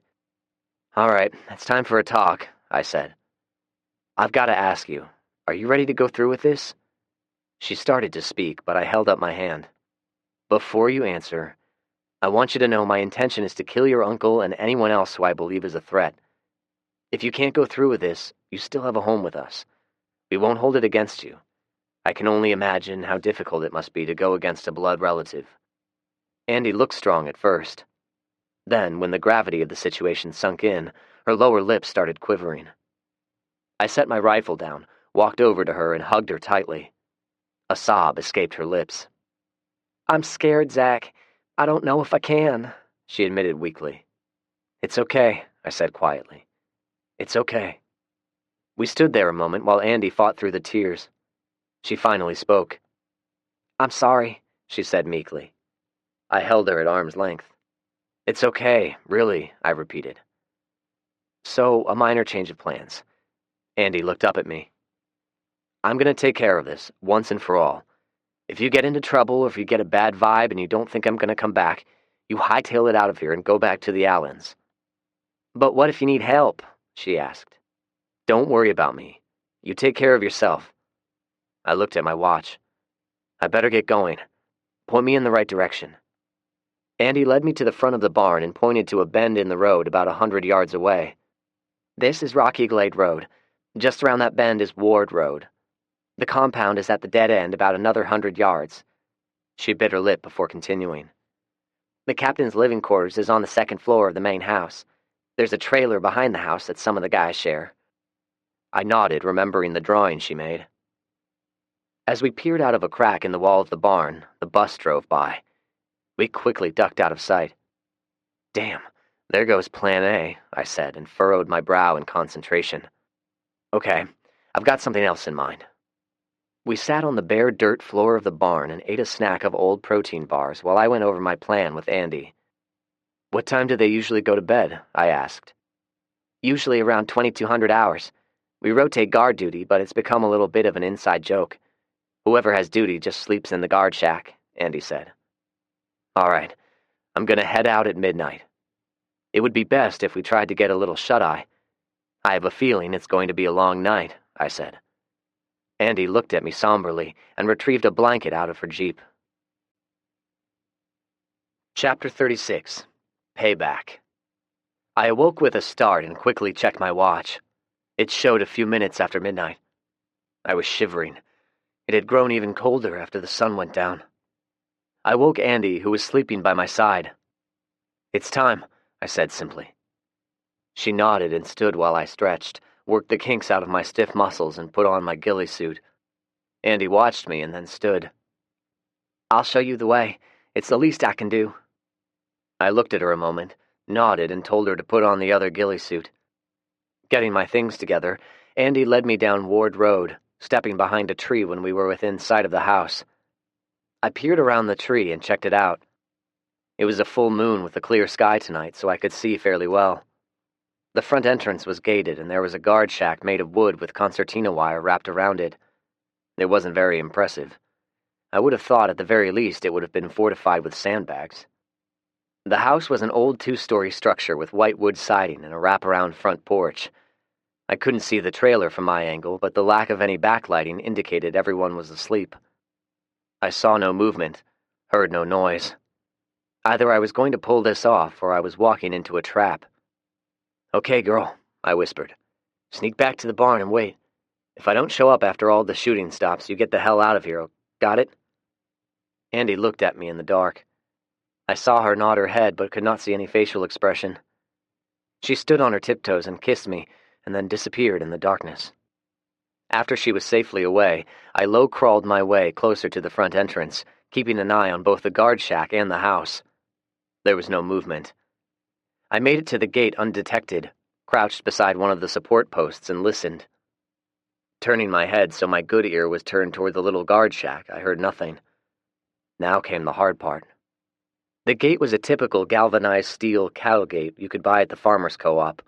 There was concertina wire carelessly draped all over it. Otherwise, there appeared to be nothing special about it. The rest of the perimeter was protected with a 4-strand barbed wire fence and concertina also strung across the top. I suspected there may be booby traps here and there. I carefully laid my rifle down and slowly, gently caressed the entire gate with my hands. I found no wires, monofilament lines, or containers filled with burning surprises. The slide latch was located in the inside of the gate. It had a spot to put a padlock, but surprisingly, there wasn't one. I reached through and slowly, painstakingly slid the latch. The soft scraping noise seemed to scream out, and I was certain at any moment I was going to be discovered. The resistance of the latch suddenly lessened. I had it open. I opened the gate a fraction and again checked for any tripwires. There were none. Grabbing my knapsack, I eased through. I made a quick peek through the small slit in the front of the shack I assumed was supposed to be a firing port. All I could see was a dark blob of a figure inside. I took a longer peek this time and watched for a few seconds. I could hear deep breathing through the slit, but the person did not move. I worked my way around and located the entry door in the back. I tried the knob carefully, found it unlocked, and opened the door. The heady odor of marijuana immediately assaulted my nostrils. No wonder he never knew of my presence. He was stone senseless. His back was to me, his feet were propped up, and he had a couple of blankets wrapped around him. His breathing was heavy and rhythmic.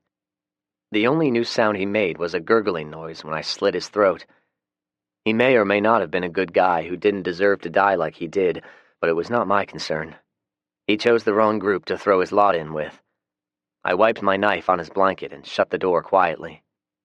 I caressed my 2 milk jug bombs, I guess to subconsciously ensure they were still with me. The detonators were homemade and were stuck into the tops of each milk jug. I set one of them up at the front door of the house and rigged them with a monofilament tripwire. I did the same with the second one at the door to the trailer and back. I kept looking around as I was setting them up, wondering when I would hear the crack of a gunshot immediately followed by mortal pain. It didn't happen. Lady Luck was on my side. Free of the extra weight, I made it quickly over to the parked bus. I tried to open the door quietly, but it started to make a horrible squeaky noise when I only got it open a fraction of an inch. I stopped and ducked around to the far side of the bus, out of sight from the house. Peeking out, I still saw no movement or stirrings. Looking up at the 2 machine guns mounted in this beast, I realized there was no way I could allow them to have this deathmobile in their arsenal. I pulled out a lighter and lit all 4 of the Molotov cocktails. I tossed the first one through one of the open turret bays on the bus. The sound of the breaking glass was quickly followed by the distinctive sound of gas igniting. Next, I ran toward the house and slung the remaining 3. 2 of them definitely broke, but I was uncertain of the third one. No matter, it was time to flee. I ran through the partially open gate, pausing only long enough to grab my rifle. I was 20 yards shy of the big hickory tree when I heard muffled yelling, followed by the door opening. I ducked behind the tree a fraction of a second before the bomb was detonated. Fighting to control my breathing, I raised the rifle and looked through the scope. There was a body lying on the ground. A second later, an older man, long beard and wild hair, wearing nothing but boxers and combat boots, ran out of the door. He was armed with an assault rifle and fired wildly. I took aim as he started making his way toward the bus. The round took him in the right shoulder. He fell and started crawling. I shot him again. It was then I heard the second explosion, followed by an agonizing scream. Presumably, this was the bomb I had set up on the door of the trailer. A woman in a nightgown ran outside. She had something wrapped in a blanket, and I was chastened when I realized she was carrying a baby. I had forgotten all about the child when I planned this out. She ran toward the back of the house and disappeared from sight. Lady Luck was still with me. I'm not sure how I would live with myself if I killed a child. I waited for the captain to make an appearance. In the meantime, 2 other men ran out from the back of the house. They were armed with assault rifles. They looked around for a target, and finding none, they tried valiantly to put out the fire. I scored a headshot with each. I waited another 10 minutes for him, my nemesis, to appear. All I needed for him to do was show his face, even for a moment, and I'd send him to hell. The old wood house was now fully engulfed, but he was nowhere to be seen. I came to the conclusion he was currently burning to death, or perhaps he had escaped out of the back, which I could not cover. I watched the house burn. I had no idea if I'd gotten him, but I knew I had hurt him. Badly. By my count, 10 of his men had been sent to hell, and I just burned his house down. It felt good, but not good enough. The not knowing if he was dead was going to be bothersome. Nevertheless, my gut instinct told me to get the hell out of there. I slipped out of sight into the darkness and headed back to the barn. "It's me," I whispered as I opened the barn door. Even though it was getting light outside, it was still dark inside the dusty old barn. I made out Andy standing at the far wall, unmoving. I sensed something was wrong, but I did not react fast enough. The first punch caught me on the side of the head. I partially avoided the blow, but it still struck me with enough of an impact to knock me to the ground. I was on the verge of losing consciousness, but I was still awake enough to feel the sharp impact of a steel-toed boot in my abdomen. It knocked the breath out of me. The only thing I could do was bring my knees up in time to block a kick to my groin, but not the follow-up kick to my head. Fireworks went off in my head. While I was dazed, the captain rolled me over on my stomach, and I felt a pair of handcuffs being snapped around my wrists. He cinched them down tight before rolling me over again. He grabbed my kimber out of the holster and tossed it over to where my rifle was lying. He then stood over me with a sadistic grin on his face. "When my soldiers didn't come home last night, I knew you'd be coming to pay me a visit." He kicked me again, in the side this time. "Zack, Zack, Zack, it's time for you to pay for your betrayal," he lamented, and looked around the barn. "It's you who betrayed me, you cocksucker," I croaked out. He laughed and kicked me again. "Did you know this is Andy's favorite spot?" He nodded with a wicked grin. "It sure is. She would meet the neighborhood boys here in this barn after school and suck their cocks. Did she tell you that?" he asked. I didn't answer, but I glanced at Andy. She was crying, and I noticed for the first time she was battered and bloody. Both eyes were swollen, and it looked like her nose was broken. "Oh yeah, they'd bring the dope, she'd bring her mouth. I caught her one day and threatened to tell her mother. You know what she did? She offered to suck my cock if I'd keep her secret." He laughed without mirth. "So, Andy, what happened yesterday?" the captain asked. "They're all dead," she answered with a weak attempt at defiance. The captain grimaced and slowly nodded. "Yeah, I figured as much. I told them not to underestimate young Mr. Gunderson, but they didn't listen, of course." He canted his head. "What about George?" he asked. "I killed him. I killed them all," I proclaimed. Andy stared at me with despair. The captain laughed again and kicked me in the thigh. I had an instant painful Charlie horse to go along with all of my other aches. He waved a hand at Andy. "You see, when I arrived home yesterday, I was chagrined. My work was not completed because your stinking ass was still alive. Yes, Zack, I knew you were a threat to me from the very moment I met you."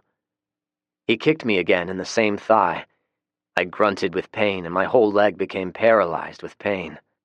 "When my crew did not arrive home last night, I knew you would be coming. I didn't know how, but I knew you were going to bring the fight to me. You were going to try something, but I didn't know what. I pondered over it all evening and well into the night. Finally, at about 4, I suddenly wakened. An epiphany came to me in a dream." He smiled and pointed at Andy. "I figured the little slut would probably help you. I dreamt of this old barn and Andy on her knees pleasing all the boys, so I snuck out the back door and made my way over here. What do you know? My instincts were right on the money." He looked down at me with a contemptuous sneer. "But I erred in my logic. I told my soldiers to be extra vigilant for you were coming. How'd you get past the guard?"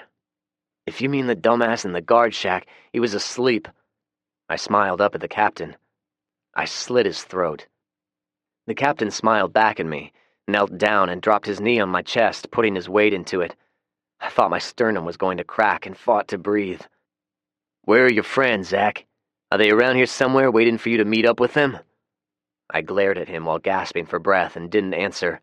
He clucked his tongue. "Refusing to answer? No matter. I'll get it out of you. And then you know what I'm gonna do?" His sneer was replaced with a lascivious grin. "I'm gonna pay Julie a special visit. I'm gonna kill them all, but I'll save Julie for last." He brought his face even closer. "Yeah, I'm gonna have a good time with her. But first, I'm gonna have a little fun with you." He pulled a knife out of a sheath on his belt and locked the blade open. "I think I'll start with your face and work my way down. Oh, and you'll be pleased to know I brought a camera along. I'm gonna take pictures to show Julie." He brought the knife closer and stuck the point in my cheek. Blood spurted out. He then pulled a small digital camera out of his pocket. "Smile," he said, and took a picture. I grunted, but managed to keep from screaming out in pain. It was going to happen, though.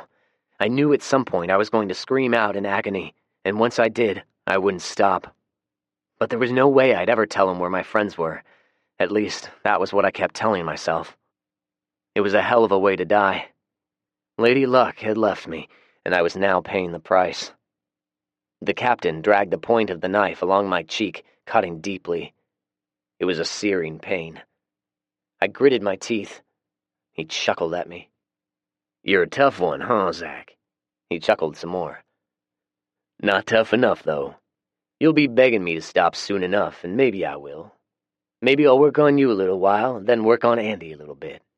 What do you say, Andy? How about you telling me where Zach's friends are, and I'll be nice to you? Hell, you can even come back and live with me." He chuckled as he turned to face her. He suddenly froze. I looked over at Andy. She had retrieved her snub-nosed revolver from wherever she had been hiding it and was now pointing it at the captain. "Get off of him," she said. She was glaring at him, but her voice betrayed her fear. The captain smiled at her. "Andy, be a good girl now and put that gun down." He continued smiling, but I could feel him tensing up. He was about to spring on her, and the big bastard could do it. "Watch out, Andy," I shouted. The captain turned back to me and twisted the knife blade. I gasped in pain. "Shut the fuck up," he growled. "Uncle Charlie?" Andy's voice was cracking. The captain looked back at her. "I loved you once," she said, and then pulled the trigger. The captain's head flew back as the bullet struck him in the cheek. Andy stepped closer and fired again. The second projectile struck him in the right eye. He fell on top of me, which gave me a close-up of his lifeless face. What was left of his eye began to ooze out. I wiggled free and attempted to stand, but was too weak. Andy knelt down beside me and stared as if she didn't know what to do. "I'm sorry, Zach," she stuttered. She was breathing hard and looked like she was on the edge of panic. "Andy, I need you to focus. Go through his pockets and find the key to these handcuffs," I said. She complied dumbly, as if she was in a fog. She fumbled through her uncle's pockets, came up with some keys, and slowly went through them one at a time. "Focus, Andy," I repeated, and gestured with my head at one of the keys. "I believe it's that one. Stay with me, sweetheart," I said, trying to calm her. She separated one and looked at me expectantly. I nodded and turned my back to her. She made several attempts before finally unlocking one side. I turned and took the keys from her. Getting my other hand unencumbered by the cuffs, I dropped them on the floor and unsteadily got to my feet. Andy instinctively grabbed my arm and put it around her shoulders. "Help me get in the Jeep." She walked me to the passenger side and helped me get in. I was in a lot of pain and blood was gushing down my face. "Do you have a first aid kit?" I asked. Andy looked at me blankly. "I need to staunch this bleeding. Do you have anything at all?" She responded with a look of confusion, but after a couple of seconds, she opened the glove box and came out with a tampon. It wouldn't have been my first choice, but it'd have to do. I tore the wrapper off, took the cotton material, and held it to the gash in my cheek. "How bad are you hurt? Are you able to move?" I asked. She nodded nervously. "Okay, gather up all of our stuff and let's get the hell out of here." She complied, but it looked like she was moving in a fog. When she finished, she got into the driver's seat and looked straight ahead. She was in a daze. I had to do something. "Hey," I said. She continued staring straight ahead until I snapped my fingers several times. She finally looked over at me. She looked like she was in shock. "You've saved my ass twice now. You've done good." She stared at me as if my words did not register to her. "Hey," I yelled. Her eyes widened. "Don't be zoning out on me." I lowered my voice. "Listen to me. We've just been through a nightmare, but we survived, okay?" I asked. She continued looking at me, but finally nodded her head. "Good girl. Now let's go home." Andy nodded and started the Jeep. Using the mirror on the sun visor, I took a look at my injuries. I had a knot on the side of my head the size of a softball. The cut to my cheek looked to be less than an inch long, but it was deep. I could see my cheekbone through the gash. I worked my jaw, and although it was swollen and ached, it didn't seem to be broken. I knew my leg was going to have a large bruise, but my main worry was when he kicked me in the gut. I was having a lot of pain there. We arrived at the Allens' new home approximately 20 minutes later. Julie and Rowdy jogged outside to greet us. I saw Howard standing inside the doorway with his shotgun at the ready. Julie gasped when she saw us. "Oh my God, are you two all right?" she asked as she helped me out of the Jeep. I smiled at her. It was only an hour ago. I thought I'd never see her again. "We got our asses kicked, but I think we're okay. Help me inside and I'll tell everyone about it." I put my arm around Julie, and Rowdy practically carried Andy inside. Everyone gathered around as I was assisted to a chair at the head of the kitchen table. LaShonda hurried about fixing a meal while Julie fussed over me. I was in too much pain to eat. "You should eat," Rowdy said to Andy. "Put some meat on that skinny butt." Andy tried to smile, but couldn't bring herself to do it. Julie looked worriedly at the gash on my cheek. The bleeding had almost stopped now, but I had no doubt it was a pretty ugly wound. I tried out a carefree smile while I offered advice. "I would suggest pouring some peroxide in the wound and then sealing it with superglue. If we have any ice or anything cold, I sure would like to put it on my head. Andy can use some as well." Julie gave me a condescending look, but did as I suggested while I told them of the encounter with the captain. Rowdy got a wet rag and began tenderly cleaning up Andy's face. I told them everything, except for the remarks the captain said about Andy. When I had finished, everyone seemed to be in stunned silence. "So this captain fella, he's dead now?" Rowdy finally asked. I nodded and then felt the need to speak further. "I want y'all to know something. Andy came through. If not for her, I'd be dead." I looked over at her and patted her hand. It was a very hard decision for her to kill her own uncle, so I hope you guys understand and not pester her with questions about it. Everyone nodded in understanding. "Are all of them dead, Zach?" Howard asked. "I'm not sure. There are 3 unaccounted for, not counting the baby. One of the women ran out of the house with the kids, so they may be okay. The others may have escaped, or they may have burned up in the fire. Either way, I don't believe they are a threat. Not anymore." "What are we going to do now?" Julie asked. She had finished with the gash on my cheek and began wiping the blood and dirt off of my face with a wash rag. "I want to go to our old house and take stock of how much is ruined," I said. "We'll do it first thing in the morning," Julie said. "I really want to do it now. Tomorrow I'd like to get everything that is undamaged loaded up and moved into the Riggins home. Besides, we need to get those bodies burned." Rowdy grinned broadly. "For once, I am one step ahead of you, Mr. Gunderson, sir," he said smugly. I looked at him and then at Julie. She was smiling, too.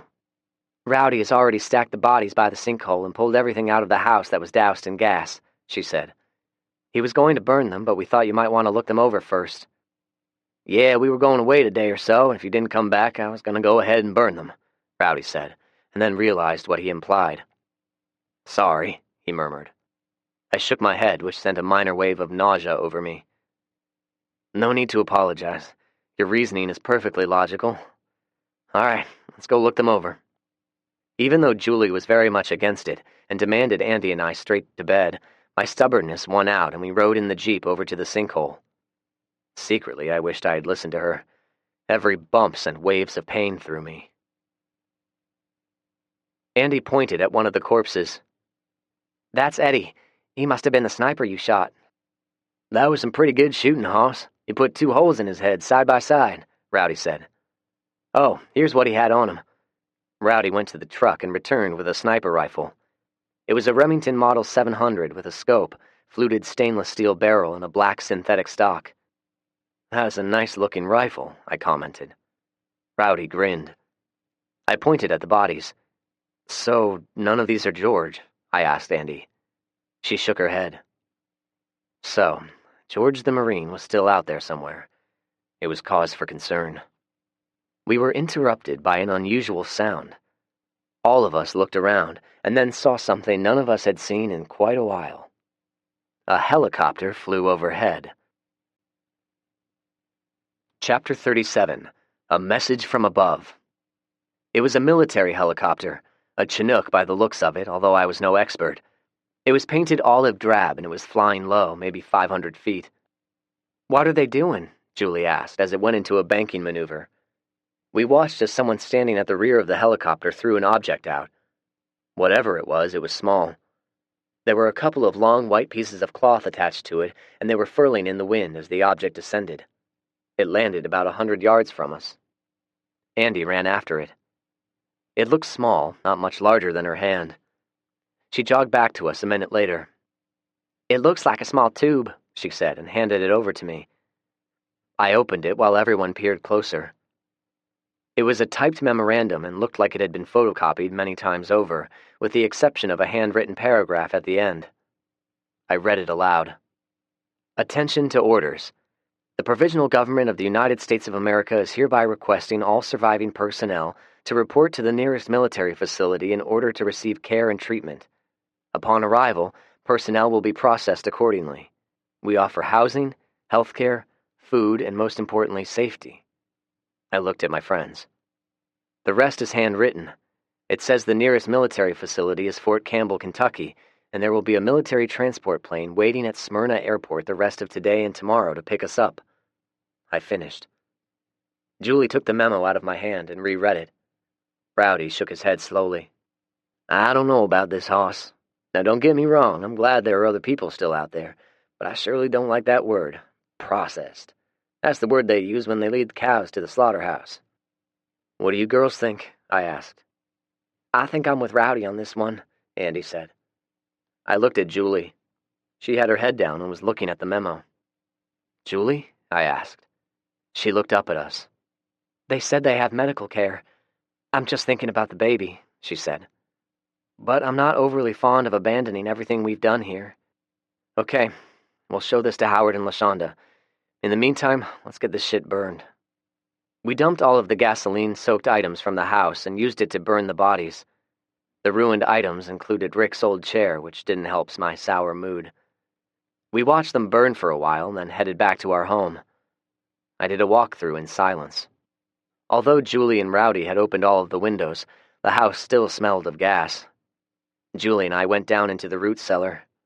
Everything was intact, but I could still faintly smell the gas odor. She stood close, and I instinctively grabbed her butt. She slapped at my hand. "Don't get something started you won't be able to finish. You really need to be in bed right now for rest, not for sex," she chided. She was right. I was sore as hell. "I agree, but I knew I wouldn't be able to sleep if I didn't get a first-hand look at all of this," I responded. "So, what do you think?" she asked after a minute. "If we try to live in here, I'm afraid the fumes will make us sick. Not to mention we won't be able to use the stove or fireplace. I think it's time to move into the Riggins home," I said. "I like that house. The master bedroom is big enough for us and the baby. They have well water and a generator hookup, but no barn or greenhouse. It'll be a lot of work," I said. "So what else is new?" she asked sarcastically. "You thrive when there's hard work. In the meantime, I'm getting you to bed. No arguing with me, you look awful." I smiled at her reassuringly, but she was right. I felt awful. I explained to Rowdy what I wanted to do on the ride back to the Allens' house. "Don't you worry about a thing. I'll get right on it," he said with a wide grin. "I'd like to play around with this rifle, though." I shrugged. "It's yours. I hope you can shoot." "Thank you kindly, Hoss," Rowdy said, and caressed the rifle lovingly. "Yeah, I can shoot. I was raised in southern Alabama, so of course I can shoot," he said. Julie insisted I eat. I forced down a couple of boiled eggs while Howard and LaShonda read the memo. "It seems promising," Howard said. "I mean, we didn't think anyone in the government was left. It'd be nice having a semblance of society again," LaShonda added. "A hospital to go to when you're sick, a school for the kids, Sunday church, that'd be real nice." I didn't blame her sentiment, but still I was wary. "All right, Why don't a couple of us go pay them a visit in the morning and see what they have to say? I suggested. They readily agreed. I was thinking about the last time we encountered soldiers. It did not end well. I awoke in the middle of the night. The four of us were sleeping in the den of the Allens' new home. It was like a slumber party, and I was the one who had eaten too much candy. My gut was still hurting from the kick the captain gave me, may he rest in hell. In truth, I was hurting all over.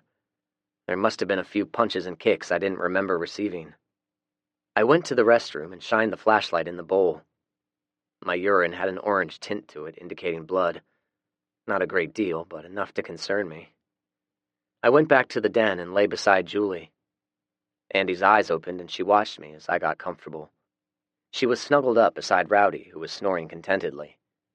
Her face was bruised and swollen, but Julie had managed to straighten her nose. I gave her a small wave, a simple hand gesture to let her know I cared and was glad she was here.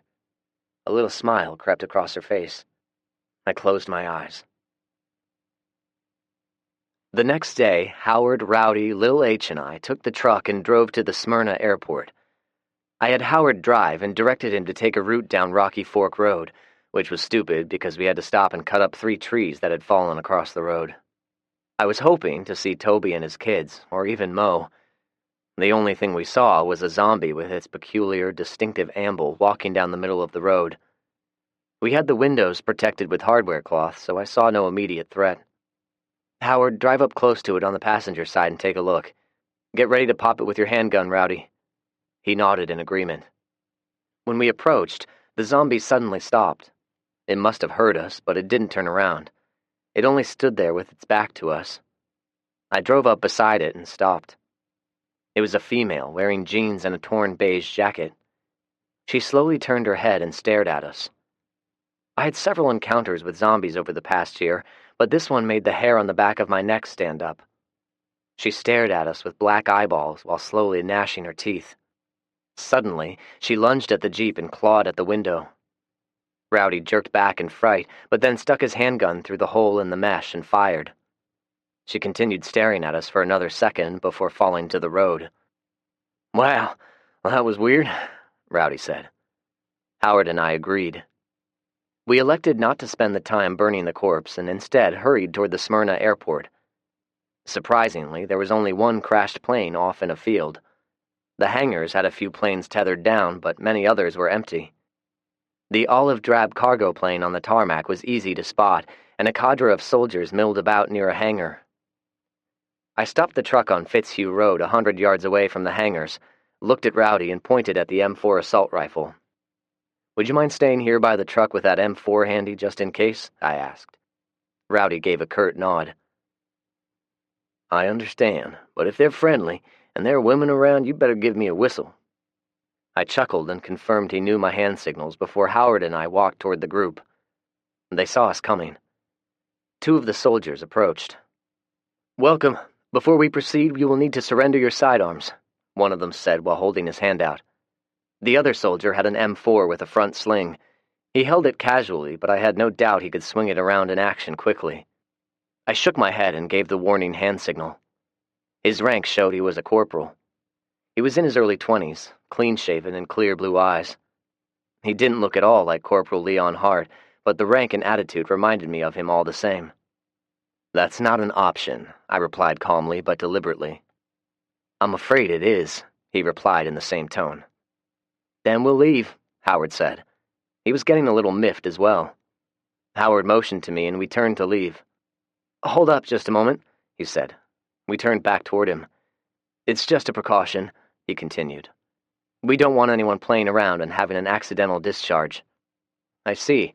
Why are you and your fellow soldiers armed? How do I know one of you won't have an accidental discharge, He looked at me incredulously and then sighed. Will you do me a favor and wait here while I get my sergeant? I looked at Howard. I was done with these guys, but I knew Howard was going to have to answer to LaShonda when we got back. Okay, please make it quick, I said. He smirked at me as if to say, okay, smartass, and jogged off to another group who were standing by a couple of rectangular tables. There were soldiers sitting there and 4 people in civilian clothes on the other side. They were all looking at us curiously. I watched as the corporal spoke to a short Hispanic soldier who I assumed was the sergeant, before pointing at us. The two of them walked back toward us. He was a compact man. His torso made a V-shape down to a narrow waist, indicating athleticism. His uniform was clean and even appeared to be starched. He walked up to us, stopped, and assumed a parade rest position. "I'm First Sergeant Santiago. I'm Puerto Rican, so don't you dare call me Mexican unless you're ready to fight," he said with a distinctive accent. "I'm Howard Allen, and this is my friend Zach Gunderson," Howard said. We shook hands formally. He looked at both of us for emphasis. "This is Corporal Alexander." The corporal nodded at us with a pleasant smile. "He advises me that two of you are refusing to relinquish your weapons." "He is correct," I said. "May I ask why?" the first sergeant asked. "Certainly. The last group of soldiers I encountered tried to kill me." I pulled some of my hair aside, pointed to the scar on the side of my head, and looked at the corporal. "I certainly don't believe it was an accidental discharge," I said. First Sergeant Santiago eyed us both closely and reached a decision. "You've been in another recent altercation, it would appear," he observed. I didn't respond. "Very well, but keep those sidearms holstered at all times. If you will follow me, I would like to introduce you to the commanding officer." He came to attention, did a smart-about face, and marched off without bothering to see if we were following. He led us into a hangar, told us to wait a moment, and then walked over to a man who was sitting at a table reading something. The man looked up in mild irritation, listened to the first sergeant, and said something. First Sergeant Santiago waved us over. "I guess the captain feels you're worthy enough to have an audience with him," the corporal said under his breath. We walked over together and stopped in front of the table, whereupon we were pointedly ignored for several seconds. He was in his 40s, balding with a little stubble sticking out on the sides. He used store-bought glasses to read with. He looked more like a book editor or a college professor than a soldier. He finally looked up, glanced at us, and then glared at the first sergeant. "First Sergeant, I thought I made myself clear. When rounding up these people, they are to be disarmed for purposes of safety." Maybe it was because I was not feeling the best, but I was instantly irked. First Sergeant Santiago started to speak, but I interrupted him. "First Sergeant, tell the arrogant captain we will not disarm for anyone." I heard the corporal snort behind me while his captain looked over and glared at me. He spoke while still staring at me. "First Sergeant, inform this young man that I am to be addressed as Sir, Captain, or Captain Steen. Anything else is unacceptable and may lead to charges." The first sergeant eyed me. "First Sergeant, please inform the arrogant, bald-headed prick that I am not in the military and therefore don't give a shit what his rank is." To my surprise, the first sergeant snapped to attention, clicking the heels of his boots loudly. "Sir, the young man says you're a bald-headed prick and he does not care what rank you are." Howard erupted with one of his belly laughs. The captain's face turned red and he stood so quick his chair flew backwards. "Escort these two off of the premises," he said curtly, turned and walked off, disappearing into an office within the hangar. The corporal was now chuckling out loud as he escorted us outside. "Holy shit, I haven't seen him that pissed off in a while." He slapped me on the shoulder. "I like you, kid," he said. The good-hearted slap sent a shockwave of pain through me, but I didn't show it. "Come on," the first sergeant said. "We need to get you two out of sight before he does something stupid, like order us to arrest you two. Follow me." We followed the first sergeant out of a side door. "Corporal, let's escort our guests back to their vehicle," the first sergeant directed. I looked around, scanning the area as we walked. "What happened to you, kid? You get in a fight or something?" Corporal Alexander asked. "A douchebag who liked to call himself captain tried to kill me," I said. "Ah, that's why he took an instant disliking to Captain Steen," he mused. I shrugged. "I guess so. He sure is an arrogant prick, though." Corporal Alexander shrugged as we walked. "Yeah, he is, but otherwise he's not so bad. When it comes to running the unit and the civilians, he's pretty competent." When we reached the jeep, we introduced the soldiers to Rowdy. "Howdy, boys," he said while shaking their hands. "Do you fellows like country music?" Corporal Alexander peered closely at him, and then his eyes widened in recognition. "I know you," he said. "You're Rowdy Yates. I'm from Alabama, too. I got your CD, man. It's awesome." He pumped Rowdy's hand again. "My name's Terry. Terry Alexander. Man, oh man, I never thought in a million years I'd be meeting you." Rowdy grinned, and the two of them started talking about music. I saw First Sergeant Santiago watching. He shook his head in mock disgust. I caught his attention and pointed to the group of soldiers and a couple of civilians. They looked familiar. "What are they doing over there?" I asked. "That is the in-processing station. All incoming personnel fill out a questionnaire.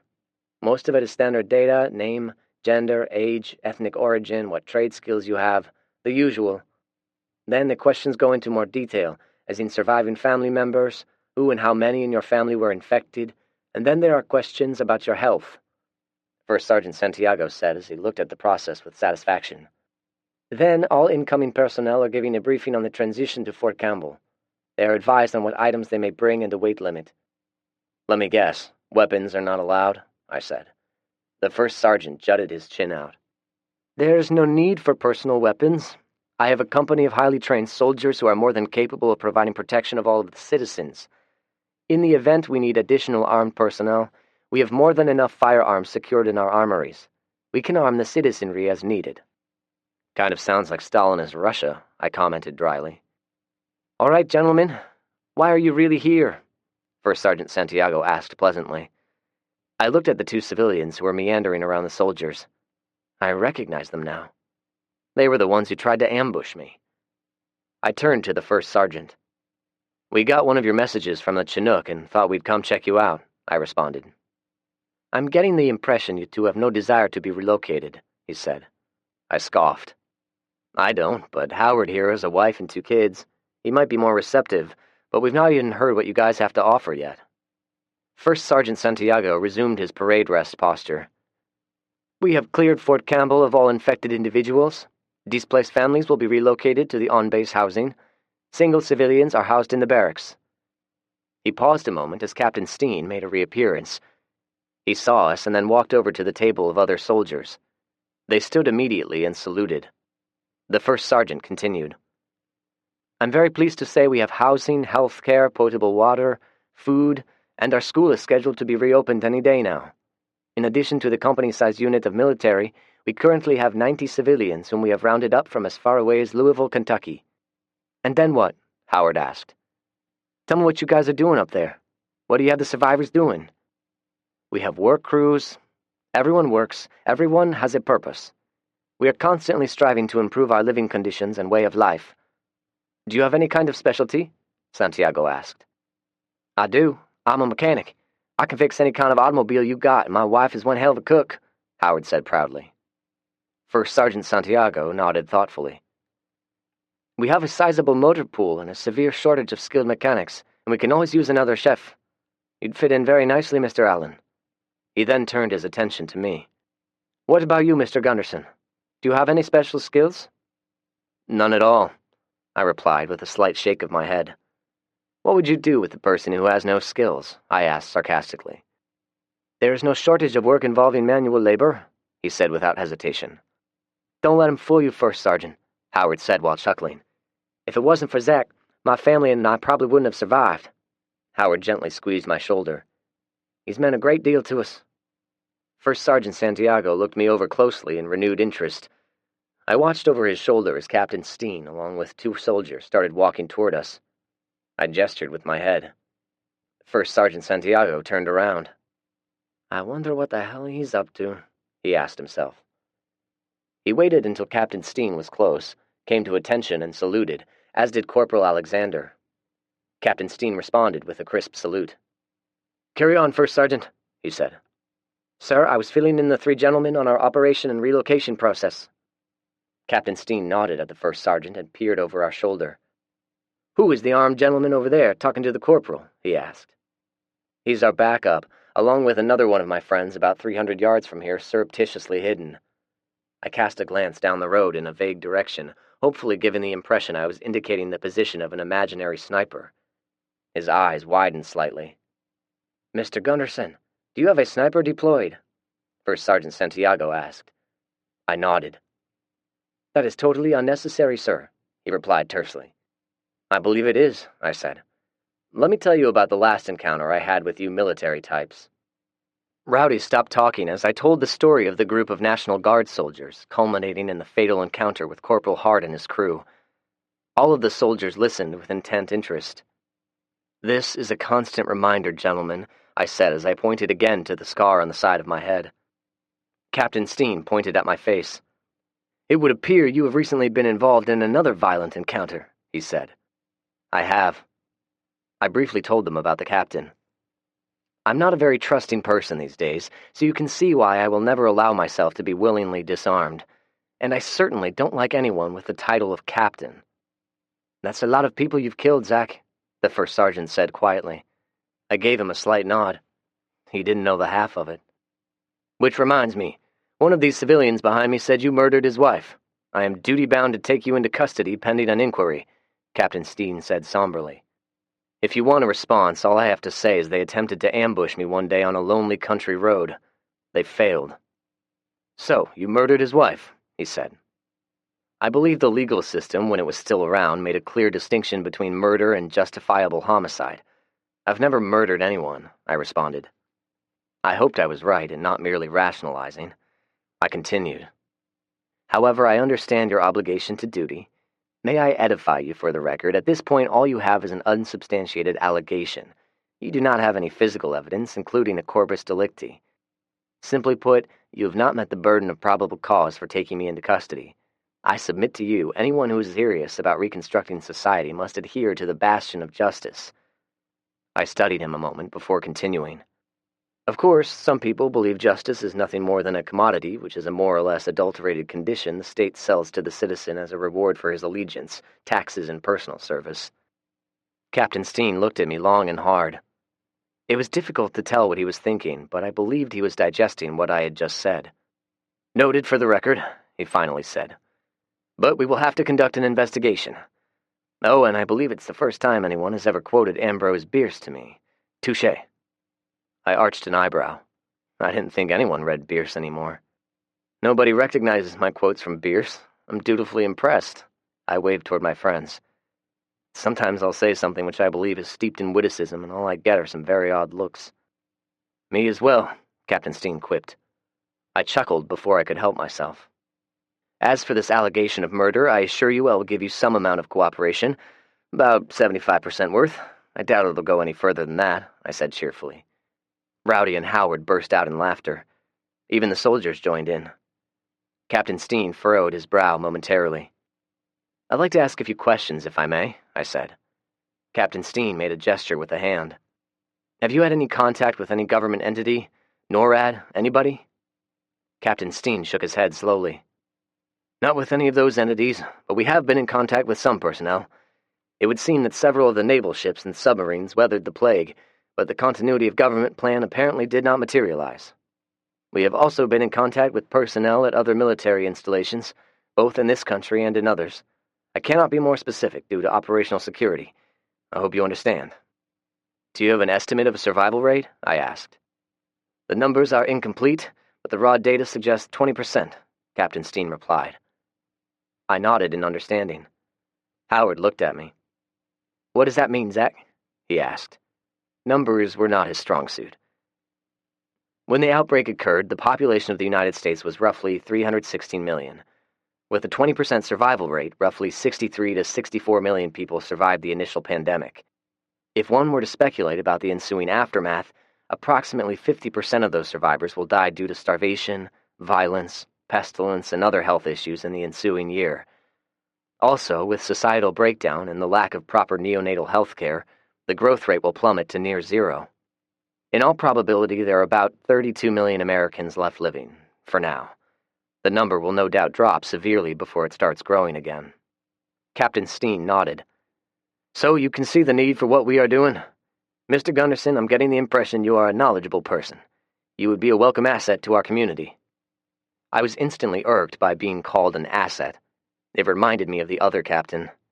He said the same thing of me not so long ago. I shook my head slowly. "No," I said quietly. "We have a lot to offer," Captain Steen pressed.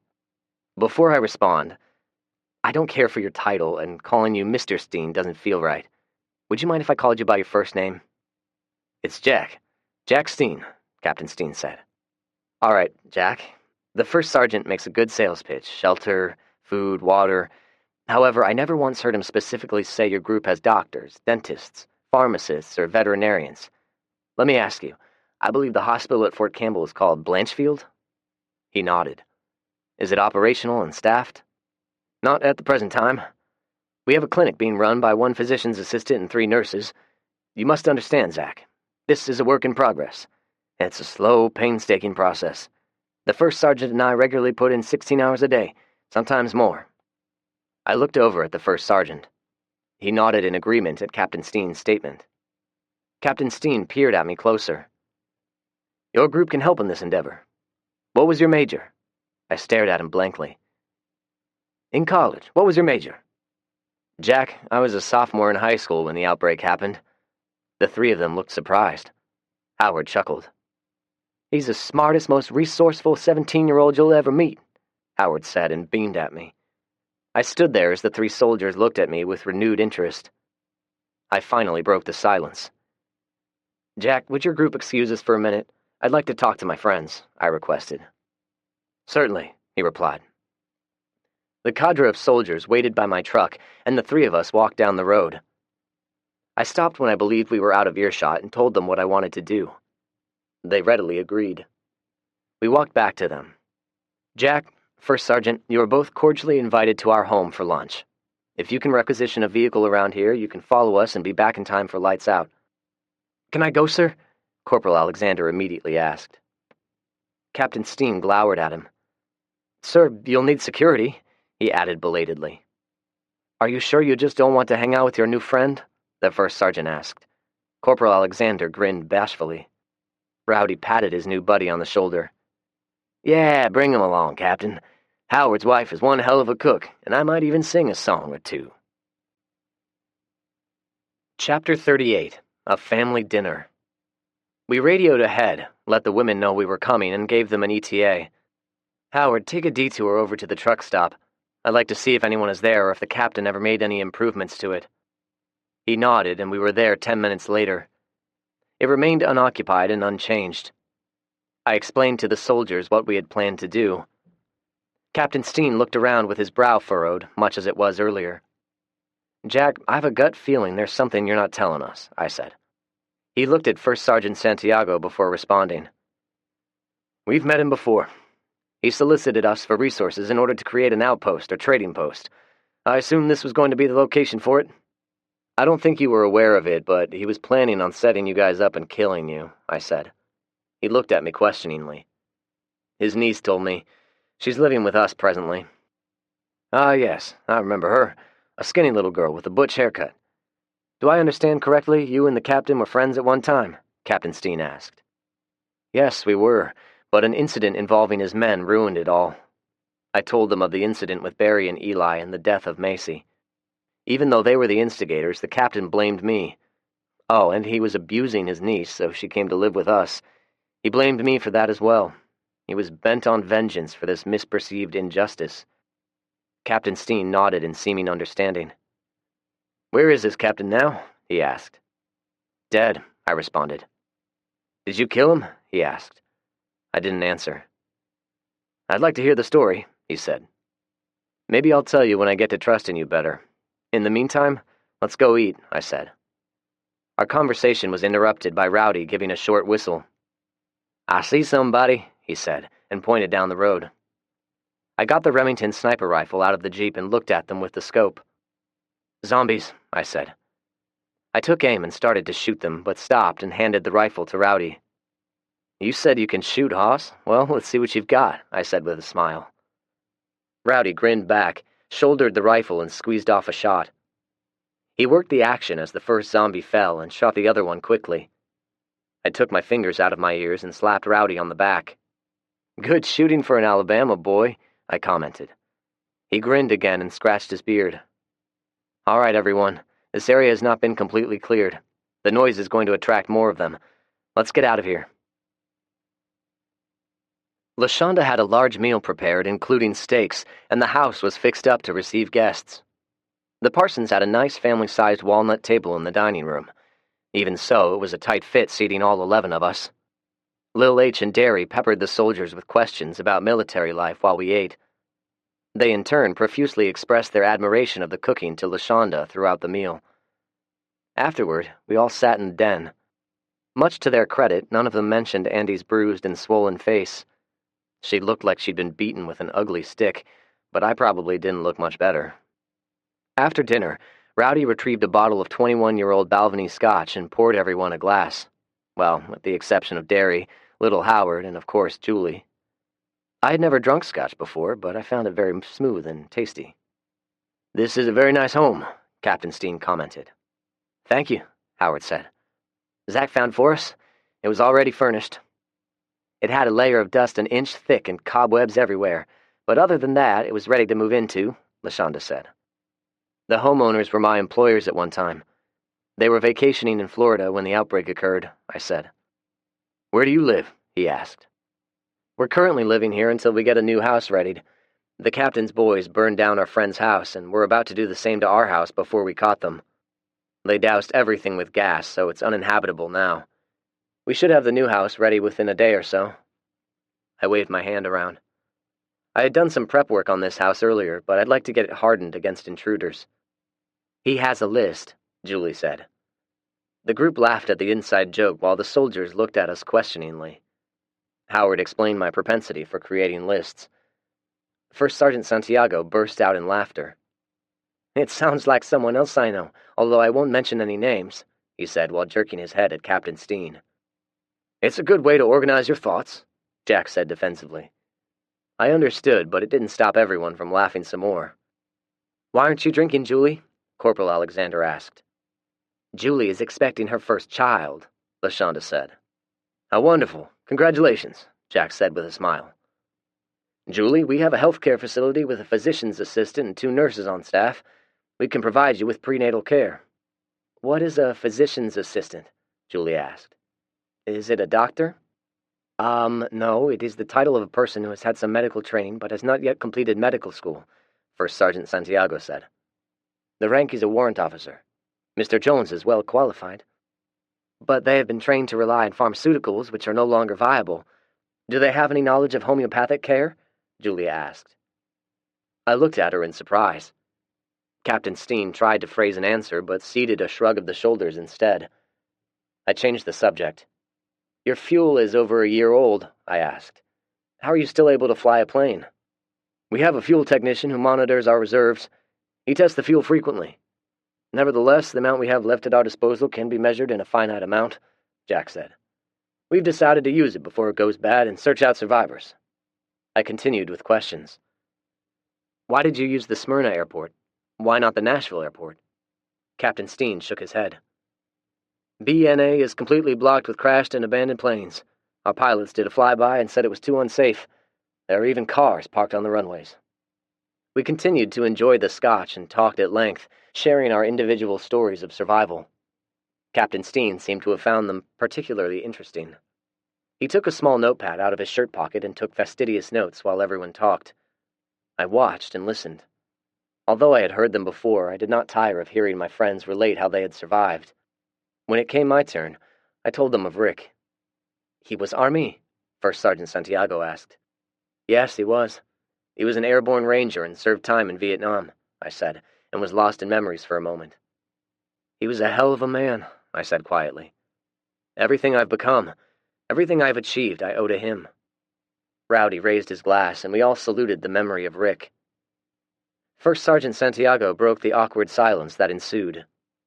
"When it became apparent what this plague was doing, the post commander ordered the base locked down and everyone put on alert. Even so, the base was infested with people who were already sick," he said, and paused a moment. "I lost a wife and 4 children." He wiped his face and quickly continued. "Everyone has lost loved ones. The captain had a fiancée. Corporal Alexander's entire unit became infected. We managed to band together and eradicate the infected people, which was no small feat. We were at battle stations for days on end, killing those things." He wiped his brow. "A lot of them were wearing uniforms, so we knew we were killing things who used to be fellow soldiers. We lost a lot of troops." He shook his head ruefully. "It was tough." He looked at his glass of scotch, raised it silently, and we joined him in a drink. All of us talked at length, each telling their life story until the sun started to set. The first sergeant glanced at his wristwatch and nodded at Captain Steen. They stood. "Ms. Allen, thank you for the wonderful meal. It was delicious," Captain Steen said. First Sergeant Santiago and Corporal Alexander quickly voiced their agreement. They said their goodbyes. Howard, Rowdy, and I walked them to their vehicle. "Zach, Howard, I'm impressed. Each story I heard, whether it was Julie, Rowdy, Andy, and even you, Howard, each story centers around Zach. Your friends think very highly of you. If it weren't for Zach, we'd have probably all starved or been killed, or been eaten by those damn things," Howard asserted. I shrugged. The meal was not settling well in my stomach, and my head was buzzing from the scotch. I was through talking and wanted to go to bed. "It's been a pleasure, gentlemen," I said as we shook hands. "Jack, if you ever consider establishing an outpost in this area, let me know. I believe we can help you out." I looked up at the sky. There was a dark line of clouds in the western sky. "Looks like bad weather moving in." I thought a moment, inhaled, and motioned to Captain Steen. When we were sufficiently far enough away from the group, I whispered in his ear. He looked at me in surprise and then nodded. "I'll see what I can do." First Sergeant Santiago handed Howard a sheet of legal paper. "We're lifting off at 1700 hours tomorrow. If any of you want to join us, here is a list of the items you can bring. If you drive in tonight, flash your lights several times so we know you're friendly. If we don't see you tomorrow, we'll be back in 2 weeks. Will you guys meet us at the airport?" Howard and I looked at each other and agreed. We all shook hands again. Corporal Alexander gave Rowdy a hug, and they left. The last thing I remember was lying down on the sleeping bag in the den. Everyone else was sitting around talking about our visitors. Having friendly visitors was a rarity these days, so naturally it was a big event for us. Everyone was asking questions of each other and voicing their opinions. Somewhere in all of that, I fell asleep. When I awoke, my watch said a few minutes before 4. I stretched the kinks out. Curly, who had nestled himself in between Julie and me, woke up as well and mimicked my actions. We thought he had been killed, but he most likely ran away in fright. He was lying on the porch, waiting patiently for us yesterday morning. I dressed quietly, holstered my kimber, kissed Julie on the forehead, and slipped outside without a peep from anyone. Curly followed me out, did his business, and then looked at me as if to say, "Why are we up so early, bud?" I gave him a friendly scratch on the head and then started walking. When he realized I was walking to our old home, he whimpered slightly, but in spite of his fear, he followed me faithfully. I fed the chickens and rabbits with the aid of a flashlight, and then began loading the trailer. I was tired of sleeping on the floor of someone else's home and was determined to be in our new home by this evening. I emerged from the darkness of the cellar carrying a Rubbermaid tote bin of mason jars when Curly started growling. I set the plastic tote bin down quietly. I had leaned the M4 beside the door and it was too far away. I drew my kimber as a figure appeared in the doorway. "Whoa, hey now, no need for that." It was Rowdy. I holstered my weapon. "You're usually sleeping off a drunk at this time of the morning," I said gruffly as I picked up the bin. "Yeah, very true," he replied. "When you drifted off to sleep, I knew you'd be up early and would be working on something or another. Besides, Julie threatened me with grave bodily harm if I didn't look out for you while you're still injured." I started to interrupt, but Rowdy held his hand up. "Save it, we all know you're hurting, even if you don't complain." "Has Andy complained of any internal injuries?" I asked. Rowdy shook his head. "She said he gave her a few slaps, but that was it. Her nose is still tender as hell, though." He looked at the tote bin. "So, what are we doing here?" "We're moving. We got a lot of stuff here that I want to move into our new home, and I want to get moved by the end of the day. I hope you're here to help." I picked up the tote bin and handed it to him. He took it with a grunt. With Rowdy's help, we got the cellar emptied out and loaded into the trailer. Even though the morning was in the lower 40s, Rowdy was sweating and breathing heavily. He sat on the edge of the trailer and caught his breath. I wasn't feeling so good myself, but I was better than yesterday. "I need to get back in shape. I really let myself go this past year," he said. I sat next to him. "Were you always in good shape?" he asked. I shrugged. "When I was in school, I ran cross-country track. I could run all day, but I was skinny as a rail." I thought a minute. "When everything happened, I was out here with my friend Rick. There was a lot of downtime, so I worked out quite a bit." I seemed to keep referencing Rick, but I didn't want to talk about him. I talked about him with Julie, but that was different. I changed the subject. "Speaking of Andy, how are you two getting along?" I asked. He looked at the ground a long minute before answering. "We're getting along fine. She's a little shell-shocked right now, but I think she'll be okay." As if on cue, he scratched his beard. "She's a real sweetie, but every time I look at her, all I see is a skinny little girl. I gotta tell you, Zach, I haven't got any arousal going, if you know what I mean." I snorted. "She'll gain weight. She's only been with us a short time. The captain had all of them on short rations. She's eating a lot better now." "Well, I guess so. She's young, though, and I'm not so young," he said and stood up. "You think it's going to rain?" I nodded as he looked up at the gray sky. "Yeah, you may be right. I'm going to regret saying this, but we better get back to work before everything gets drenched." I laughed at him and stood up. "The house is actually right across the field," I said as I pointed toward the south. "We'll have to cut a hole in a few fences and create a road. Otherwise, if we take the existing roads, it's about a half-mile." We had all of our canned goods moved in the ample storage cupboard of the Riggins house by sunup. Julie and Andy drove up as we unloaded the last box. "Y'all have been busy," Julie said. I nodded. "How are you two this morning?" I asked. "I threw up my breakfast," Julie said with a frown. "I guess that's a good sign." "How about you, Andy?" I asked. "Swelling seems to be going down," which was true, but both of her eyes were black, along with the ridge of her nose. Andy shrugged her shoulders. "Okay, I guess," she said, and looked at Rowdy. He busied himself with emptying the box. I gave Julie a sloppy kiss and gave Andy a peck on the cheek. "I've been told my kisses go a long way," I said as I ruffled her hair. She smiled before she could help herself. Julie rolled her eyes. "We've got a lot of stuff to move still, but most of it can wait. I think while you guys get the house cleaned up, Rowdy and I are going to find a generator." I hugged Julie again before I thought anything of it. She grinned, no eye-rolling this time. "Oh, I almost forgot. What do you guys think of Fort Campbell? Do you want to go?" "No," they all said in unison. "We talked about it last night after you went to sleep," Julie said. "All of us want to stay, but I think LaShonda wants to relocate." "It's not too late for them to leave and get there on time," I said. "I think they're talking about going the next time they come back," Andy explained. I nodded thoughtfully. "The fact is, it would probably be better for them, but for purely selfish reasons, I wanted them to stay with us." I shook it off and motioned to Rowdy. "Let's get moving, Zach. You're dilly-dallying. I don't have time for dilly-dalliers," he said with a mischievous grin. We had no sooner exited the driveway than we saw them, 3 people in a beat-up police car. When they saw us, they stopped, and the driver, a man, got out. He was accompanied by 2 women. I glanced at Rowdy, who readied his M4. "How much ammo do you have?" I asked. 8 magazines, Rowdy answered. During the last few months, we'd not resupplied our supply of ammunition and were starting to run low. "All right," I said.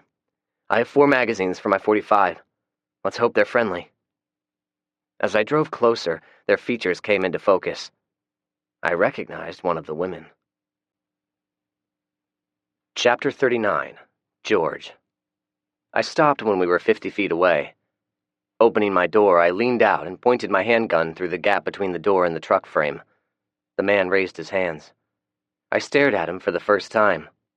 He was in his 20s, maybe 6 feet tall, about a week's worth of dark whiskers on his face and greasy hair cut in a high and tight. He was wearing military camouflage fatigues, and they looked pretty dirty as well. "I'm guessing you're George," I said loud enough for him to hear. He nodded. "Let me come closer, Zach. I just want to talk," he shouted back. "All right, walk forward until you're 10 feet from the truck and then stop. Keep your hands where I can see them. If those women make any furtive moves, you'll be the first one I kill." I lowered my voice to a whisper. "Watch the sides of the road, Rowdy. He may have a friend somewhere."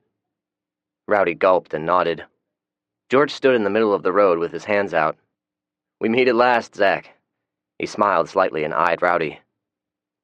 "I don't have anyone out there, Red. It's just me and the 2 women, thanks to Zach." I scowled with anger.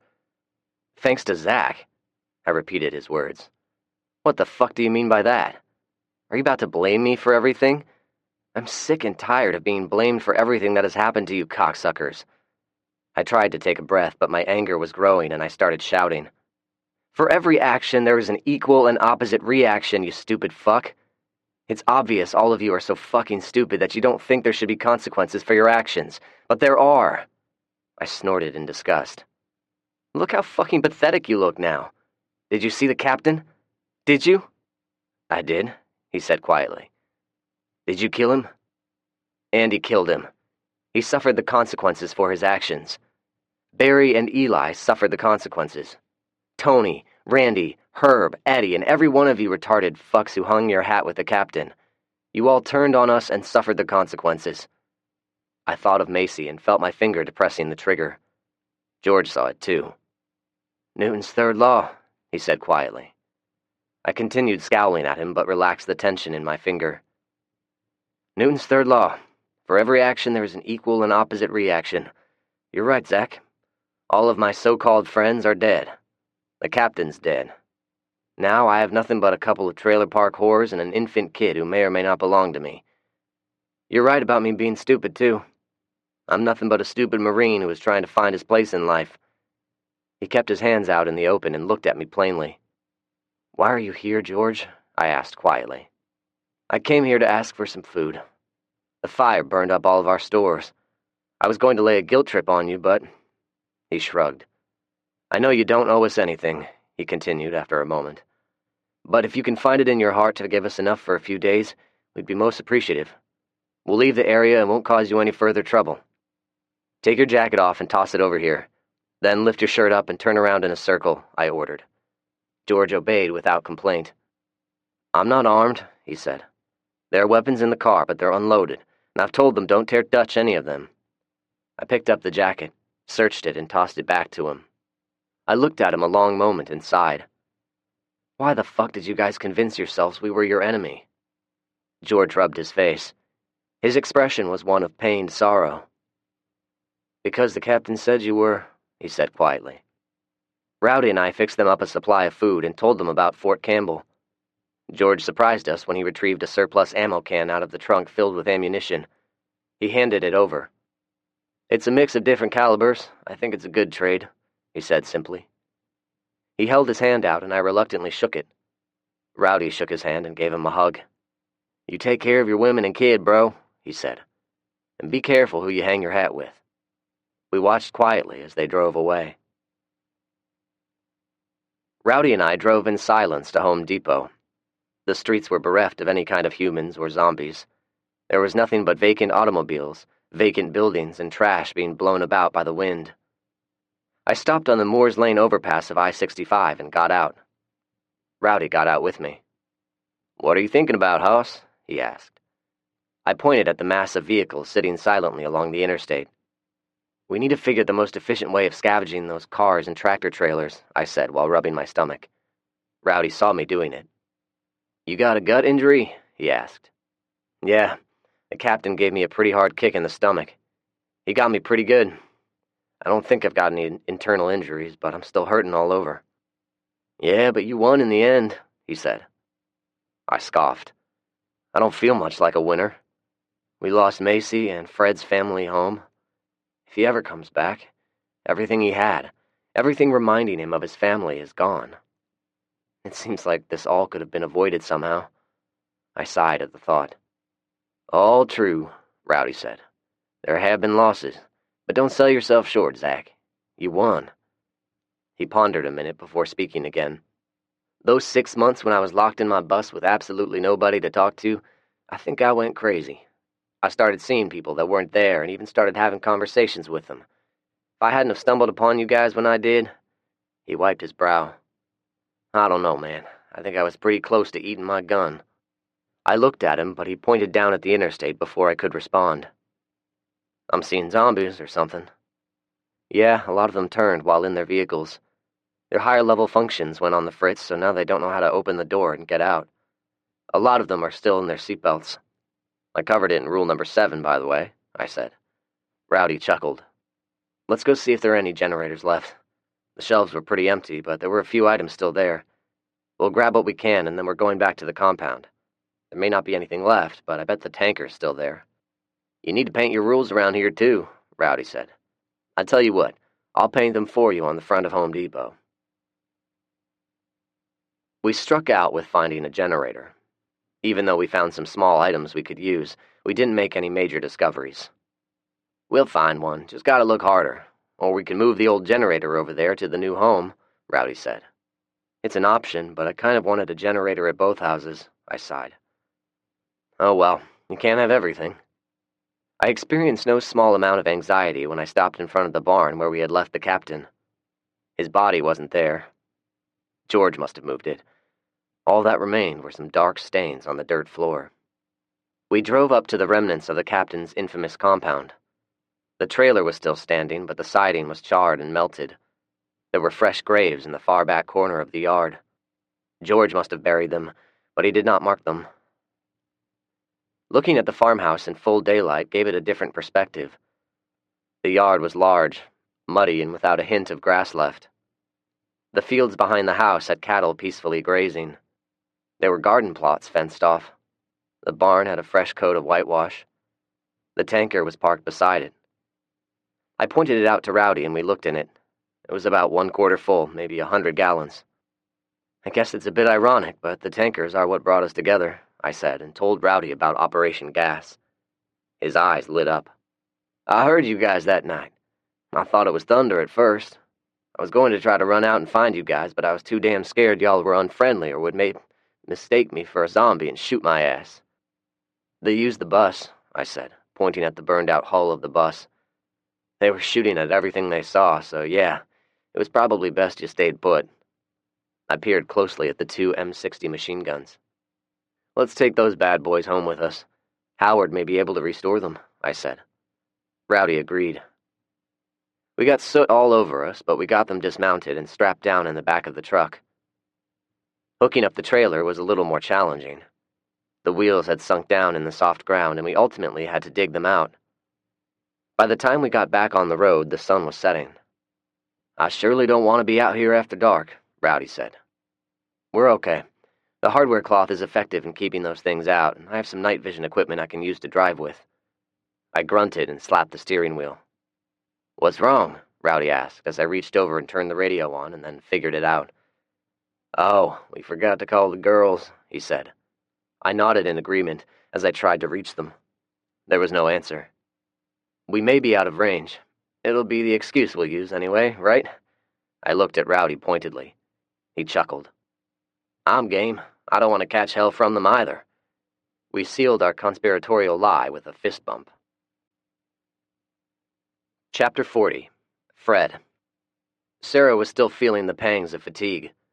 Flying a plane like the C-130 was no easy task, especially when one had to do it without a co-pilot or flight engineer.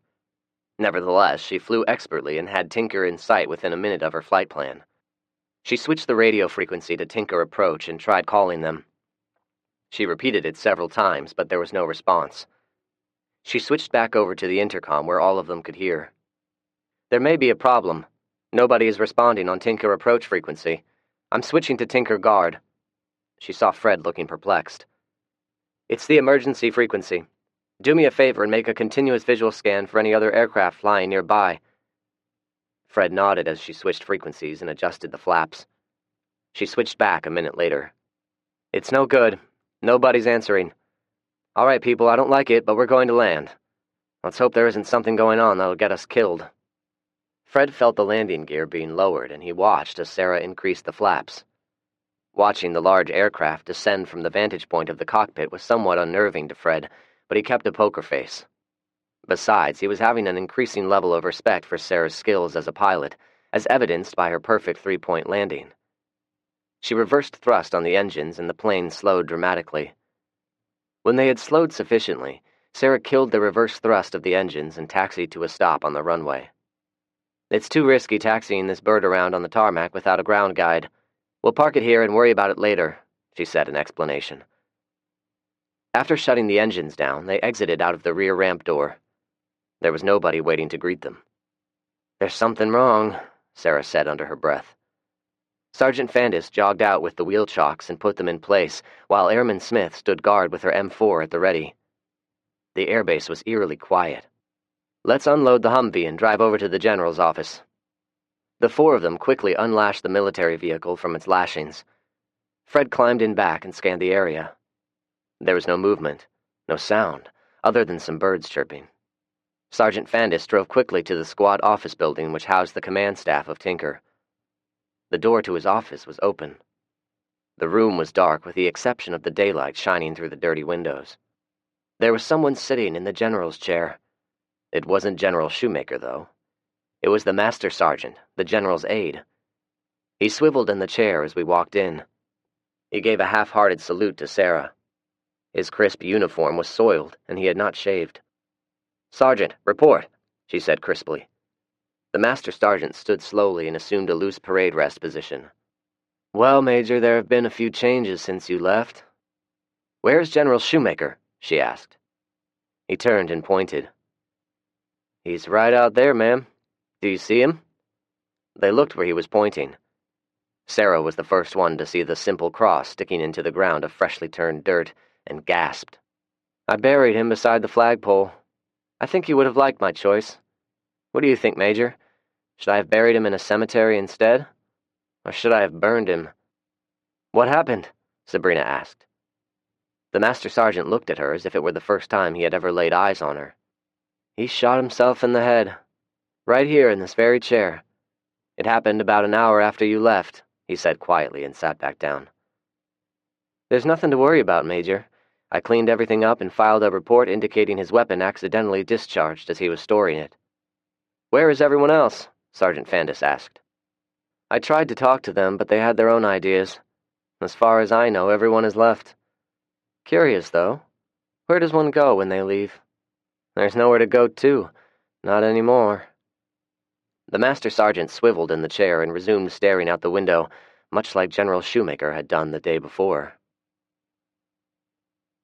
With the aid of a Coleman lantern, Fred took a cold shower in the windowless gym locker room.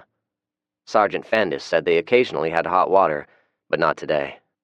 Cold water notwithstanding, Fred enjoyed washing the accumulation of a few days of grime off of him. Per the sergeant's advice, he also took advantage of the laundry room while they still had running water. He was sitting in a plastic chair in front of the dryer wrapped in a towel, watching the dryer turn round and round, when Sarah walked in. She had battle-dress utility pants on and a black t-shirt with a military logo on it. "Well, well, cowboy, looks like you've run out of clean things to wear," she teased. Fred suddenly felt self-conscious. He remembered his first meeting with Sarah and her six-pack abs. He self-consciously sucked in his gut. "I figured I'd get everything washed before heading out," he said. "When are you leaving?" she asked. "First thing in the morning." "You could stay here," she said after a moment. "You could go with me," Fred responded. She jutted her jaw out. "My place is here. There are millions of dollars in assets here. I cannot simply abandon them." Fred nodded. "Your sense of duty is admirable, but there's nothing left here for you, Sarah.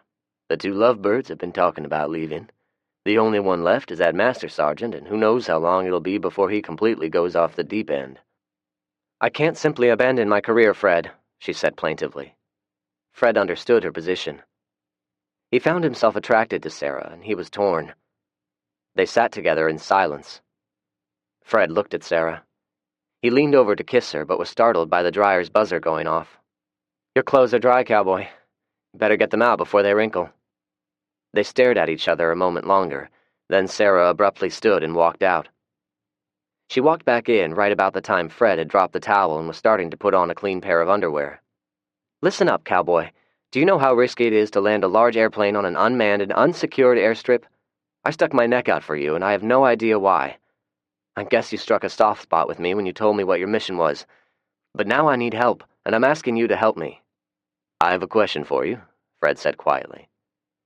Sarah stared into his eyes. "Is Major Fawkes asking me, or is Sarah asking?" Sarah took a step closer. "Would it be okay if I said both?" Fred nodded. "Fair enough. I'll give you a week, and then we'll have this discussion again." Sarah nodded gratefully. "Thank you." She turned to go, but stopped. "Did your cowboy friends give you a nickname like Bull or Horse or Big Tex, anything like that?" Fred frowned. "No, just Fred. Why?" Sarah glanced at Fred's crotch.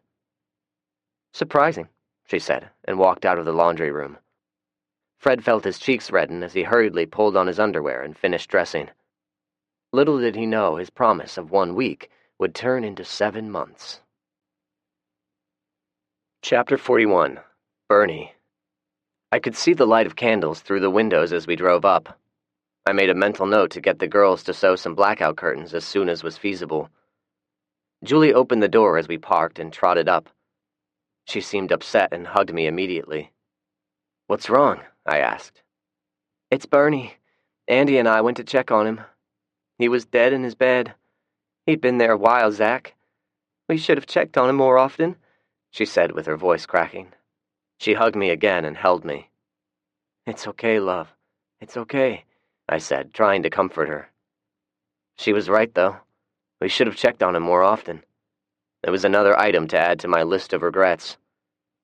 We ate a late dinner while Julie and I described Bernie. Rowdy howled with laughter when we told the story of Fred's encounter with him and the fixation with women's panties. "Did you tell Howard and LaShonda?" I asked. Julie nodded. "We went and got Howard. He buried Bernie behind his house." She saw me frown and clarified. "Behind Bernie's house, not Howard's house." She sighed and wiped her eyes. "He was quirky as all get out, but he was a good person. Kind of like a crazy family uncle who spent some time at the nervous hospital." Our new bedroom was the master bedroom located in the back corner. The bed was a king size with an elegant walnut frame and a canopy style. We'd be able to hang mosquito netting off of the frame, which would be nice. The sheets were clean, although the house still had a little bit of a musty odor. I gave Julie a back massage while we talked. She occasionally gave a moan of pleasure, which encouraged me to keep massaging. "That feels wonderful. I had no business digging a grave while pregnant," she said. "You did what you thought was right," I replied. "But you're going to have to limit yourself to light physical activity. We want a healthy baby boy." "Listen to you. Maybe it'll be a baby girl," Julie retorted. "Either way, I want our baby healthy." Julie agreed with a pleasing moan. "Did Rowdy say anything about Andy?" she whispered. "Yeah. At the moment, he sees her more as a skinny little girl than a romantic partner. I think his brain is still messed up a bit from practically being in solitary confinement. It'll take time." "What did she say?" "She's a little confused. She said when they go to bed at night, Rowdy holds her close but doesn't do anything else. He's very kind to her, so she said it'll have to do for now." Julie rolled over and pulled my head close to her in the dark.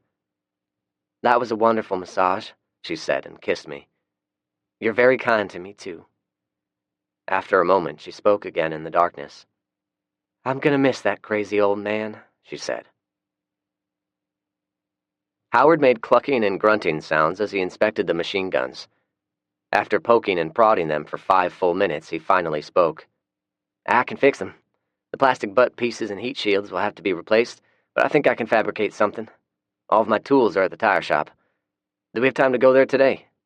"Yeah, I want to find a generator, so we'll kill 2 birds with 1 stone." I found one sitting behind a biker bar located on Antioch Pike, but it was not a freebie. "Be careful, Rowdy," I chided under my breath as we worked our way to the rear parking lot. He had gotten anxious and moved ahead of Howard and me. As we rounded the corner of the building, we spotted 6 of them standing around a barbecue smoker. I've no doubt the remnant aroma of burning meat attracted them, but now they stared at it dumbly as if the lid was going to magically open and a fresh pig or something would jump out. They were all still wearing their cuts, which identified them belonging to a local outlaw biker club. When we exited the truck, they headed right for us. Rowdy shot one immediately, but his gun apparently jammed. He tried to run backwards, but he stumbled and fell. The 5 of them were within a couple of feet of him immediately. Howard and I shot as quickly as we could while Rowdy slithered backwards. 2 of them fell on top of him, and he let out a shriek. "Get them off of me!" he shouted, while Howard and I watched him wiggling around like his pants were on fire. He managed to free himself of the bodies and got to his feet. He was breathing heavily. "Holy shit, that was close," he exclaimed. Howard chuckled. I shook my head. "Rowdy, you've got to learn to move as a team. You got out ahead of us, and you were in our line of fire. We could have accidentally shot you, and it's not like we can carry you down to the local emergency room and get you patched up." He hung his head, duly chastened. "Since you're already grimy with zombie goo, check them out and see if they have anything we can use," I instructed. Rowdy looked at me as if I had just asked him to eat a fresh pile of shit. Howard and I worked our way to the back and found it. "How'd you know it was back here?" Howard asked. "A couple of years ago, there was a wreck down the road. I had driven by and all of the power was out except for the lights in a tent behind this bar. When I started thinking about where to find a generator, the memory popped up in my head." I looked down at the generator. It was a Honda portable capable of 6,500 watts and ran on gasoline. Howard tried to lift it. "It's about 300 pounds, I guess. Good thing we're all here. It'd be hard getting it into the back of your truck by yourself." I agreed. After getting it on the truck, I found some hand sanitizer for Rowdy. "Did you find anything?" I said. "One of them had a Bowie knife," he replied and showed it to us. It was a simple-looking knife with a wooden handle and brass haft, but the blade was at least 10 inches long and lethal-looking. "I've got some sharpening stones at the house," Howard said. "I could put an edge on it so sharp you can save with it." Rowdy grinned with delight. Before leaving, we checked the bar. There were no zombies, but there was nothing else either. Even the beer kegs were empty. We left them there, but I made a mental note of their location. They may come in handy for something later on. "We better get moving," I said. "Those gunshots might have attracted some more friends for Rowdy to play with." Howard chuckled, but Rowdy was not amused. Chapter 42. A Sad Goodbye. There was the sound of a vehicle approaching as I sat at the kitchen table drinking coffee and watching my beautiful love cooking breakfast. "It looks like Howard," I said, looking out the window. I fixed a mug of coffee and had it waiting for him when he came in. Lil H was with him. "What are you guys up to this morning?" I asked as we walked into the kitchen. "I got something I want to tell you guys," Howard said as he sat down. He nodded gratefully at the coffee. Andy came in and sat down. "Rowdy's in the bathroom," she said. "I've learned to give it about 30 minutes after he's been in there." Julie and Lil H laughed. "What's going on, Howard?" I asked, but I felt like I already knew the answer. "We've talked about it every day since Captain Steen and the first sergeant visited. I think we're going to move to Fort Campbell." There was a stunned silence from all of us. Well, with the exception of Rowdy coming into the kitchen. He scratched himself and then belched loudly before sitting down. He looked us over. "Good morning. Have I missed something?" he asked. "Howard just told us they're leaving," Julie said. We all looked at him in surprise, and an awkward silence ensued. "What are you thinking, Zach?" Howard finally asked. "I think you should do what you believe is best for your family, Howard," I said. He nodded quietly. "I want you to know, if it doesn't work out, you and your family will always be welcome back." He nodded again in gratefulness. "What do you think, Julie?" Howard asked. "I don't want you guys to go," she said simply. "But I'm with Zach. If this is what you think is best for you guys, I have to agree." Her eyes watered up then, which caused Howard to tear up as well. "How many pounds are each of you allowed to carry on board?" I asked. He showed me the list. I read it over and nodded. "Clothing can take up a lot of weight, so minimize those. I would go with specialty food items, extra shoes, hygiene items. Oh, don't forget firearms and ammunition," I said. Howard shook his head. "They don't allow that." "Conceal it, big guy," I said. "Don't allow yourself to be disarmed, Howard. Put a handgun in each of the boys' waistband with their shirts hiding it, and hide the ammunition in your luggage. Trust me on this, Howard. You may never have use for them, or you may need to protect your family. Better to have them and not need them rather than the other way around." "You think so?" he asked. I nodded. "All right, then," he said quietly. I sighed and on impulse got up and hugged the two of them. "We'll keep the house ready for you guys in case you ever want to come back," I said again. I have to admit, it was tough. I didn't want them to leave. They were the last of our original group. It was going to hurt when they left, but I kept it to myself. I didn't want them to feel guilty. "Don't those soldier boys fly in tomorrow?" Rowdy asked. Howard nodded. "Well, that don't give us much time to throw a going-away party, but we'll sure get started." He scratched his beard, started to hike his leg, and then remembered he was in mixed company. His face took on an expression of a person trying desperately to squeeze his butt cheeks together. We all rode to the Smyrna airport together. Beforehand, Howard insisted I inspect their baggage to ensure they had packed the proper items. It was a cool but sunny day. We sat at the hangar and awaited the arrival of the Chinook. The pleasant day had a calming effect. I was leaning against the truck tire and found myself drifting off when Andy spoke up. "There's someone coming," she said. We all stood and watched as an older model Olds Cutlass approached. Other than being dirty, it looked like it was in good shape. I recognized the two in front immediately and stood. "Those are the two who tried to ambush me. I don't know about whoever it is in the back seat," I said. Everyone followed my lead and stood. They drove up slowly and stopped 20 feet away in a parking lot beside the hangar. I watched them warily.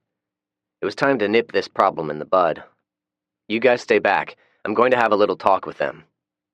I could see the apprehension on their faces as I approached them. The passenger in the back seat was a woman whom I did not recognize. She appeared to be in her early 30s and, with the exception of questionable hygiene, was actually quite attractive. I walked purposely up to the driver's side. The two of them seemed even skinnier, but to be honest, the last time I looked at them up close was through a rifle scope. "I believe it's time for us to have a little talk," I said through the open window. The driver glared at me and tried to raise a revolver. I yanked my Kimber out and stuck it against his head. "Don't you fucking move or you're a dead man," I growled. He wasn't totally stupid. He froze. I reached in with my left hand and grabbed his revolver.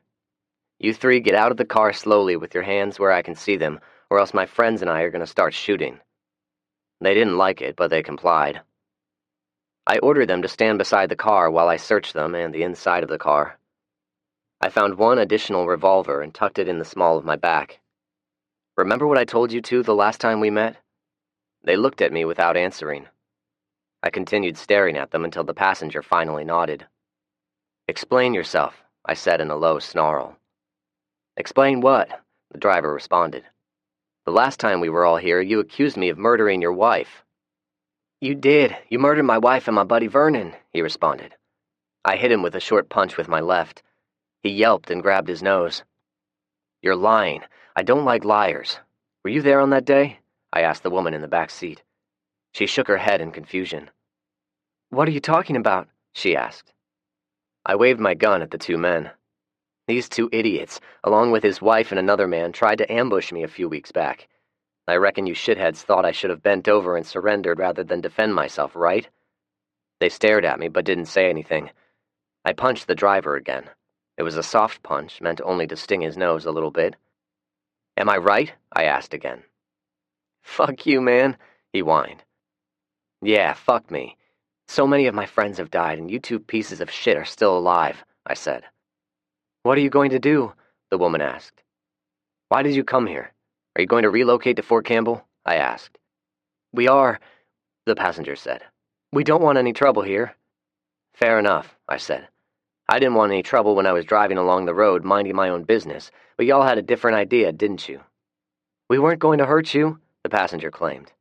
"We were hungry and just wanted food." I sighed. "You dumb shits.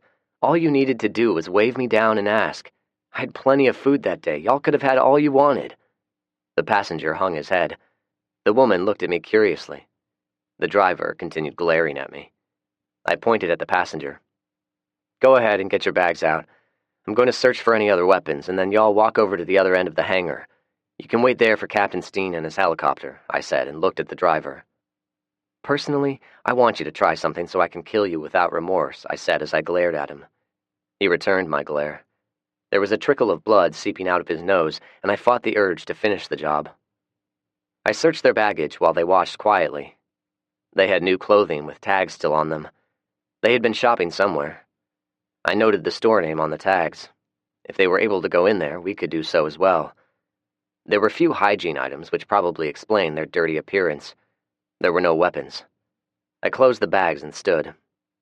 "Satisfied?" the driver asked sarcastically. I ignored him. "What are you going to do with our guns and car?" the passenger asked. "We have no interest in your car. Leave it here in case you don't find Fort Campbell hospitable, but I'm going to hold the firearms for Captain Steen." I pointed to his friend. "You two have already tried to kill me once. Why should I make it easy for you? Besides," I said, "there's at least one person over there that will feed you your testicles if you try anything stupid, so I'm doing you a favor." I looked at the driver who had snorted and spit on the ground in front of me. "I don't know your name, but I know you. You may have been a good man once, but now you're nothing more than a low-life piece of shit. You put the life of your wife at risk in order to waylay someone whom you believed was helpless and vulnerable. If you guys don't like Fort Campbell and come back here, take your car and drive away. Don't hang around here." "Fuck you," he responded and spit on the ground again. He was out of the car now and standing approximately 5 feet from me, well within striking range. I stepped toward him and struck him squarely in the nose with a hard left cross. He dropped to the ground. No. Fuck you," I said without emotion. I walked back to my friends. "Well, even though I said I would do it, I decided not to kill them," I said. Sat down on the concrete and displayed the 2 handguns I took off of them. They had these on them. Andy picked one up, began inspecting them as I watched the passenger pick up his friend and helped him walk toward the hangar. Rowdy chuckled. "Zach, you sure are full of piss and vinegar." I shrugged. The Chinook arrived promptly at noon. The pilot circled the airport once and then landed. When the engines were shut down, the tail ramp lowered and a squad of soldiers exited. Each soldier seemed to have a specific task to perform. 2 soldiers chalked the wheels while 3 other soldiers carried equipment out of the helicopter. I recognized Captain Steen and Corporal Alexander as they exited the plane. The corporal grinned and waved as they walked over to us. "Good afternoon, ladies, gentlemen," he said while shaking hands. He glanced over at the 3 I had ordered to sit off to the side.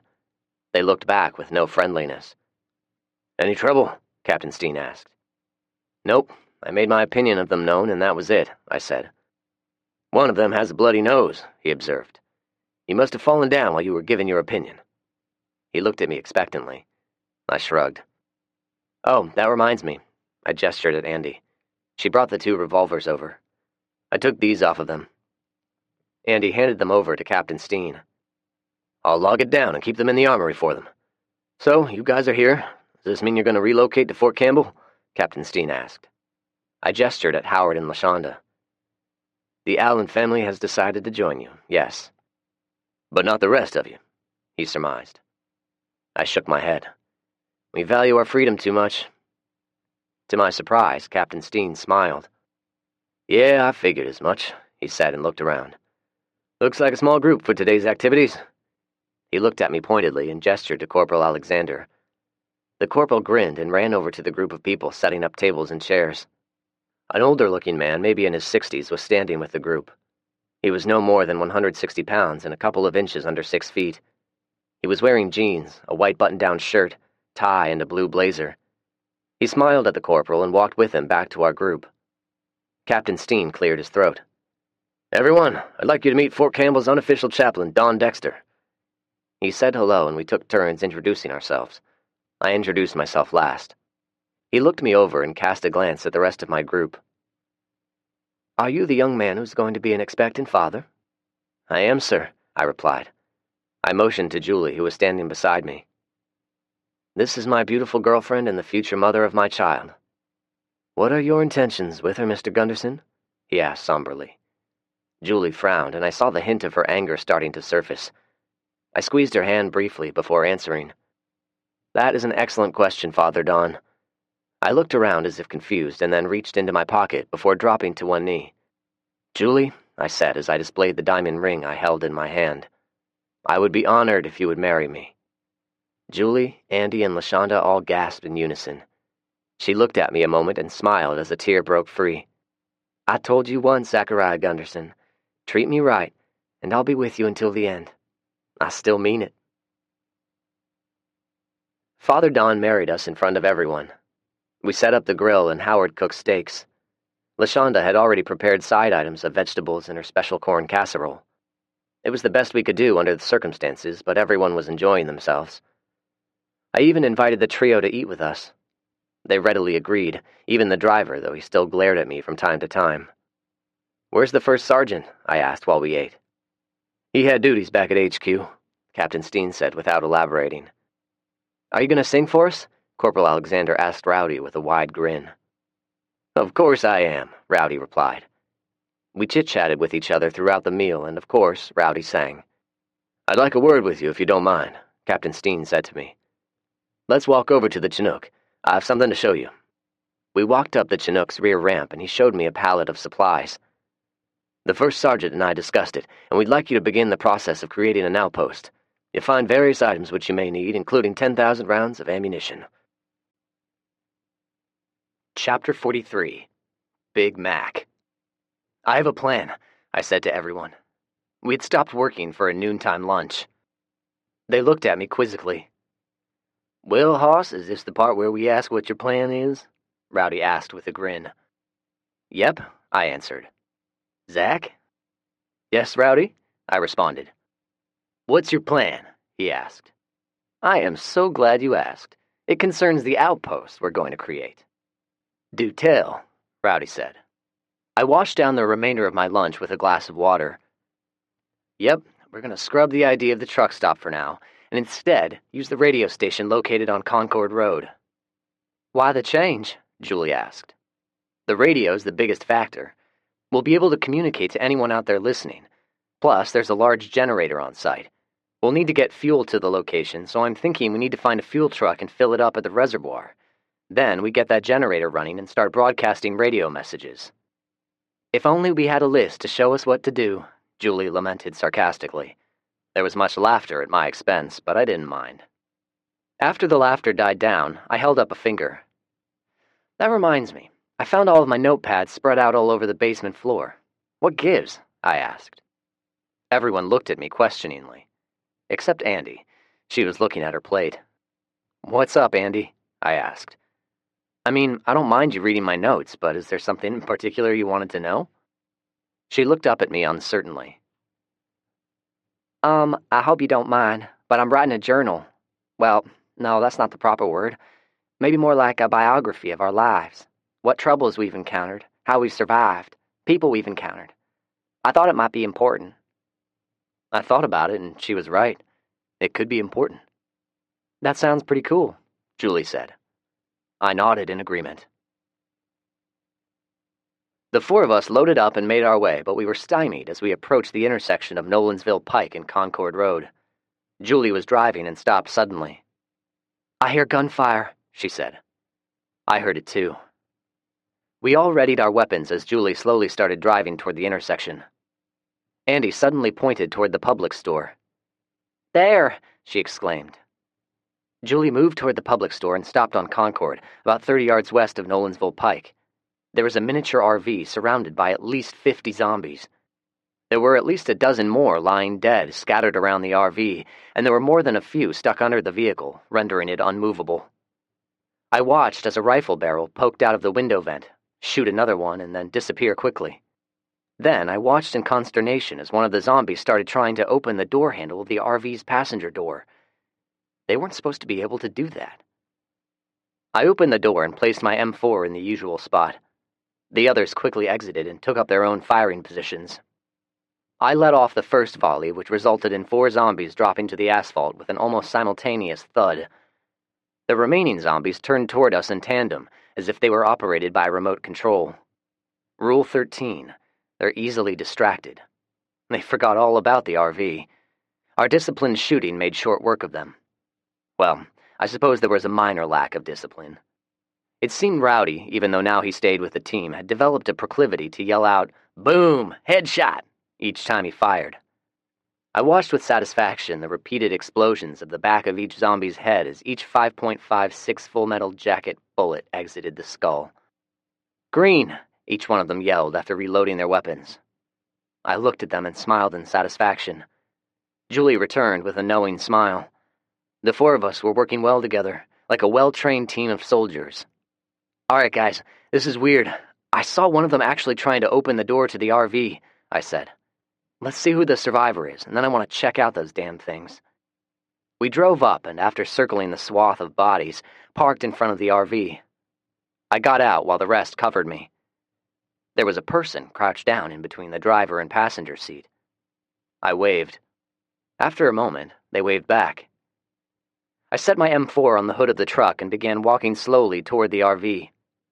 The driver's door opened as I was maneuvering through the corpses, and a person stepped out. She was over 6 feet tall and most assuredly weighed over the 200-pound mark. She was wearing a green flannel shirt with a leather vest, jeans, and boots. To top it off, she had long, flowing grayish-white hair. "I appreciate the help," she said. "I was out of bullets, and I'm running low on gas." I assumed she was talking at a normal level. Nevertheless, she could probably be heard for 3 blocks. "I'm Zach," I said as I extended my hand. She shook my hand with a grip every bit as strong as the late captain's.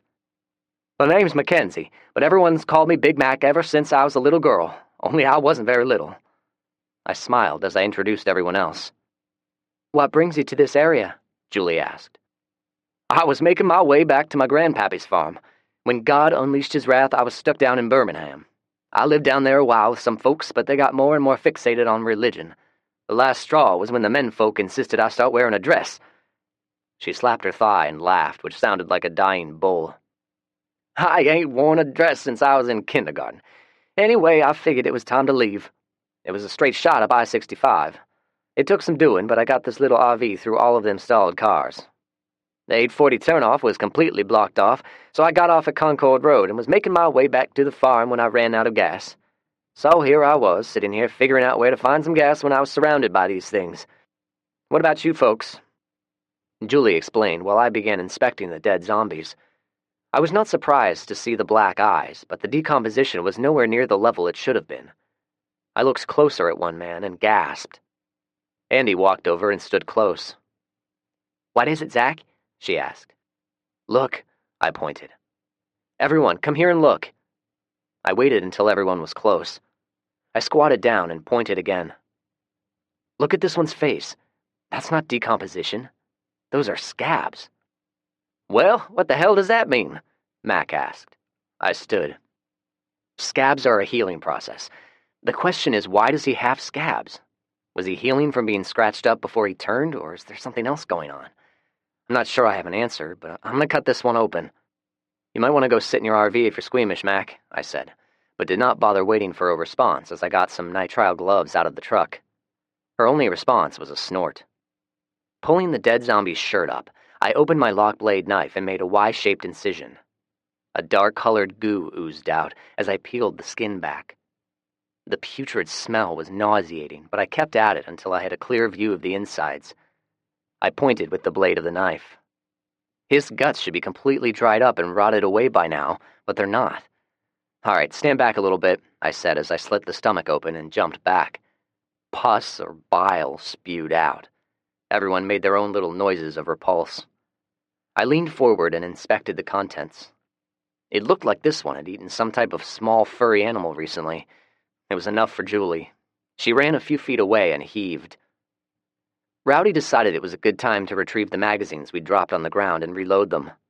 Andy and Max stood there watching. "Anybody got any opinions?" Nobody commented. "Okay, I've seen enough for now. We've made a lot of noise, and it's time to get out of this area."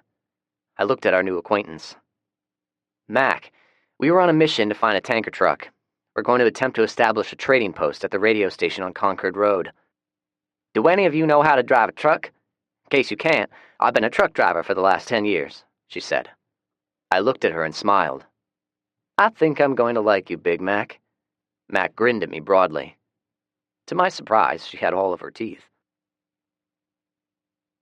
We got the RV unstuck and followed Big Mac to her family's farm, which, surprisingly, was only a few miles from College Grove. Unfortunately, there was nothing left.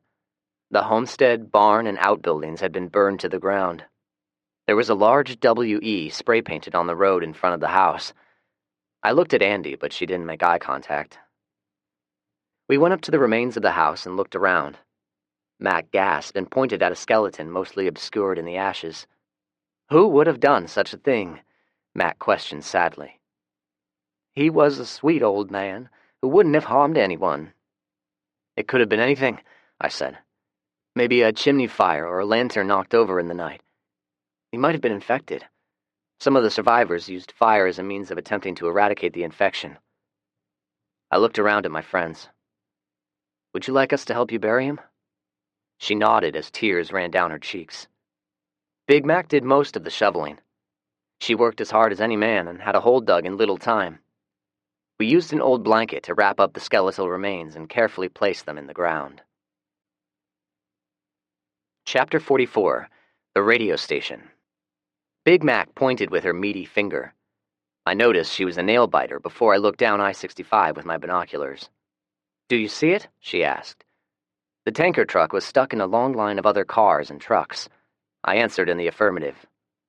I noticed it as I drove by it.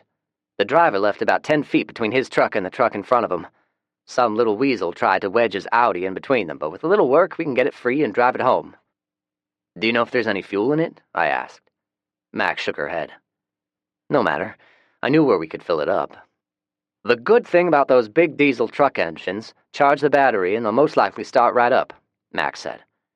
If it don't, I know how to work on them. Rowdy smiled. I bet you do. Mac responded with a cool look. Rowdy stopped grinning and directed his attention to the interstate. All right, we'll get back to it, I said. Let's go have a look at the radio station. The radio station in question is located on Concord Road beside the interstate. When you get close, the first thing you notice is a very tall tower painted red and white. The wire cables holding it in place were still intact. The station itself was a plain white building and doubled as the caretaker's residence. It was nestled on approximately 20 acres, which now consisted of overgrown grass and weeds. It was surrounded by a chain-link fence with a couple of strands of barbed wire on the top. The fence looks intact, and I see a large generator beside the station. I scanned some more, looking for any signs of life. I'm not seeing any threats, but there may be something inside. Are you guys ready? I was born ready, Rowdy said enthusiastically. Mac looked at him as if she was wondering if he were firing on all cylinders. The station was locked, which was not an issue, and devoid of life. Upon entry, we were hit with a stale, musty odor. Nobody had been inside in quite a while. The radio room itself was smaller than I had imagined it would be.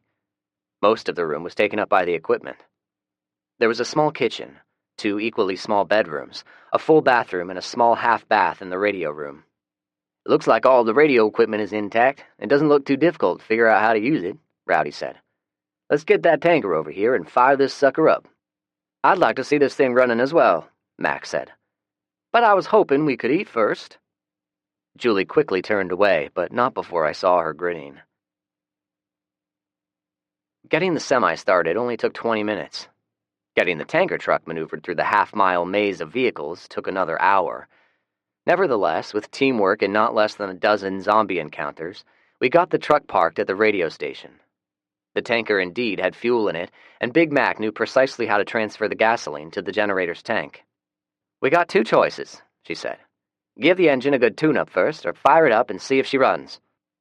I wanted to give the engine a thorough going over first, but I was outvoted. After I bitched about it a minute or two, they agreed to let me clean the spark plugs and air filter. There was a spray can of ether sitting beside it, which told me this thing would probably be a bear to start. We hooked up the jumper cables, put a squirt of ether in the air filter inlet, and gave it a try. This time, it only took 10 minutes before it roared to life with a thick puff of black smoke. Everyone cheered in delight. Rowdy ran inside the station ahead of us, hooting the entire way. Good afternoon, ladies and gentlemen. This here is Rowdy Yates, lately of Brentwood, Tennessee. The time here in Brentwood is high noon, give or take a few minutes, and this is my very first radio broadcast since the world went to hell in a zombie-infested breadbasket. Rowdy paused to take a drink of some Patron tequila. Andy rolled her eyes and took the bottle away from him. It's only noon, for Christ's sake, she said. Rowdy looked at Andy like a whipped puppy dog, drew a deep breath, and continued. Well, I've just been informed that there's no drinking allowed until sundown.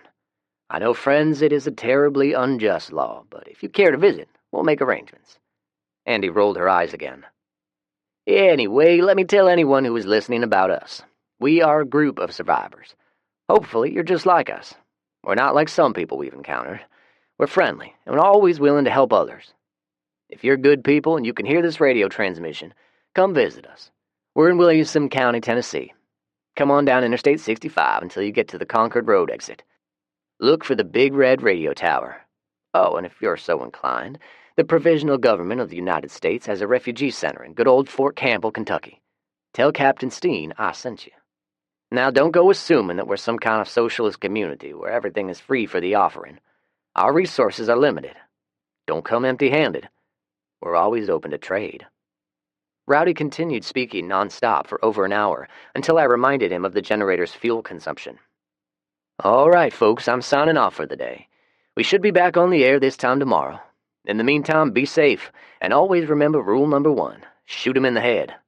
This is Rowdy Yates, signing off." He flipped the switch and the on-air light went out. He looked at all of us expectantly. "How'd I do?" he asked. "Rowdy, you're a natural," I said. Everyone voiced their agreement. He grinned broadly. "We can make this work, guys, but it's going to take a lot of blood, sweat, and tears." I gave a wry grin and pulled out a folded sheet of paper from my shirt pocket. I heard a collective sigh from Julie and Andy. Mac looked perplexed. "Oh, yes, it's a list. First, we're going to move one of the stills out here. Second, we're going to need a couple of outhouses dug, otherwise you'll have people crapping everywhere. Third, Captain Steen provided us with a few thousand sandbags. They'll need to be filled and stacked around the facility. I'd start with 4-foot-high walls and then go from there. Oh, and here's a big one. Zombie pits." "What the hell are zombie pits?" Mac asked. "I'm glad you asked," I responded with a grin. "Zombies are so stupid they'll walk right into a hole in the ground without the forethought of how they're going to get out. I think if we dig a trench around the fence line, say about 6 feet wide by 8 feet deep, any zombies wandering up from the interstate will fall into them, and they won't know how to climb out. Hopefully there's a backhoe nearby." "Do you know how to use one, Mac?" I asked. Mac scoffed. "Does a hog like slop? Of course I can run a backhoe. I can run a bulldozer, too," she grunted, as if this were something I should have already known. I nodded without any smart-assed retort.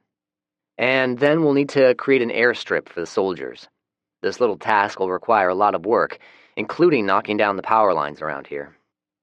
"You're right about one thing. That's a lot of work," Rowdy said. "It is," I said. "However, if we have any survivors dragging themselves in with nothing to trade, we can put them to work in exchange for food. But I'm thinking we're going to need to round up a whole lot of cattle and start planting more crops." I frowned for a minute and rubbed my face. "I know that look," Julie said.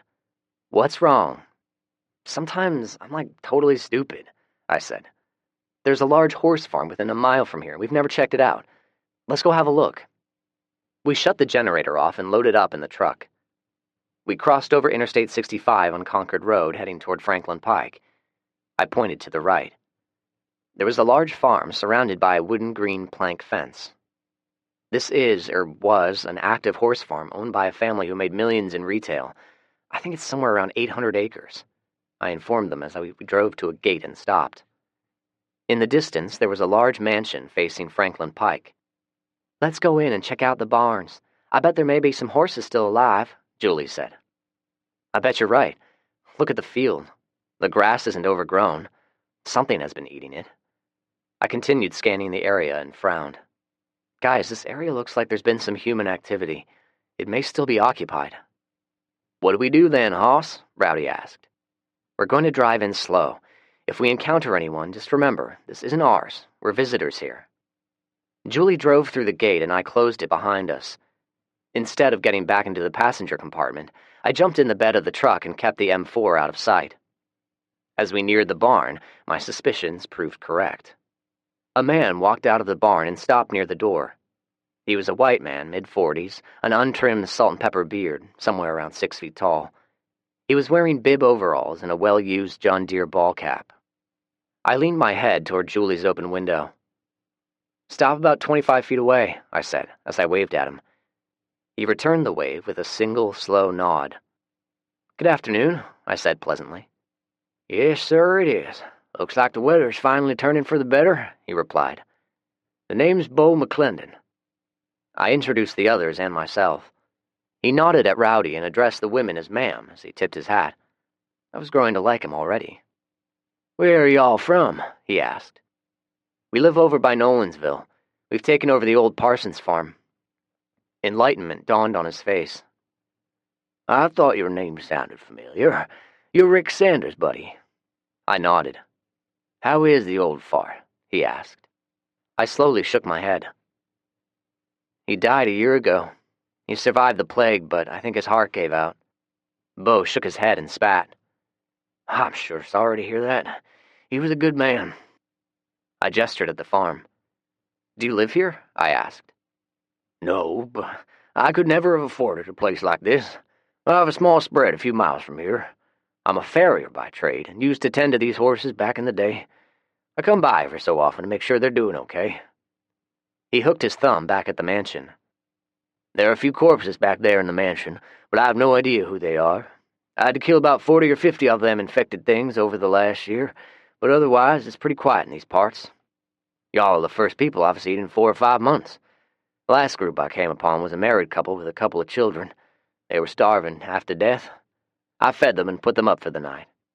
Then they stole the rest of my food and took off." He spit again.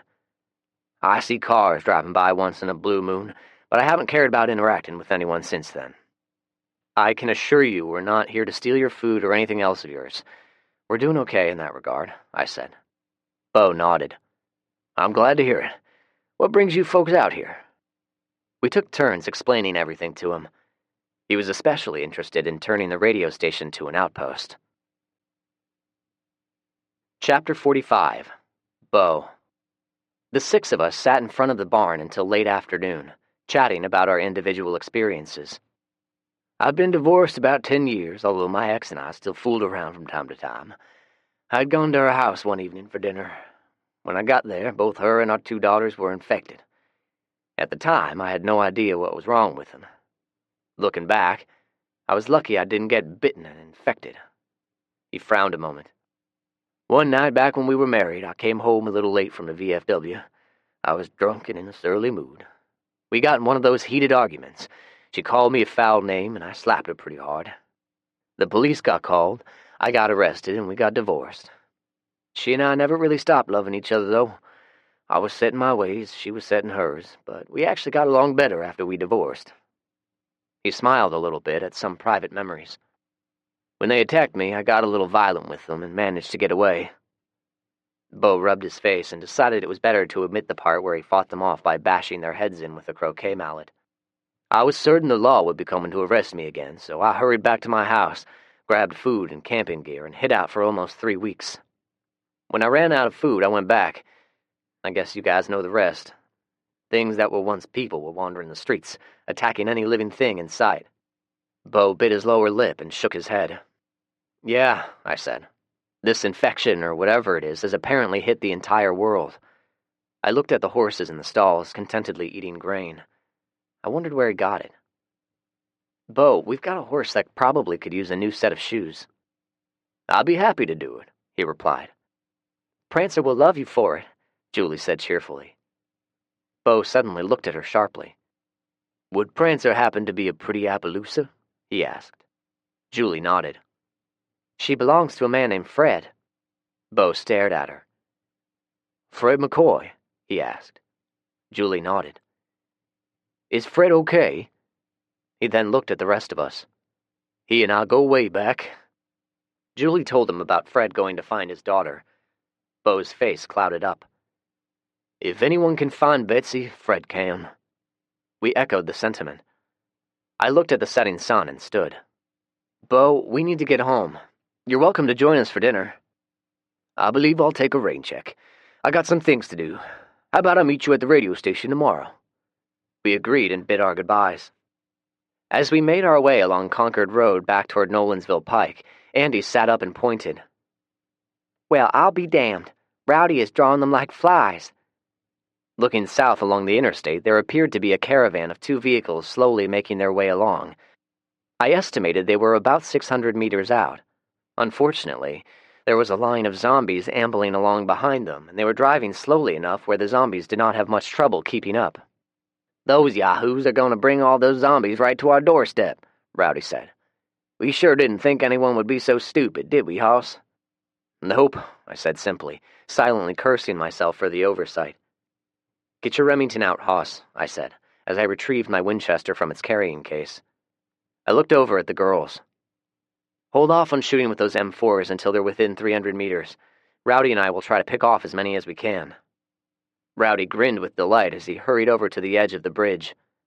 He took his jacket off and used it as a buffer between the metal railing of the bridge and the stock of his rifle.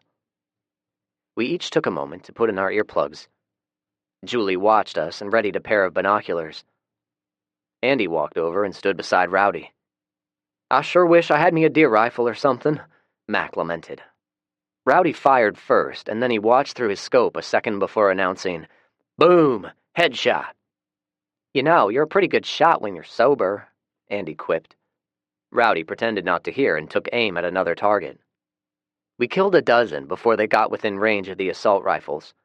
I picked up the empty cartridges and pocketed them, hoping they were in good enough shape to use for reloading. Thanks to Captain Steen, we had plenty of ammo for the assault rifles, but our supply of our other calibers of ammunition was dwindling quickly. It was time for us to start doing some serious house-to-house salvaging. Julie and Andy adjusted their ACOG sights and started firing. They took their time, ensuring a good aim and firing a single round for each target. I watched through the binoculars as they repeatedly made headshots. It made me warm with pride.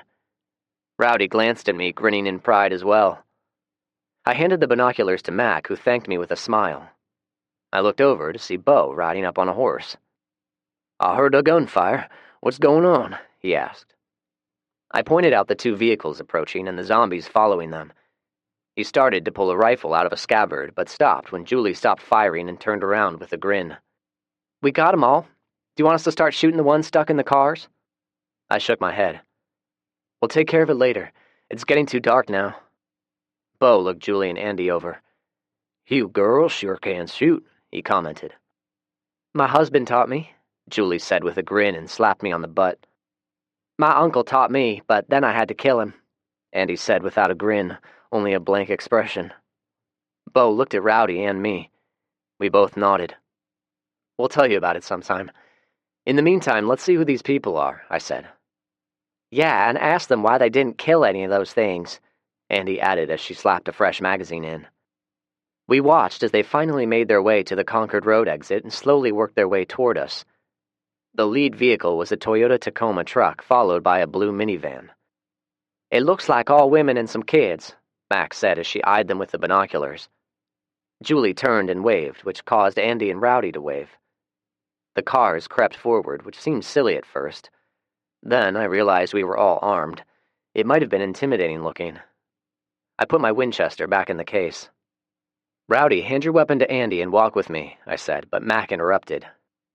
"I believe I know those people. They were with the religious sect I told you all about." She walked with us toward the small caravan, which had stopped on the exit ramp. We stopped about halfway and waited, but they didn't move. It was getting darker now, and my patience was wearing thin. Mac waved them in, which seemed to be the invitation they needed. They finally drove up and stopped beside us. Mac smiled and walked up to the driver. "Well, I'll be. Y'all went and did it. Y'all left them." The driver, a haggard-looking woman, perhaps in her late 40s or 50s, got out of the Toyota and hugged Mac. Rowdy walked up to the passenger, who happened to be a rather attractive woman in her 20s. "Howdy, I'm Rowdy." I watched as he typically held out his hand, and instead of shaking, he kissed her hand instead. I walked up to the driver and Mac. "This is Wanda," Mac said. "My name is Zach." I didn't bother holding out my hand.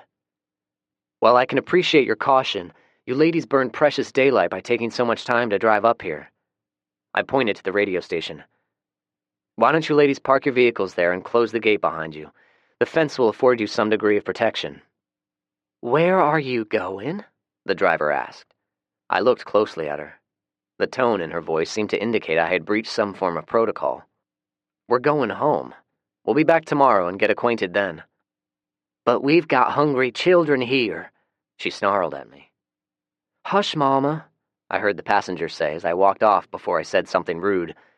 Rowdy tipped his cowboy hat and hurried after me. "Let's get moving," I said, and walked over to Bo. "If you want to talk to those people, be my guest, but we're going home. We'll be back around noon tomorrow. Depending on the amount of chores I have waiting on me, I may not be with them, but we'll see each other again." We shook hands and I headed to the truck. The rest followed. Mac jogged over to me as I squirted my hands with sanitizer. "If you don't mind, I think I'll spend the night here and get these people settled in," she said. I nodded in understanding.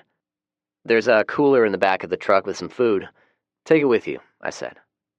Mac nodded gratefully. "Oh, I guess you better take one of the M4s with you, too. These women don't seem to know how to protect themselves." "I'm much obliged, Zach. You won't regret it. I'll see y'all tomorrow." Big Mac waved and walked toward the group of women carrying the cooler over her shoulder. Chapter 46. The Women of Birmingham. Everyone was dying to go back to the radio station the next morning, except me. "You guys go ahead, I'll get the chores done and join y'all later," I told them. Julie wanted me to go with them, but I shooed her away with the promise I'd be there by noon. I accepted the fact none of them, with the exception of Fred and Howard, had my work ethic. So I toiled at the daily chores by myself, took the clothing off of the clothesline and folded them. Well, I took care of my clothing and Julie's. The rest stayed put, and then spent a few hours reloading bullets. It was time-consuming work reloading a bullet by hand, one at a time. After a while of it, I finally grew frustrated, jumped in Andy's Jeep and headed out. Andy was sitting by the gate with an M4 cradled in her lap. She looked up as I approached, but didn't smile when I stopped at the entrance. "Where is everybody?" I asked. "They're inside. Everyone watched Rowdy talk on the radio, and now who knows what the fuck they're doing. They're swooning around him like he's some kind of fucking star." I got out of the Jeep and sat down beside her. "I've been sleeping next to him for almost a month, and he's never tried anything. But as soon as other women show up, he's flirting with every one of them. Hell, he's been fucking Cindy all day," she said bitterly. "I take it Cindy is one of the women in the group," I said. Andy chortled. "Yeah, she's the brunette with the big store-bought tits." Andy stood suddenly. "I'm taking my Jeep and leaving." I stood with her. "Where are you going? Home?" I asked. "No, I'm getting the fuck out of here. Julie doesn't like me. Neither you nor Rowdy will fuck me. There's no reason to stay here." She had the same scowl on her face from when I first met her. I grabbed both of her hands. She struggled against me briefly, but I held on tight.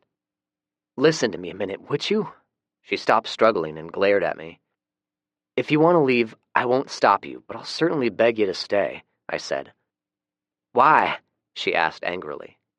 "I can think of 2 very important reasons off the top of my head. You've saved my life twice already. I'd be dead if not for you. Julie and I consider you a very valuable part of our team. I have a lot of admiration and respect for you, Andrea." I looked around and lowered my voice. "If I didn't have Julie, I think things might have been different between you and me. You know?" She lowered her head and reluctantly nodded. "But you're in love with her," she said. "Yep, very much so. I think you'd be surprised to know I love you as well, but more like a little sister." She looked up at me. "Is that a bad thing?" I asked. "I guess it's okay," she said quietly. "Good. I never had a little sister," I said. "Zach, what is it with Rowdy? Does he like me or not?" Andy asked. "I know he likes you and cares for you, but I think he views you more as a little sister as well." She nodded in sad understanding. I looked toward the station building. Nobody seemed to be watching. I gave her a kiss on the forehead. "Come on, let's go inside and listen to Rowdy's bullshit." I introduced myself to each woman. Wanda was the self-proclaimed matriarch of the group. She struck me as a bitter old woman. She didn't bother thanking me for the food, and instead criticized me for leaving them alone and vulnerable the night before. Cindy was her daughter. She had obviously taken the time to clean up. She was wearing clean clothing, which consisted of tight-fitting jeans with an equally tight-fitting bright red polo shirt. She even had some makeup on. Andy was right. She was pretty and had a very nice set of breasts, which were stretching her shirt to its limits. She was unabashedly flirting with Rowdy, and it was driving him nuts. Rhonda was an 18-year-old redhead with lots of freckles. She was attractive in a unique way, but very quiet. She would answer you if you asked her a direct question. Otherwise, the only time she spoke was to the 3 children. She was wearing the same plain print dress she was wearing yesterday. The children, I didn't even bother remembering their names. They were all little girls around 2 to 4 years old and poorly behaved. Julie told me all of the girls were orphans. Finally, I met Kelly. She was raven-haired with dark, smoldering eyes. She was the same height as Julie and had the movements of a woman who maybe did a lot of yoga, which probably explained the yoga pants she was wearing. I guessed her age at no older than 20. When Mac introduced the 2 of us, she hugged me close. I mean close, as in she pressed her entire body up against me. She ran her hands along my back and whispered in my ear. "It's nice to meet you, Zach. Thank you for the food last night." She held the hug a moment longer than necessary before letting go. I caught Julie looking at me with an arched eyebrow. It is certainly a pleasure to meet all of you. Could you tell me what led you to come up here from Birmingham?" "We've already told that story," Wanda said. "If you were here this morning instead of sleeping in, you would have heard it." I shrugged. "I guess I'll have to speculate then. Let me guess, you were run off because of your caustic attitude." Andy burst out in laughter. Wanda glared daggers of poison at me.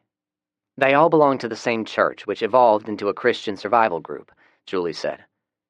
"The men, and especially their leader, became more and more radical.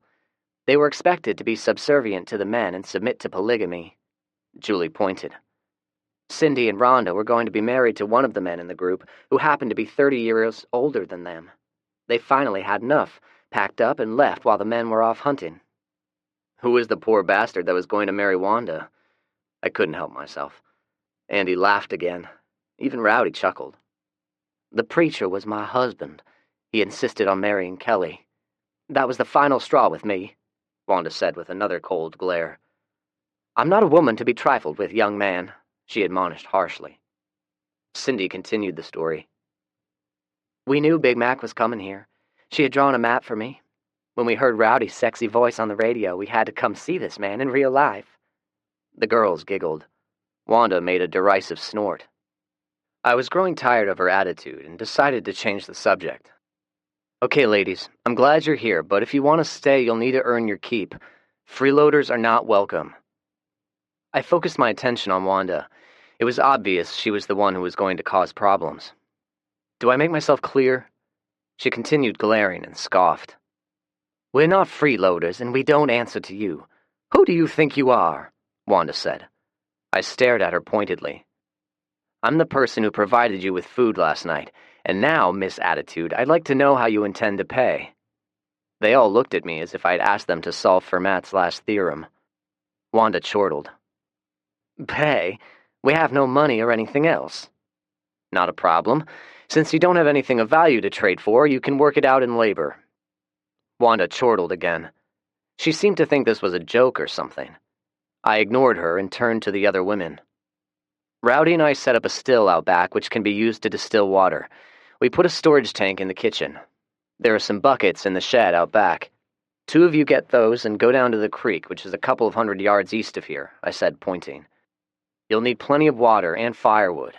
You have a day of distilling water ahead of you. You other 2 can use some of that water to clean up this station." Rhonda and Kelly immediately stood up and began walking toward the door. Wanda stood and snapped her fingers. "You 2 sit back down." She turned her head and glared at me. "I don't know who you think you are, boy. We're not your slaves." "And we're not a welfare agency. Keep in mind, you have no claim to this property," I retorted immediately. "We used precious ammunition shooting zombies who were chasing you ladies. You've got shelter here and a full belly thanks to our efforts. None of this is free, especially with such a disrespectful attitude." She continued glaring at me. "You don't want to work?" I pointed at the door. "Then get the hell out of here." Wanda looked around and fixed her attention on Rowdy. "Is this how you let boys act around here?" she asked him. Andy jumped up. "You stupid woman. He's no boy." Julie stood as well. "And I'm not going to sit here and listen to you speak in a disrespectful tone to my husband." She looked at me. "I'm going outside, but she better get a quick attitude adjustment before I shoot her." Julie and Andy walked out together. Rowdy held up his hands at shoulder level and shrugged. "Zach is in charge around here, Miss Wanda. I accepted that when I signed on, and I haven't regretted it for a minute. He's a smart kid. He's a smart young man." "Mama, he's right," Cindy said. "We're not freeloaders." She looked at me. "I've done my share of distilling water. Show me where the creek is, and I'll get right on it. I'm not very strong, though. Maybe Rowdy can help me with the hauling," she said as she smiled coyly at him. "Yeah, sure," Rowdy said, almost a little too eagerly. As they started for the door, I heard a gunshot. I pushed by them as I ran outside. "Fucking zombies," Andy said as she pointed. We had forgotten to close the gate. 8 of them were currently walking in. "Where the hell did they come from?" I asked as I grabbed Andy's M4. "No idea," Andy said and reached for the rifle. "I can shoot them." I ignored her. Wanda's disrespectful behavior pissed me off. I needed to vent, and I could think of no better way than killing a few zombies. I fired 8 rounds to their heads in a little over 12 seconds. I had a long way to go to achieve the level of Fred's marksmanship level, but I was getting better. "Wow, Zach, you're a good shot." I looked over. It was Kelly. She was looking at me in wide-eyed wonder. "Were you the one shooting all of them yesterday?" "It was all of us," I said. "Which reminds me, why weren't you guys shooting at them?" Kelly shook her head. "We don't have any ammunition." She pointedly looked at Wanda. "We owe them our lives, Wanda. We shouldn't be disrespecting them." Wanda gave Kelly a hard look. It looked like a toxic retort was on the edge of her lips, but she managed to hold it in. "The house could certainly use a good cleaning," she finally said. Julie and I went back to the interstate in our truck. I wanted to see where the hell those other zombies came from. It didn't take much brain power to figure out. There were infected bastards up and down the interstate. They were sitting, standing, leaning against cars, in cars, under cars, you name it. Most of them were dead, but there were plenty still living. "When you drive up beside these cars, give me enough room so I can open the door and jump in if necessary," I said. "You got it, babe." She slowly drove beside the multitude of abandoned cars as I walked along. There was a mixture of empty vehicles, vehicles with corpses, and vehicles with zombies. "Zach, why are the southbound lanes more congested than the northbound lanes?" Julie asked. "I can only assume everyone was fleeing Nashville when the plague went viral," I replied. "There was a chain collision, everyone was stuck, and then people started turning. I imagine it was pretty horrific." "Just think, you're stuck in a traffic jam, and all of a sudden there are these fucking zombies everywhere. You don't dare step outside of your car, but you look in your rearview mirror and your children are infected. You watch in horror as they jump over the seat and rip your throat out. Your last conscious thought is ruining the fact you let the little bastards ride without their seatbelts on." Julie spoke as if she was narrating a horror movie. I looked at her. "You have a vivid imagination," I said. She grinned at me. In the interest of expediency, I only made a quick peripheral search of each vehicle before moving on to the next one. If a car was occupied by a zombie, I'd dispatch them with a headshot. Luggage was opened and unceremoniously dumped out, although I took the time to dump everything inside the car. After all, dumping them on the side of the road would be a tremendous waste. Anything we thought was usable, I tossed in the bed of the truck. We kept it up for most of the day and were able to clear approximately 3 miles on both sides of the interstate. I checked my watch. "Okay, let's head back. This time I really want to be home before the sun goes down." Auntie and Kelly were keeping watch and waved as we drove up to the radio station. I saw the zombie corpses piled together and burning steadily. Julie started chuckling. "Look," she said, pointing. The side of the radio station was painted with my rules in neat block lettering. "Kelly and I put them up. What do you think?" Andy asked when we parked and got out. "That's fucking awesome," I said with a grin. "Oh, wow, you guys really scored," Kelly said as she looked in the bed of the truck. There was an assortment of toothpaste, soap, shampoo, hygiene products, first aid kits, boots, shoes, underwear, gas cans, canteens, and most importantly, assorted firearms and ammunition. Cindy and Rowdy walked up while we were inspecting our loot and looked it over. The others saw we had returned and began filtering out of the house. Cindy gasped. "What do I have to do to get some toothpaste and dental floss?" she asked slyly. I grabbed one of each and tossed it to her. I tossed some to Kelly as well. "On the house," I said. The two of them smiled warmly. Kelly gave me another hug, which earned her no points with Julie. I looked over at Rowdy. "How's everything here?" "We've gotten 10 gallons of water to distill. Rhonda insisted on giving the kids a bath, so we have around 7 gallons left." "Okay, we'll discuss it when we get everyone together," I said. Rowdy seemed to interpret my statement as some type of order. He put his fingers in his mouth and gave a loud whistle. I frowned, but didn't say anything. Somehow, I needed to emphasize the point to him to refrain from unnecessary loud noises. Anyway, it had its intended effect. Everyone gathered around expectantly. I looked at the women. "There are 8 of you altogether, so you've got roughly 1 day's supply of water. Tomorrow you'll need to distill at least 10 more gallons, and I would strongly suggest distilling 3 times that amount." I looked at Rhonda. "I'm sure you had good intentions, but don't use distilled water to bathe with. The distillation process takes longer and requires more heat. You can boil creek water for bathing purposes. It doesn't take as long and uses less wood. Rhonda nodded, but stared at my feet rather than making eye contact. How did the cleaning go? Both the house and the station are clean enough to eat off of the floor, Zach, Big Mac said. Wanda looked on in insolent silence. That's awesome, I said. All right, Julie and I talked at great length about the current situation. We want you to know we're glad you're here and you're welcome to stay, but our food supply is limited. Since you have kids, perhaps it would be a good idea for you to relocate to Fort Campbell. I held up a hand before anyone responded. You ladies have 3 days to talk it over amongst yourselves, so there's no need to make a decision at this time. I paused while they murmured among themselves. Okay, you know how to secure water for yourselves. Next is food. You guys don't seem to have a hell of a lot, and like I said, our supplies are limited. After our crops are harvested later this year, we should have plenty, but last year, we only harvested enough to feed ourselves. What do you suggest, Zach? Big Mac asked. I'd suggest first thing in the morning that you go hunting. There are plenty of deer around here and stray cattle. You expect us to do the hunting? Cindy asked. Yes, ma'am, and the butchering. You ladies need to be self-sufficient. I looked over at Mac. Mac, we've discussed our plans for this radio station. Do you want to live here and run it? Mac slowly nodded. I'd like that a lot, Zach. Excellent. The main thing for you to keep in mind when encountering new people is trade. Always think of commodities to trade. Don't give away anything for free, Wanda said. Exactly, I replied and pointed across the street. Use the churches across the street for staging areas. You don't want people setting up camp inside the perimeter.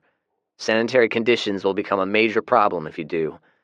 Also, if you ladies decide to stay here, you're going to need to work out security protocols. We'll be glad to help, but the first thing to start with is reinforcing this building and creating the zombie pits we discussed. Mac nodded and started to ask a question, but our conversation was interrupted by a truck approaching on Concord Road. Andy looked through her ACOG scope. It's Beau, she said. Beau entered through the open gate, parked beside us, and got out. He had a German Shepherd dog with him. This is Lucy, he said. She looks mean, but she's a spoiled baby. Lucy hopped out of the truck with a well-worn tennis ball in her mouth and ran around sniffing everyone. I killed a deer and brought some venison. You ladies look like you could use some meat on your bones. He glanced at me wryly. Besides, maybe some good meat will improve Wanda's disposition. I wholeheartedly agreed. Wanda ignored me a minute in order to glare at Beau. It seemed to be her natural facial expression. The ladies, with the exception of Wanda, thanked Beau graciously, and he in turn helped cook the venison. I helped myself without asking and ate a large portion. Julie and Andy knew exactly what I was doing. Rowdy paid no attention and flirted shamelessly with Cindy. Stop the truck a minute, sweetheart, I said and pointed. Pull in right there. Julie stopped at the entrance to the Governor's Club, an exclusive gated community on Concord Road. Most of the houses in the subdivision were well over $1 million in value. I casually walked over to the rock wall and urinated while I looked around. The wrought iron gate across the entrance was chained and padlocked. There was a hand-painted sign posted on the gate saying, "Keep out." The street into the subdivision was completely devoid of cars and corpses. There were cars in driveways sitting silently. I saw no movement or any telltale wisps of smoke coming out of chimneys, but still, I had a feeling. I walked back to the truck and got in. Feel better? Julie asked. Yeah, someone is living there. Maybe several people, I don't know. I explained my logic. I think I'll leave a note on the gate. Later, after everyone had turned in, I lit a solitary candle and put it on the nightstand. What are you doing? Julie asked. Get naked and lay on your stomach, I directed. She looked at me questioningly, but complied. I'll be right back. I hustled out of the bedroom and came back in a moment later with a bottle of baby oil. What are you fixin' to do, big boy? Julie asked amusedly. I'm going to give you a massage from your neck all the way down to your toes, and you're going to lay there and enjoy it. I opened the bottle and squirted some between her shoulder blades. Julie chuckled and moved her hair out of the way. I worked slowly and methodically. Julie sighed in delight as I worked all of the knots out of her muscles. When I finally finished, Julie was moaning in ecstasy. I leaned forward and spoke quietly in her ear. Happy birthday, love, I said. Julie gasped. "You remembered," she exclaimed, turned over, grabbed me, and kissed me passionately. It was a great night. Chapter 47. Departure Aborted. Since Murfreesboro Road had a few snarls which we had not cleared, I kept us to the back roads until we reached Sam Ridley Parkway. Then it was a clear shot to the Smyrna Airport. We turned left on Fitzhugh Boulevard and stopped at the back of the hangars. We had a caravan of 3 vehicles. We were in the dually, the Birmingham clan were in their vehicles, and Beau and his dog decided to tag along. Rowdy opted to ride with Cindy and Wanda, which caused Andy to pout in silence the entire ride. Lucy sensed Andy's melancholy and tried to cheer her up by dropping her tennis ball in her lap. We brought plenty with us. Beau helped us round up a few heads of stray cattle, and we butchered one of them. We had a full assortment of food, and we were going to make a day of it with cooking out. I found myself actually looking forward to Captain Steen and the rest of the soldiers. "What a beautiful day," Julie said. She was right. The sun was shining, and there wasn't a cloud in sight. "I bet it'll get up in the mid-60s today," Beau commented. I agreed. We unloaded tables, food, a grill, and other supplies out of the truck. Julie started to drag a table out of the truck bed, but before I could intervene, she was quickly stopped by Beau. "I'll be damned if I let a pregnant woman do any lifting while I'm around," he said with a grunt. Julie smiled and moved out of the way. "Julie, would you supervise setting everything up? I want to ride around the airport and make sure there are no surprises lurking around." "You got it, sweetie," Julie replied cheerfully. "Why don't you take Andy with you?" she suggested with a wink. I looked over at Andy. She shrugged noncommittally. I handed Julie a walkie-talkie. "I'll give a sit rep every 10 minutes, I said. I slowly drove down Fitzhugh Road, weaving in and out of the various buildings. "This place is bigger than I thought," Andy finally said. "Yeah, in the 60s it was a military airbase. When Johnson became president, he ordered it shut down and moved the operation to Texas." "Why?" she asked. "Oh, I assume it was a purely political decision and had nothing to do with logic and reality." Andy grunted. "Some things never change. You think political shenanigans had anything to do with the plague?" "I have no idea," I said as I slowly circled around a building. Andy started. "What? Are you saying the all-knowing Zach Gunderson in fact doesn't know everything?" I gave her a look. "Smartass," I quipped. She chuckled. "I'm glad you're in a better mood." Wrong thing to say. The smile left her face immediately. Back in high school, when Macy dumped me, I was devastated. But I got over it. "You'll find someone else. I bet Corporal Alexander's signal. Seems like a pretty good guy." "I bet they fucked already," Andy said. I chuckled. She looked at me. "Well, have they?" "Now you've found 2 things the all-knowing Zach Gunderson does not know. Why don't you ask him yourself?" I asked. Andy turned away from me quickly. "That corporal hardly looked at me the last time they were here," she said while staring out of the window. I stopped the truck and gave Julie a quick negative sit-rep on the radio. Then I reached over and pulled the passenger side visor down. "Look in the mirror." Andy glanced at me and then did so. "Remember the last time the corporal saw you? Your face was black and blue and your nose was so swollen it looked like an overgrown tumor. Now look at you. Your face is almost completely healed, your hair has grown out a little bit, which makes you a lot sexier, by the way, and your nose only has a small hint of crookedness, which adds character. You put on some weight in the right places, too, and if my eyes don't deceive me, your boobs have grown," I said and sat back in my seat. Andy looked over and her face brightened. "They have. Do you want to see?" she asked. I laughed. "No, I better not." I started driving again. "If that corporal's not hooked up with somebody, I'd bet $1 to a donut he'll be looking you over real good." "You better be right," Andy said threateningly. I laughed again. The Chinook arrived shortly after noon. The 2 pilots, whom I hadn't met yet, kept the rotors running. Captain Steen walked out of the rear with Corporal Alexander following, carrying his M4 in one hand, a duffel bag in the other, and wearing a rucksack. Jack's posture was a little stooped. He didn't have his usual military bearing as he walked over to me. When the 2 soldiers were clear of the rotors, the Chinook powered up and lifted off. "How are you, Zach? That wound on your cheek is healing nicely," Captain Steen said as he shook my hand. He was right. Julie had done a wonderful job of aligning it properly when she glued it together. "I'm doing well.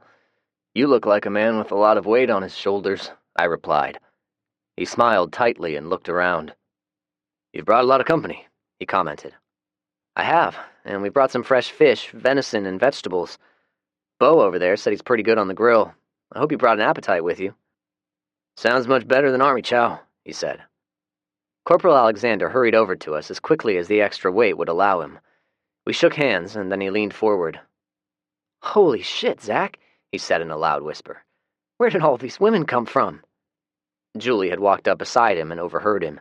She giggled. "Come on, I'll introduce you to all of them. Leave your gear here." She hooked her arm through his and led him off.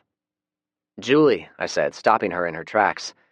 "Maybe Terry would like to say hello to Andy first?" I gestured in an expression I hoped she would understand. She did and nodded at me. I turned my attention back to Captain Steen. "You don't have the usual complement of soldiers today. Where'd the pilots fly off to?" "I have a makeshift office set up in that hangar," he said, pointing at the first of 3 hangars. "Why don't we go check it out?" He waited until we were in his office before speaking. "Zach, there's no way to say this diplomatically. We will be unable to relocate any people to Fort Campbell at this time." He looked at me somberly. "Has something happened?" I asked. "There have been some social unrest among the civilians and some desertions." He sighed. "It hasn't been pretty. In fact, there have been several we have banished." "I see," I said. "Julie and I pumped these women up about relocating. They're going to be disappointed. Rowdy will be ecstatic, though, because he's got a thing for one of the women. Some of the women were pleasant to be around, but I couldn't wait for Wanda to get the hell out of my neighborhood." "There is some more unpleasant news, I'm afraid," he said. I looked at him closely. "Howard was killed in an unfortunate set of circumstances." He looked at me somberly. "What happened?" I asked. "It would seem his 2 sons were concealing handguns. When they got to their new home, the youngest one pulled the handgun out of his pants and handed it to his father. The weapon discharged, striking Howard in the chest. Captain Steen could have punched me in the gut, and it wouldn't have been any worse than what he had just told me. He looked at me hard. "Mrs. Allen blames you. She said you insisted they keep their firearms," Captain Steen said, and continued staring at me. I reluctantly nodded. He took a long, deep breath before speaking again. "Zach, you are a remarkable young man. You have a highly ordered mind, and the adversity we face has brought out the natural leadership ability in you. If the world was a normal place, I'd get you enrolled in an ROTC scholarship program. You'd be a great officer with the right tutelage, but your major problem is inexperience. You assumed these kids would handle those weapons in a safe manner. You assumed Howard would have ensured those handguns would have been unloaded." Captain Steen took his glasses off and rubbed his eyes. "You seem to be indirectly saying I fucked up," I said. "Yes, I am," he replied. The rebellious teenager in me wanted to stand up and tell him to go fuck himself. I couldn't do it, though. He was right. If I'd inspected the weapons myself, or if I'd personally taken the time to train Derry... "Point taken," I said quietly. "The point I believe you are missing is my order of no firearms possessed by civilians. Howard would still be alive if you guys had deferred to my doctrine and to my wisdom. You'll be pleased to know none of these women are armed, as far as I know. Maybe you better search them," I retorted sarcastically. Captain Steen sighed. "It doesn't matter. They won't be going to Fort Campbell, at least not any time soon." "What happened?" I asked. "Some soldiers and civilians basically conspired to take over. It was an ill-conceived plan concocted by a few idiots who thought they knew how to run things better. It was doomed from the start. Nevertheless, a few people were killed. Fortunately, Corporal Alexander was our inside mole. He exposed the plot, and we were able to contain collateral damage." "How many were involved?" I asked. 5 soldiers and about a dozen civilians." Captain Steen looked me in the eye. "The soldiers were tried for treason and executed. The civilians were banished. I directed them to head north and get out of this area altogether, but I've no idea where they've gone." We were interrupted by Julie and Andy. They had fixed us a plate of food and brought them in. They seemed to sense the tension in the air, so they left, knowing I'd tell them everything later. Captain Steen waited for them to leave before continuing. "Although we were successful in quashing this ill-conceived act, there's a growing discontent among the remaining civilians. Until we can bring things under control, I'm not comfortable accepting any new incoming personnel." I heard the sound of the Chinook returning. "There's something else I'd like to talk to you about. Due to Corporal Alexander's role in the whole affair, he has received death threats, and someone took a shot at him last night while he was on guard duty. Captain Steen paused a moment before adding, "If you don't mind, I'd like to leave him with you people for a little while." "Of course," I said. I knew of at least one person who was going to like the situation greatly. "Is there anything else?" I asked. "Nope, I think I've covered it for now." He stopped as he was putting his glasses back on. "Oh, let's go talk to the pilots. When we were flying down here, one of them thought he saw some signs of life along the I-24 corridor. Let's eat, and then we'll see what they have to say." We ate our lunch, mostly in silence. I was still trying to wrap my head around the death of Howard, and the more I thought about it, the more intense the feelings of guilt. By the time I walked out of the hangar, I was in a deep funk. Julie saw it immediately, of course. I put my arm around her and walked her over to the truck. "I don't want to ruin your day, but I know you're going to pester me until I tell you." "You got that right," she said. So I told her. Her response was predictable, and she started crying. I held her tightly. I saw Rowdy walk over and stop tentatively. I shook my head. He understood and walked back to the main group. The Birmingham women, especially Wanda, did not take the news well when they were told they would not be going to Fort Campbell. Frankly, I didn't care. I'd already decided my contact with them was going to be limited. I didn't like Wanda, and Kelly was going to get me into trouble. Andy was excited that Corporal Alexander was coming to live with us, though. Julie and I exchanged a glance. We'd let her enjoy the day and tell them about Howard's death later. Chapter 48, Memory Lane. We had 3 days of drizzling rain, which is not unusual for March. With the daily temperature hovering in the mid-60s, it was great weather for planting certain vegetables. Our garden plots were much larger than last year, and we'd added to the number of vegetables. With the 5 of us working, we transferred the seedlings from the greenhouse and got them in the ground in record time. Corporal Alexander, or Terry as we now called him, proved to be a hard worker. He helped with the chores and had no trepidation about getting down in the mud and individually hand-planting each seedling. He got along well with both Andy and Julie, but I had not spoken to him very much. Julie chastised me about it the night before. The truth of it, I was not in a sociable mood since the latest meeting with Captain Steen. Howard's death upset me greatly. It was yet another person whom I cared for deeply who was no longer with us. I felt guilty about Rick's death, Macy's death, and now Howard's death. It ate at me, and was yet another topic of my nightmares. "What is everyone going to do today?" I asked as we cleaned off the table. "Well, Hoss, I told Cindy I'd take her squirrel hunting," Rowdy said. "Is that what it's called these days?" Julie quipped. Terry and I chuckled. Andy didn't say anything, only stared out the window. "What is my husband going to do today?" Julie asked. "I thought I'd go over to Bernie's and get some honey and then maybe do some scavenging." Julie gave me a look. I knew what it meant. "Terry, how about going with me? I'll show you around and you can get an idea of how we do things." "Sure, sounds good, Zach," he replied. "I want to go," Andy exclaimed. "Have you finished your reading assignments?" I asked. Andy frowned and stuck her tongue out at me. "We'll go another time," I promised. "Terry, I have no idea what kind of training you've had, but we have a certain method of clearing houses," I said as we parked in front of Bernie's house. "This house belonged to a friend of ours. He's dead. We can do some practicing here, so we'll be on the same sheet of music."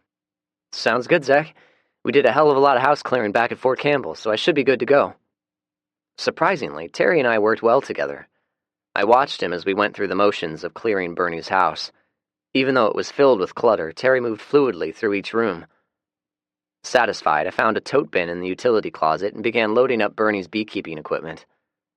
Terry saw several jars of honey sitting on the kitchen counter. "This old man was a beekeeper, huh?" he asked. I nodded. He pointed at the honey. "How old is this stuff? Is it good anymore?" I stopped a moment and was tempted to wow Terry with my vast knowledge of honey, but I held off. When honey is stored under proper conditions, it can last for years. It's still good. Let's load it up. We carried the stuff to the truck, and I looked around outside. "He sure did have a lot of junk," Terry commented. "Yeah, one day we'll go through it all with a fine-tooth comb and see if there's anything worth taking." "We can do it now," he suggested. I shook my head. "I'm not up for it now," I said. "His death reminds me of Howard's death, which reminds me of other people who have died." Terry nodded somberly. "I know the feeling. I take it he was a pretty good dude." I let out a short laugh. He was downright crazy, but crazy in a good way, I'd say. I pointed at the protective headgear. He didn't even use any protection when he harvested the honey. The bees wouldn't sting him. He'd say they were his friends and would never hurt him. Terry laughed. Well, let's get going. I've got a few places I'd like to check out. Terry spoke to Andy on the radio as I drove. He told her we were leaving Bernie's. Andy asked where we were going. Tell her the Woodbine and Glenrose area, I said. We'll be home before sundown. Terry repeated what I said and signed off. I was content to drive in silence, but decided I needed to be friendly and get to know Terry a little better. What happened up at Fort Campbell? Are you allowed to talk about it? I asked. He sighed. I'd been in a bad mood and got into the habit of bitching and complaining a lot. One day, First Sergeant Santiago had enough of me and a couple of other soldiers, and he put us on guard duty. We stood around Gate 6, one of the entrances to Fort Campbell, all day long, doing nothing but swatting flies. I bitched and complained about everything under the sun. So, these two privates tell me about a plan a few of them have cooked up. They intended to kill the captain, the first sergeant, and a couple of others, and then take over. He stopped a moment to look out the window. So anyway, I go to the first sergeant and tell him all about it. He went straight to Captain Steen. They decide for me to go along with this group and gather intel. When we thought we had identified everyone involved, we arrested them, and I gave testimony in the court-martial. But instead of the other soldiers praising my actions, I was labeled a snitch. Someone fired a few rounds into my barracks window one night. The captain and first sergeant felt it would be safer for me to get out of Fort Campbell. They figured he wouldn't mind me hanging around, so here I am. I see, I said. Well, personally, I'm glad you're here. The girls are hard workers, but there's so much to do, we always seem to stay behind. How's Rowdy? He asked. Oh, he's enjoyable to be around, but his work ethic is fleeting, now that he's chasing after Cindy. I left the sentence unfinished. Terry chuckled. I drove into the parking lot of Walmart, where there were a few cars I'd not siphoned gas out of yet. I showed Terry my siphoning apparatus, and we started going at it. How do you know which cars to siphon from? I pointed toward other cars. What do you call a fancy lid that closes over the gas cap? I asked. Terry frowned and looked. The fancy gas cap lid? He replied. I laughed.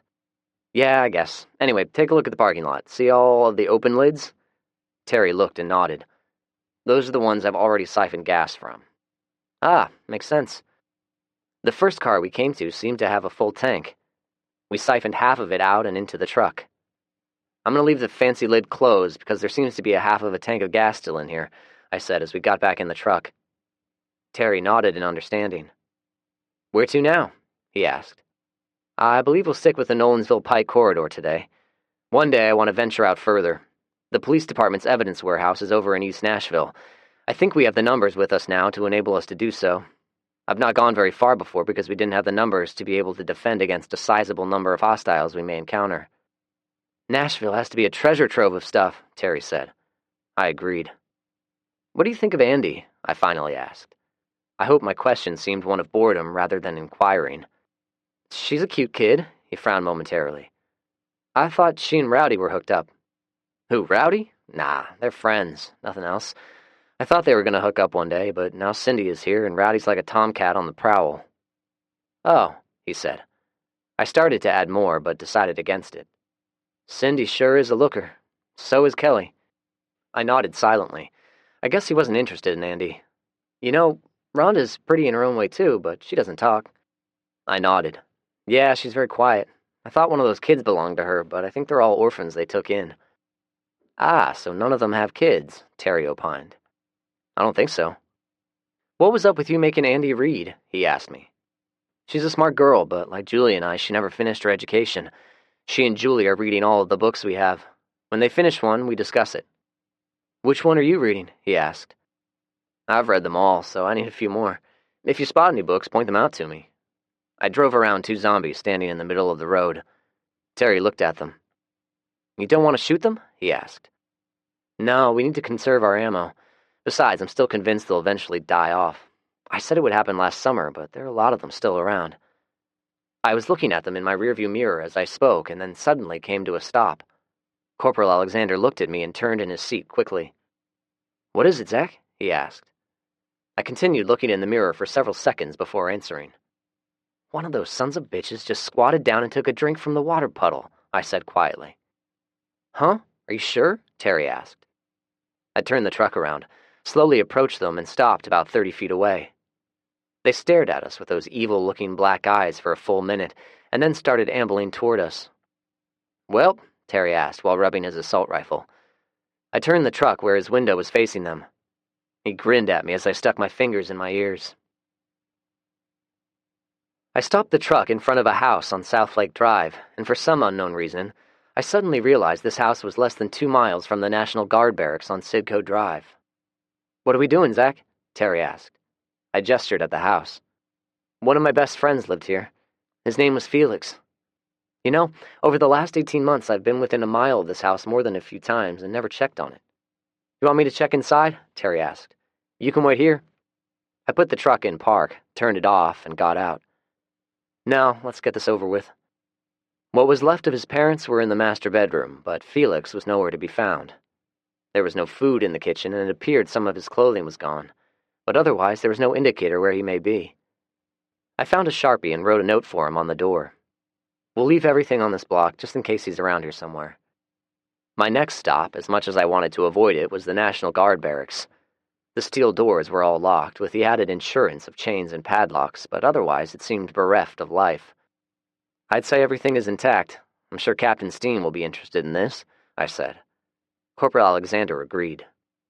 We worked our way over to Harding Place and picked houses at random. It was high-risk work with iffy reward.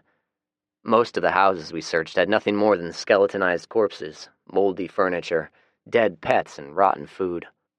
Terry found some civilian clothes for himself, and we found a few odds and ends we could use, along with some dog food. I also found a box of condoms and gave them to Terry. Thanks, brother, he said with a grin. Do you happen to have some inside information where I may have need of these anytime soon? He asked. I shrugged noncommittally. I know of one in particular who has her eye on you, I said. He looked perplexed. Are you talking about Andy? He finally asked. He grinned when I nodded. Chapter 49, The Long Road Home. Fred woke up to see Sarah looking at him. I'm surprised you don't snore, she said. Fred sat up, stretched, and gave her a kiss. I'm surprised you do, he responded. Sarah playfully slapped him on the chest. Fred washed up and dressed. Sarah had apparently been up a good 30 minutes before him, as she had already cleaned up and was dressed in utilities. They opted to eat a couple of packets of MREs, even though they both hated them. Today's the day, Sarah finally said. Yes, Major, it is. Have you changed your mind? I have a duty, she responded curtly. Fred nodded. They had this discussion many times over the past month. Sometimes there was yelling. Actually, Sarah was the only one who yelled. Fred would sit across from her silently, which sometimes angered her even more. So, you're going to leave then? She asked, even though she knew the answer. Fred did not respond. He wiped his mouth and began cleaning up the packaging. I suppose I can fly you, she finally said. I think I'd rather drive than risk jumping out of an airplane. Besides, you're the one who has said more than once how foolish it is to fly a big plane by yourself. Too many things could go wrong. Your words, not mine. Every soldier left had eventually drifted away over the past couple of months. Sarah and Fred were the only ones left. You're being stubborn. Another awkward silence followed, and Fred methodically started packing his belongings. I can't just leave, Fred, she finally said. He stopped and looked at her. I understand, and I hope you understand why I have to go. There are people who depend on me. I depend on you, she retorted. Fred looked at her a moment and then resumed packing. Well, fuck you then, you fucking hick, she shouted and stormed out of the small apartment the two of them had been sharing for the past 6 months. Fred watched her as she slammed the door. It wasn't their first argument. She was very passionate in bed and very amicable otherwise, as long as everything went her way. However, at the slightest inkling something was happening beyond or out of her control, she reacted with anger. Fred's personality type was actually a good match for her. He never reacted angrily. He waited in silence for her to get it out of her system, and then he'd talk. Only then would she listen to him. She would be content to live the rest of her life being the curator of all of these aircraft, Fred thought sadly. A caretaker for machinery that would probably be never used again. Fred closed the backpack and hefted it over his shoulder. He closed the door quietly and headed to the parking lot where the trusty VW was waiting for him. He tossed the backpack in the back seat and looked everything over for the fourth or fifth time. Several days ago, Fred figured out the fuel problem by crafting racks from some angle iron. He bolted them on each door, which allowed him to mount 2 5-gallon jerry cans on each side. He looked at the 2 cases of bottled water sitting in the front seat, along with 2 cases of MREs. He sure hoped LaShonda would fix him a good meal when he got home. He made one last cursory inspection of his gear and car. Everything seemed good. Fred fought the urge to look around, perhaps hoping he'd see Sarah running to join him with her own duffel bag. He knew it wasn't going to happen. On impulse, he took a Sharpie and wrote his address on the hood of the nearby car. Satisfied, he got into the VW and started it. He was going to miss her. Fred drove non-stop, fighting fatigue with energy drinks and only stopping to refill the gas tank or answer the call of nature. Once, he swore he saw headlights on the interstate going in the opposite direction before they quickly went out. He wanted to speed up, but there were far too many obstacles to go very fast. If one were to ask, Fred would have been hard-pressed to tell how he made it back to West Memphis without any incidents or encounters. All he could say for certain, the sun was cresting the horizon when he made it to West Memphis. Fred was close to his truck now, just a few thousand feet away. However, he knew he was too spent to walk across the bridge. His reflexes would be too slow. He parked in the same spot where he found the VW so long ago, turned it off, and fell asleep with his head resting against the window. Fred awoke suddenly when he heard the handle to the car door being pulled on. He grabbed one of his pistols that was lying on his lap and pointed it at the window. A frightened, dirty face greeted him before stumbling back and falling down. Fred slowly got out with his pistol at the ready. The frightened face was a boy, maybe 11 or 12. He had a shotgun leaning up against the fender of the VW. Fred grabbed it and did a quick circle looking for anyone else. "Where are your friends, kid?" he asked. The kid shook his head. He was still frightened.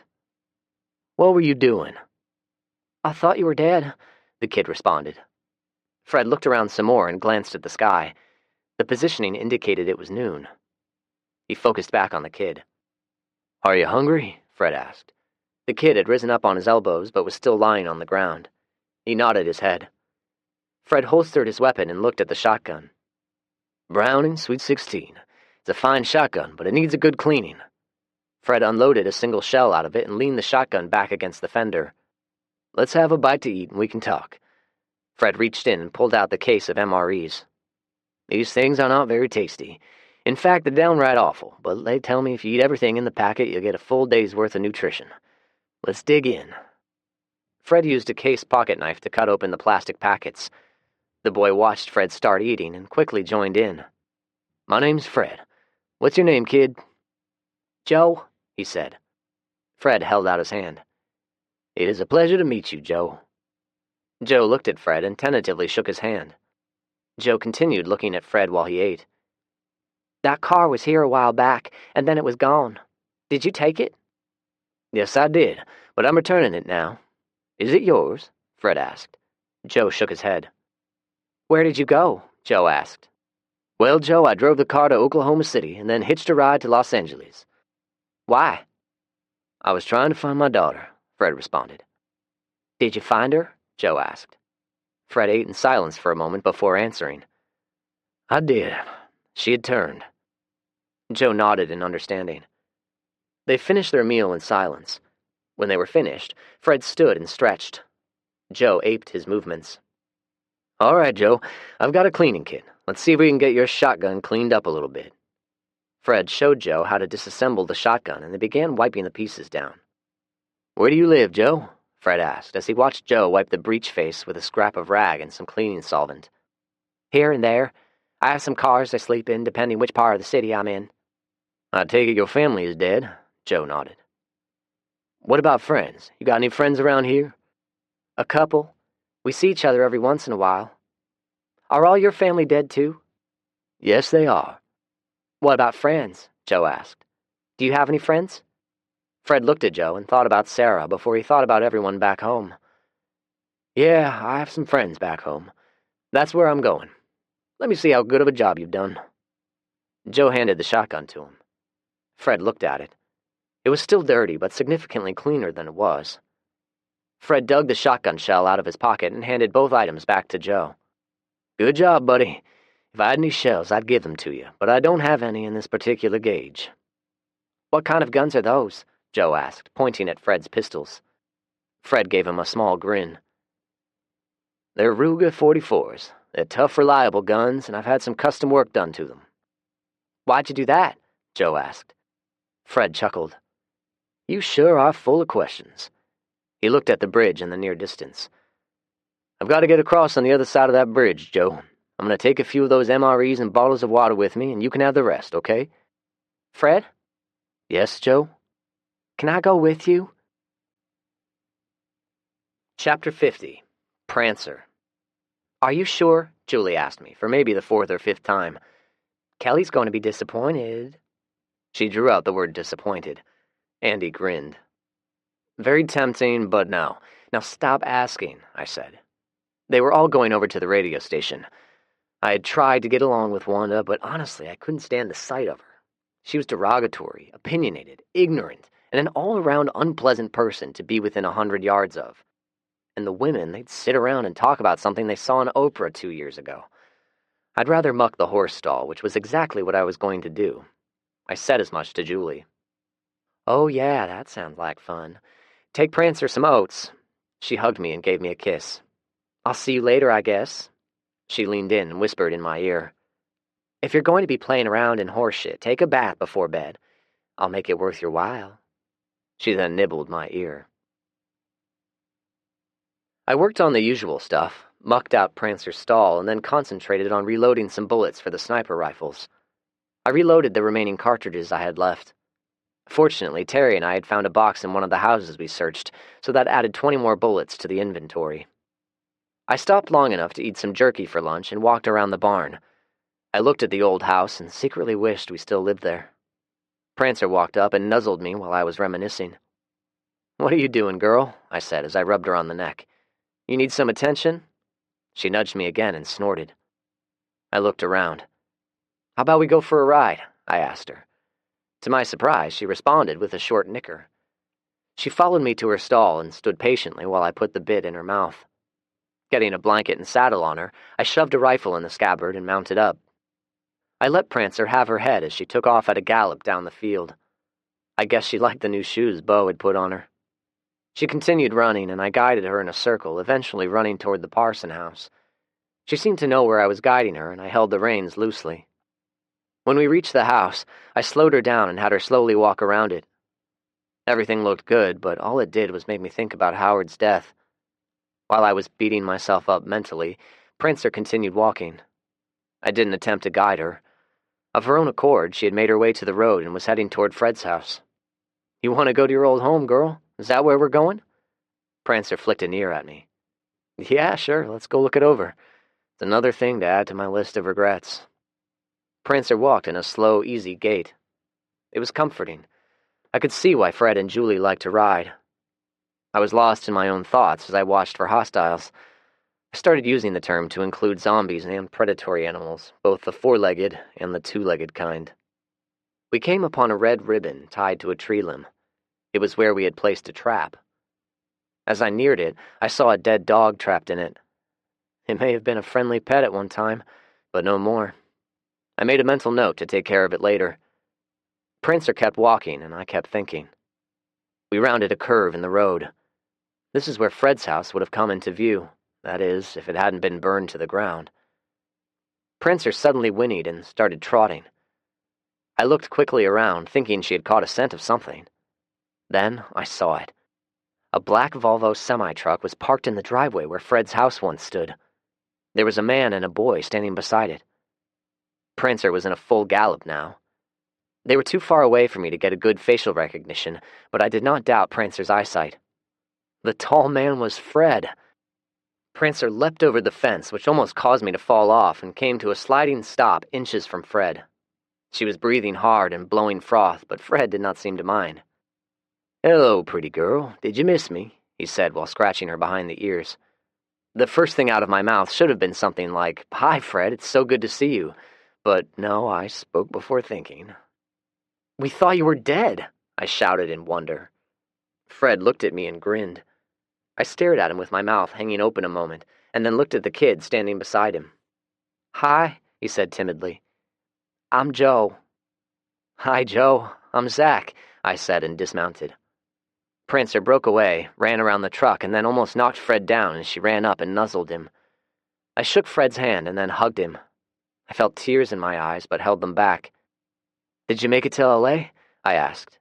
Fred nodded. "And your daughter?" I asked tentatively. Fred shook his head. "We have a lot to tell each other, but for now, I just want to know what happened to my house," he said. I briefly told him the story.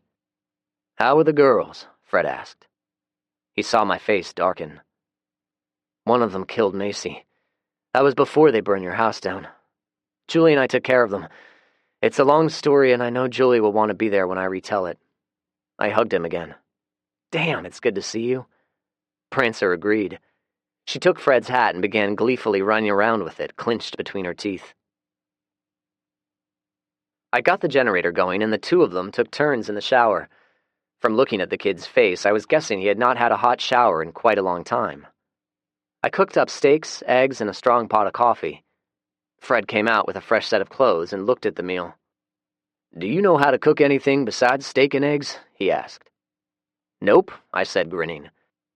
"I'm glad. I haven't had one of these meals since I left. Where's the honey?" he asked.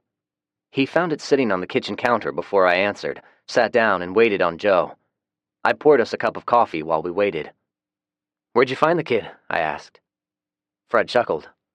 "He actually found me in West Memphis. He doesn't have any family, so I brought him along." I nodded. "There's so much to tell you, but I'd better wait. In the meantime, we'll get you two set up here." Joe came wandering in, freshly showered but wearing the same dirty clothes. He looked around, and I think his mouth started watering when he saw the juicy steak. "Hey, Joe, before we eat, I think I can find some clean clothes for you. Hang on." I went into Andy's bedroom and grabbed some clothing. She wore boys' clothes, and even though she was bigger than Joe, she was the closest one in size. The pants were a little long for him, but after Fred rolled the pants legs up a few inches, they were fine. "All right, guys, dig in for Christ's sake," I exclaimed. Fred ate his meal with the control of a man attuned to self-discipline. Joe devoured his meal and asked for seconds. I refilled his plate and heard the truck driving up. "Sounds like they're home," I said with a grin. "Julie is going to be beside herself. Oh, and by the way, we've picked up a couple of people. I'll introduce you to them. One of them you'll recognize." Julie was the first person through the door. "I hope you didn't dirty up the kitchen," she said as she walked in. She saw Fred, stopped in her tracks, and held her hands to her face. Rowdy bumped into her as he walked in, which caused him to belch. Julie ran over and threw her arms around Fred. "Oh my God, we thought you were dead," she wailed between sobs. Fred wrapped his arms around her, and for the first time since I had known him, I saw tears falling down his cheeks. I introduced Fred and Joe to everyone. We sat up well into the night talking to each other and telling our stories. I had to shut down the generator, but I fired up a couple of lanterns so we could continue seeing each other while we talked. Joe stayed quiet the entire time and fell asleep somewhere in the middle of all of it. Rowdy unrolled a sleeping bag and gently placed him in it. Finally, even I was yawning. "Let's go to bed," Fred said. "We've got all day tomorrow to talk." I agreed and got some blankets. Fred fixed himself a bed on the couch. Rowdy had started sleeping in his bus again and did so tonight. Terry rolled out his own sleeping bag and was out within seconds. Julie and I were about to head to our bedroom when Fred stopped us. "I want you two to know, I've missed y'all, and I'm sorry I left." Julie reached out and hugged him again. "But you're back now. That's all that matters." Chapter 51, A Sentimental Return. For the first time in a long time, Julie was up before me. I awoke to something I hadn't smelled in a while, the aroma of frying bacon. I hurriedly cleaned up and went to the kitchen. Fred was sitting at the table drinking coffee, listening to Julie talk while she cooked. "Where did the bacon come from?" I asked as I walked up and kissed Julie. "Bo had butchered a hog. I traded him some canned vegetables." She directed me to a chair with a spatula and fixed me a mug of coffee. "Who is Bo?" Fred asked. "Bo McClendon? He said you two know each other," I said. Enlightenment dawned on Fred's face. Bo is alive. Well, how about that? Fred said with the same excitement as watching cars rust. I looked at Julie and grinned, thinking, same old Fred. I believe I'd like to go see him sometime today, he added. Sure, but I hope you know where he lives. We've never been to his house, I said. I do, Fred responded. He and I go way back. Everyone else started waking up then, and soon we had a table full of people. Rowdy was full of himself and had everyone laughing at his antics. I caught a glance from Julie. She was probably thinking what I was thinking. A man in such a good mood had to be getting laid. What are you and Joe going to do today? Julie asked. I'd like to go see Bo, and then I'd like to hang out with y'all for a spell. Now, keep in mind, Prancer may demand I take her for a ride. I smiled. It was good having him back home. I figured Bo might be at the horse farm, so we headed there first. Andy and Terry followed in their Jeep. Let's stop at the radio station and introduce Fred to the Birmingham girls, Julie said. Sure, but why don't you tell Fred about them so he'll know what to expect, I replied. Do you mean should I let him know Wanda is a bitch? Julie said, and then suddenly gasped. I glanced over at her and looked around. We forgot to tell Fred something very important. I think we told him pretty much everything, I said. If you're referring to the ring on your finger, I'd say you two got married somewhere along the line, Fred said. Julie and I laughed while she told him about the wedding. I'm sorry I missed it. As we approached the radio station, the first thing we saw was Big Mac on a backhoe. We stopped at the locked gate and waited for her to come over. Today she was wearing bib overalls with a plain white t-shirt underneath. Her hair was held back by a blue bandana. That is one heck of a large woman, Fred commented dryly. We introduced Fred to Big Mac, and to my surprise, Mac was a bit on the giddy side. I think she likes Fred, I whispered to Julie, who giggled in agreement. Wanda was her usual self, but the rest of the women gave Fred a warm welcome. Mac excused herself and went into the restroom, emerging a couple of minutes later with freshly brushed hair. Julie nudged me and giggled again. Zach, did you see the pits I dug? Mac asked, while casting glances at Fred. Yes, I did. They look awesome. You've been busy. Have y'all had any problems? We had a few people drive up yesterday. They didn't stay long, Mac said. They were a bunch of freeloaders who tried to bully us, Wanda interjected. Yeah, Kelly added. They told us they needed food and tried to get inside the house. Mac knocked one of them out, she said with a grin. We looked over at Mac in surprise. I used to be on a roller derby team, she said for explanation. Of course, Wanda and Kelly had rifles aimed at them too. I told them to come back when they had stuff to trade, but we haven't seen any zombies in a while. As much as I wanted to, I refrained from commenting about Wanda's remark concerning freeloaders. Hopefully she understood now. I looked around and noticed two people were absent. Where are Rowdy and Cindy? I asked. Oh, they went scavenging, Kelly said. I frowned, but withheld commentary. I hoped Rowdy had picked up enough about clearing houses to keep from being surprised. As we were leaving, Wanda pulled me off to the side. I don't feel comfortable with that little colored boy around the babies, she said in a hushed tone. She was referring to Joe, of course. It was bullshit. Joe was very polite when introduced to everyone and well-behaved the whole time. He gave nobody any cause to be concerned. Even so, Wanda had an issue with him. It was pathetic. He's a good kid, Wanda. I could have said a lot more, but I held off. Instead, I bid my goodbye and left. I tried the horse farm first and found Bo mucking the stalls. He met us at the barn door with a pitchfork. Lucy saw us, disappeared inside the barn, and came back out with her tennis ball and a wagging tail. Hello, Bo, Fred said when he got out of the truck. Hello, Fred, Bo replied. The two men shook hands and then hugged. I'm glad you're alive, Bo said. Same here. My, what an emotional reunion, Julie said. We laughed while Fred and Bo looked at us. Have you two known each other long? Corporal Alexander asked. We grew up together, Bo answered. Did any of the rest of the family make it? He asked. Fred slowly shook his head. Bo sighed. Mine neither. Fred looked at us. If you all don't mind, I'll take that thermos of coffee and spend a bit of time with Bo. We have some catching up to do. He'll give me a ride back. Joe looked anxious. Can I stay? He asked Fred. Fred looked at me. Hey, Joe, let the old man talk about the weather while we go find some new clothes and stuff. It was obvious Joe wanted to stay with Fred, but he quietly assented.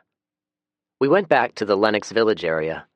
I had previously cleared over half of the condominiums and remembered seeing kids' bedrooms in a few of them. I insisted Julie stay in the truck. I explained it was due to her pregnancy, but she called me a chauvinist anyway. I pulled Joe off to the side. All right, big guy. We've cleared houses together before, so I want you to hang out with Julie until we get a house cleared. Then you can come in and pick out what you need. Joe agreed quietly, although I think he wanted to help out. He had survived on his own, so I knew he was pretty tough for an 11-year-old kid. We located the units, which obviously had children at one time, and checked them out. Joe found several articles of clothing he could wear, and we loaded up. We also looked for more clothing for Julie. Her baby bulge was growing daily. All right, the third bedroom in our house is empty. I was thinking we can get it set up for you and Fred, I said to Joe. So, I want you to pick out a bedroom suite for the two of you. We'll need 2 beds and furniture. I think we have room in the bed of the truck. If not, we can make 2 trips. Joe's eyes lit up, and he ran into one of the condos before I could say anything else. He ran out a minute later. I found some, he shouted. Chapter 52. O Rowdy, where art thou? The weather was so pleasant we opted to eat outside at the picnic table, which was set up under an old oak tree. Terry had shot a turkey, and Fred helped them dress it. We complimented it with some of our canned vegetables. How is Bo doing? I asked Fred while setting everything up. He's doing okay. Been a bit lonely, but now I think he's fine. He's going to help me build a new house. That's awesome, Julie said. With no cost to consider, you can build a mansion. Fred shook his head. Nope, it's going to be something simple. Concrete block walls and a roof. Nothing fancy. Julie made a raspberry sound. You'll do nothing of the kind. We're going to make it pretty. Fred glanced at her but said nothing. I'll talk to Mac tomorrow and get her over there with a bulldozer. She'll have the lot cleared in no time. She grinned mischievously at Fred. She'll be glad to help you. We've actually got the numbers now to get things done, I said. If you want, I can start drawing up some plans. Fred nodded. You should create a boilerplate design, something simple to build and easy to fortify. You also want to take into consideration the utilities, so electricity from a generator, or better yet, solar and a water storage system. There has to be a business around here somewhere that built water tanks, I said, more to myself than anyone else. I started with some notes, but kept getting distracted by Julie playing footsie with me under the picnic table. I'd frown at her, but she'd smile at me playfully, which totally prevented me from getting mad. She had been in a great mood ever since Fred came back. We all looked up when we heard a vehicle approaching. I believe that's Big Mac, I said. Well, your girlfriend didn't waste much time coming to call, Julie teased. Fred looked at her with an arched eyebrow. As they got closer, I saw Wanda sitting in the passenger seat. Shit, I muttered. Julie giggled. The 2 women got out of the truck and walked over to the picnic table. Hello, ladies, I said with mock cheerfulness. Everyone else said hello as well. Hi, everyone, Big Mac responded. Is Cindy here? She asked. Julie and I looked at each other. I don't think so. Isn't she with Rowdy? I asked. They left out early this morning and were supposed to be back at noon. We were getting a little worried, Mac said. I looked around. The dually was missing. I got up and looked in the tour bus just to make sure. It was empty. I walked back to the picnic table and sat down. I wouldn't worry about them. They're probably out enjoying this pretty day and lost track of time, I said. Wanda shook her head vigorously. There's something wrong. I know it. The dually had a full tank of gas. I think they're okay. I tried to say reassuringly, but Wanda shook her head vigorously again. I sighed. Okay, did Rowdy say whereabouts they were going? He only said they were going shopping, Mac replied. I immediately thought of Cool Springs and voiced my suspicions. He wouldn't be stupid enough to try going inside the mall with just the 2 of them, would he? Julie asked. I looked over at Andy. She sighed as well. Yeah, he would. He was talking about the 2 of us doing it a couple of days before the Birmingham women rolled into town. Oh, shit, Julie said. I groaned. What's wrong? Mac asked. The mall is full of zombies. We tried going in several months back. It was like a zombie Black Friday in there, I said, and immediately regretted it. Wanda went pale and started hyperventilating. She started to swoon, and Mac caught her. Picking her up as if she was a small child, Mac carried her over to a chair and gently set her down. She looked at Fred and me with worry. Okay, let's not get all worked up. I got plenty of firepower here, so we'll go look for them. I knew an argument was about to start as I looked over at Julie. Don't you dare suggest I stay here, Mr. Zach Gunderson. I'm going with you, she declared sternly. I looked at Fred. He was very dramatic as he tilted his head about a quarter of an inch. I'll be damned if I sit here on my ass while a pregnant woman goes hunting zombies, Bo said as he stood. I nodded in thanks. Andy, how about you and Terry get the 5.56 ammo cans? It's the ammo we have plenty of, so everyone take one of the M4s or an AR-15. I looked at Fred. He stood up. Bo and Joe will ride with me in the semi, he said.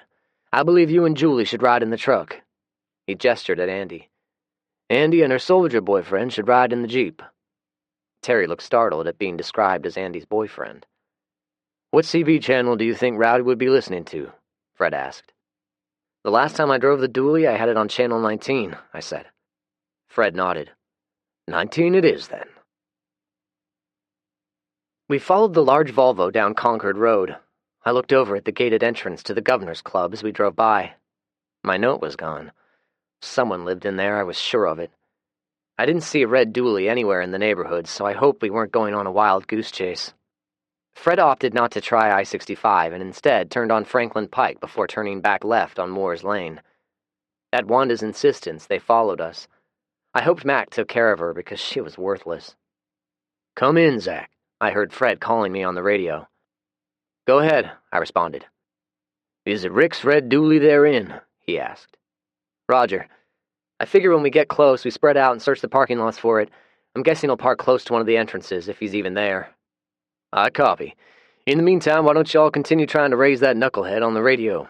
I'd suggest trying all channels, and we'll stay on 19. I did as suggested, but to no avail. It became evident why when we turned onto Galleria Boulevard. Julie suddenly pointed. There! The dually was parked in front of one of the main entrances on Galleria Boulevard. She drove up beside it and stopped. I jumped out with my M4 at the ready and ran up to it. There was nobody in it, nor was there any damage or anything else out of the ordinary. I ran back to the truck and radioed the information. Zach, do you think he's in the mall? Andy asked. He's got to be, I said. They didn't park right at the front entrance in order to go somewhere else. Zach, Fred said over the radio, would you move your truck out of the way? We have an idea. Julie looked at me perplexed and backed the truck up. About the time we were clear of the entrance, the big Volvo zoomed by. The steel cattle catcher busted the concrete flower pots, which were supposed to act as barriers, and crashed through the glass doors.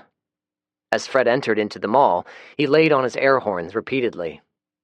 Julie followed the Volvo in and slid to a stop beside it. You will keep your ass in the truck or I'll spank you so hard you won't be able to sit for a week, I yelled at Julie as I exited. Andy and Terry jumped out and took up firing positions. It didn't take long before we had company. There had to be over 100 of them. Most of them were horribly decomposed and could hardly move, but a few of them seemed to be moving without a great deal of difficulty. Don't rush your shots. We have plenty of firepower for a change, I yelled as I took aim at a male zombie in a security guard's uniform and dispatched him with a clean headshot. The others followed my lead and began methodically picking them off. I felt a presence by my side. It was Julie. I glared at her. I can't wait for my spanking, she said, and stuck her tongue out at me before she started shooting. At least she had her earplugs in. Mac ran up beside Julie, stood over her protectively, and started picking off targets. I concentrated on the ones who seemed to be in better shape, and the whole time I was wondering if they were people who had recently become freshly infected. Julie seemed to pick up on what I was doing and started shooting them as well. She knew what I was thinking more than I knew what I was thinking. Red, I shouted while I ejected the empty magazine and slapped a full one in, locking it in place and releasing the charging handle. Green, I shouted right after Julie shouted red. I glanced at everyone before resuming shooting. Fred and Bo looked like twins. They were relaxed and casual as they shot into the horde. Bo reloaded without saying anything. I'd get Fred to say something to him later. Little Joe was standing behind Fred with an armful of magazines, handing them to Fred and Bo when they needed them. Terry and Andy were crouched down beside each other, their shoulders touching, shooting in tandem. There was nothing like a firefight with zombies to bring two people together. I grinned and resumed firing. Suddenly, I heard a horn honking behind me. I turned in irritation.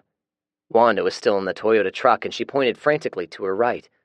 There was another wave of zombies coming from the opposite direction. "Andy, Terry, 6 o'clock, I shouted. They turned together and started firing without missing a beat. I ran back to our truck, retrieved an ammo can, and slid it across the floor to Joe. "You know what to do, big guy," I shouted and resumed shooting. After a minute, I glanced over at Joe. He was crouched down beside Fred's legs, loading empty magazines. I grunted in satisfaction and continued shooting. When the last one fell, I reloaded quickly, pulled my earplugs out, and looked everyone over. "Is everyone okay?" I asked. I looked at Julie first. She blew me a kiss. Fred gave a curt nod. Andy and Terry gave us a thumbs up and then traded a fist bump. Mac looked harried, but otherwise okay. I made a quick count. There were 167. Too many for comfort. It seemed to defy logic. I shook it off and looked around. "All right, where is our dumbass friend?" I asked, more to myself than anyone else. As I was looking around, Julie pointed. "What do you think?" she asked, as she pointed out a woman's boutique halfway down. It had a broken window, and although I can't say how freshly broken glass was different from old broken glass, it looked freshly broken. "Yeah, maybe." I looked at her with what I hoped was a stern expression. "This time, please stay with Fred and provide us cover. I can only spank you so much," I said. Mac heard me and frowned questioningly. "Andy, Terry, let's check out that store," I said, pointing. Fred gave me another nod and stood watch. We found them in the back, locked in a restroom. There were 4 or 5 dead zombies lying around, and 5 more scratching at the door, totally oblivious to the massive firefight that just occurred. We killed them quickly, efficiently. Andy ran toward the door. "Careful, Andy, he might shoot through the door." She looked at me in understanding, stood to the side, and knocked. "Hey, dumbass, are you in there?" she said loudly. After a moment, the sound of the door unlocking was heard, followed by it being opened a crack. We could see someone peeking out, and it opened wider. Rowdy emerged. "What the fuck, Rowdy?" Andy asked in exasperation. "Where's Cindy?" "She's in here. She's not doing very well," he said anxiously. I pushed past him and walked in. Cindy was lying on the bathroom floor, semi-conscious, covered in sweat and ashen-faced. "What the hell happened?" Terry asked. I already knew the answer. I could see it on her neck and arms. There were at least 3 distinct bite marks. Trickles of blood oozed out of them. "We got jumped," Rowdy replied. "I fought them off as best I could, but Cindy got bit." "Oh, shit," Terry muttered as Andy gasped. "Rowdy, help me carry her. We've got to be quick," I said, and looked at Andy. "Run ahead and get every cigarette lighter going. Tell them what happened." Andy took off at a run. Rowdy grabbed Cindy by the shoulders, and I grabbed her legs. Terry covered the rear as we made our way back to the trucks. Fred leaned forward with a red-hot lighter as we sat Cindy down by the Volvo. I looked at Rowdy. "Hold her down," I said as I grabbed her legs in a bear hug. Fred jabbed the red-hot coils into the wound on her neck and held it there for a few seconds. The smell of burning flesh permeated my nostrils. Cindy began screaming as Bo jabbed another one onto the wounds on her arms. When Wanda saw this, she began screaming and tried to pull the 2 men away from her daughter. "You're hurting her," she screamed. I let go of Cindy's legs and grabbed her. "Listen to me," I said calmly. "She's infected. We have no idea how to treat her. Either we take a chance that cauterizing the wounds will help, or we put a bullet in her head right now. Your choice." Wanda looked at me and began crying. "It's the only way, Wanda," I said quietly. "If there's any chance of saving her, this is it. She'll have a couple of scars, but she'll be alive." Mac came up beside Wanda and put an arm around her. Joe ran up with another hot lighter. Fred took it and continued cauterizing the wounds. I rode in the bed of the dually with Cindy as the convoy made its way to the radio station. I had no emotional attachment to Cindy. If she turned in my presence, I'd not hesitate to kill her. Rowdy drove and kept looking back at us. At one point, he almost rear-ended Julie. "Pay attention to the road, Rowdy," I yelled. He nodded quickly, but adjusted the rearview mirror so he could watch me. We made it back to the radio station, and Big Mac gingerly lifted Cindy out of the bed of the truck. She was still semi-conscious and sweating profusely as Mac carried her inside. All of us followed. When Mac gently laid Cindy on a bed, I motioned to her. She followed me outside. Fred and Bo followed me. I don't need to tell you what to do if she turns, do I? I asked. Mac slowly shook her head. You want one of us to stay here so you won't have to do it? Fred asked. Big Mac shook her head, but stopped and looked at Fred. I'll be the one to do it if it comes to that, but I'd be most appreciative if you'd keep me company, she said. Fred looked at her and then us. It looks like I'll be staying here tonight, he said. Chapter 53. Punishment. I slapped Julie on the butt as we got undressed. She let out a yelp and looked at me in wonder. That's for disobeying your husband, I said, and finished undressing. We got in bed and snuggled up against each other. Aren't you going to spank me some more? She asked provocatively. No, I said. You'd like it too much, and I'm punishing you. She snorted and wiggled her butt up against my crotch. Are you sure? I'm sure, I said harshly, even though I could feel myself getting aroused. You're supposed to listen to me. You could have provided firepower from the safety of the truck. You know I worry about you and our unborn son. Julie sighed, reached back and began stroking my thigh. I instinctively kissed her on the nape of her neck. Okay, I can understand the concern you have for our unborn daughter. I'll try to be a better wife, she said, and wiggled up against me some more. I think you should punish me now, she cooed. I didn't see how it was punishment, but agreed anyway. I sat on the opposite bunk, watching Rowdy snore. An empty bottle was loosely gripped in one hand. When we got home yesterday evening, he skipped dinner and locked himself inside his bus. It took me almost 10 minutes to jimmy the lock. It was obvious he was feeling guilty, but it was no excuse. After trying for several seconds to wake him, I grabbed his arm and pulled him off of the bunk. He landed in a heap. What the fuck, hoss? He said when he looked up at me. Get yourself cleaned up. Julie has breakfast going, and then we're going to go visit Cindy. Rowdy groaned loudly at my directive. I can't go back there, hoss. Those women are going to kill me after what I did. You might be right, but you've got to face the music, no pun intended. You're a funny boy, Rowdy mumbled as he struggled to stand. I went back inside and peeked inside Andy's bedroom. Andy and Terry were naked and intertwined in each other's arms.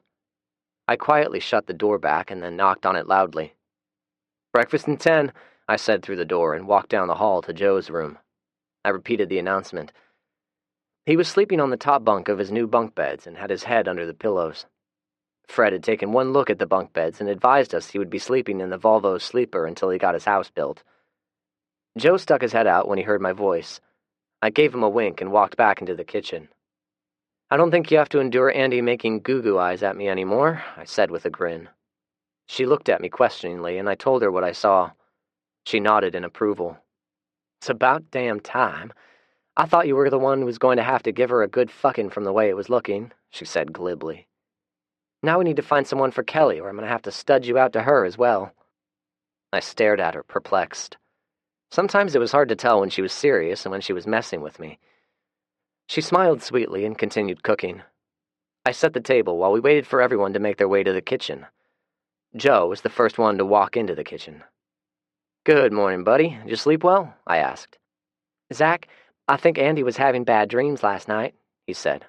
I looked at him. She was screaming a lot. Julie burst out in laughter. Yeah, that must be it, Joe, I said. Don't worry, though. I bet she's all better now. A minute later, Terry and Andy came into the kitchen. They sat down quietly beside each other. Andy looked at Terry and smiled. I grabbed the coffee pot and poured everyone a healthy dose. What do you need me to do? I asked Julie.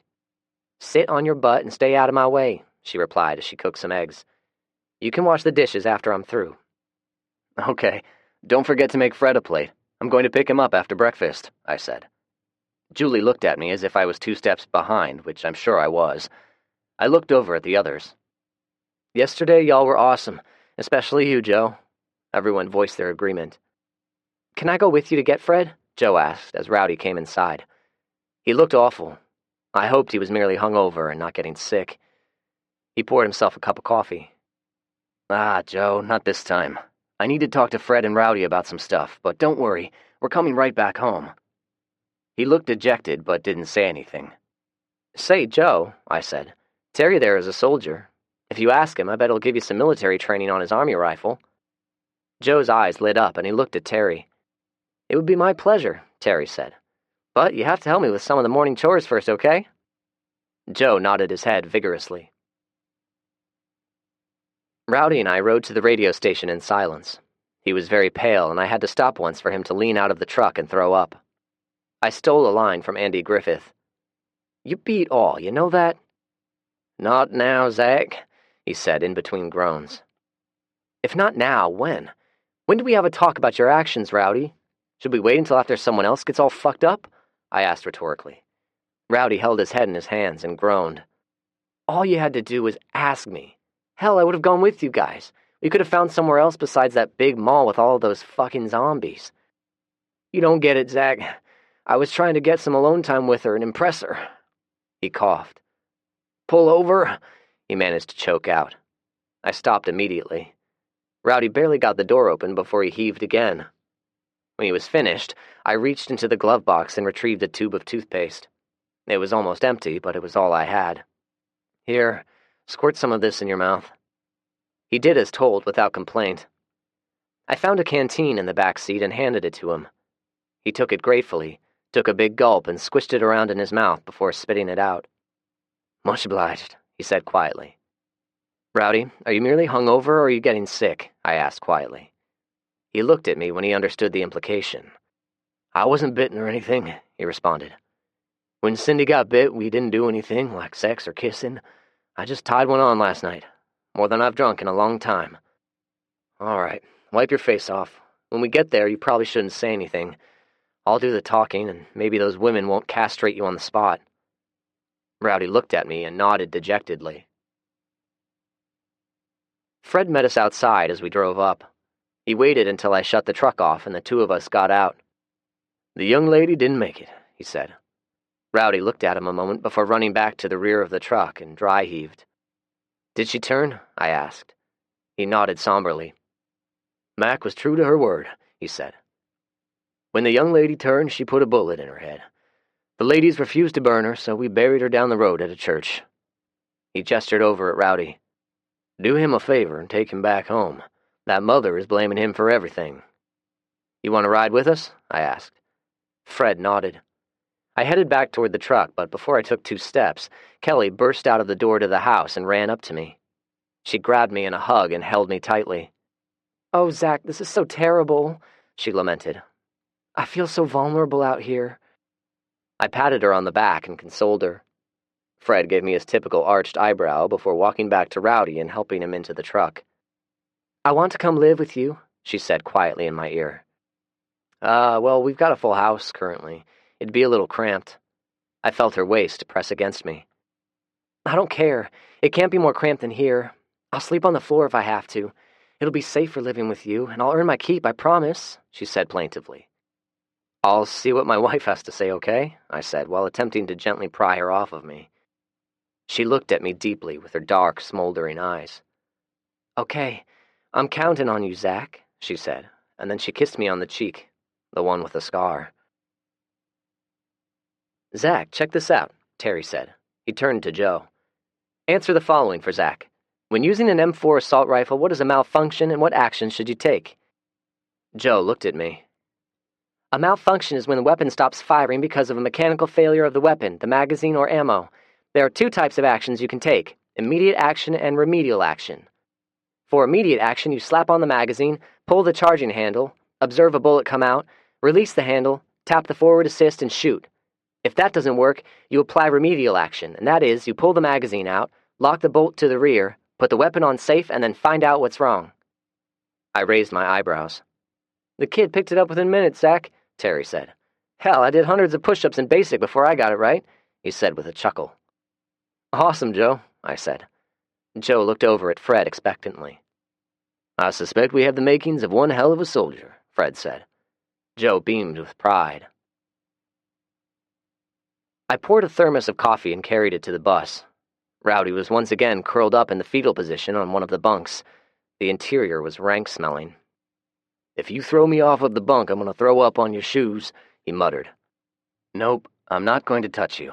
I've got some semi-fresh coffee here if you feel up to it. Rowdy eventually rolled over and sat up. Yeah, I'll try some. Can't make me feel any worse. I poured some into the plastic cup. He blew into it and took small sips. Is it helping? I asked. A little, he replied between sips. Good, I said, and unfolded a piece of paper. You need to do some work to keep your mind occupied. When you're able to get up and moving, I need you to do this. He looked at the piece of paper.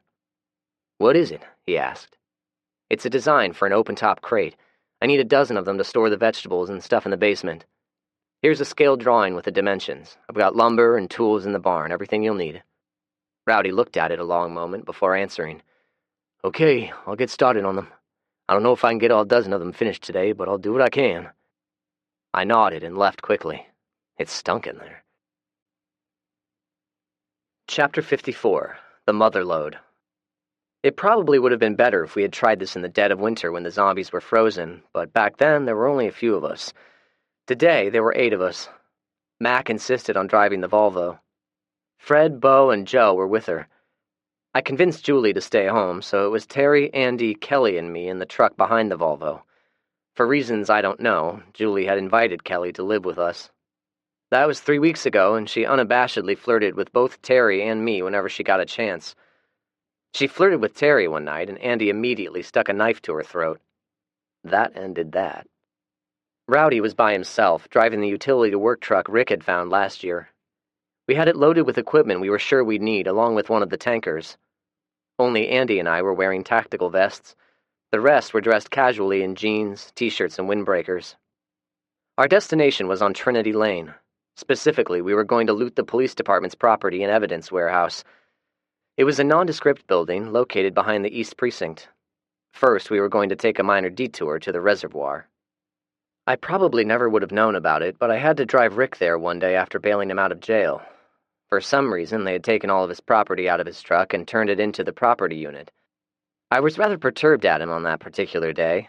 I had to miss a day of school to pick him up from the jail, and then we had to drive across town to the property room. To top it off, we had to drive over to the other side of town in order to get his truck out of the impound lot. I gave him hell the entire day, and he retaliated with a non-stop barrage of beer farts. I missed him terribly. The walls of the building were concrete block, and the doors were reinforced steel. The main entrance was a double set of doors with bulletproof glass separating the citizens from the police personnel. I was hopeful the reinforced structure had kept everyone out. I had a plan to get us in. The Volvo, with its modified steel cowcatcher, made for easy travel. Whenever Big Mac encountered a traffic jam, she simply pushed the cars out of the way. We made a straight path down Nolensville Pike, crossed Broadway, and turned onto James Robertson Parkway. The bridge had its share of abandoned cars, but we had little trouble clearing a path, and made it to the reservoir with little trouble. There were no new zombies roaming about the property where the reservoir tanks quietly sat, and the ones we killed back in August were now nothing more than skeletal remains. I stopped the truck, and as we rehearsed, everyone got out and formed a defensive perimeter while Rowdy unhooked the tanker. He fumbled with it for a moment, but got it unhooked within a minute. Everyone loaded up, and we headed out. Why did we leave the tanker there? Kelly asked. We're going to return here on our way back, fill it up, and haul it home. We have no idea what we're going to encounter in the East Nashville area, so I didn't want Rowdy to be trapped with towing that tanker. I see, I think, she said as she smiled at me. Do you think we'll find some good stuff? If nobody has looted it before us, I'm cautiously optimistic. There better be some good weed in there, Andy said. I haven't had any since I don't know when. She looked at Terry and grinned. Weed, that is. I haven't had any of anything since I don't know when, Kelly quipped. I glanced at her and she grinned coyly. What kind of work did you do, Kelly? I asked. I was a night auditor at a hotel and was going to school part-time. I wanted to be an accountant. She touched me on the thigh as she spoke. What about you? She asked. I worked on the farm we're living on, but I was still in high school, I said with a grin. Her mouth dropped open at the realization she was older than me. Yep, I'm only 17. Holy shit, I thought you were at least 21. It seemed to shock her, but it didn't stop her from touching my thigh. When we turned onto Trinity Lane from Gallatin Pike, I got on the CB radio and advised them it was only a couple of miles more. We drove under the railroad bridge and turned left. Now was the high-stress moment. Would the building be unoccupied? Or would a group of people be living there and start shooting as soon as we drove through the entrance? The East Precinct building had a public parking lot in the front. The back had a fenced-in area where police personnel parked their marked and unmarked vehicles. Someone had cut some holes in the fence, and more than one of the marked police cars had been vandalized, which seemed a stupid waste of time to me. Why would someone take the time out of their quest for survival to spray paint derogatory terms on a cop car? The thick layer of grime on them, along with the vandalism, indicated they hadn't been moved in a while. We drove past, and immediately behind the precinct was the plain white building with a separate parking lot. We pulled to the side, and Rowdy drove around us. He backed up to the edge of the building, jumped out, and immediately began unlashing an aluminum extension ladder. He had it leaned against the building and bounded up the ladder quickly. "Damn, he's firing on all cylinders today," I commented. We parked and jumped out. Fred and I walked up to the main door. There were numerous pry marks and indentations in the door, probably from a sledgehammer, but the door was still secure.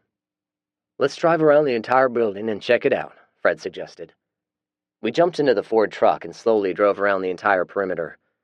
There was no evidence of any kind of entry being made. It was a good sign. We drove back and lined up the vehicles in case of a need to flee quickly. Rowdy was dutifully up on the roof, scanning the area with binoculars. "Explain to me why we don't simply hammer through one of the walls?" Bo asked. "It'll take longer and make more noise," I replied. "We run a higher risk of attracting attention. Plus, if we put a hole in the roof, it can't be seen from anyone at ground level." Bo nodded in semi-understanding. I knew he thought we were exercising unnecessary caution, but I disagreed. "If the roof is fortified, it might be easier to hammer through a wall, but I'm betting they didn't bother with it," I said as we got out and approached the group. "Are we ready, hoss?" Rowdy asked from the top of the roof. His Remington was slung over his shoulder. He was acting all giddy, which made me wonder if he had a bottle stashed in the truck somewhere like Rick used to do. I nodded to him. I went up next, and then the rest of them formed a line. They handed me the tools we were going to need, including another extension ladder, a gas-operated commercial-grade sawzall, bolt cutters, pry bars, and flashlights. We walked around, eventually finding ourselves in the middle of the building. Fred pointed at the roof. "It would appear you're right, Zach. I don't see any means of fortification of this roof. Nothing more than wood, tar paper, and hot tar poured over the top." He squatted and rapped the roof with his fist. "We can start here. If it's no good, we'll cut another one." I agreed. I pulled out a pair of large hearing protectors, some goggles, and put them on before I started the sawzall. The rest of them held the tarp over me to help mask some of the noise. I got carried away and broke a blade, but I had 3 more. Still, I was much more careful with the second blade. It took about 15 minutes to cut a proper-sized hole. We extended the ladder to its maximum length and carefully lowered it into the hole. It hit the ground with 2 feet left sticking out. Fred looked at me and I grinned. "So far, so good. Let's see if there are any inhabitants," I said, and started tapping on the ladder with a pry bar. The intent was to create enough noise to attract any zombies which may be lurking around inside. I kept it up for 5 minutes while the rest of them aimed their flashlights through the hole, watching for the appearance of any zombies. Finally, Fred looked at me. "I think we're good," he said. Fred, Andy, and I went down into the hole. I went first. I bypassed the ladder's rungs, grabbed the sides, slid down quickly, and landed in the dark on a hard concrete floor. I grabbed my flashlight and made a quick circle. "All clear," I said. I stepped aside as Andy slid down. Fred was the last one to come down. He casually stepped down on the rungs as if he were on a Sunday stroll. Bo lit a lantern and lowered it on a rope. It wasn't as bright as the flashlights, but it provided decent ambient lighting. We all looked around, shining our flashlights down the aisles of shelves. "Zach, you continue to amaze me," Fred finally spoke. "How's it looking down there?" Bo shouted down. Fred looked up at Bo. "We've hit the mother lode," he said with a small iota of excitement in his voice. There was everything imaginable, but I had prepared a list the night before with instructions only to concentrate on certain items. It went without saying any viable food products were going with us, along with all ammunition. When I broke into the gun room, Fred let out a low whistle. I conservatively estimated there were barrels containing at least 1,000 firearms of different makes, models, and calibers. "It'll take a while to sort out the good ones from the junk," I opined. "I agree. We'll do a cursory search through these piles of weapons and concentrate more on ammunition. We can come back again at a later time." I couldn't argue with Fred's logic. I left it to him to sort through the weapons while Andy and I walked down the many aisles, conducting an overview of the various and vast amounts of wares. There was a little bit of everything. Andy focused her flashlight beam on a bin containing multiple evidence bags. Obviously, it was marijuana. A lot of it. "Can I?" Andy asked with a hopeful grin. "You want all of it?" I asked in disbelief. "There has to be 20 or 30 pounds there." "Well, maybe a pound or two," she asked. I shrugged, and Andy squealed with delight. She dragged the bin to the ladder while I continued looking. I could not get over the wide variety of items. The first aisle I came to was a large quantity of alcoholic beverages, probably confiscated on a tippling house raid. I had no intention of telling Rowdy and left it behind. I also bypassed all electronic items. There was no need for them now. Instead, I focused on items more important to us. I found reloading supplies, black powder, blasting caps, squibs, and various assorted tools. I loaded them up in plastic tote bins the police seemed to favor for storing evidence, and had them hauled up out of the hole. Fred walked over to me while I loaded up a couple of cases of Coca-Cola in a bin. "We've been here almost 6 hours now. I think we should head out and get some gas while we still have daylight," he said. "Okay, I found a couple of cases of dog food. Let's get those and get out of here," I said. "Oh, I have a present for you," I said as I tossed a pair of brass knuckles to him. He caught them in the air and looked at them. "Are these for protecting me from Big Mac?" he asked dryly. I laughed. We climbed out of the warehouse, tacked the tarp over the open hole, and helped load the last of the property we had retrieved. About the time we lashed down the ladders to the work truck, a black utility van approached. 3 men got out. They were all wearing black vests with a cloth badge sewn over the left breast.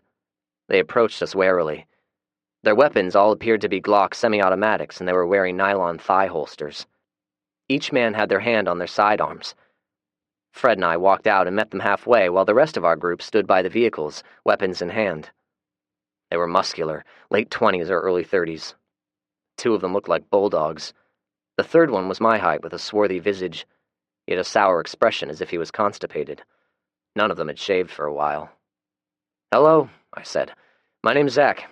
We haven't seen any other survivors around in quite a while." The taller one stepped forward. He didn't offer his hand. "I'm Detective McElroy with the Metro Police Department. We just observed you people burglarizing our property room," he replied with no hint of friendliness. Bo snorted in contempt. "I beg your pardon," I said with as much diplomatic tact as I could muster. "We were under the impression this building had been abandoned." "On the contrary, dumbass, this is Metro property as well as all of its contents," he sneered. Before I could respond, Fred spoke up. "Watch your mouth, young man." He stared at the self-proclaimed detective with coldness in his eyes. His friends puffed up their chests, much like gorillas do. I didn't like these guys, but I tried to be diplomatic. I held my hands out in seeming placation. "Hey, not a problem," I said. "We certainly didn't mean to impose on your jurisdiction. Why don't you fellas unlock the front door and we'll gladly put everything back?" They didn't expect my response. I picked up on it, and I'm sure Fred did as well. The 2 bulldogs looked at their peer with uncertainty. "You fellas are full of shit, aren't you? You have no keys, nor do you have any claim on this property, right? Listen up, cocksucker, He never got a chance to finish. Fred stepped forward in a blink of an eye and cold-cocked him with his new pair of brass knuckles. I drew my weapon quickly. "Don't move," I shouted. "You're outgunned. Either of you make a wrong move, you're dead." They froze in place, but stared at us angrily. "You guys call yourselves cops, but y'all don't even see the man on the roof, do you?" Now they looked up. Rowdy was still up there, and even though I wasn't looking at him, I could tell by the expressions on the men's faces he was currently pointing his rifle at them. "Now very slowly, you 2 take your handguns out and drop them on the ground." "Like hell I will," one of them said. I aimed my handgun at him. "I won't say it twice," I said. "Do it now," Bo yelled. They saw the predicament they were in and reluctantly placed their weapons on the ground. "This is our territory," one of them said haughtily as Andy went around and gathered up their weapons.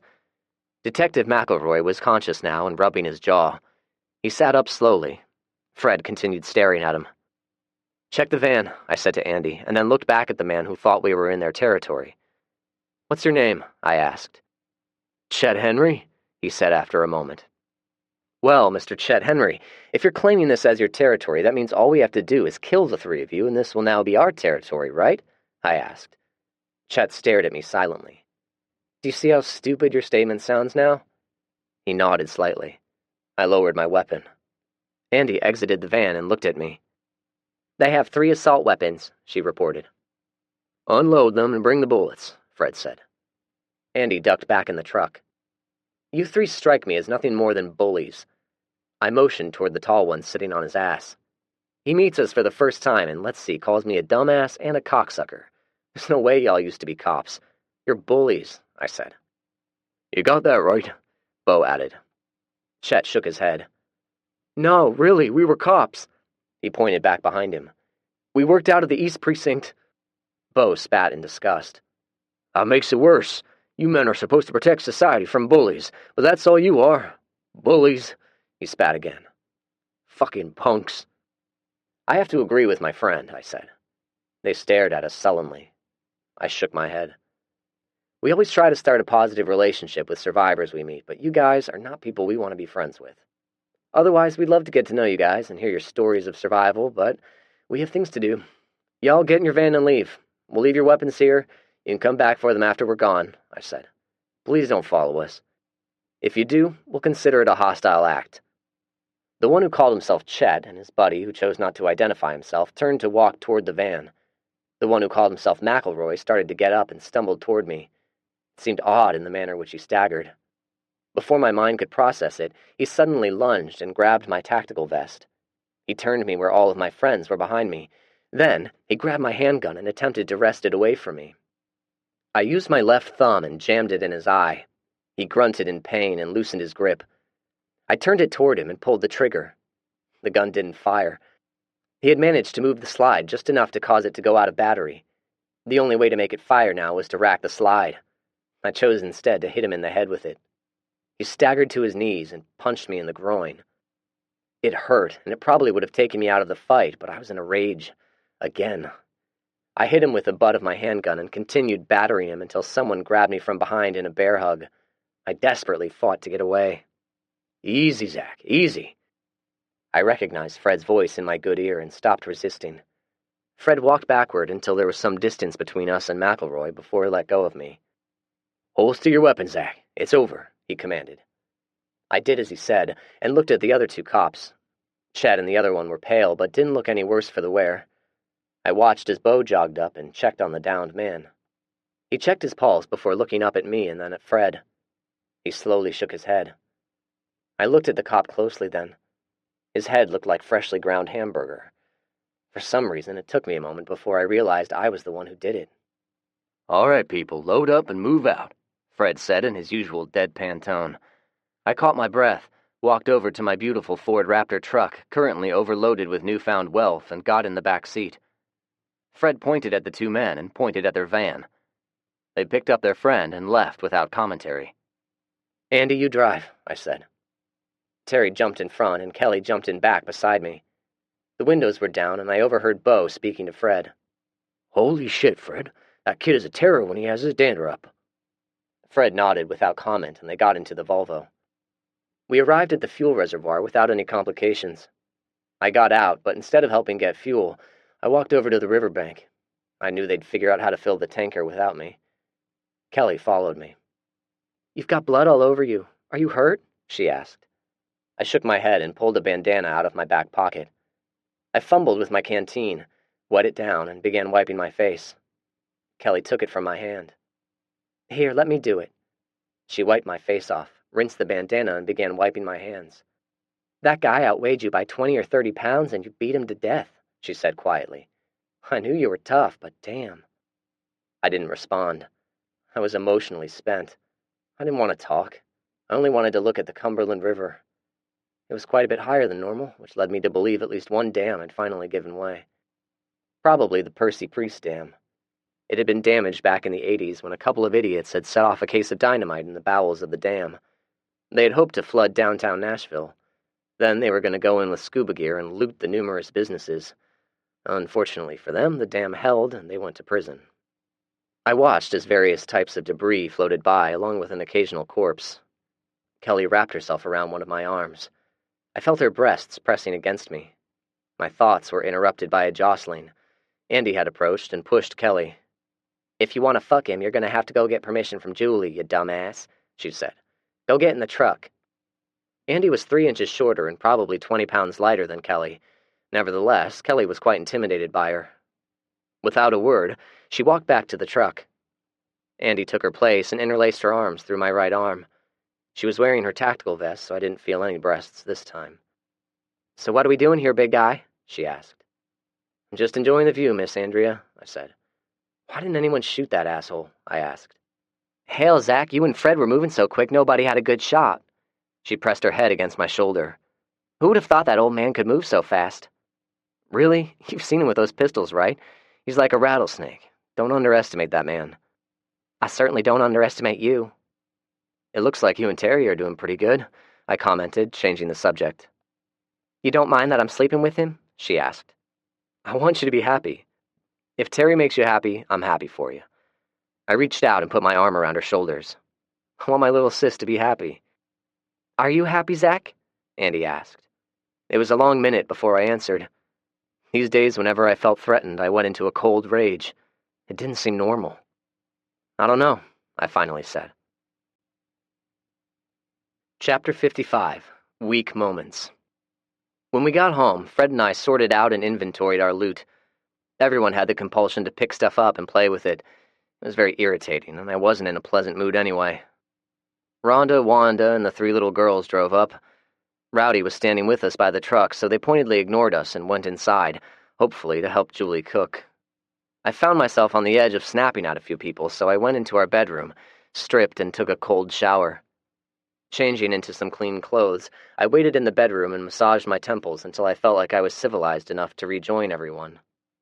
There were so many of us, some sat in the kitchen, others sat in the den. For some reason, we never used the dining room. Even though we had scored a major haul of loot, the conversation was hushed. I didn't feel like talking. Fred didn't talk much anyway, and Rowdy was worried about saying the wrong thing. I finally broke the silence. "All of you did great today," I said without any real emotion. "Yes, you did," Fred added. "It was unfortunate about those cops, if they really were cops." "Fuck those assholes," Kelly said. "Kelly," Wanda chided. Fred looked over at Wanda. "We found some good stuff. I believe we can now get you ladies properly armed, right, Mac?" "Hell yeah," Mac responded. "I hope you ladies are up for some firearms training," Fred said. "We'll do whatever you say, Fred," Mac replied with a little bit of eagerness in her voice. Julie grinned at Fred. He responded with an arched eyebrow. It started the conversation. Everyone was now talking about all of the riches we found, and I ate my meal in silence. Julie looked at me occasionally, but I didn't respond. Afterward, I shooed everyone out of the kitchen and cleaned it up by myself.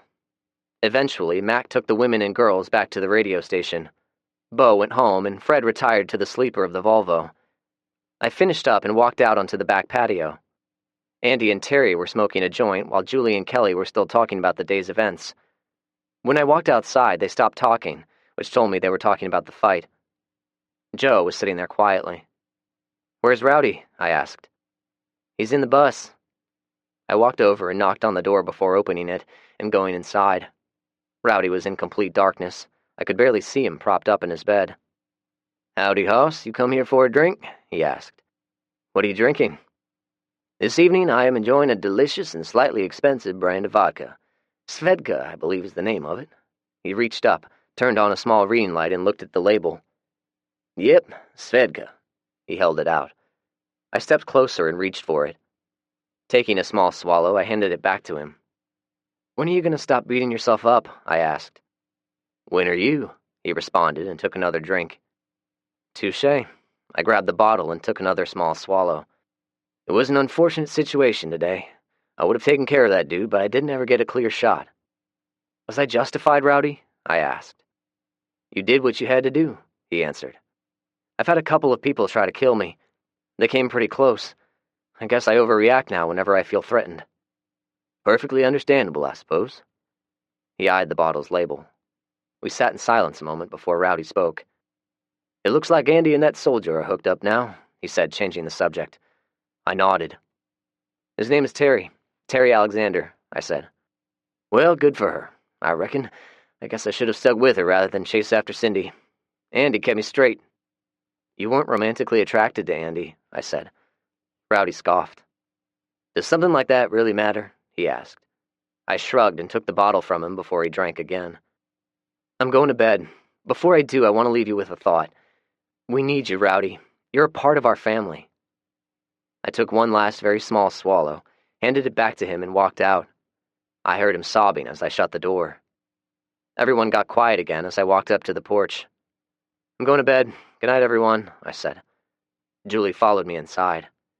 We stripped to our underwear, got in bed, and snuggled up together. I've been looking forward to this all day, she said. Me too. It started out as a good day, but kind of went sour. Yeah, they told me about it. I hope you're not feeling guilty. I shrugged beside her. In fact, I was feeling guilty. It seemed like yet another needless death. I didn't want to talk about it, so I changed the subject and told her about Kelly. Andy has become quite protective, she commented. Yeah, she cares about both of us. She still thinks you don't like her.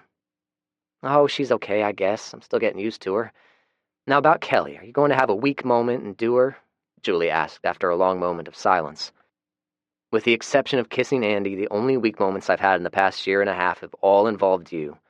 You seem to have a spell on me, I replied. Julie snuggled closer to me. Good, she said smugly. Chapter 56. Evolvement. We got Fred's new home built in a little over a month. The most time-consuming part was driving around finding building materials, but we got it accomplished. Putting up a brick veneer over the plain concrete blocks, which Julie insisted on, took an extra week. The finished product was roughly 1,000 square feet of the main living space and a 1,000-square-foot basement. The roof was metal, effectively making it almost impossible to set on fire. Fred was pleased. At least, I caught a slight tick under his right eye, which was a very telling clue. I've got an idea, and I'm surprised I didn't think of it sooner, I said. Fred looked at me. We should put some gutters on the eaves and then fabricate them so they drain into barrels.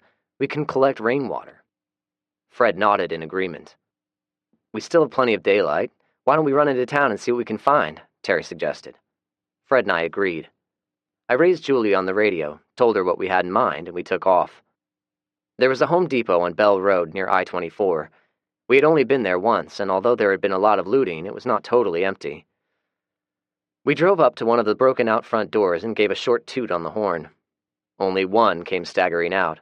He was so rotten he could barely walk. I used the .22 pistol on him. We got out of the truck and stretched while looking around. Hey, Terry said. He pointed down to the far end of the parking lot, over by an Italian restaurant I could never afford to eat in. There was another pair of zombies in the parking lot, slowly making its way toward us, or maybe just walking aimlessly. Hey, Fred, you think you can shoot them from here with your pistols? I asked. Terry cocked an eyebrow. They're what, 100 yards away? There's no earthly way that you can shoot them with a fast draw from this far away, Terry said with a chortle. I looked at Fred and grinned. The gauntlet has been thrown, I teased. Fred grunted, walked away from the truck a few feet, and squared off as if he was in a Western movie. He drew with his right hand, fast as lightning, and fired 2 shots. He was walking back toward us, reloading his pistol as they fell. Boom, headshot, he muttered as he walked by us. Holy sheep shit, Terry said with his eyes wide. I couldn't help but chuckle. We found a couple of barrels and some generic plastic gutters. They had a modular design where the individual pieces could be snapped together. It's not as fancy as custom-made guttering, I commented. The only person worried about fanciness is Julie, and she's not here, Fred said. Let's load up. We'd loaded up as much as we could and lashed it down tight. We need anything else while we're in this neck of the woods? Fred asked. You guys know where a maternity store is anywhere around here? I asked. Terry laughed. Is she outgrowing her clothes? He asked. Oh yeah, lately all she's been wearing are sweatpants and my shirts, I replied. How far along is she? We think she conceived on Christmas Eve, so a few days shy of 5 months. Her belly's growing along with her breasts, which is not such a bad thing. Terry laughed. Even Fred smiled a little bit. There was another Walmart nearby we had never explored. We drove over there and discovered a strip mall across the street from it with a couple of women's clothing stores. These little stores will be easier to clear. We can clear Walmart on another day, I said as I drove into the parking lot. Maybe something will be here Julie will like. Fred grunted in agreement, but suddenly straightened. We might not get a chance, he said. I looked around and spotted them in the parking lot of the Walmart. There were maybe 100 or 200. They spotted us about the time we spotted them. Where the fuck do these things keep coming from? I asked nobody in particular inside. All right, let's just get the hell out of here.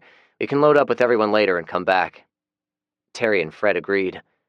As we drove away, Terry gave a start. What's wrong with you? Fred asked. I swear to God, I just saw one of them point at us, he exclaimed with incredulity. He looked out of the back window as we drove away. I scoffed. They do that when they see you. They reach out as if they can grab you from a distance. Terry shook his head at my analysis. No, dude, that thing pointed his index finger at us, he emphasized. It was strange, guys. Very strange. I saw Fred glance at me out of the corner of his eye. Back in March, I think I saw one of them bend down and drink some water out of a puddle, I told Fred. Yeah, I remember that, Terry said. The clothes can wait. Let's go home. I doubled back down Murfreesboro Road and was about to turn west on Bell Road when Fred grabbed one of his pistols. This day is turning out to be full of surprises, he said. I looked down Murfreesboro Road. A black van was approaching. It looks familiar, I said. I heard Terry click the safety switch on his M4. Are we running or standing? He asked. I stopped the truck. I'm in no mood to run. How about you guys? Terry and Fred shook their heads. I jumped out with my assault rifle, chambered around, and waited. I got rear security, Terry said, and jogged to the rear of the truck. The driver of the van spotted us and stopped about 100 yards away, well within our range. After a minute, they approached slowly. I eventually recognized them. It was the two cops, Chet and whatever his name is. Chet was driving. He got close and then turned perpendicular to us before stopping. He stared at me a moment before rolling his window down. Hello, Chet, I said amicably. Hello, Zach, he replied. What are you guys up to? Picking up some gutters for a house we're building, I replied. Chet frowned. You're building a house? He asked. It's already built. We're merely putting on some finishing touches. You've been busy. Chet, you don't know the half of it. We've planted over a dozen garden plots. We recently harvested some winter wheat, and I taught Corporal Alexander here how to plant sweet corn last month. I won't even get started on the cattle we've rounded up. We've been busy as hell. Chet looked at me in wonder, glanced over at his partner a moment, and stared at me again. Are you bullshitting us? He asked. Fred snorted. Chet, we work hard. We're building a life for ourselves. How about you guys? How are y'all doing? After you killed McElroy, my friends wanted to hunt you down and kill you, he replied. Why is that, Chet? Because I chose to defend myself rather than let a bully hurt me? I shook my head slowly. I thought cops were proponents of justice. You don't understand. I told them exactly that. That's why you're still alive, Chet said. He put the van in park and turned it off before speaking some more. We've got a couple of garden plots going, but we haven't been doing anything with cattle other than killing one when we're out of steaks. I nodded. How are you processing your water? We filter it and boil it, Chet replied. How about you guys? A few of our homes have well water.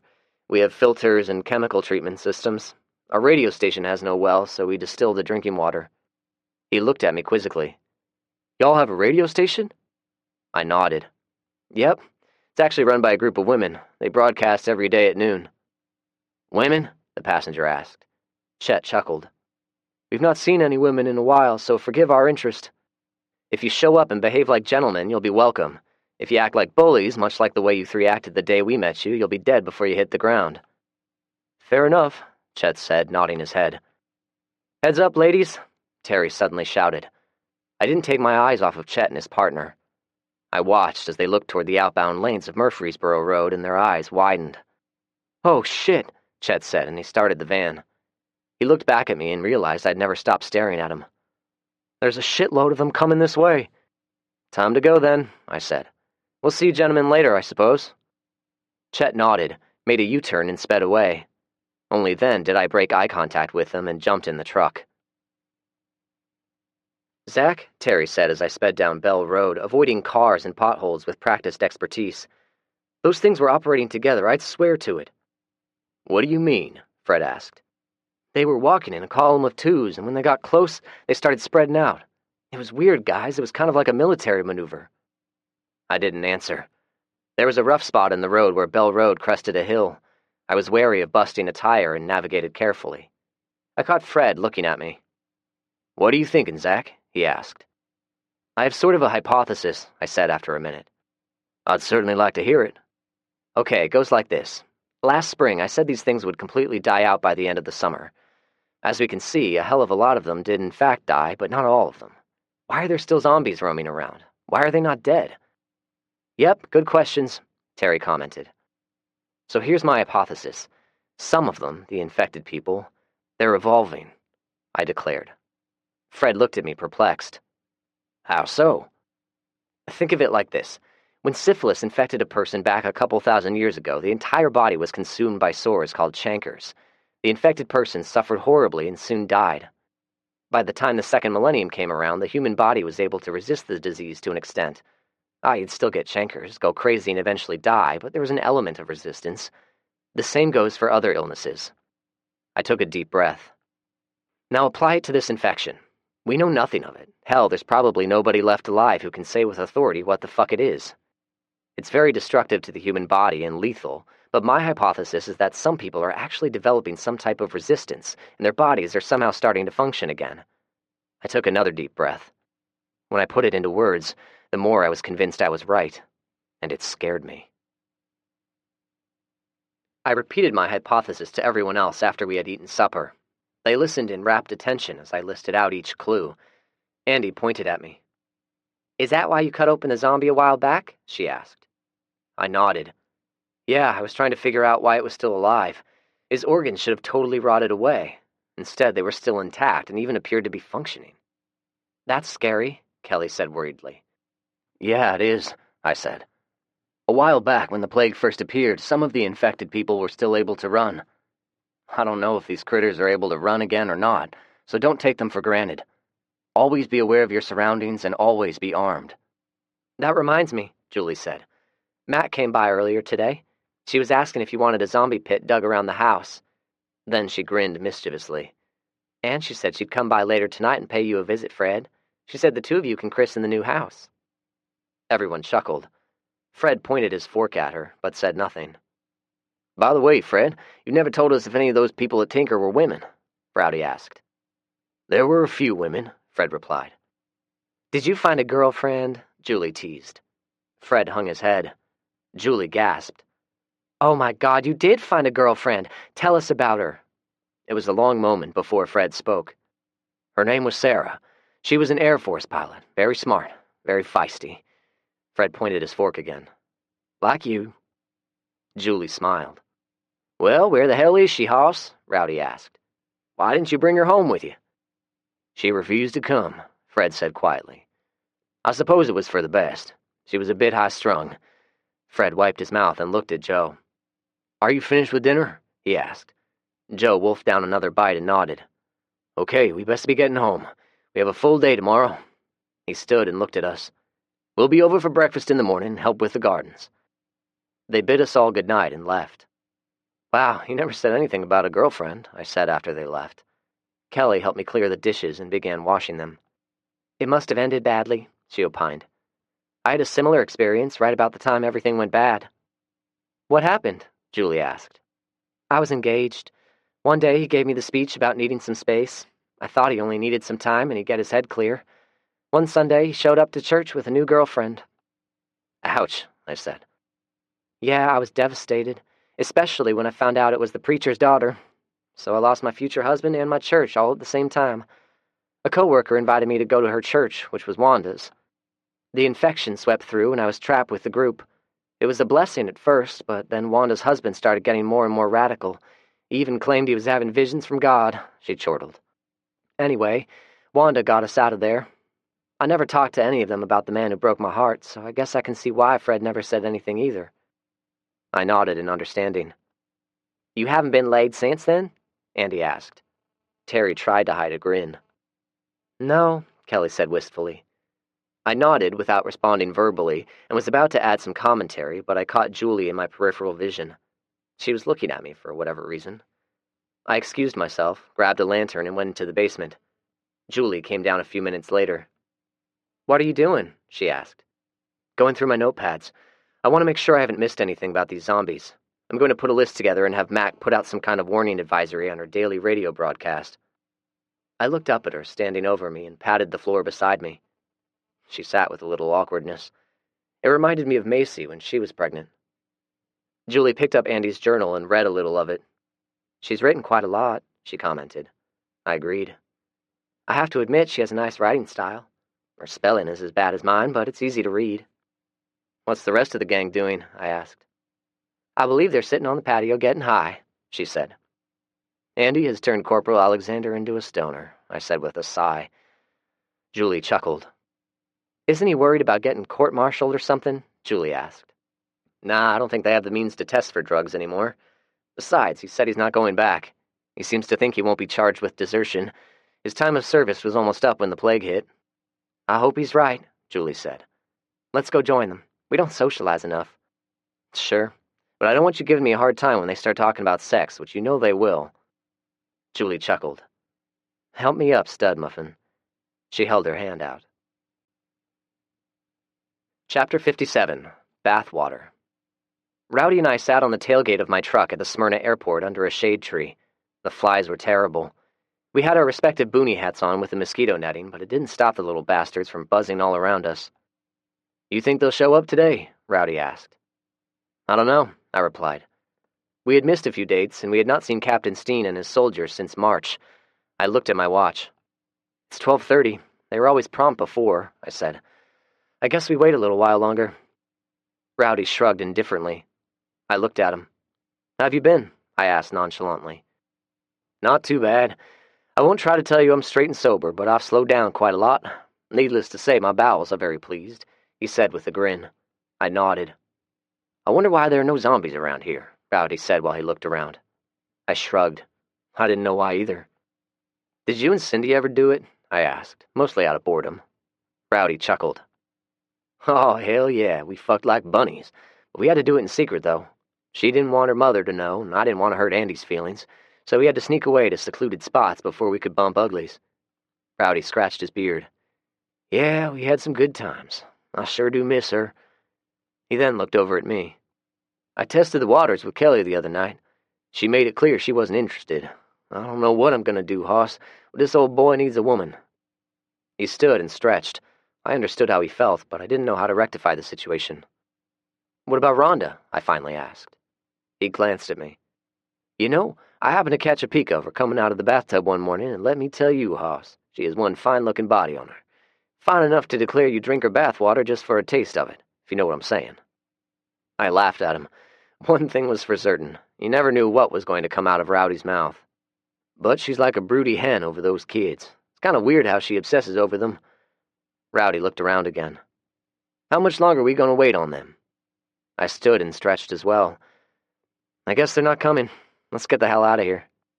We got in the truck, and I looked at him out of the corner of my eye. "Let's run by the radio station and see if Rhonda needs a bath." Big Mac. How do I properly describe the woman? She worked as hard as any two men did. The radio station now had a zombie pit completely surrounding the property. There were gardens planted and 4 truck trailers parked behind the house, which were being used for storage. Somehow, she had located multiple types of construction equipment, anything from a bulldozer to a road grader. They were now neatly lined up beside the trailers, and she'd done it all herself, while the Rhonda and Wanda duo did a lot of sitting around the house. "Let me show you something, Zach," she said, and led me to the trailers. She opened them. "I've been going through all of those trucks abandoned on the interstate and found all kinds of stuff." The trailers were full of goodies. "I'm totally impressed," I said with a chuckle. Mac grinned broadly. "Have you had any visitors lately?" Rowdy asked. "We've had a few people stop in," Mac replied. "They don't have much to trade. They're mostly interested in a free meal, and then they drive on. I've caught a couple of zombies in the pits. I shot 'em and burned 'em, just like you said to do." I smiled at her with pride.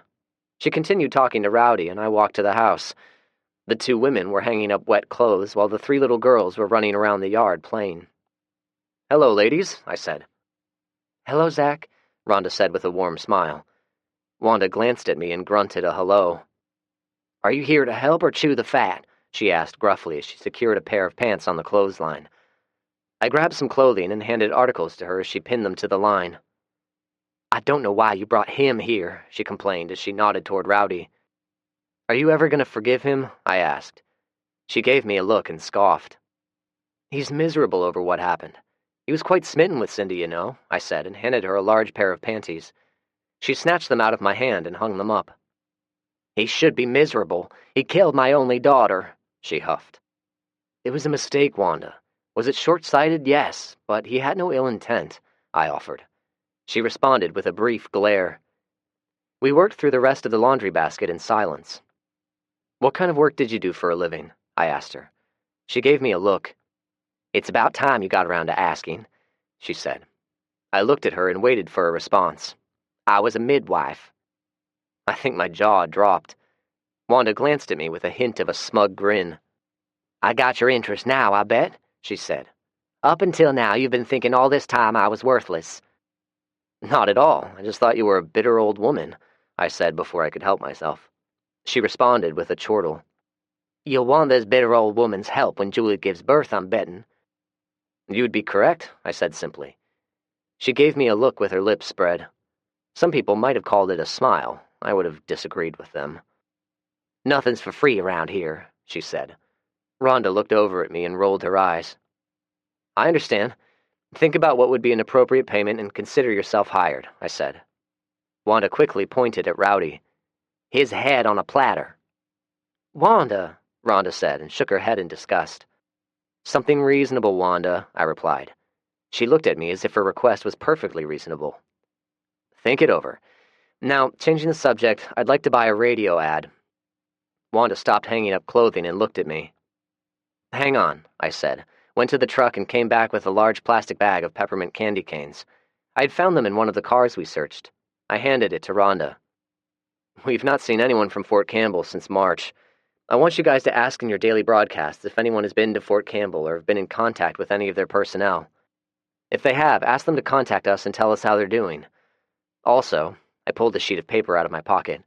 I want you guys to warn people about the zombies' change of behavior. I wrote down the changes we've observed. We can do it for free, Zach, Rhonda said quietly as she looked at my notes. Wanda glared, but Rhonda ignored her. I smiled. I know, but I bet the kids will love those. Rhonda returned my smile warmly and gave my arm a squeeze. Thank you, Zach. She walked off to where the kids were playing.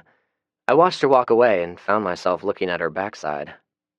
Does she ever wear anything besides those plain dresses? I asked Wanda. She looked at me as if I asked some sort of perverted question. Forget it, I said. Are you bedding Kelly now? She asked. If you are, there's no need looking Rhonda over. You'd think 2 women would be plenty for you. I looked at her and sighed. We're never going to have anything other than this acrid relationship, are we, Wanda? I asked. She responded with a grunt. Yeah, that's what I thought. Are y'all coming over for dinner? We'll be there around 4, she said curtly and started in on a second basket of clothes. Okay, I'll tell Julie. You two can talk over her upcoming birth. Think over how much it's going to cost me, I said, and walked away without waiting for a response. Chapter 58. Frederick. Us men were summarily ousted from the house for the duration of the birth. We sought solace on the back patio. Rowdy broke out a bottle of something, but I was in no mood to drink. Bo was having a good time cooking some barbecue on the smoker. Fred had Prancer tied to a tree in the backyard. She was contentedly eating grass while Joe brushed her. How long's it been now? Rowdy asked. I glanced at my watch.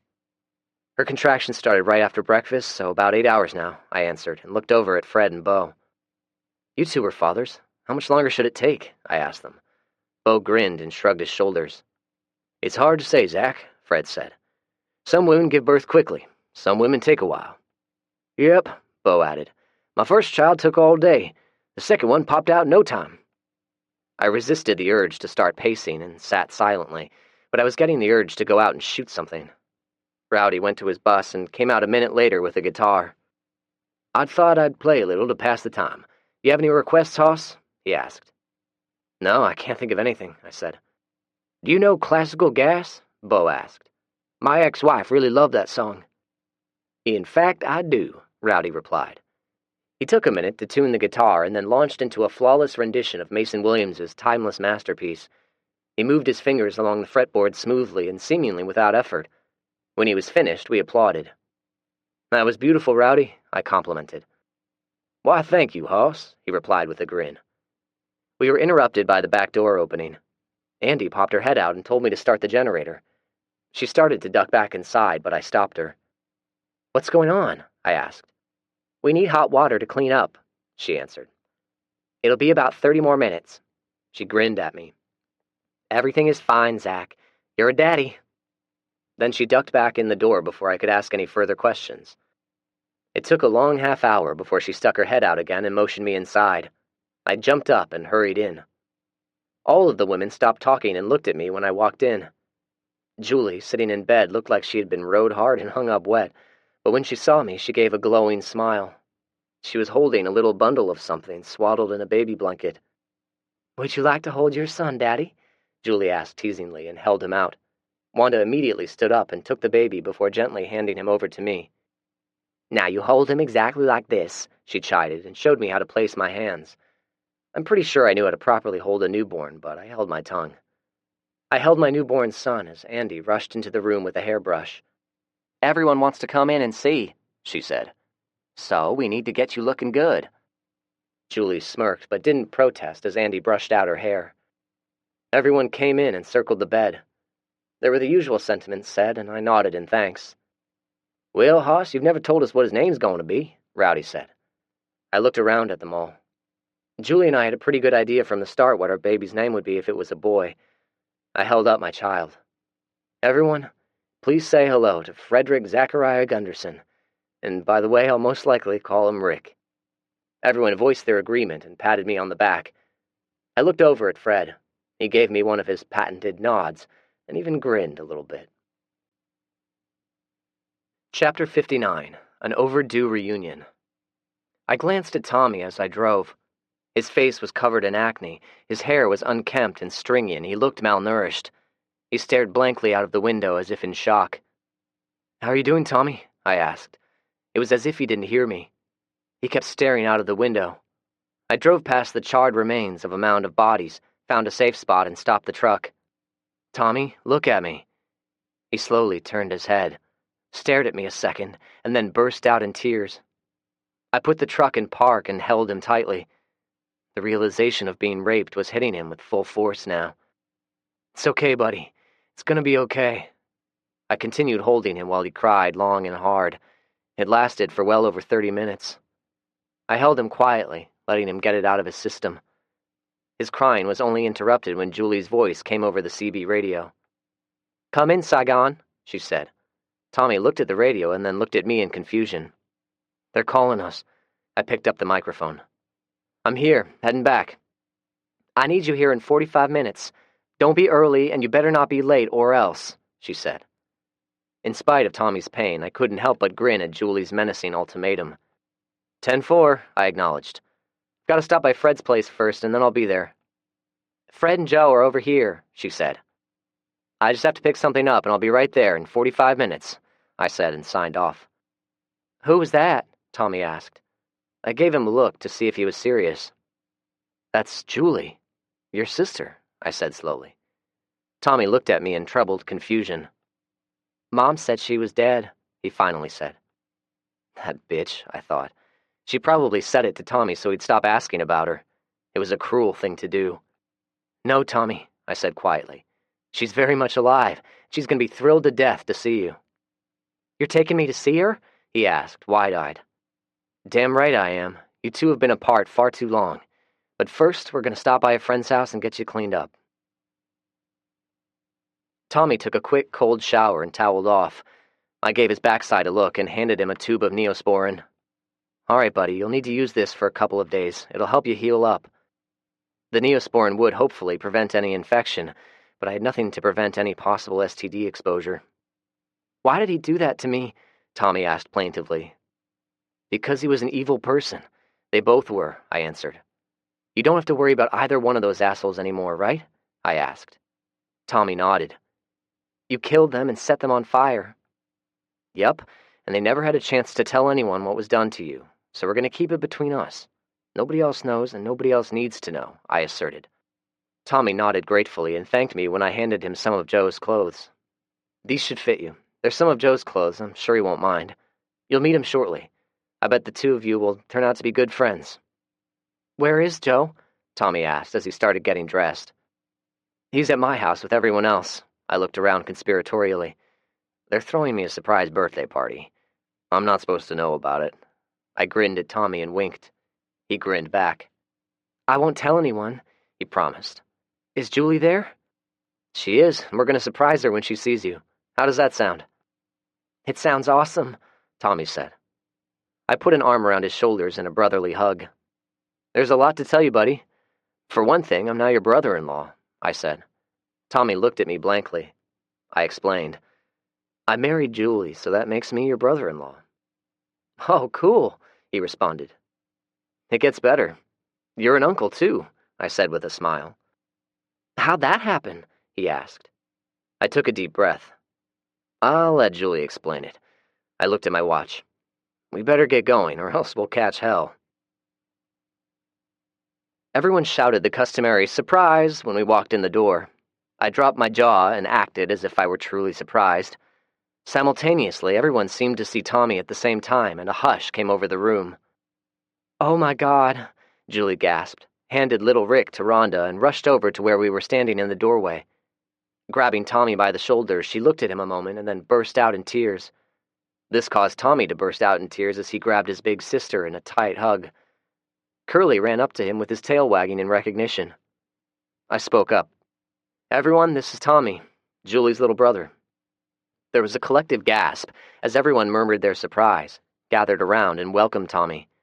I slipped out of the way and stood off to the side. Andy walked over and stood beside me. I didn't know Julie had a brother, she whispered. I glanced at her. Yeah, it's a long story, I whispered back. So, what birthday present did you get me? A blowjob, she whispered and grinned mischievously at me. I laughed and put my arm around her shoulders. When is Julie's birthday? She asked. March 7th, I replied. Did you do anything for her? She asked. Oh, yeah, I replied with a grin. Julie broke her embrace with her little brother long enough to look at me with tears of joy in her eyes. I gave her a wink. We had a large dinner, and afterward I sat in a chair holding my son while everyone chit-chatted. Julie understandably devoted her attention to Tommy. She peppered him with questions about where he had been and what their mother was up to. Little Rick decided to go boom-boom at some point, so I quietly walked into the bedroom and changed him. I started to walk out when I saw Wanda standing in the doorway watching me. I thought you might need some help, she said. I was a little clumsy at it, but managed to get it done, I replied. You did better than I thought you would, she said, and disappeared down the hallway. I guess it was her way of complimenting me. When I walked back to the den, everyone was waiting on me. Julie directed me back to the chair. Time for your presents, she said cheerfully. We're doing something a touch different, Rowdy added. A physical present from each of us to you was too hard to figure out. Whenever you want something, you just go out and find it, which can be damned annoying.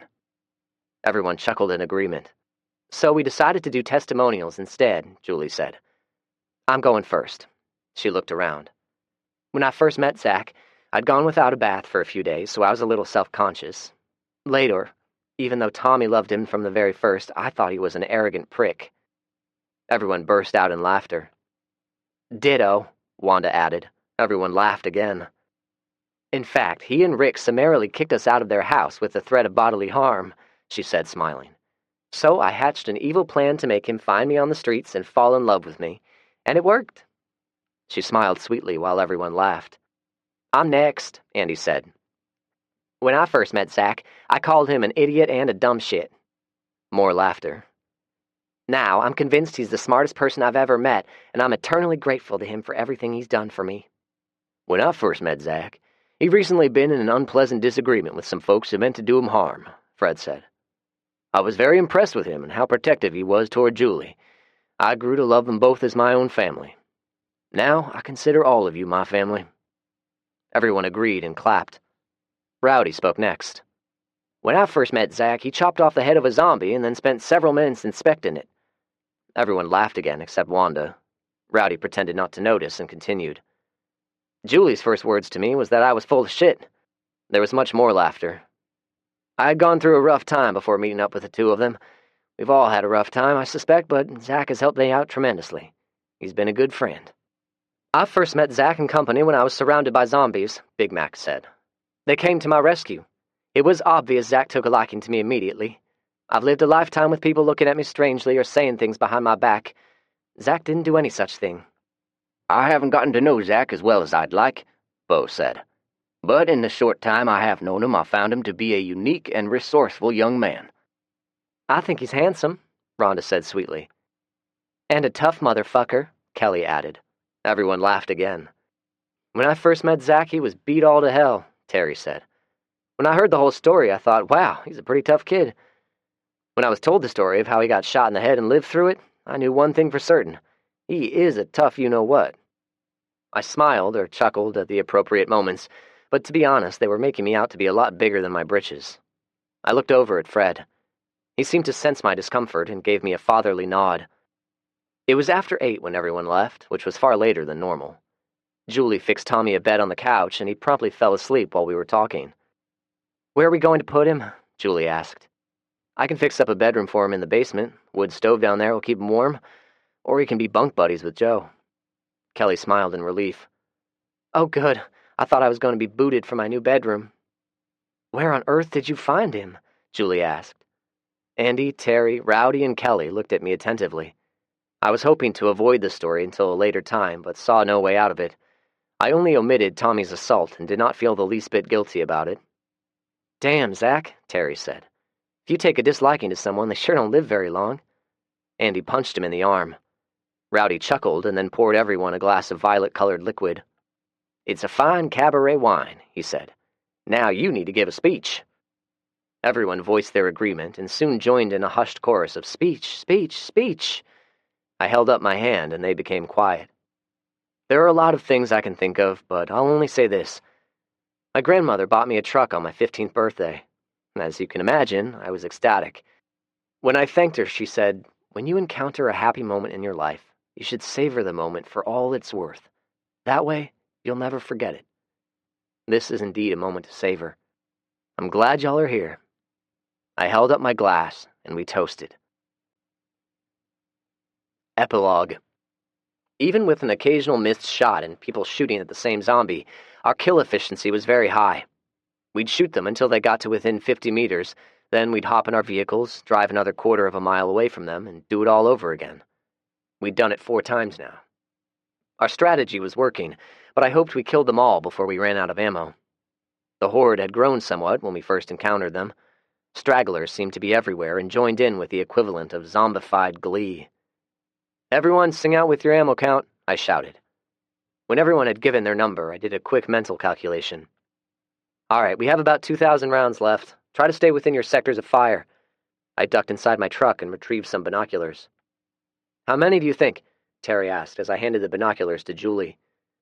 I'm estimating a couple of 100, I said to all of them. Hopefully this will be all. Until next time, I thought. We waited patiently for them to walk within range. Suddenly, Terry shouted, Hey everyone, get your kits out and do a quick field cleaning. Otherwise, we'll start getting jams. I'll keep watch. I glanced at him with pride.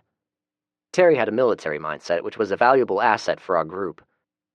We cleaned our weapons quickly while we waited for the slowly moving horde. I looked over at everyone's progress and noticed Kelly kept fumbling with her weapon. I reassembled mine quickly and helped with hers. I motioned for her to pull an earplug out and asked her how she was doing. She glanced at me before focusing on her weapon. All right, she answered, but then shook her head. Nervous as hell. I need a Xanax. I chuckled. It's a hell of a way to introduce you to zombie killing, but you're doing good. Hang in there. I patted her shoulder. She smiled at me tentatively and put her earplug back in. Once they were in range, it took another 45 minutes until the last one fell. Afterward, we reloaded, gathered around, and exchanged high fives. The cold slowed them down, but we still had some close calls, Bo observed. Yeah, this may not be a good strategy during the heat of the summer when they're more agile, I added. Since we now know more about them, we may have to mount some offensive operations while it's still cold. I looked at Terry. That'll be your project, Corporal. He grinned and gave me a mock salute. Mac, I said, first thing tomorrow, let's get some bulldozers down here along with that tanker full of old gas. We'll stack them and have some zombie bonfires. We also want to gather up all of our brass before everyone runs over it. Tomorrow is Christmas, Julie said with a smile. I might have a present or two for you. I looked at everyone and shrugged. Maybe we can wait a day, I conceded and grinned. I hope y'all plan on meeting at the house. The Wanda and Rhonda duo have a big Christmas Eve dinner waiting on us. I let Julie drive. I needed to unwind and think. As we turned south on Nolansville Pike, I looked over at a billboard near the intersection. A few days ago, I had spent a couple of hours stripping away the advertising for a new generation of mobile phone and painted my last, and possibly the most ominous rule in bold, 3-foot block letters. Z14. They're evolving.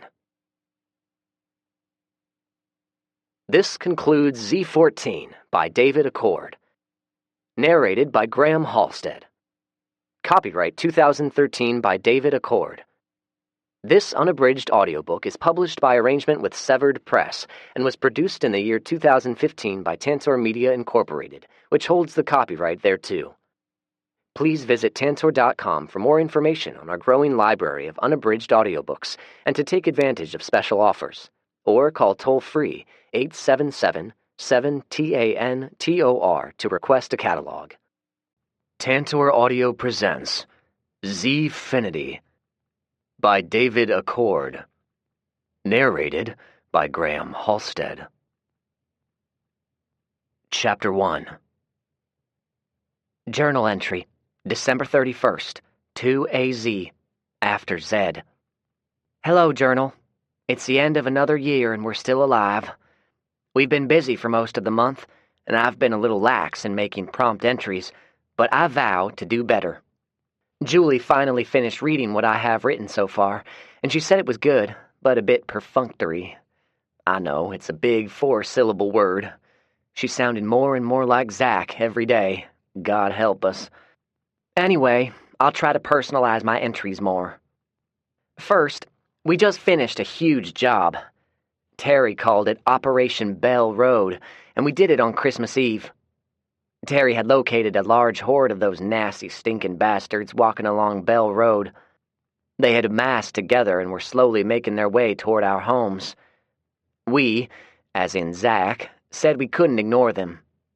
A group meeting was held, and we decided that we needed to kill them off in order for us to live in this area in relative safety. I must admit, I was a little scared that day when we drove up to them. The sight of so many of them massed together was unnerving. They didn't hesitate when they spotted us, and somehow seemed to pick up momentum as they headed toward us. We fired on them for hours. There were times I was certain we'd be overwhelmed and killed, but we prevailed. Zach, in his usual manner, kept a running number in his head the entire time we were killing them, and it took over 12 hours to kill them all. The final body count was a little over 2,000. When the last zombie's head exploded in a hail of gunfire, I think everyone's euphoria only lasted a couple of minutes, and then fatigue set in. I had a hard time keeping my eyes open on the way home, until Terry said all of the weapons needed to be cleaned before bed. Then Zach informed us we were going to have to burn all of the corpses. Thank God Julie convinced him to wait at least until after Christmas. We did it, though. We used bulldozers to stack them up into piles. Zach called them pyres. Threw on some fuel, scraps, old tires, whatever was flammable, and lit them up. It was every bit as hard as killing them, but we did it. The only person who actually grumbled about it was Wanda, but that's the norm for her. She's a sour old woman. Okay, here is where we stand so far this winter. Food. Our supplies have been good. We still have plenty of stores, and our greenhouses are producing nicely, including a really nice batch of weed, much to Zach's chagrin. The livestock are enduring the winter with no major issues. In addition, Fred and the boys have taken a strong liking to fishing. We've had lots of fish fries. More than I care for. Living conditions. Terry and I are living with Zach and Julie. Kelly has been living with us, too. The rest of the women from Birmingham are living in the house at the radio tower. Tommy and Joe have been living with Fred, and, of course, Rowdy has been living in his tour bus, which is parked out beside the old homestead. New arrivals. Occasionally, people will show up at the radio tower. They'll stay for a day or two and then move on, believing in their soul that they know of some place they are sure a modern civilization still exists. Funny, None of them name the same place or city where this supposed sanctuary is located. We listen silently to them as they weave this magical tale and try to talk us into going with them. We've given up trying to convince these people differently. Fred said that once they get it in their head, there's nothing you can do to convince them differently. We give them some food, maybe some fuel if we have enough to spare, and watch them drive away as we wave half-heartedly. Everyone is healthy and doing okay. No illnesses or major injuries to report. The boys, Tommy and Joe, are inseparable. I bet they even take a crap at the same time. It's amazing how much they've grown in so short a time. Tomorrow, we're going to go on another zombie hunt. This one is different, though. We're going to kill a bunch of little kids who've been trapped in a school. I'm not looking forward to it. But as Zach says, it has to be done. I'll write more about it later. Andy. Chapter 2. The School. In retrospect, the music was a mistake. It was an elementary school, directly across from the radio tower. There was nothing fancy about it, a simple brick and mortar built in the style of most public schools in the last few decades. I liked the design. The windows were smaller than those large stained glass windows at the church, and all of the entry doors were steel with heavy locks. We'd conducted a brief recon on it a couple of months ago. I parked in front, honked the horn a couple of times, and waited. Almost immediately, little ghoulish faces pressed themselves against the windows, staring out, their rotted faces contorted in a primeval rage. Julie and I sat in the comfort and security of the truck, listening to a Marvin Gaye CD while watching the little kids trying to claw their way through the windows. We had recently finished a massive operation along Bell Road in which we killed off somewhere around 2,000 of the things. They covered the full spectrum of age, race, and gender, including kids. Somehow, it seemed different now. This was a group of little kids, none of them over 10. It was hard to imagine them as mindless killing machines. Looking through the windows at the faces of all of those children was both sad and unnerving. We had been avoiding this issue along with all of the other elementary schools in the area, but after a family discussion over lunch one day, we came to a decision. Our survival plan dictated that we could not ignore the issue any longer, so the decision was made to take care of them. Now we were back. The rest of the gang was with us, and our plan of action was to clear the school, which was an ambiguous way of saying we were going to kill all of the little zombie bastards trapped inside. The plan was simple. Park the truck in front and use it as a firing platform, open the front doors and play loud music to entice them to come outside. When the kids filtered out looking for a tasty human morsel, we gave each one an after-school headshot special.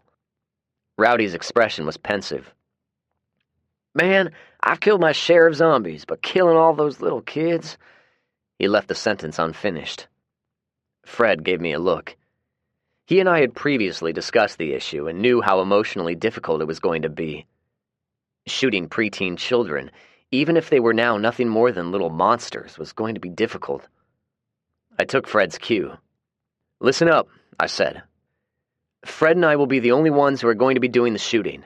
We only want you to join in if we get overwhelmed with targets." It sounded good, calling them targets. Everyone nodded silently, gratefully. I think they had the same sentiments as Rowdy. Nobody wanted to kill a child. Terry and Andy got busy drilling open the locks to the main entry doors and made quick work.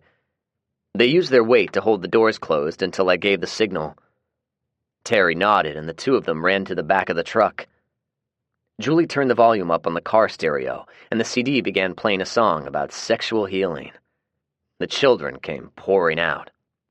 As I shot target after target, I knew from then on that my dreams were going to be filled with images of little heads exploding in a spray of putrid black ooze, while Marvin Gaye's beautiful voice sang in the background. Yep, the music was a mistake. Nevertheless, I did not hesitate when the first one came shambling out of the school. He was a fair-haired boy dressed in khaki slacks and a dark blue polo shirt. Hell, all of the little boys were. The little girls were wearing the same type of pants, but with light blue shirts. Most had colorful ribbons in their hair. I had no doubt it was the kind of school parents were proud to send their kids to. I thought of how it used to be. The soccer moms would be lined up in the parking lot waiting for school to let out for the day. the final bell drowned out by the squeals of joy and laughter. A couple of dozen exited the school. They moved slow and awkward, the freezing temperature assured it, yet they still moved with a purpose. Some of them even tried to flank around us. I would claim that after shooting the first 2 or 3 of the little tykes, it became easy, but I'd be lying. Each time I fired, my stomach knotted up a little more. There were several minutes of silence after the last one dropped. Fred and I reloaded quietly. "Do you think that's all of them?" Terry asked as he peered inside. "Hell, I hope so," Rowdy muttered. He looked like he needed a drink. "We've got to go inside and clear out any that are left," I commented and gave my friends a look. "I think Fred and I ought to be the ones to do it. The 2 of us can have group therapy with the docs later," I said with a half-hearted chuckle. Nobody else thought it was funny. "We'll keep in radio contact and give sit reps every 2 minutes. "How'd it go?" Andy asked when Fred and I emerged an hour later. "There's about 20 more inside," I said. "Mostly kids, a few women. I assumed they were teachers." I didn't describe how the teachers had dozens of little bites all over their exposed skin. They'd see for themselves soon enough. Big Mac walked up and handed us each a steaming cup of tea. "It'll calm your nerves," she said quietly. We nodded our thanks. "How much cleanup do you reckon it'll need before anyone can live in there?" she asked. "The corpses will be the easy part," I replied with a grimace. "There's a lot of water damage inside from busted pipes, and it looks like the sewer has backed up at some point." Mac nodded thoughtfully. "If you men want to take a rest break, I'm going to pile these up and get a fire going." Without waiting for an answer, she put some work gloves on and began dragging a couple of the small corpses to the side of the parking lot. We all glanced at each other. It was contrary to our nature to sit, doing nothing, while someone else was working. All of us grabbed a corpse and followed Mac. It didn't take long to get them all piled up, and Mac got the fires going in no time. "I don't think I'll ever get used to this part," she said as the bodies became engulfed in flames. I understood. After killing all of the zombies along Bell Road, we had spent 2 very long days piling up the corpses into pyres and burning them. It was miserable, dirty, disgusting work. The pyres were hot, but nobody was inclined to stand near the little corpses and warm themselves. We watched silently, but our thoughts were interrupted by the sound of 2 quick gunshots coming from the nearby ballpark. We took off at a run. "We got one!" Tommy exclaimed excitedly as we ran up. He pointed to the body lying on the ground. It was an adult male, definitely infected, but there were slight differences in his appearance. A lot of the decomposition was either gone or replaced with badly scarred tissue. Julie ran over to her brother and inspected him closely for any injuries. "Did it attack you?" she asked. Tommy shook his head while Julie continued looking him over. He finally shrugged her off with a scoff. "Give us a report, young soldier," Terry ordered. I hid a smile. Lately, Terry had taken it upon himself to train Tommy and Joe in soldiering skills. The 2 of them loved it, but Terry's current order seemed to confuse Tommy somewhat. Joe jumped in. "Tommy and I were scouting the area," he explained, "and we spotted this one crouched down beside the dumpster. He was spying on y'all." Terry fixed him with a stare. "All right, you 2, be very specific and don't exaggerate. Explain what you mean by spying on us." "He was hiding from y'all behind the dumpster and peeking out from time to time," Joe said. "He was definitely watching what y'all were doing." "Are you 2 positive?" Terry asked. Both Tommy and Joe nodded. "Affirmative," Tommy said as an afterthought. Terry glanced over at Fred and me. "How long did you 2 watch him?" I asked. "About 10 minutes," Joe replied. "We kept waiting for him to do something, but he didn't. He just crouched there watching y'all." "So, what happened then?" Terry pressed. "Well, we kind of got tired of watching him, so Tommy called him a turd face," Joe said. "He turned around then and came at us. We capped his ass." Everyone chuckled. Well, everyone except Fred. "I believe we have another indicator that Z-14 is in effect," he said somberly. I nodded in agreement. Z-14. It was my last zombie rule. They are evolving. When the plague went viral a little over 2 years ago now, it sickened and killed millions of people, perhaps even billions, but not everyone who became infected died. A sizable number of them became something else. They went crazy and turned violent, attacking and eating anything living. I was convinced they would all die off eventually. After all, a decomposing body isn't going to live very long, right? I was somewhat correct. A lot of them did in fact die, but not all. The ones that didn't die started changing, evolving. At least a portion of their brain functions were starting to work again, and their cells were beginning to regenerate. Oh, they still couldn't add 2 and 2, but they were beginning to display at least a small amount of awareness and a cognitive thought process. This one lying at our feet was a good example. It was a man. He could have been 20 or he could have been 50. Short in stature but large-framed, perhaps muscular at one time, and wearing working man's clothes. I noted the brown, calf-high lace-up boots. They were heavily scuffed, but otherwise still in good shape. There was a lot of missing tissue from around his face and exposed hands, but otherwise he did not look like he was going to fall down dead anytime soon, at least not until somebody put a bullet into his brain pan. So, somehow, he knew he was outnumbered and made the decision to sit here and hide. He was probably waiting on a target of opportunity, I opined. "If that's true, we're going to have to change some of our military doctrines," Terry said. He made a good point. I looked at Fred and Mac, who nodded in agreement. I rubbed my face. That'll be a good topic of discussion over supper. Chapter 3.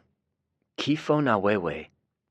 I placed another log in the wood stove as well as the fireplace before crawling into bed and snuggling up against Julie. "Holy shit, your feet are cold," she complained. I smiled and moved them away from her. "How was Rick today?" I asked. "Little Frederick was full of himself," Julie replied. Our son, Frederick Zachariah Gunderson, was 4 months old now. I liked calling him Rick. Julie preferred Frederick.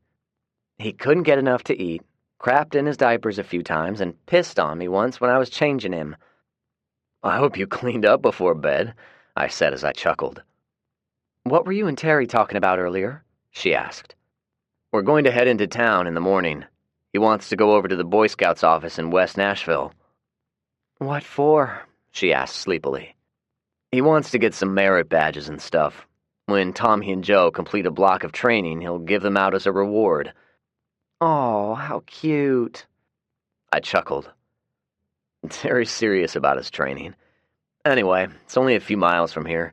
I'm guessing it'll only take a couple of hours. Please don't tell the boys. Julie turned over and draped her arms around me. "I can be bribed into silence," she cooed, which succeeded in gaining my undivided attention. We had not had sex since she had given birth. Well, I mean, we'd done other things, but not good old-fashioned toe-curling sex, and it was killing me. "Are you suggesting what I think you're suggesting?" I asked hopefully. Julie answered by rubbing lower. "Are you sure?" "Just be gentle, love," she whispered as she pulled her nightshirt off. Terry and I headed out after breakfast, drove straight down Nolensville Pike and hung a left on Thompson Lane and continued driving west as it changed into Woodmont Boulevard. The Boy Scouts corporate office was located on the corner of Woodmont and Hillsborough Road. We looked it over as we drove into the parking lot. "It's bigger than I thought," Terry observed as he looked at the building. I nodded in agreement. "Well, I guess it's a no-go. We can come back later when we have more people." "Hell, let's give it a try.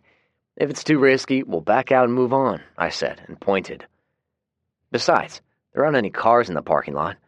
Chances are pretty good the place is empty, or almost empty." My guess was right. The building was empty, and we cleared it easily. The problem was not the size of the facility, it was the contents. The Scout supply store had been completely looted. The only merit badges we found were on sashes, which were framed and proudly hanging on office walls. "Well, I guess I can cut all of the badges off and then we can sew them back on when they earn them," Terry lamented. I took one of them off the wall and carefully removed it from the picture frame. Holding it up, I looked the sash over. The sash is a rather simple pattern. Julie can sew some new ones with some cloth. It might look a little better than a used sash. Terry looked at me. Hell, why didn't we think of it sooner? I agreed with a chuckle. We were about to start a secondary search for anything we could find useful, but stopped when we heard the sound of a car outside. We traded a look, checked our weapons again, and stepped out quickly. We had our assault rifles rigged with front slings, combat ready where we could bring them up and start shooting quickly if needed. The two of us exited the building and watched as a GMC Yukon Denali parked near my truck and 4 people exited. Their body language was tense, unfriendly. Terry instinctively sidestepped to the left of me. "Hello," I said while looking them over. The youngest one was a boy about my age. 2 of them, a man and woman, appeared to be a year or 2 older, and one was a man in his 40s. They were all black, and all were wearing black clothing, complete with berets and mirrored sunglasses. Their jackets were festooned with military ribbons and patches. They all had weapons and weren't smiling.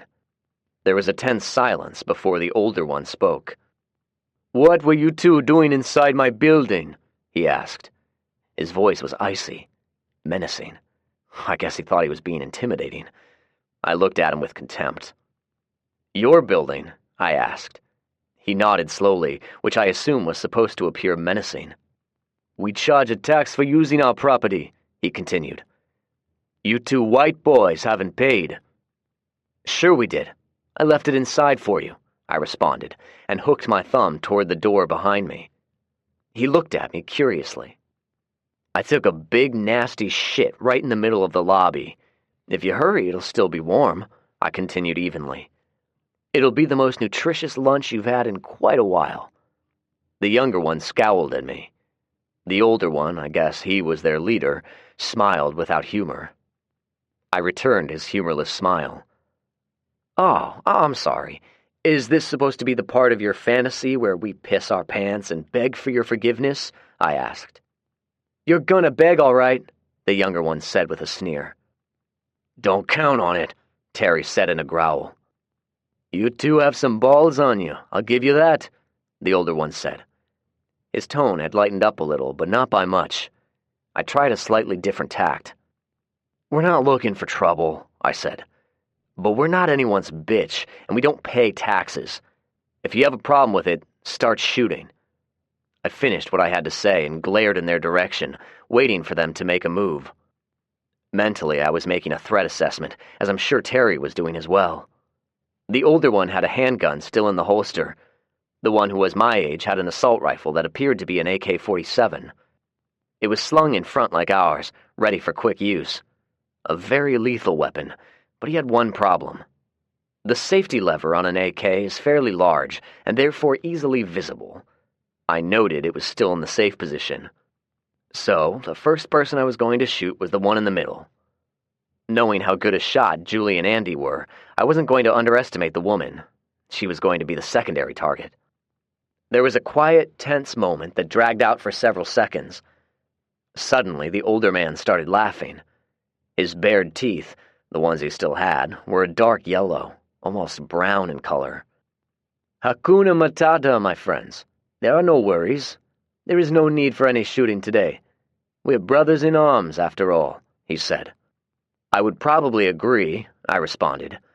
"But your Black Panther getup indicates an obvious disdain toward white people." Terry glanced over at me. I casually gave the hand signal for caution before returning it to the pistol grip of my assault rifle. "Where are you 2 from?" he asked. "This is my hometown. My name's Zach," I responded. "And you?" he asked, looking at Terry. "I'm from Fort Campbell," he replied. "Where are you from?" The older one waved his hand around. "The world is my domain," he said with an egotistical grin. Wonderful, I thought. Another little man who thought he was king. I watched him intently as he looked around, grinning with his 8 or 9 teeth. "Ah, well, we have other things to do. We will bid you goodbye then."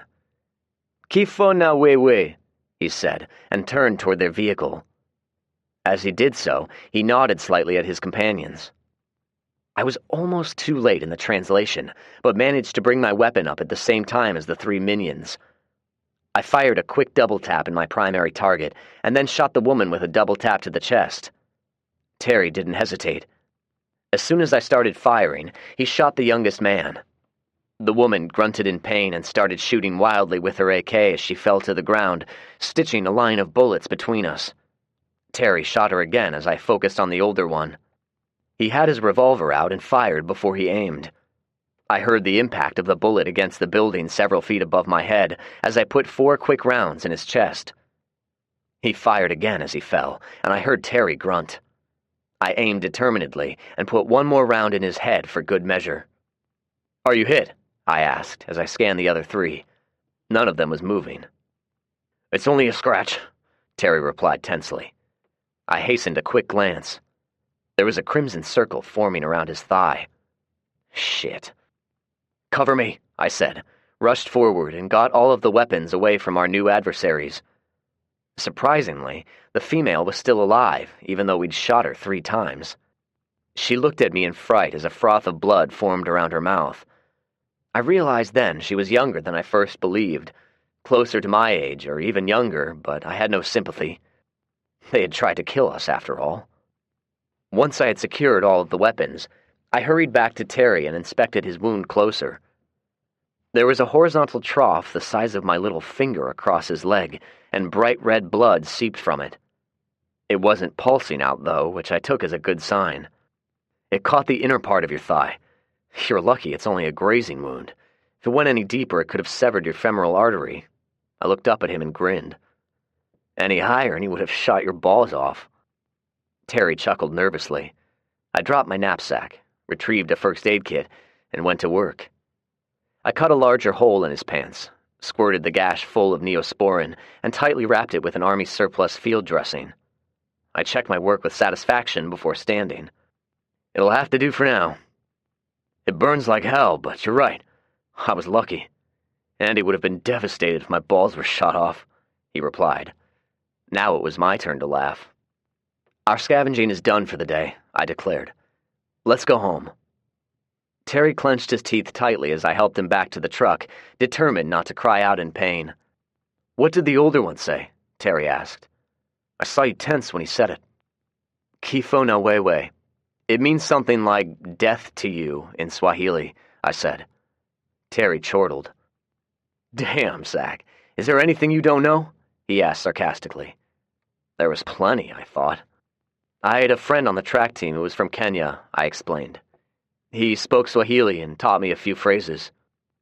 Terry nodded in understanding, and I hurriedly checked their SUV for anything we could use. The Yukon was a fairly newer model, but it appeared to be poorly maintained, and the interior smelled like BO. There were some canned food products, a couple of cardboard boxes of ammunition, and 4 plastic army surplus canteens. I took the food and ammunition, but left the dirty canteens. Before getting in the truck, I took a moment to look them over. The girl was dead now. All of them were lying motionless in pools of blood. I scoffed as I stared at them. They were nothing more than heathens. I guess I should have felt the pang of empathy, but I stopped caring long ago about the morality of killing people such as these. I got in the truck, and we left. We radioed ahead on the CB, and everyone was waiting on us when we arrived. Andy helped me get Terry inside and onto his bed. There were some towels laid out, along with our medical bag. Andy cut off Terry's pants with a pair of scissors, and then carefully removed the field dressing that I had applied. "I'm going to clean it up," she said to Terry. "It'll probably sting a little." Terry nodded, and then she looked up at me. "Should we cauterize it?" she asked. "When did you have your last tetanus shot, Terry?" I asked. "I got all of my inoculations in basic training about 4 years ago." "Good. I don't believe any cauterization is needed." Julie glanced at me, and I knew what she was thinking. A tetanus shot was only good for 10 years, and little Frederick was not going to receive one or any other vaccinations in the foreseeable future. What was going to happen to him if and when he falls down and scrapes his knee or steps on a rusty nail? What would happen to the rest of us when the tetanus antigen was no longer in our bodies? My thoughts were interrupted when I heard a vehicle drive up and car doors slam shut. Looking out of the window, I saw Fred, Joe, and Tommy hurrying in. Right behind them was another carload driven by Big Mac. Wanda was in the passenger seat, and Rhonda was sitting in back with the 3 little girls. Soon we had a house full of people gathered around Terry, looking at him and his wound. Unfortunately for Terry, he was wearing a pair of skimpy, baby blue-colored underwear. "Those sure are a fancy pair of panties," Rowdy said offhandedly. We all laughed. Terry's face reddened. "They're briefs," Andy retorted, and looked warmly at Terry. "I think he looks sexy in them." We all laughed again. As Andy cleaned the wound and applied fresh dressings, I quietly eased myself out the back door and walked to my truck. I heard the door softly close and turned to see Fred walking toward me. "What do you think, Fred?" I asked when he got close. "He'll be walking with a limp for a while, but I think he'll be okay if infection doesn't set in." I agreed, but frowned as I thought of my old friend, Rick. He had caught some shrapnel in his leg from a booby trap back in Vietnam. Infection had set in and caused a lot of damage. Afterward, he had limited use of his leg and walked with a limp for the rest of his life. I pointed out the loot. "We got 3 AK-47 copycats, a .357 revolver, some assorted ammunition, and a few cans of food," I said. Fred picked up one of the AKs and looked it over. "These are my IDs. They're made in Egypt, I believe. Very reliable." He picked up one of the 30-round magazines.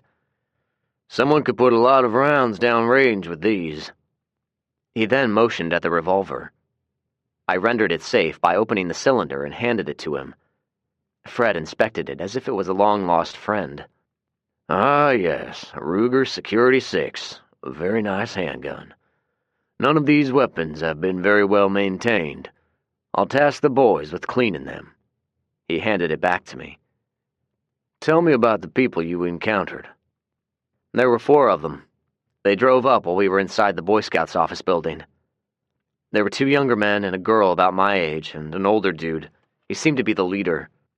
They were all black and decked out like they were in some sort of revolutionary militia or something.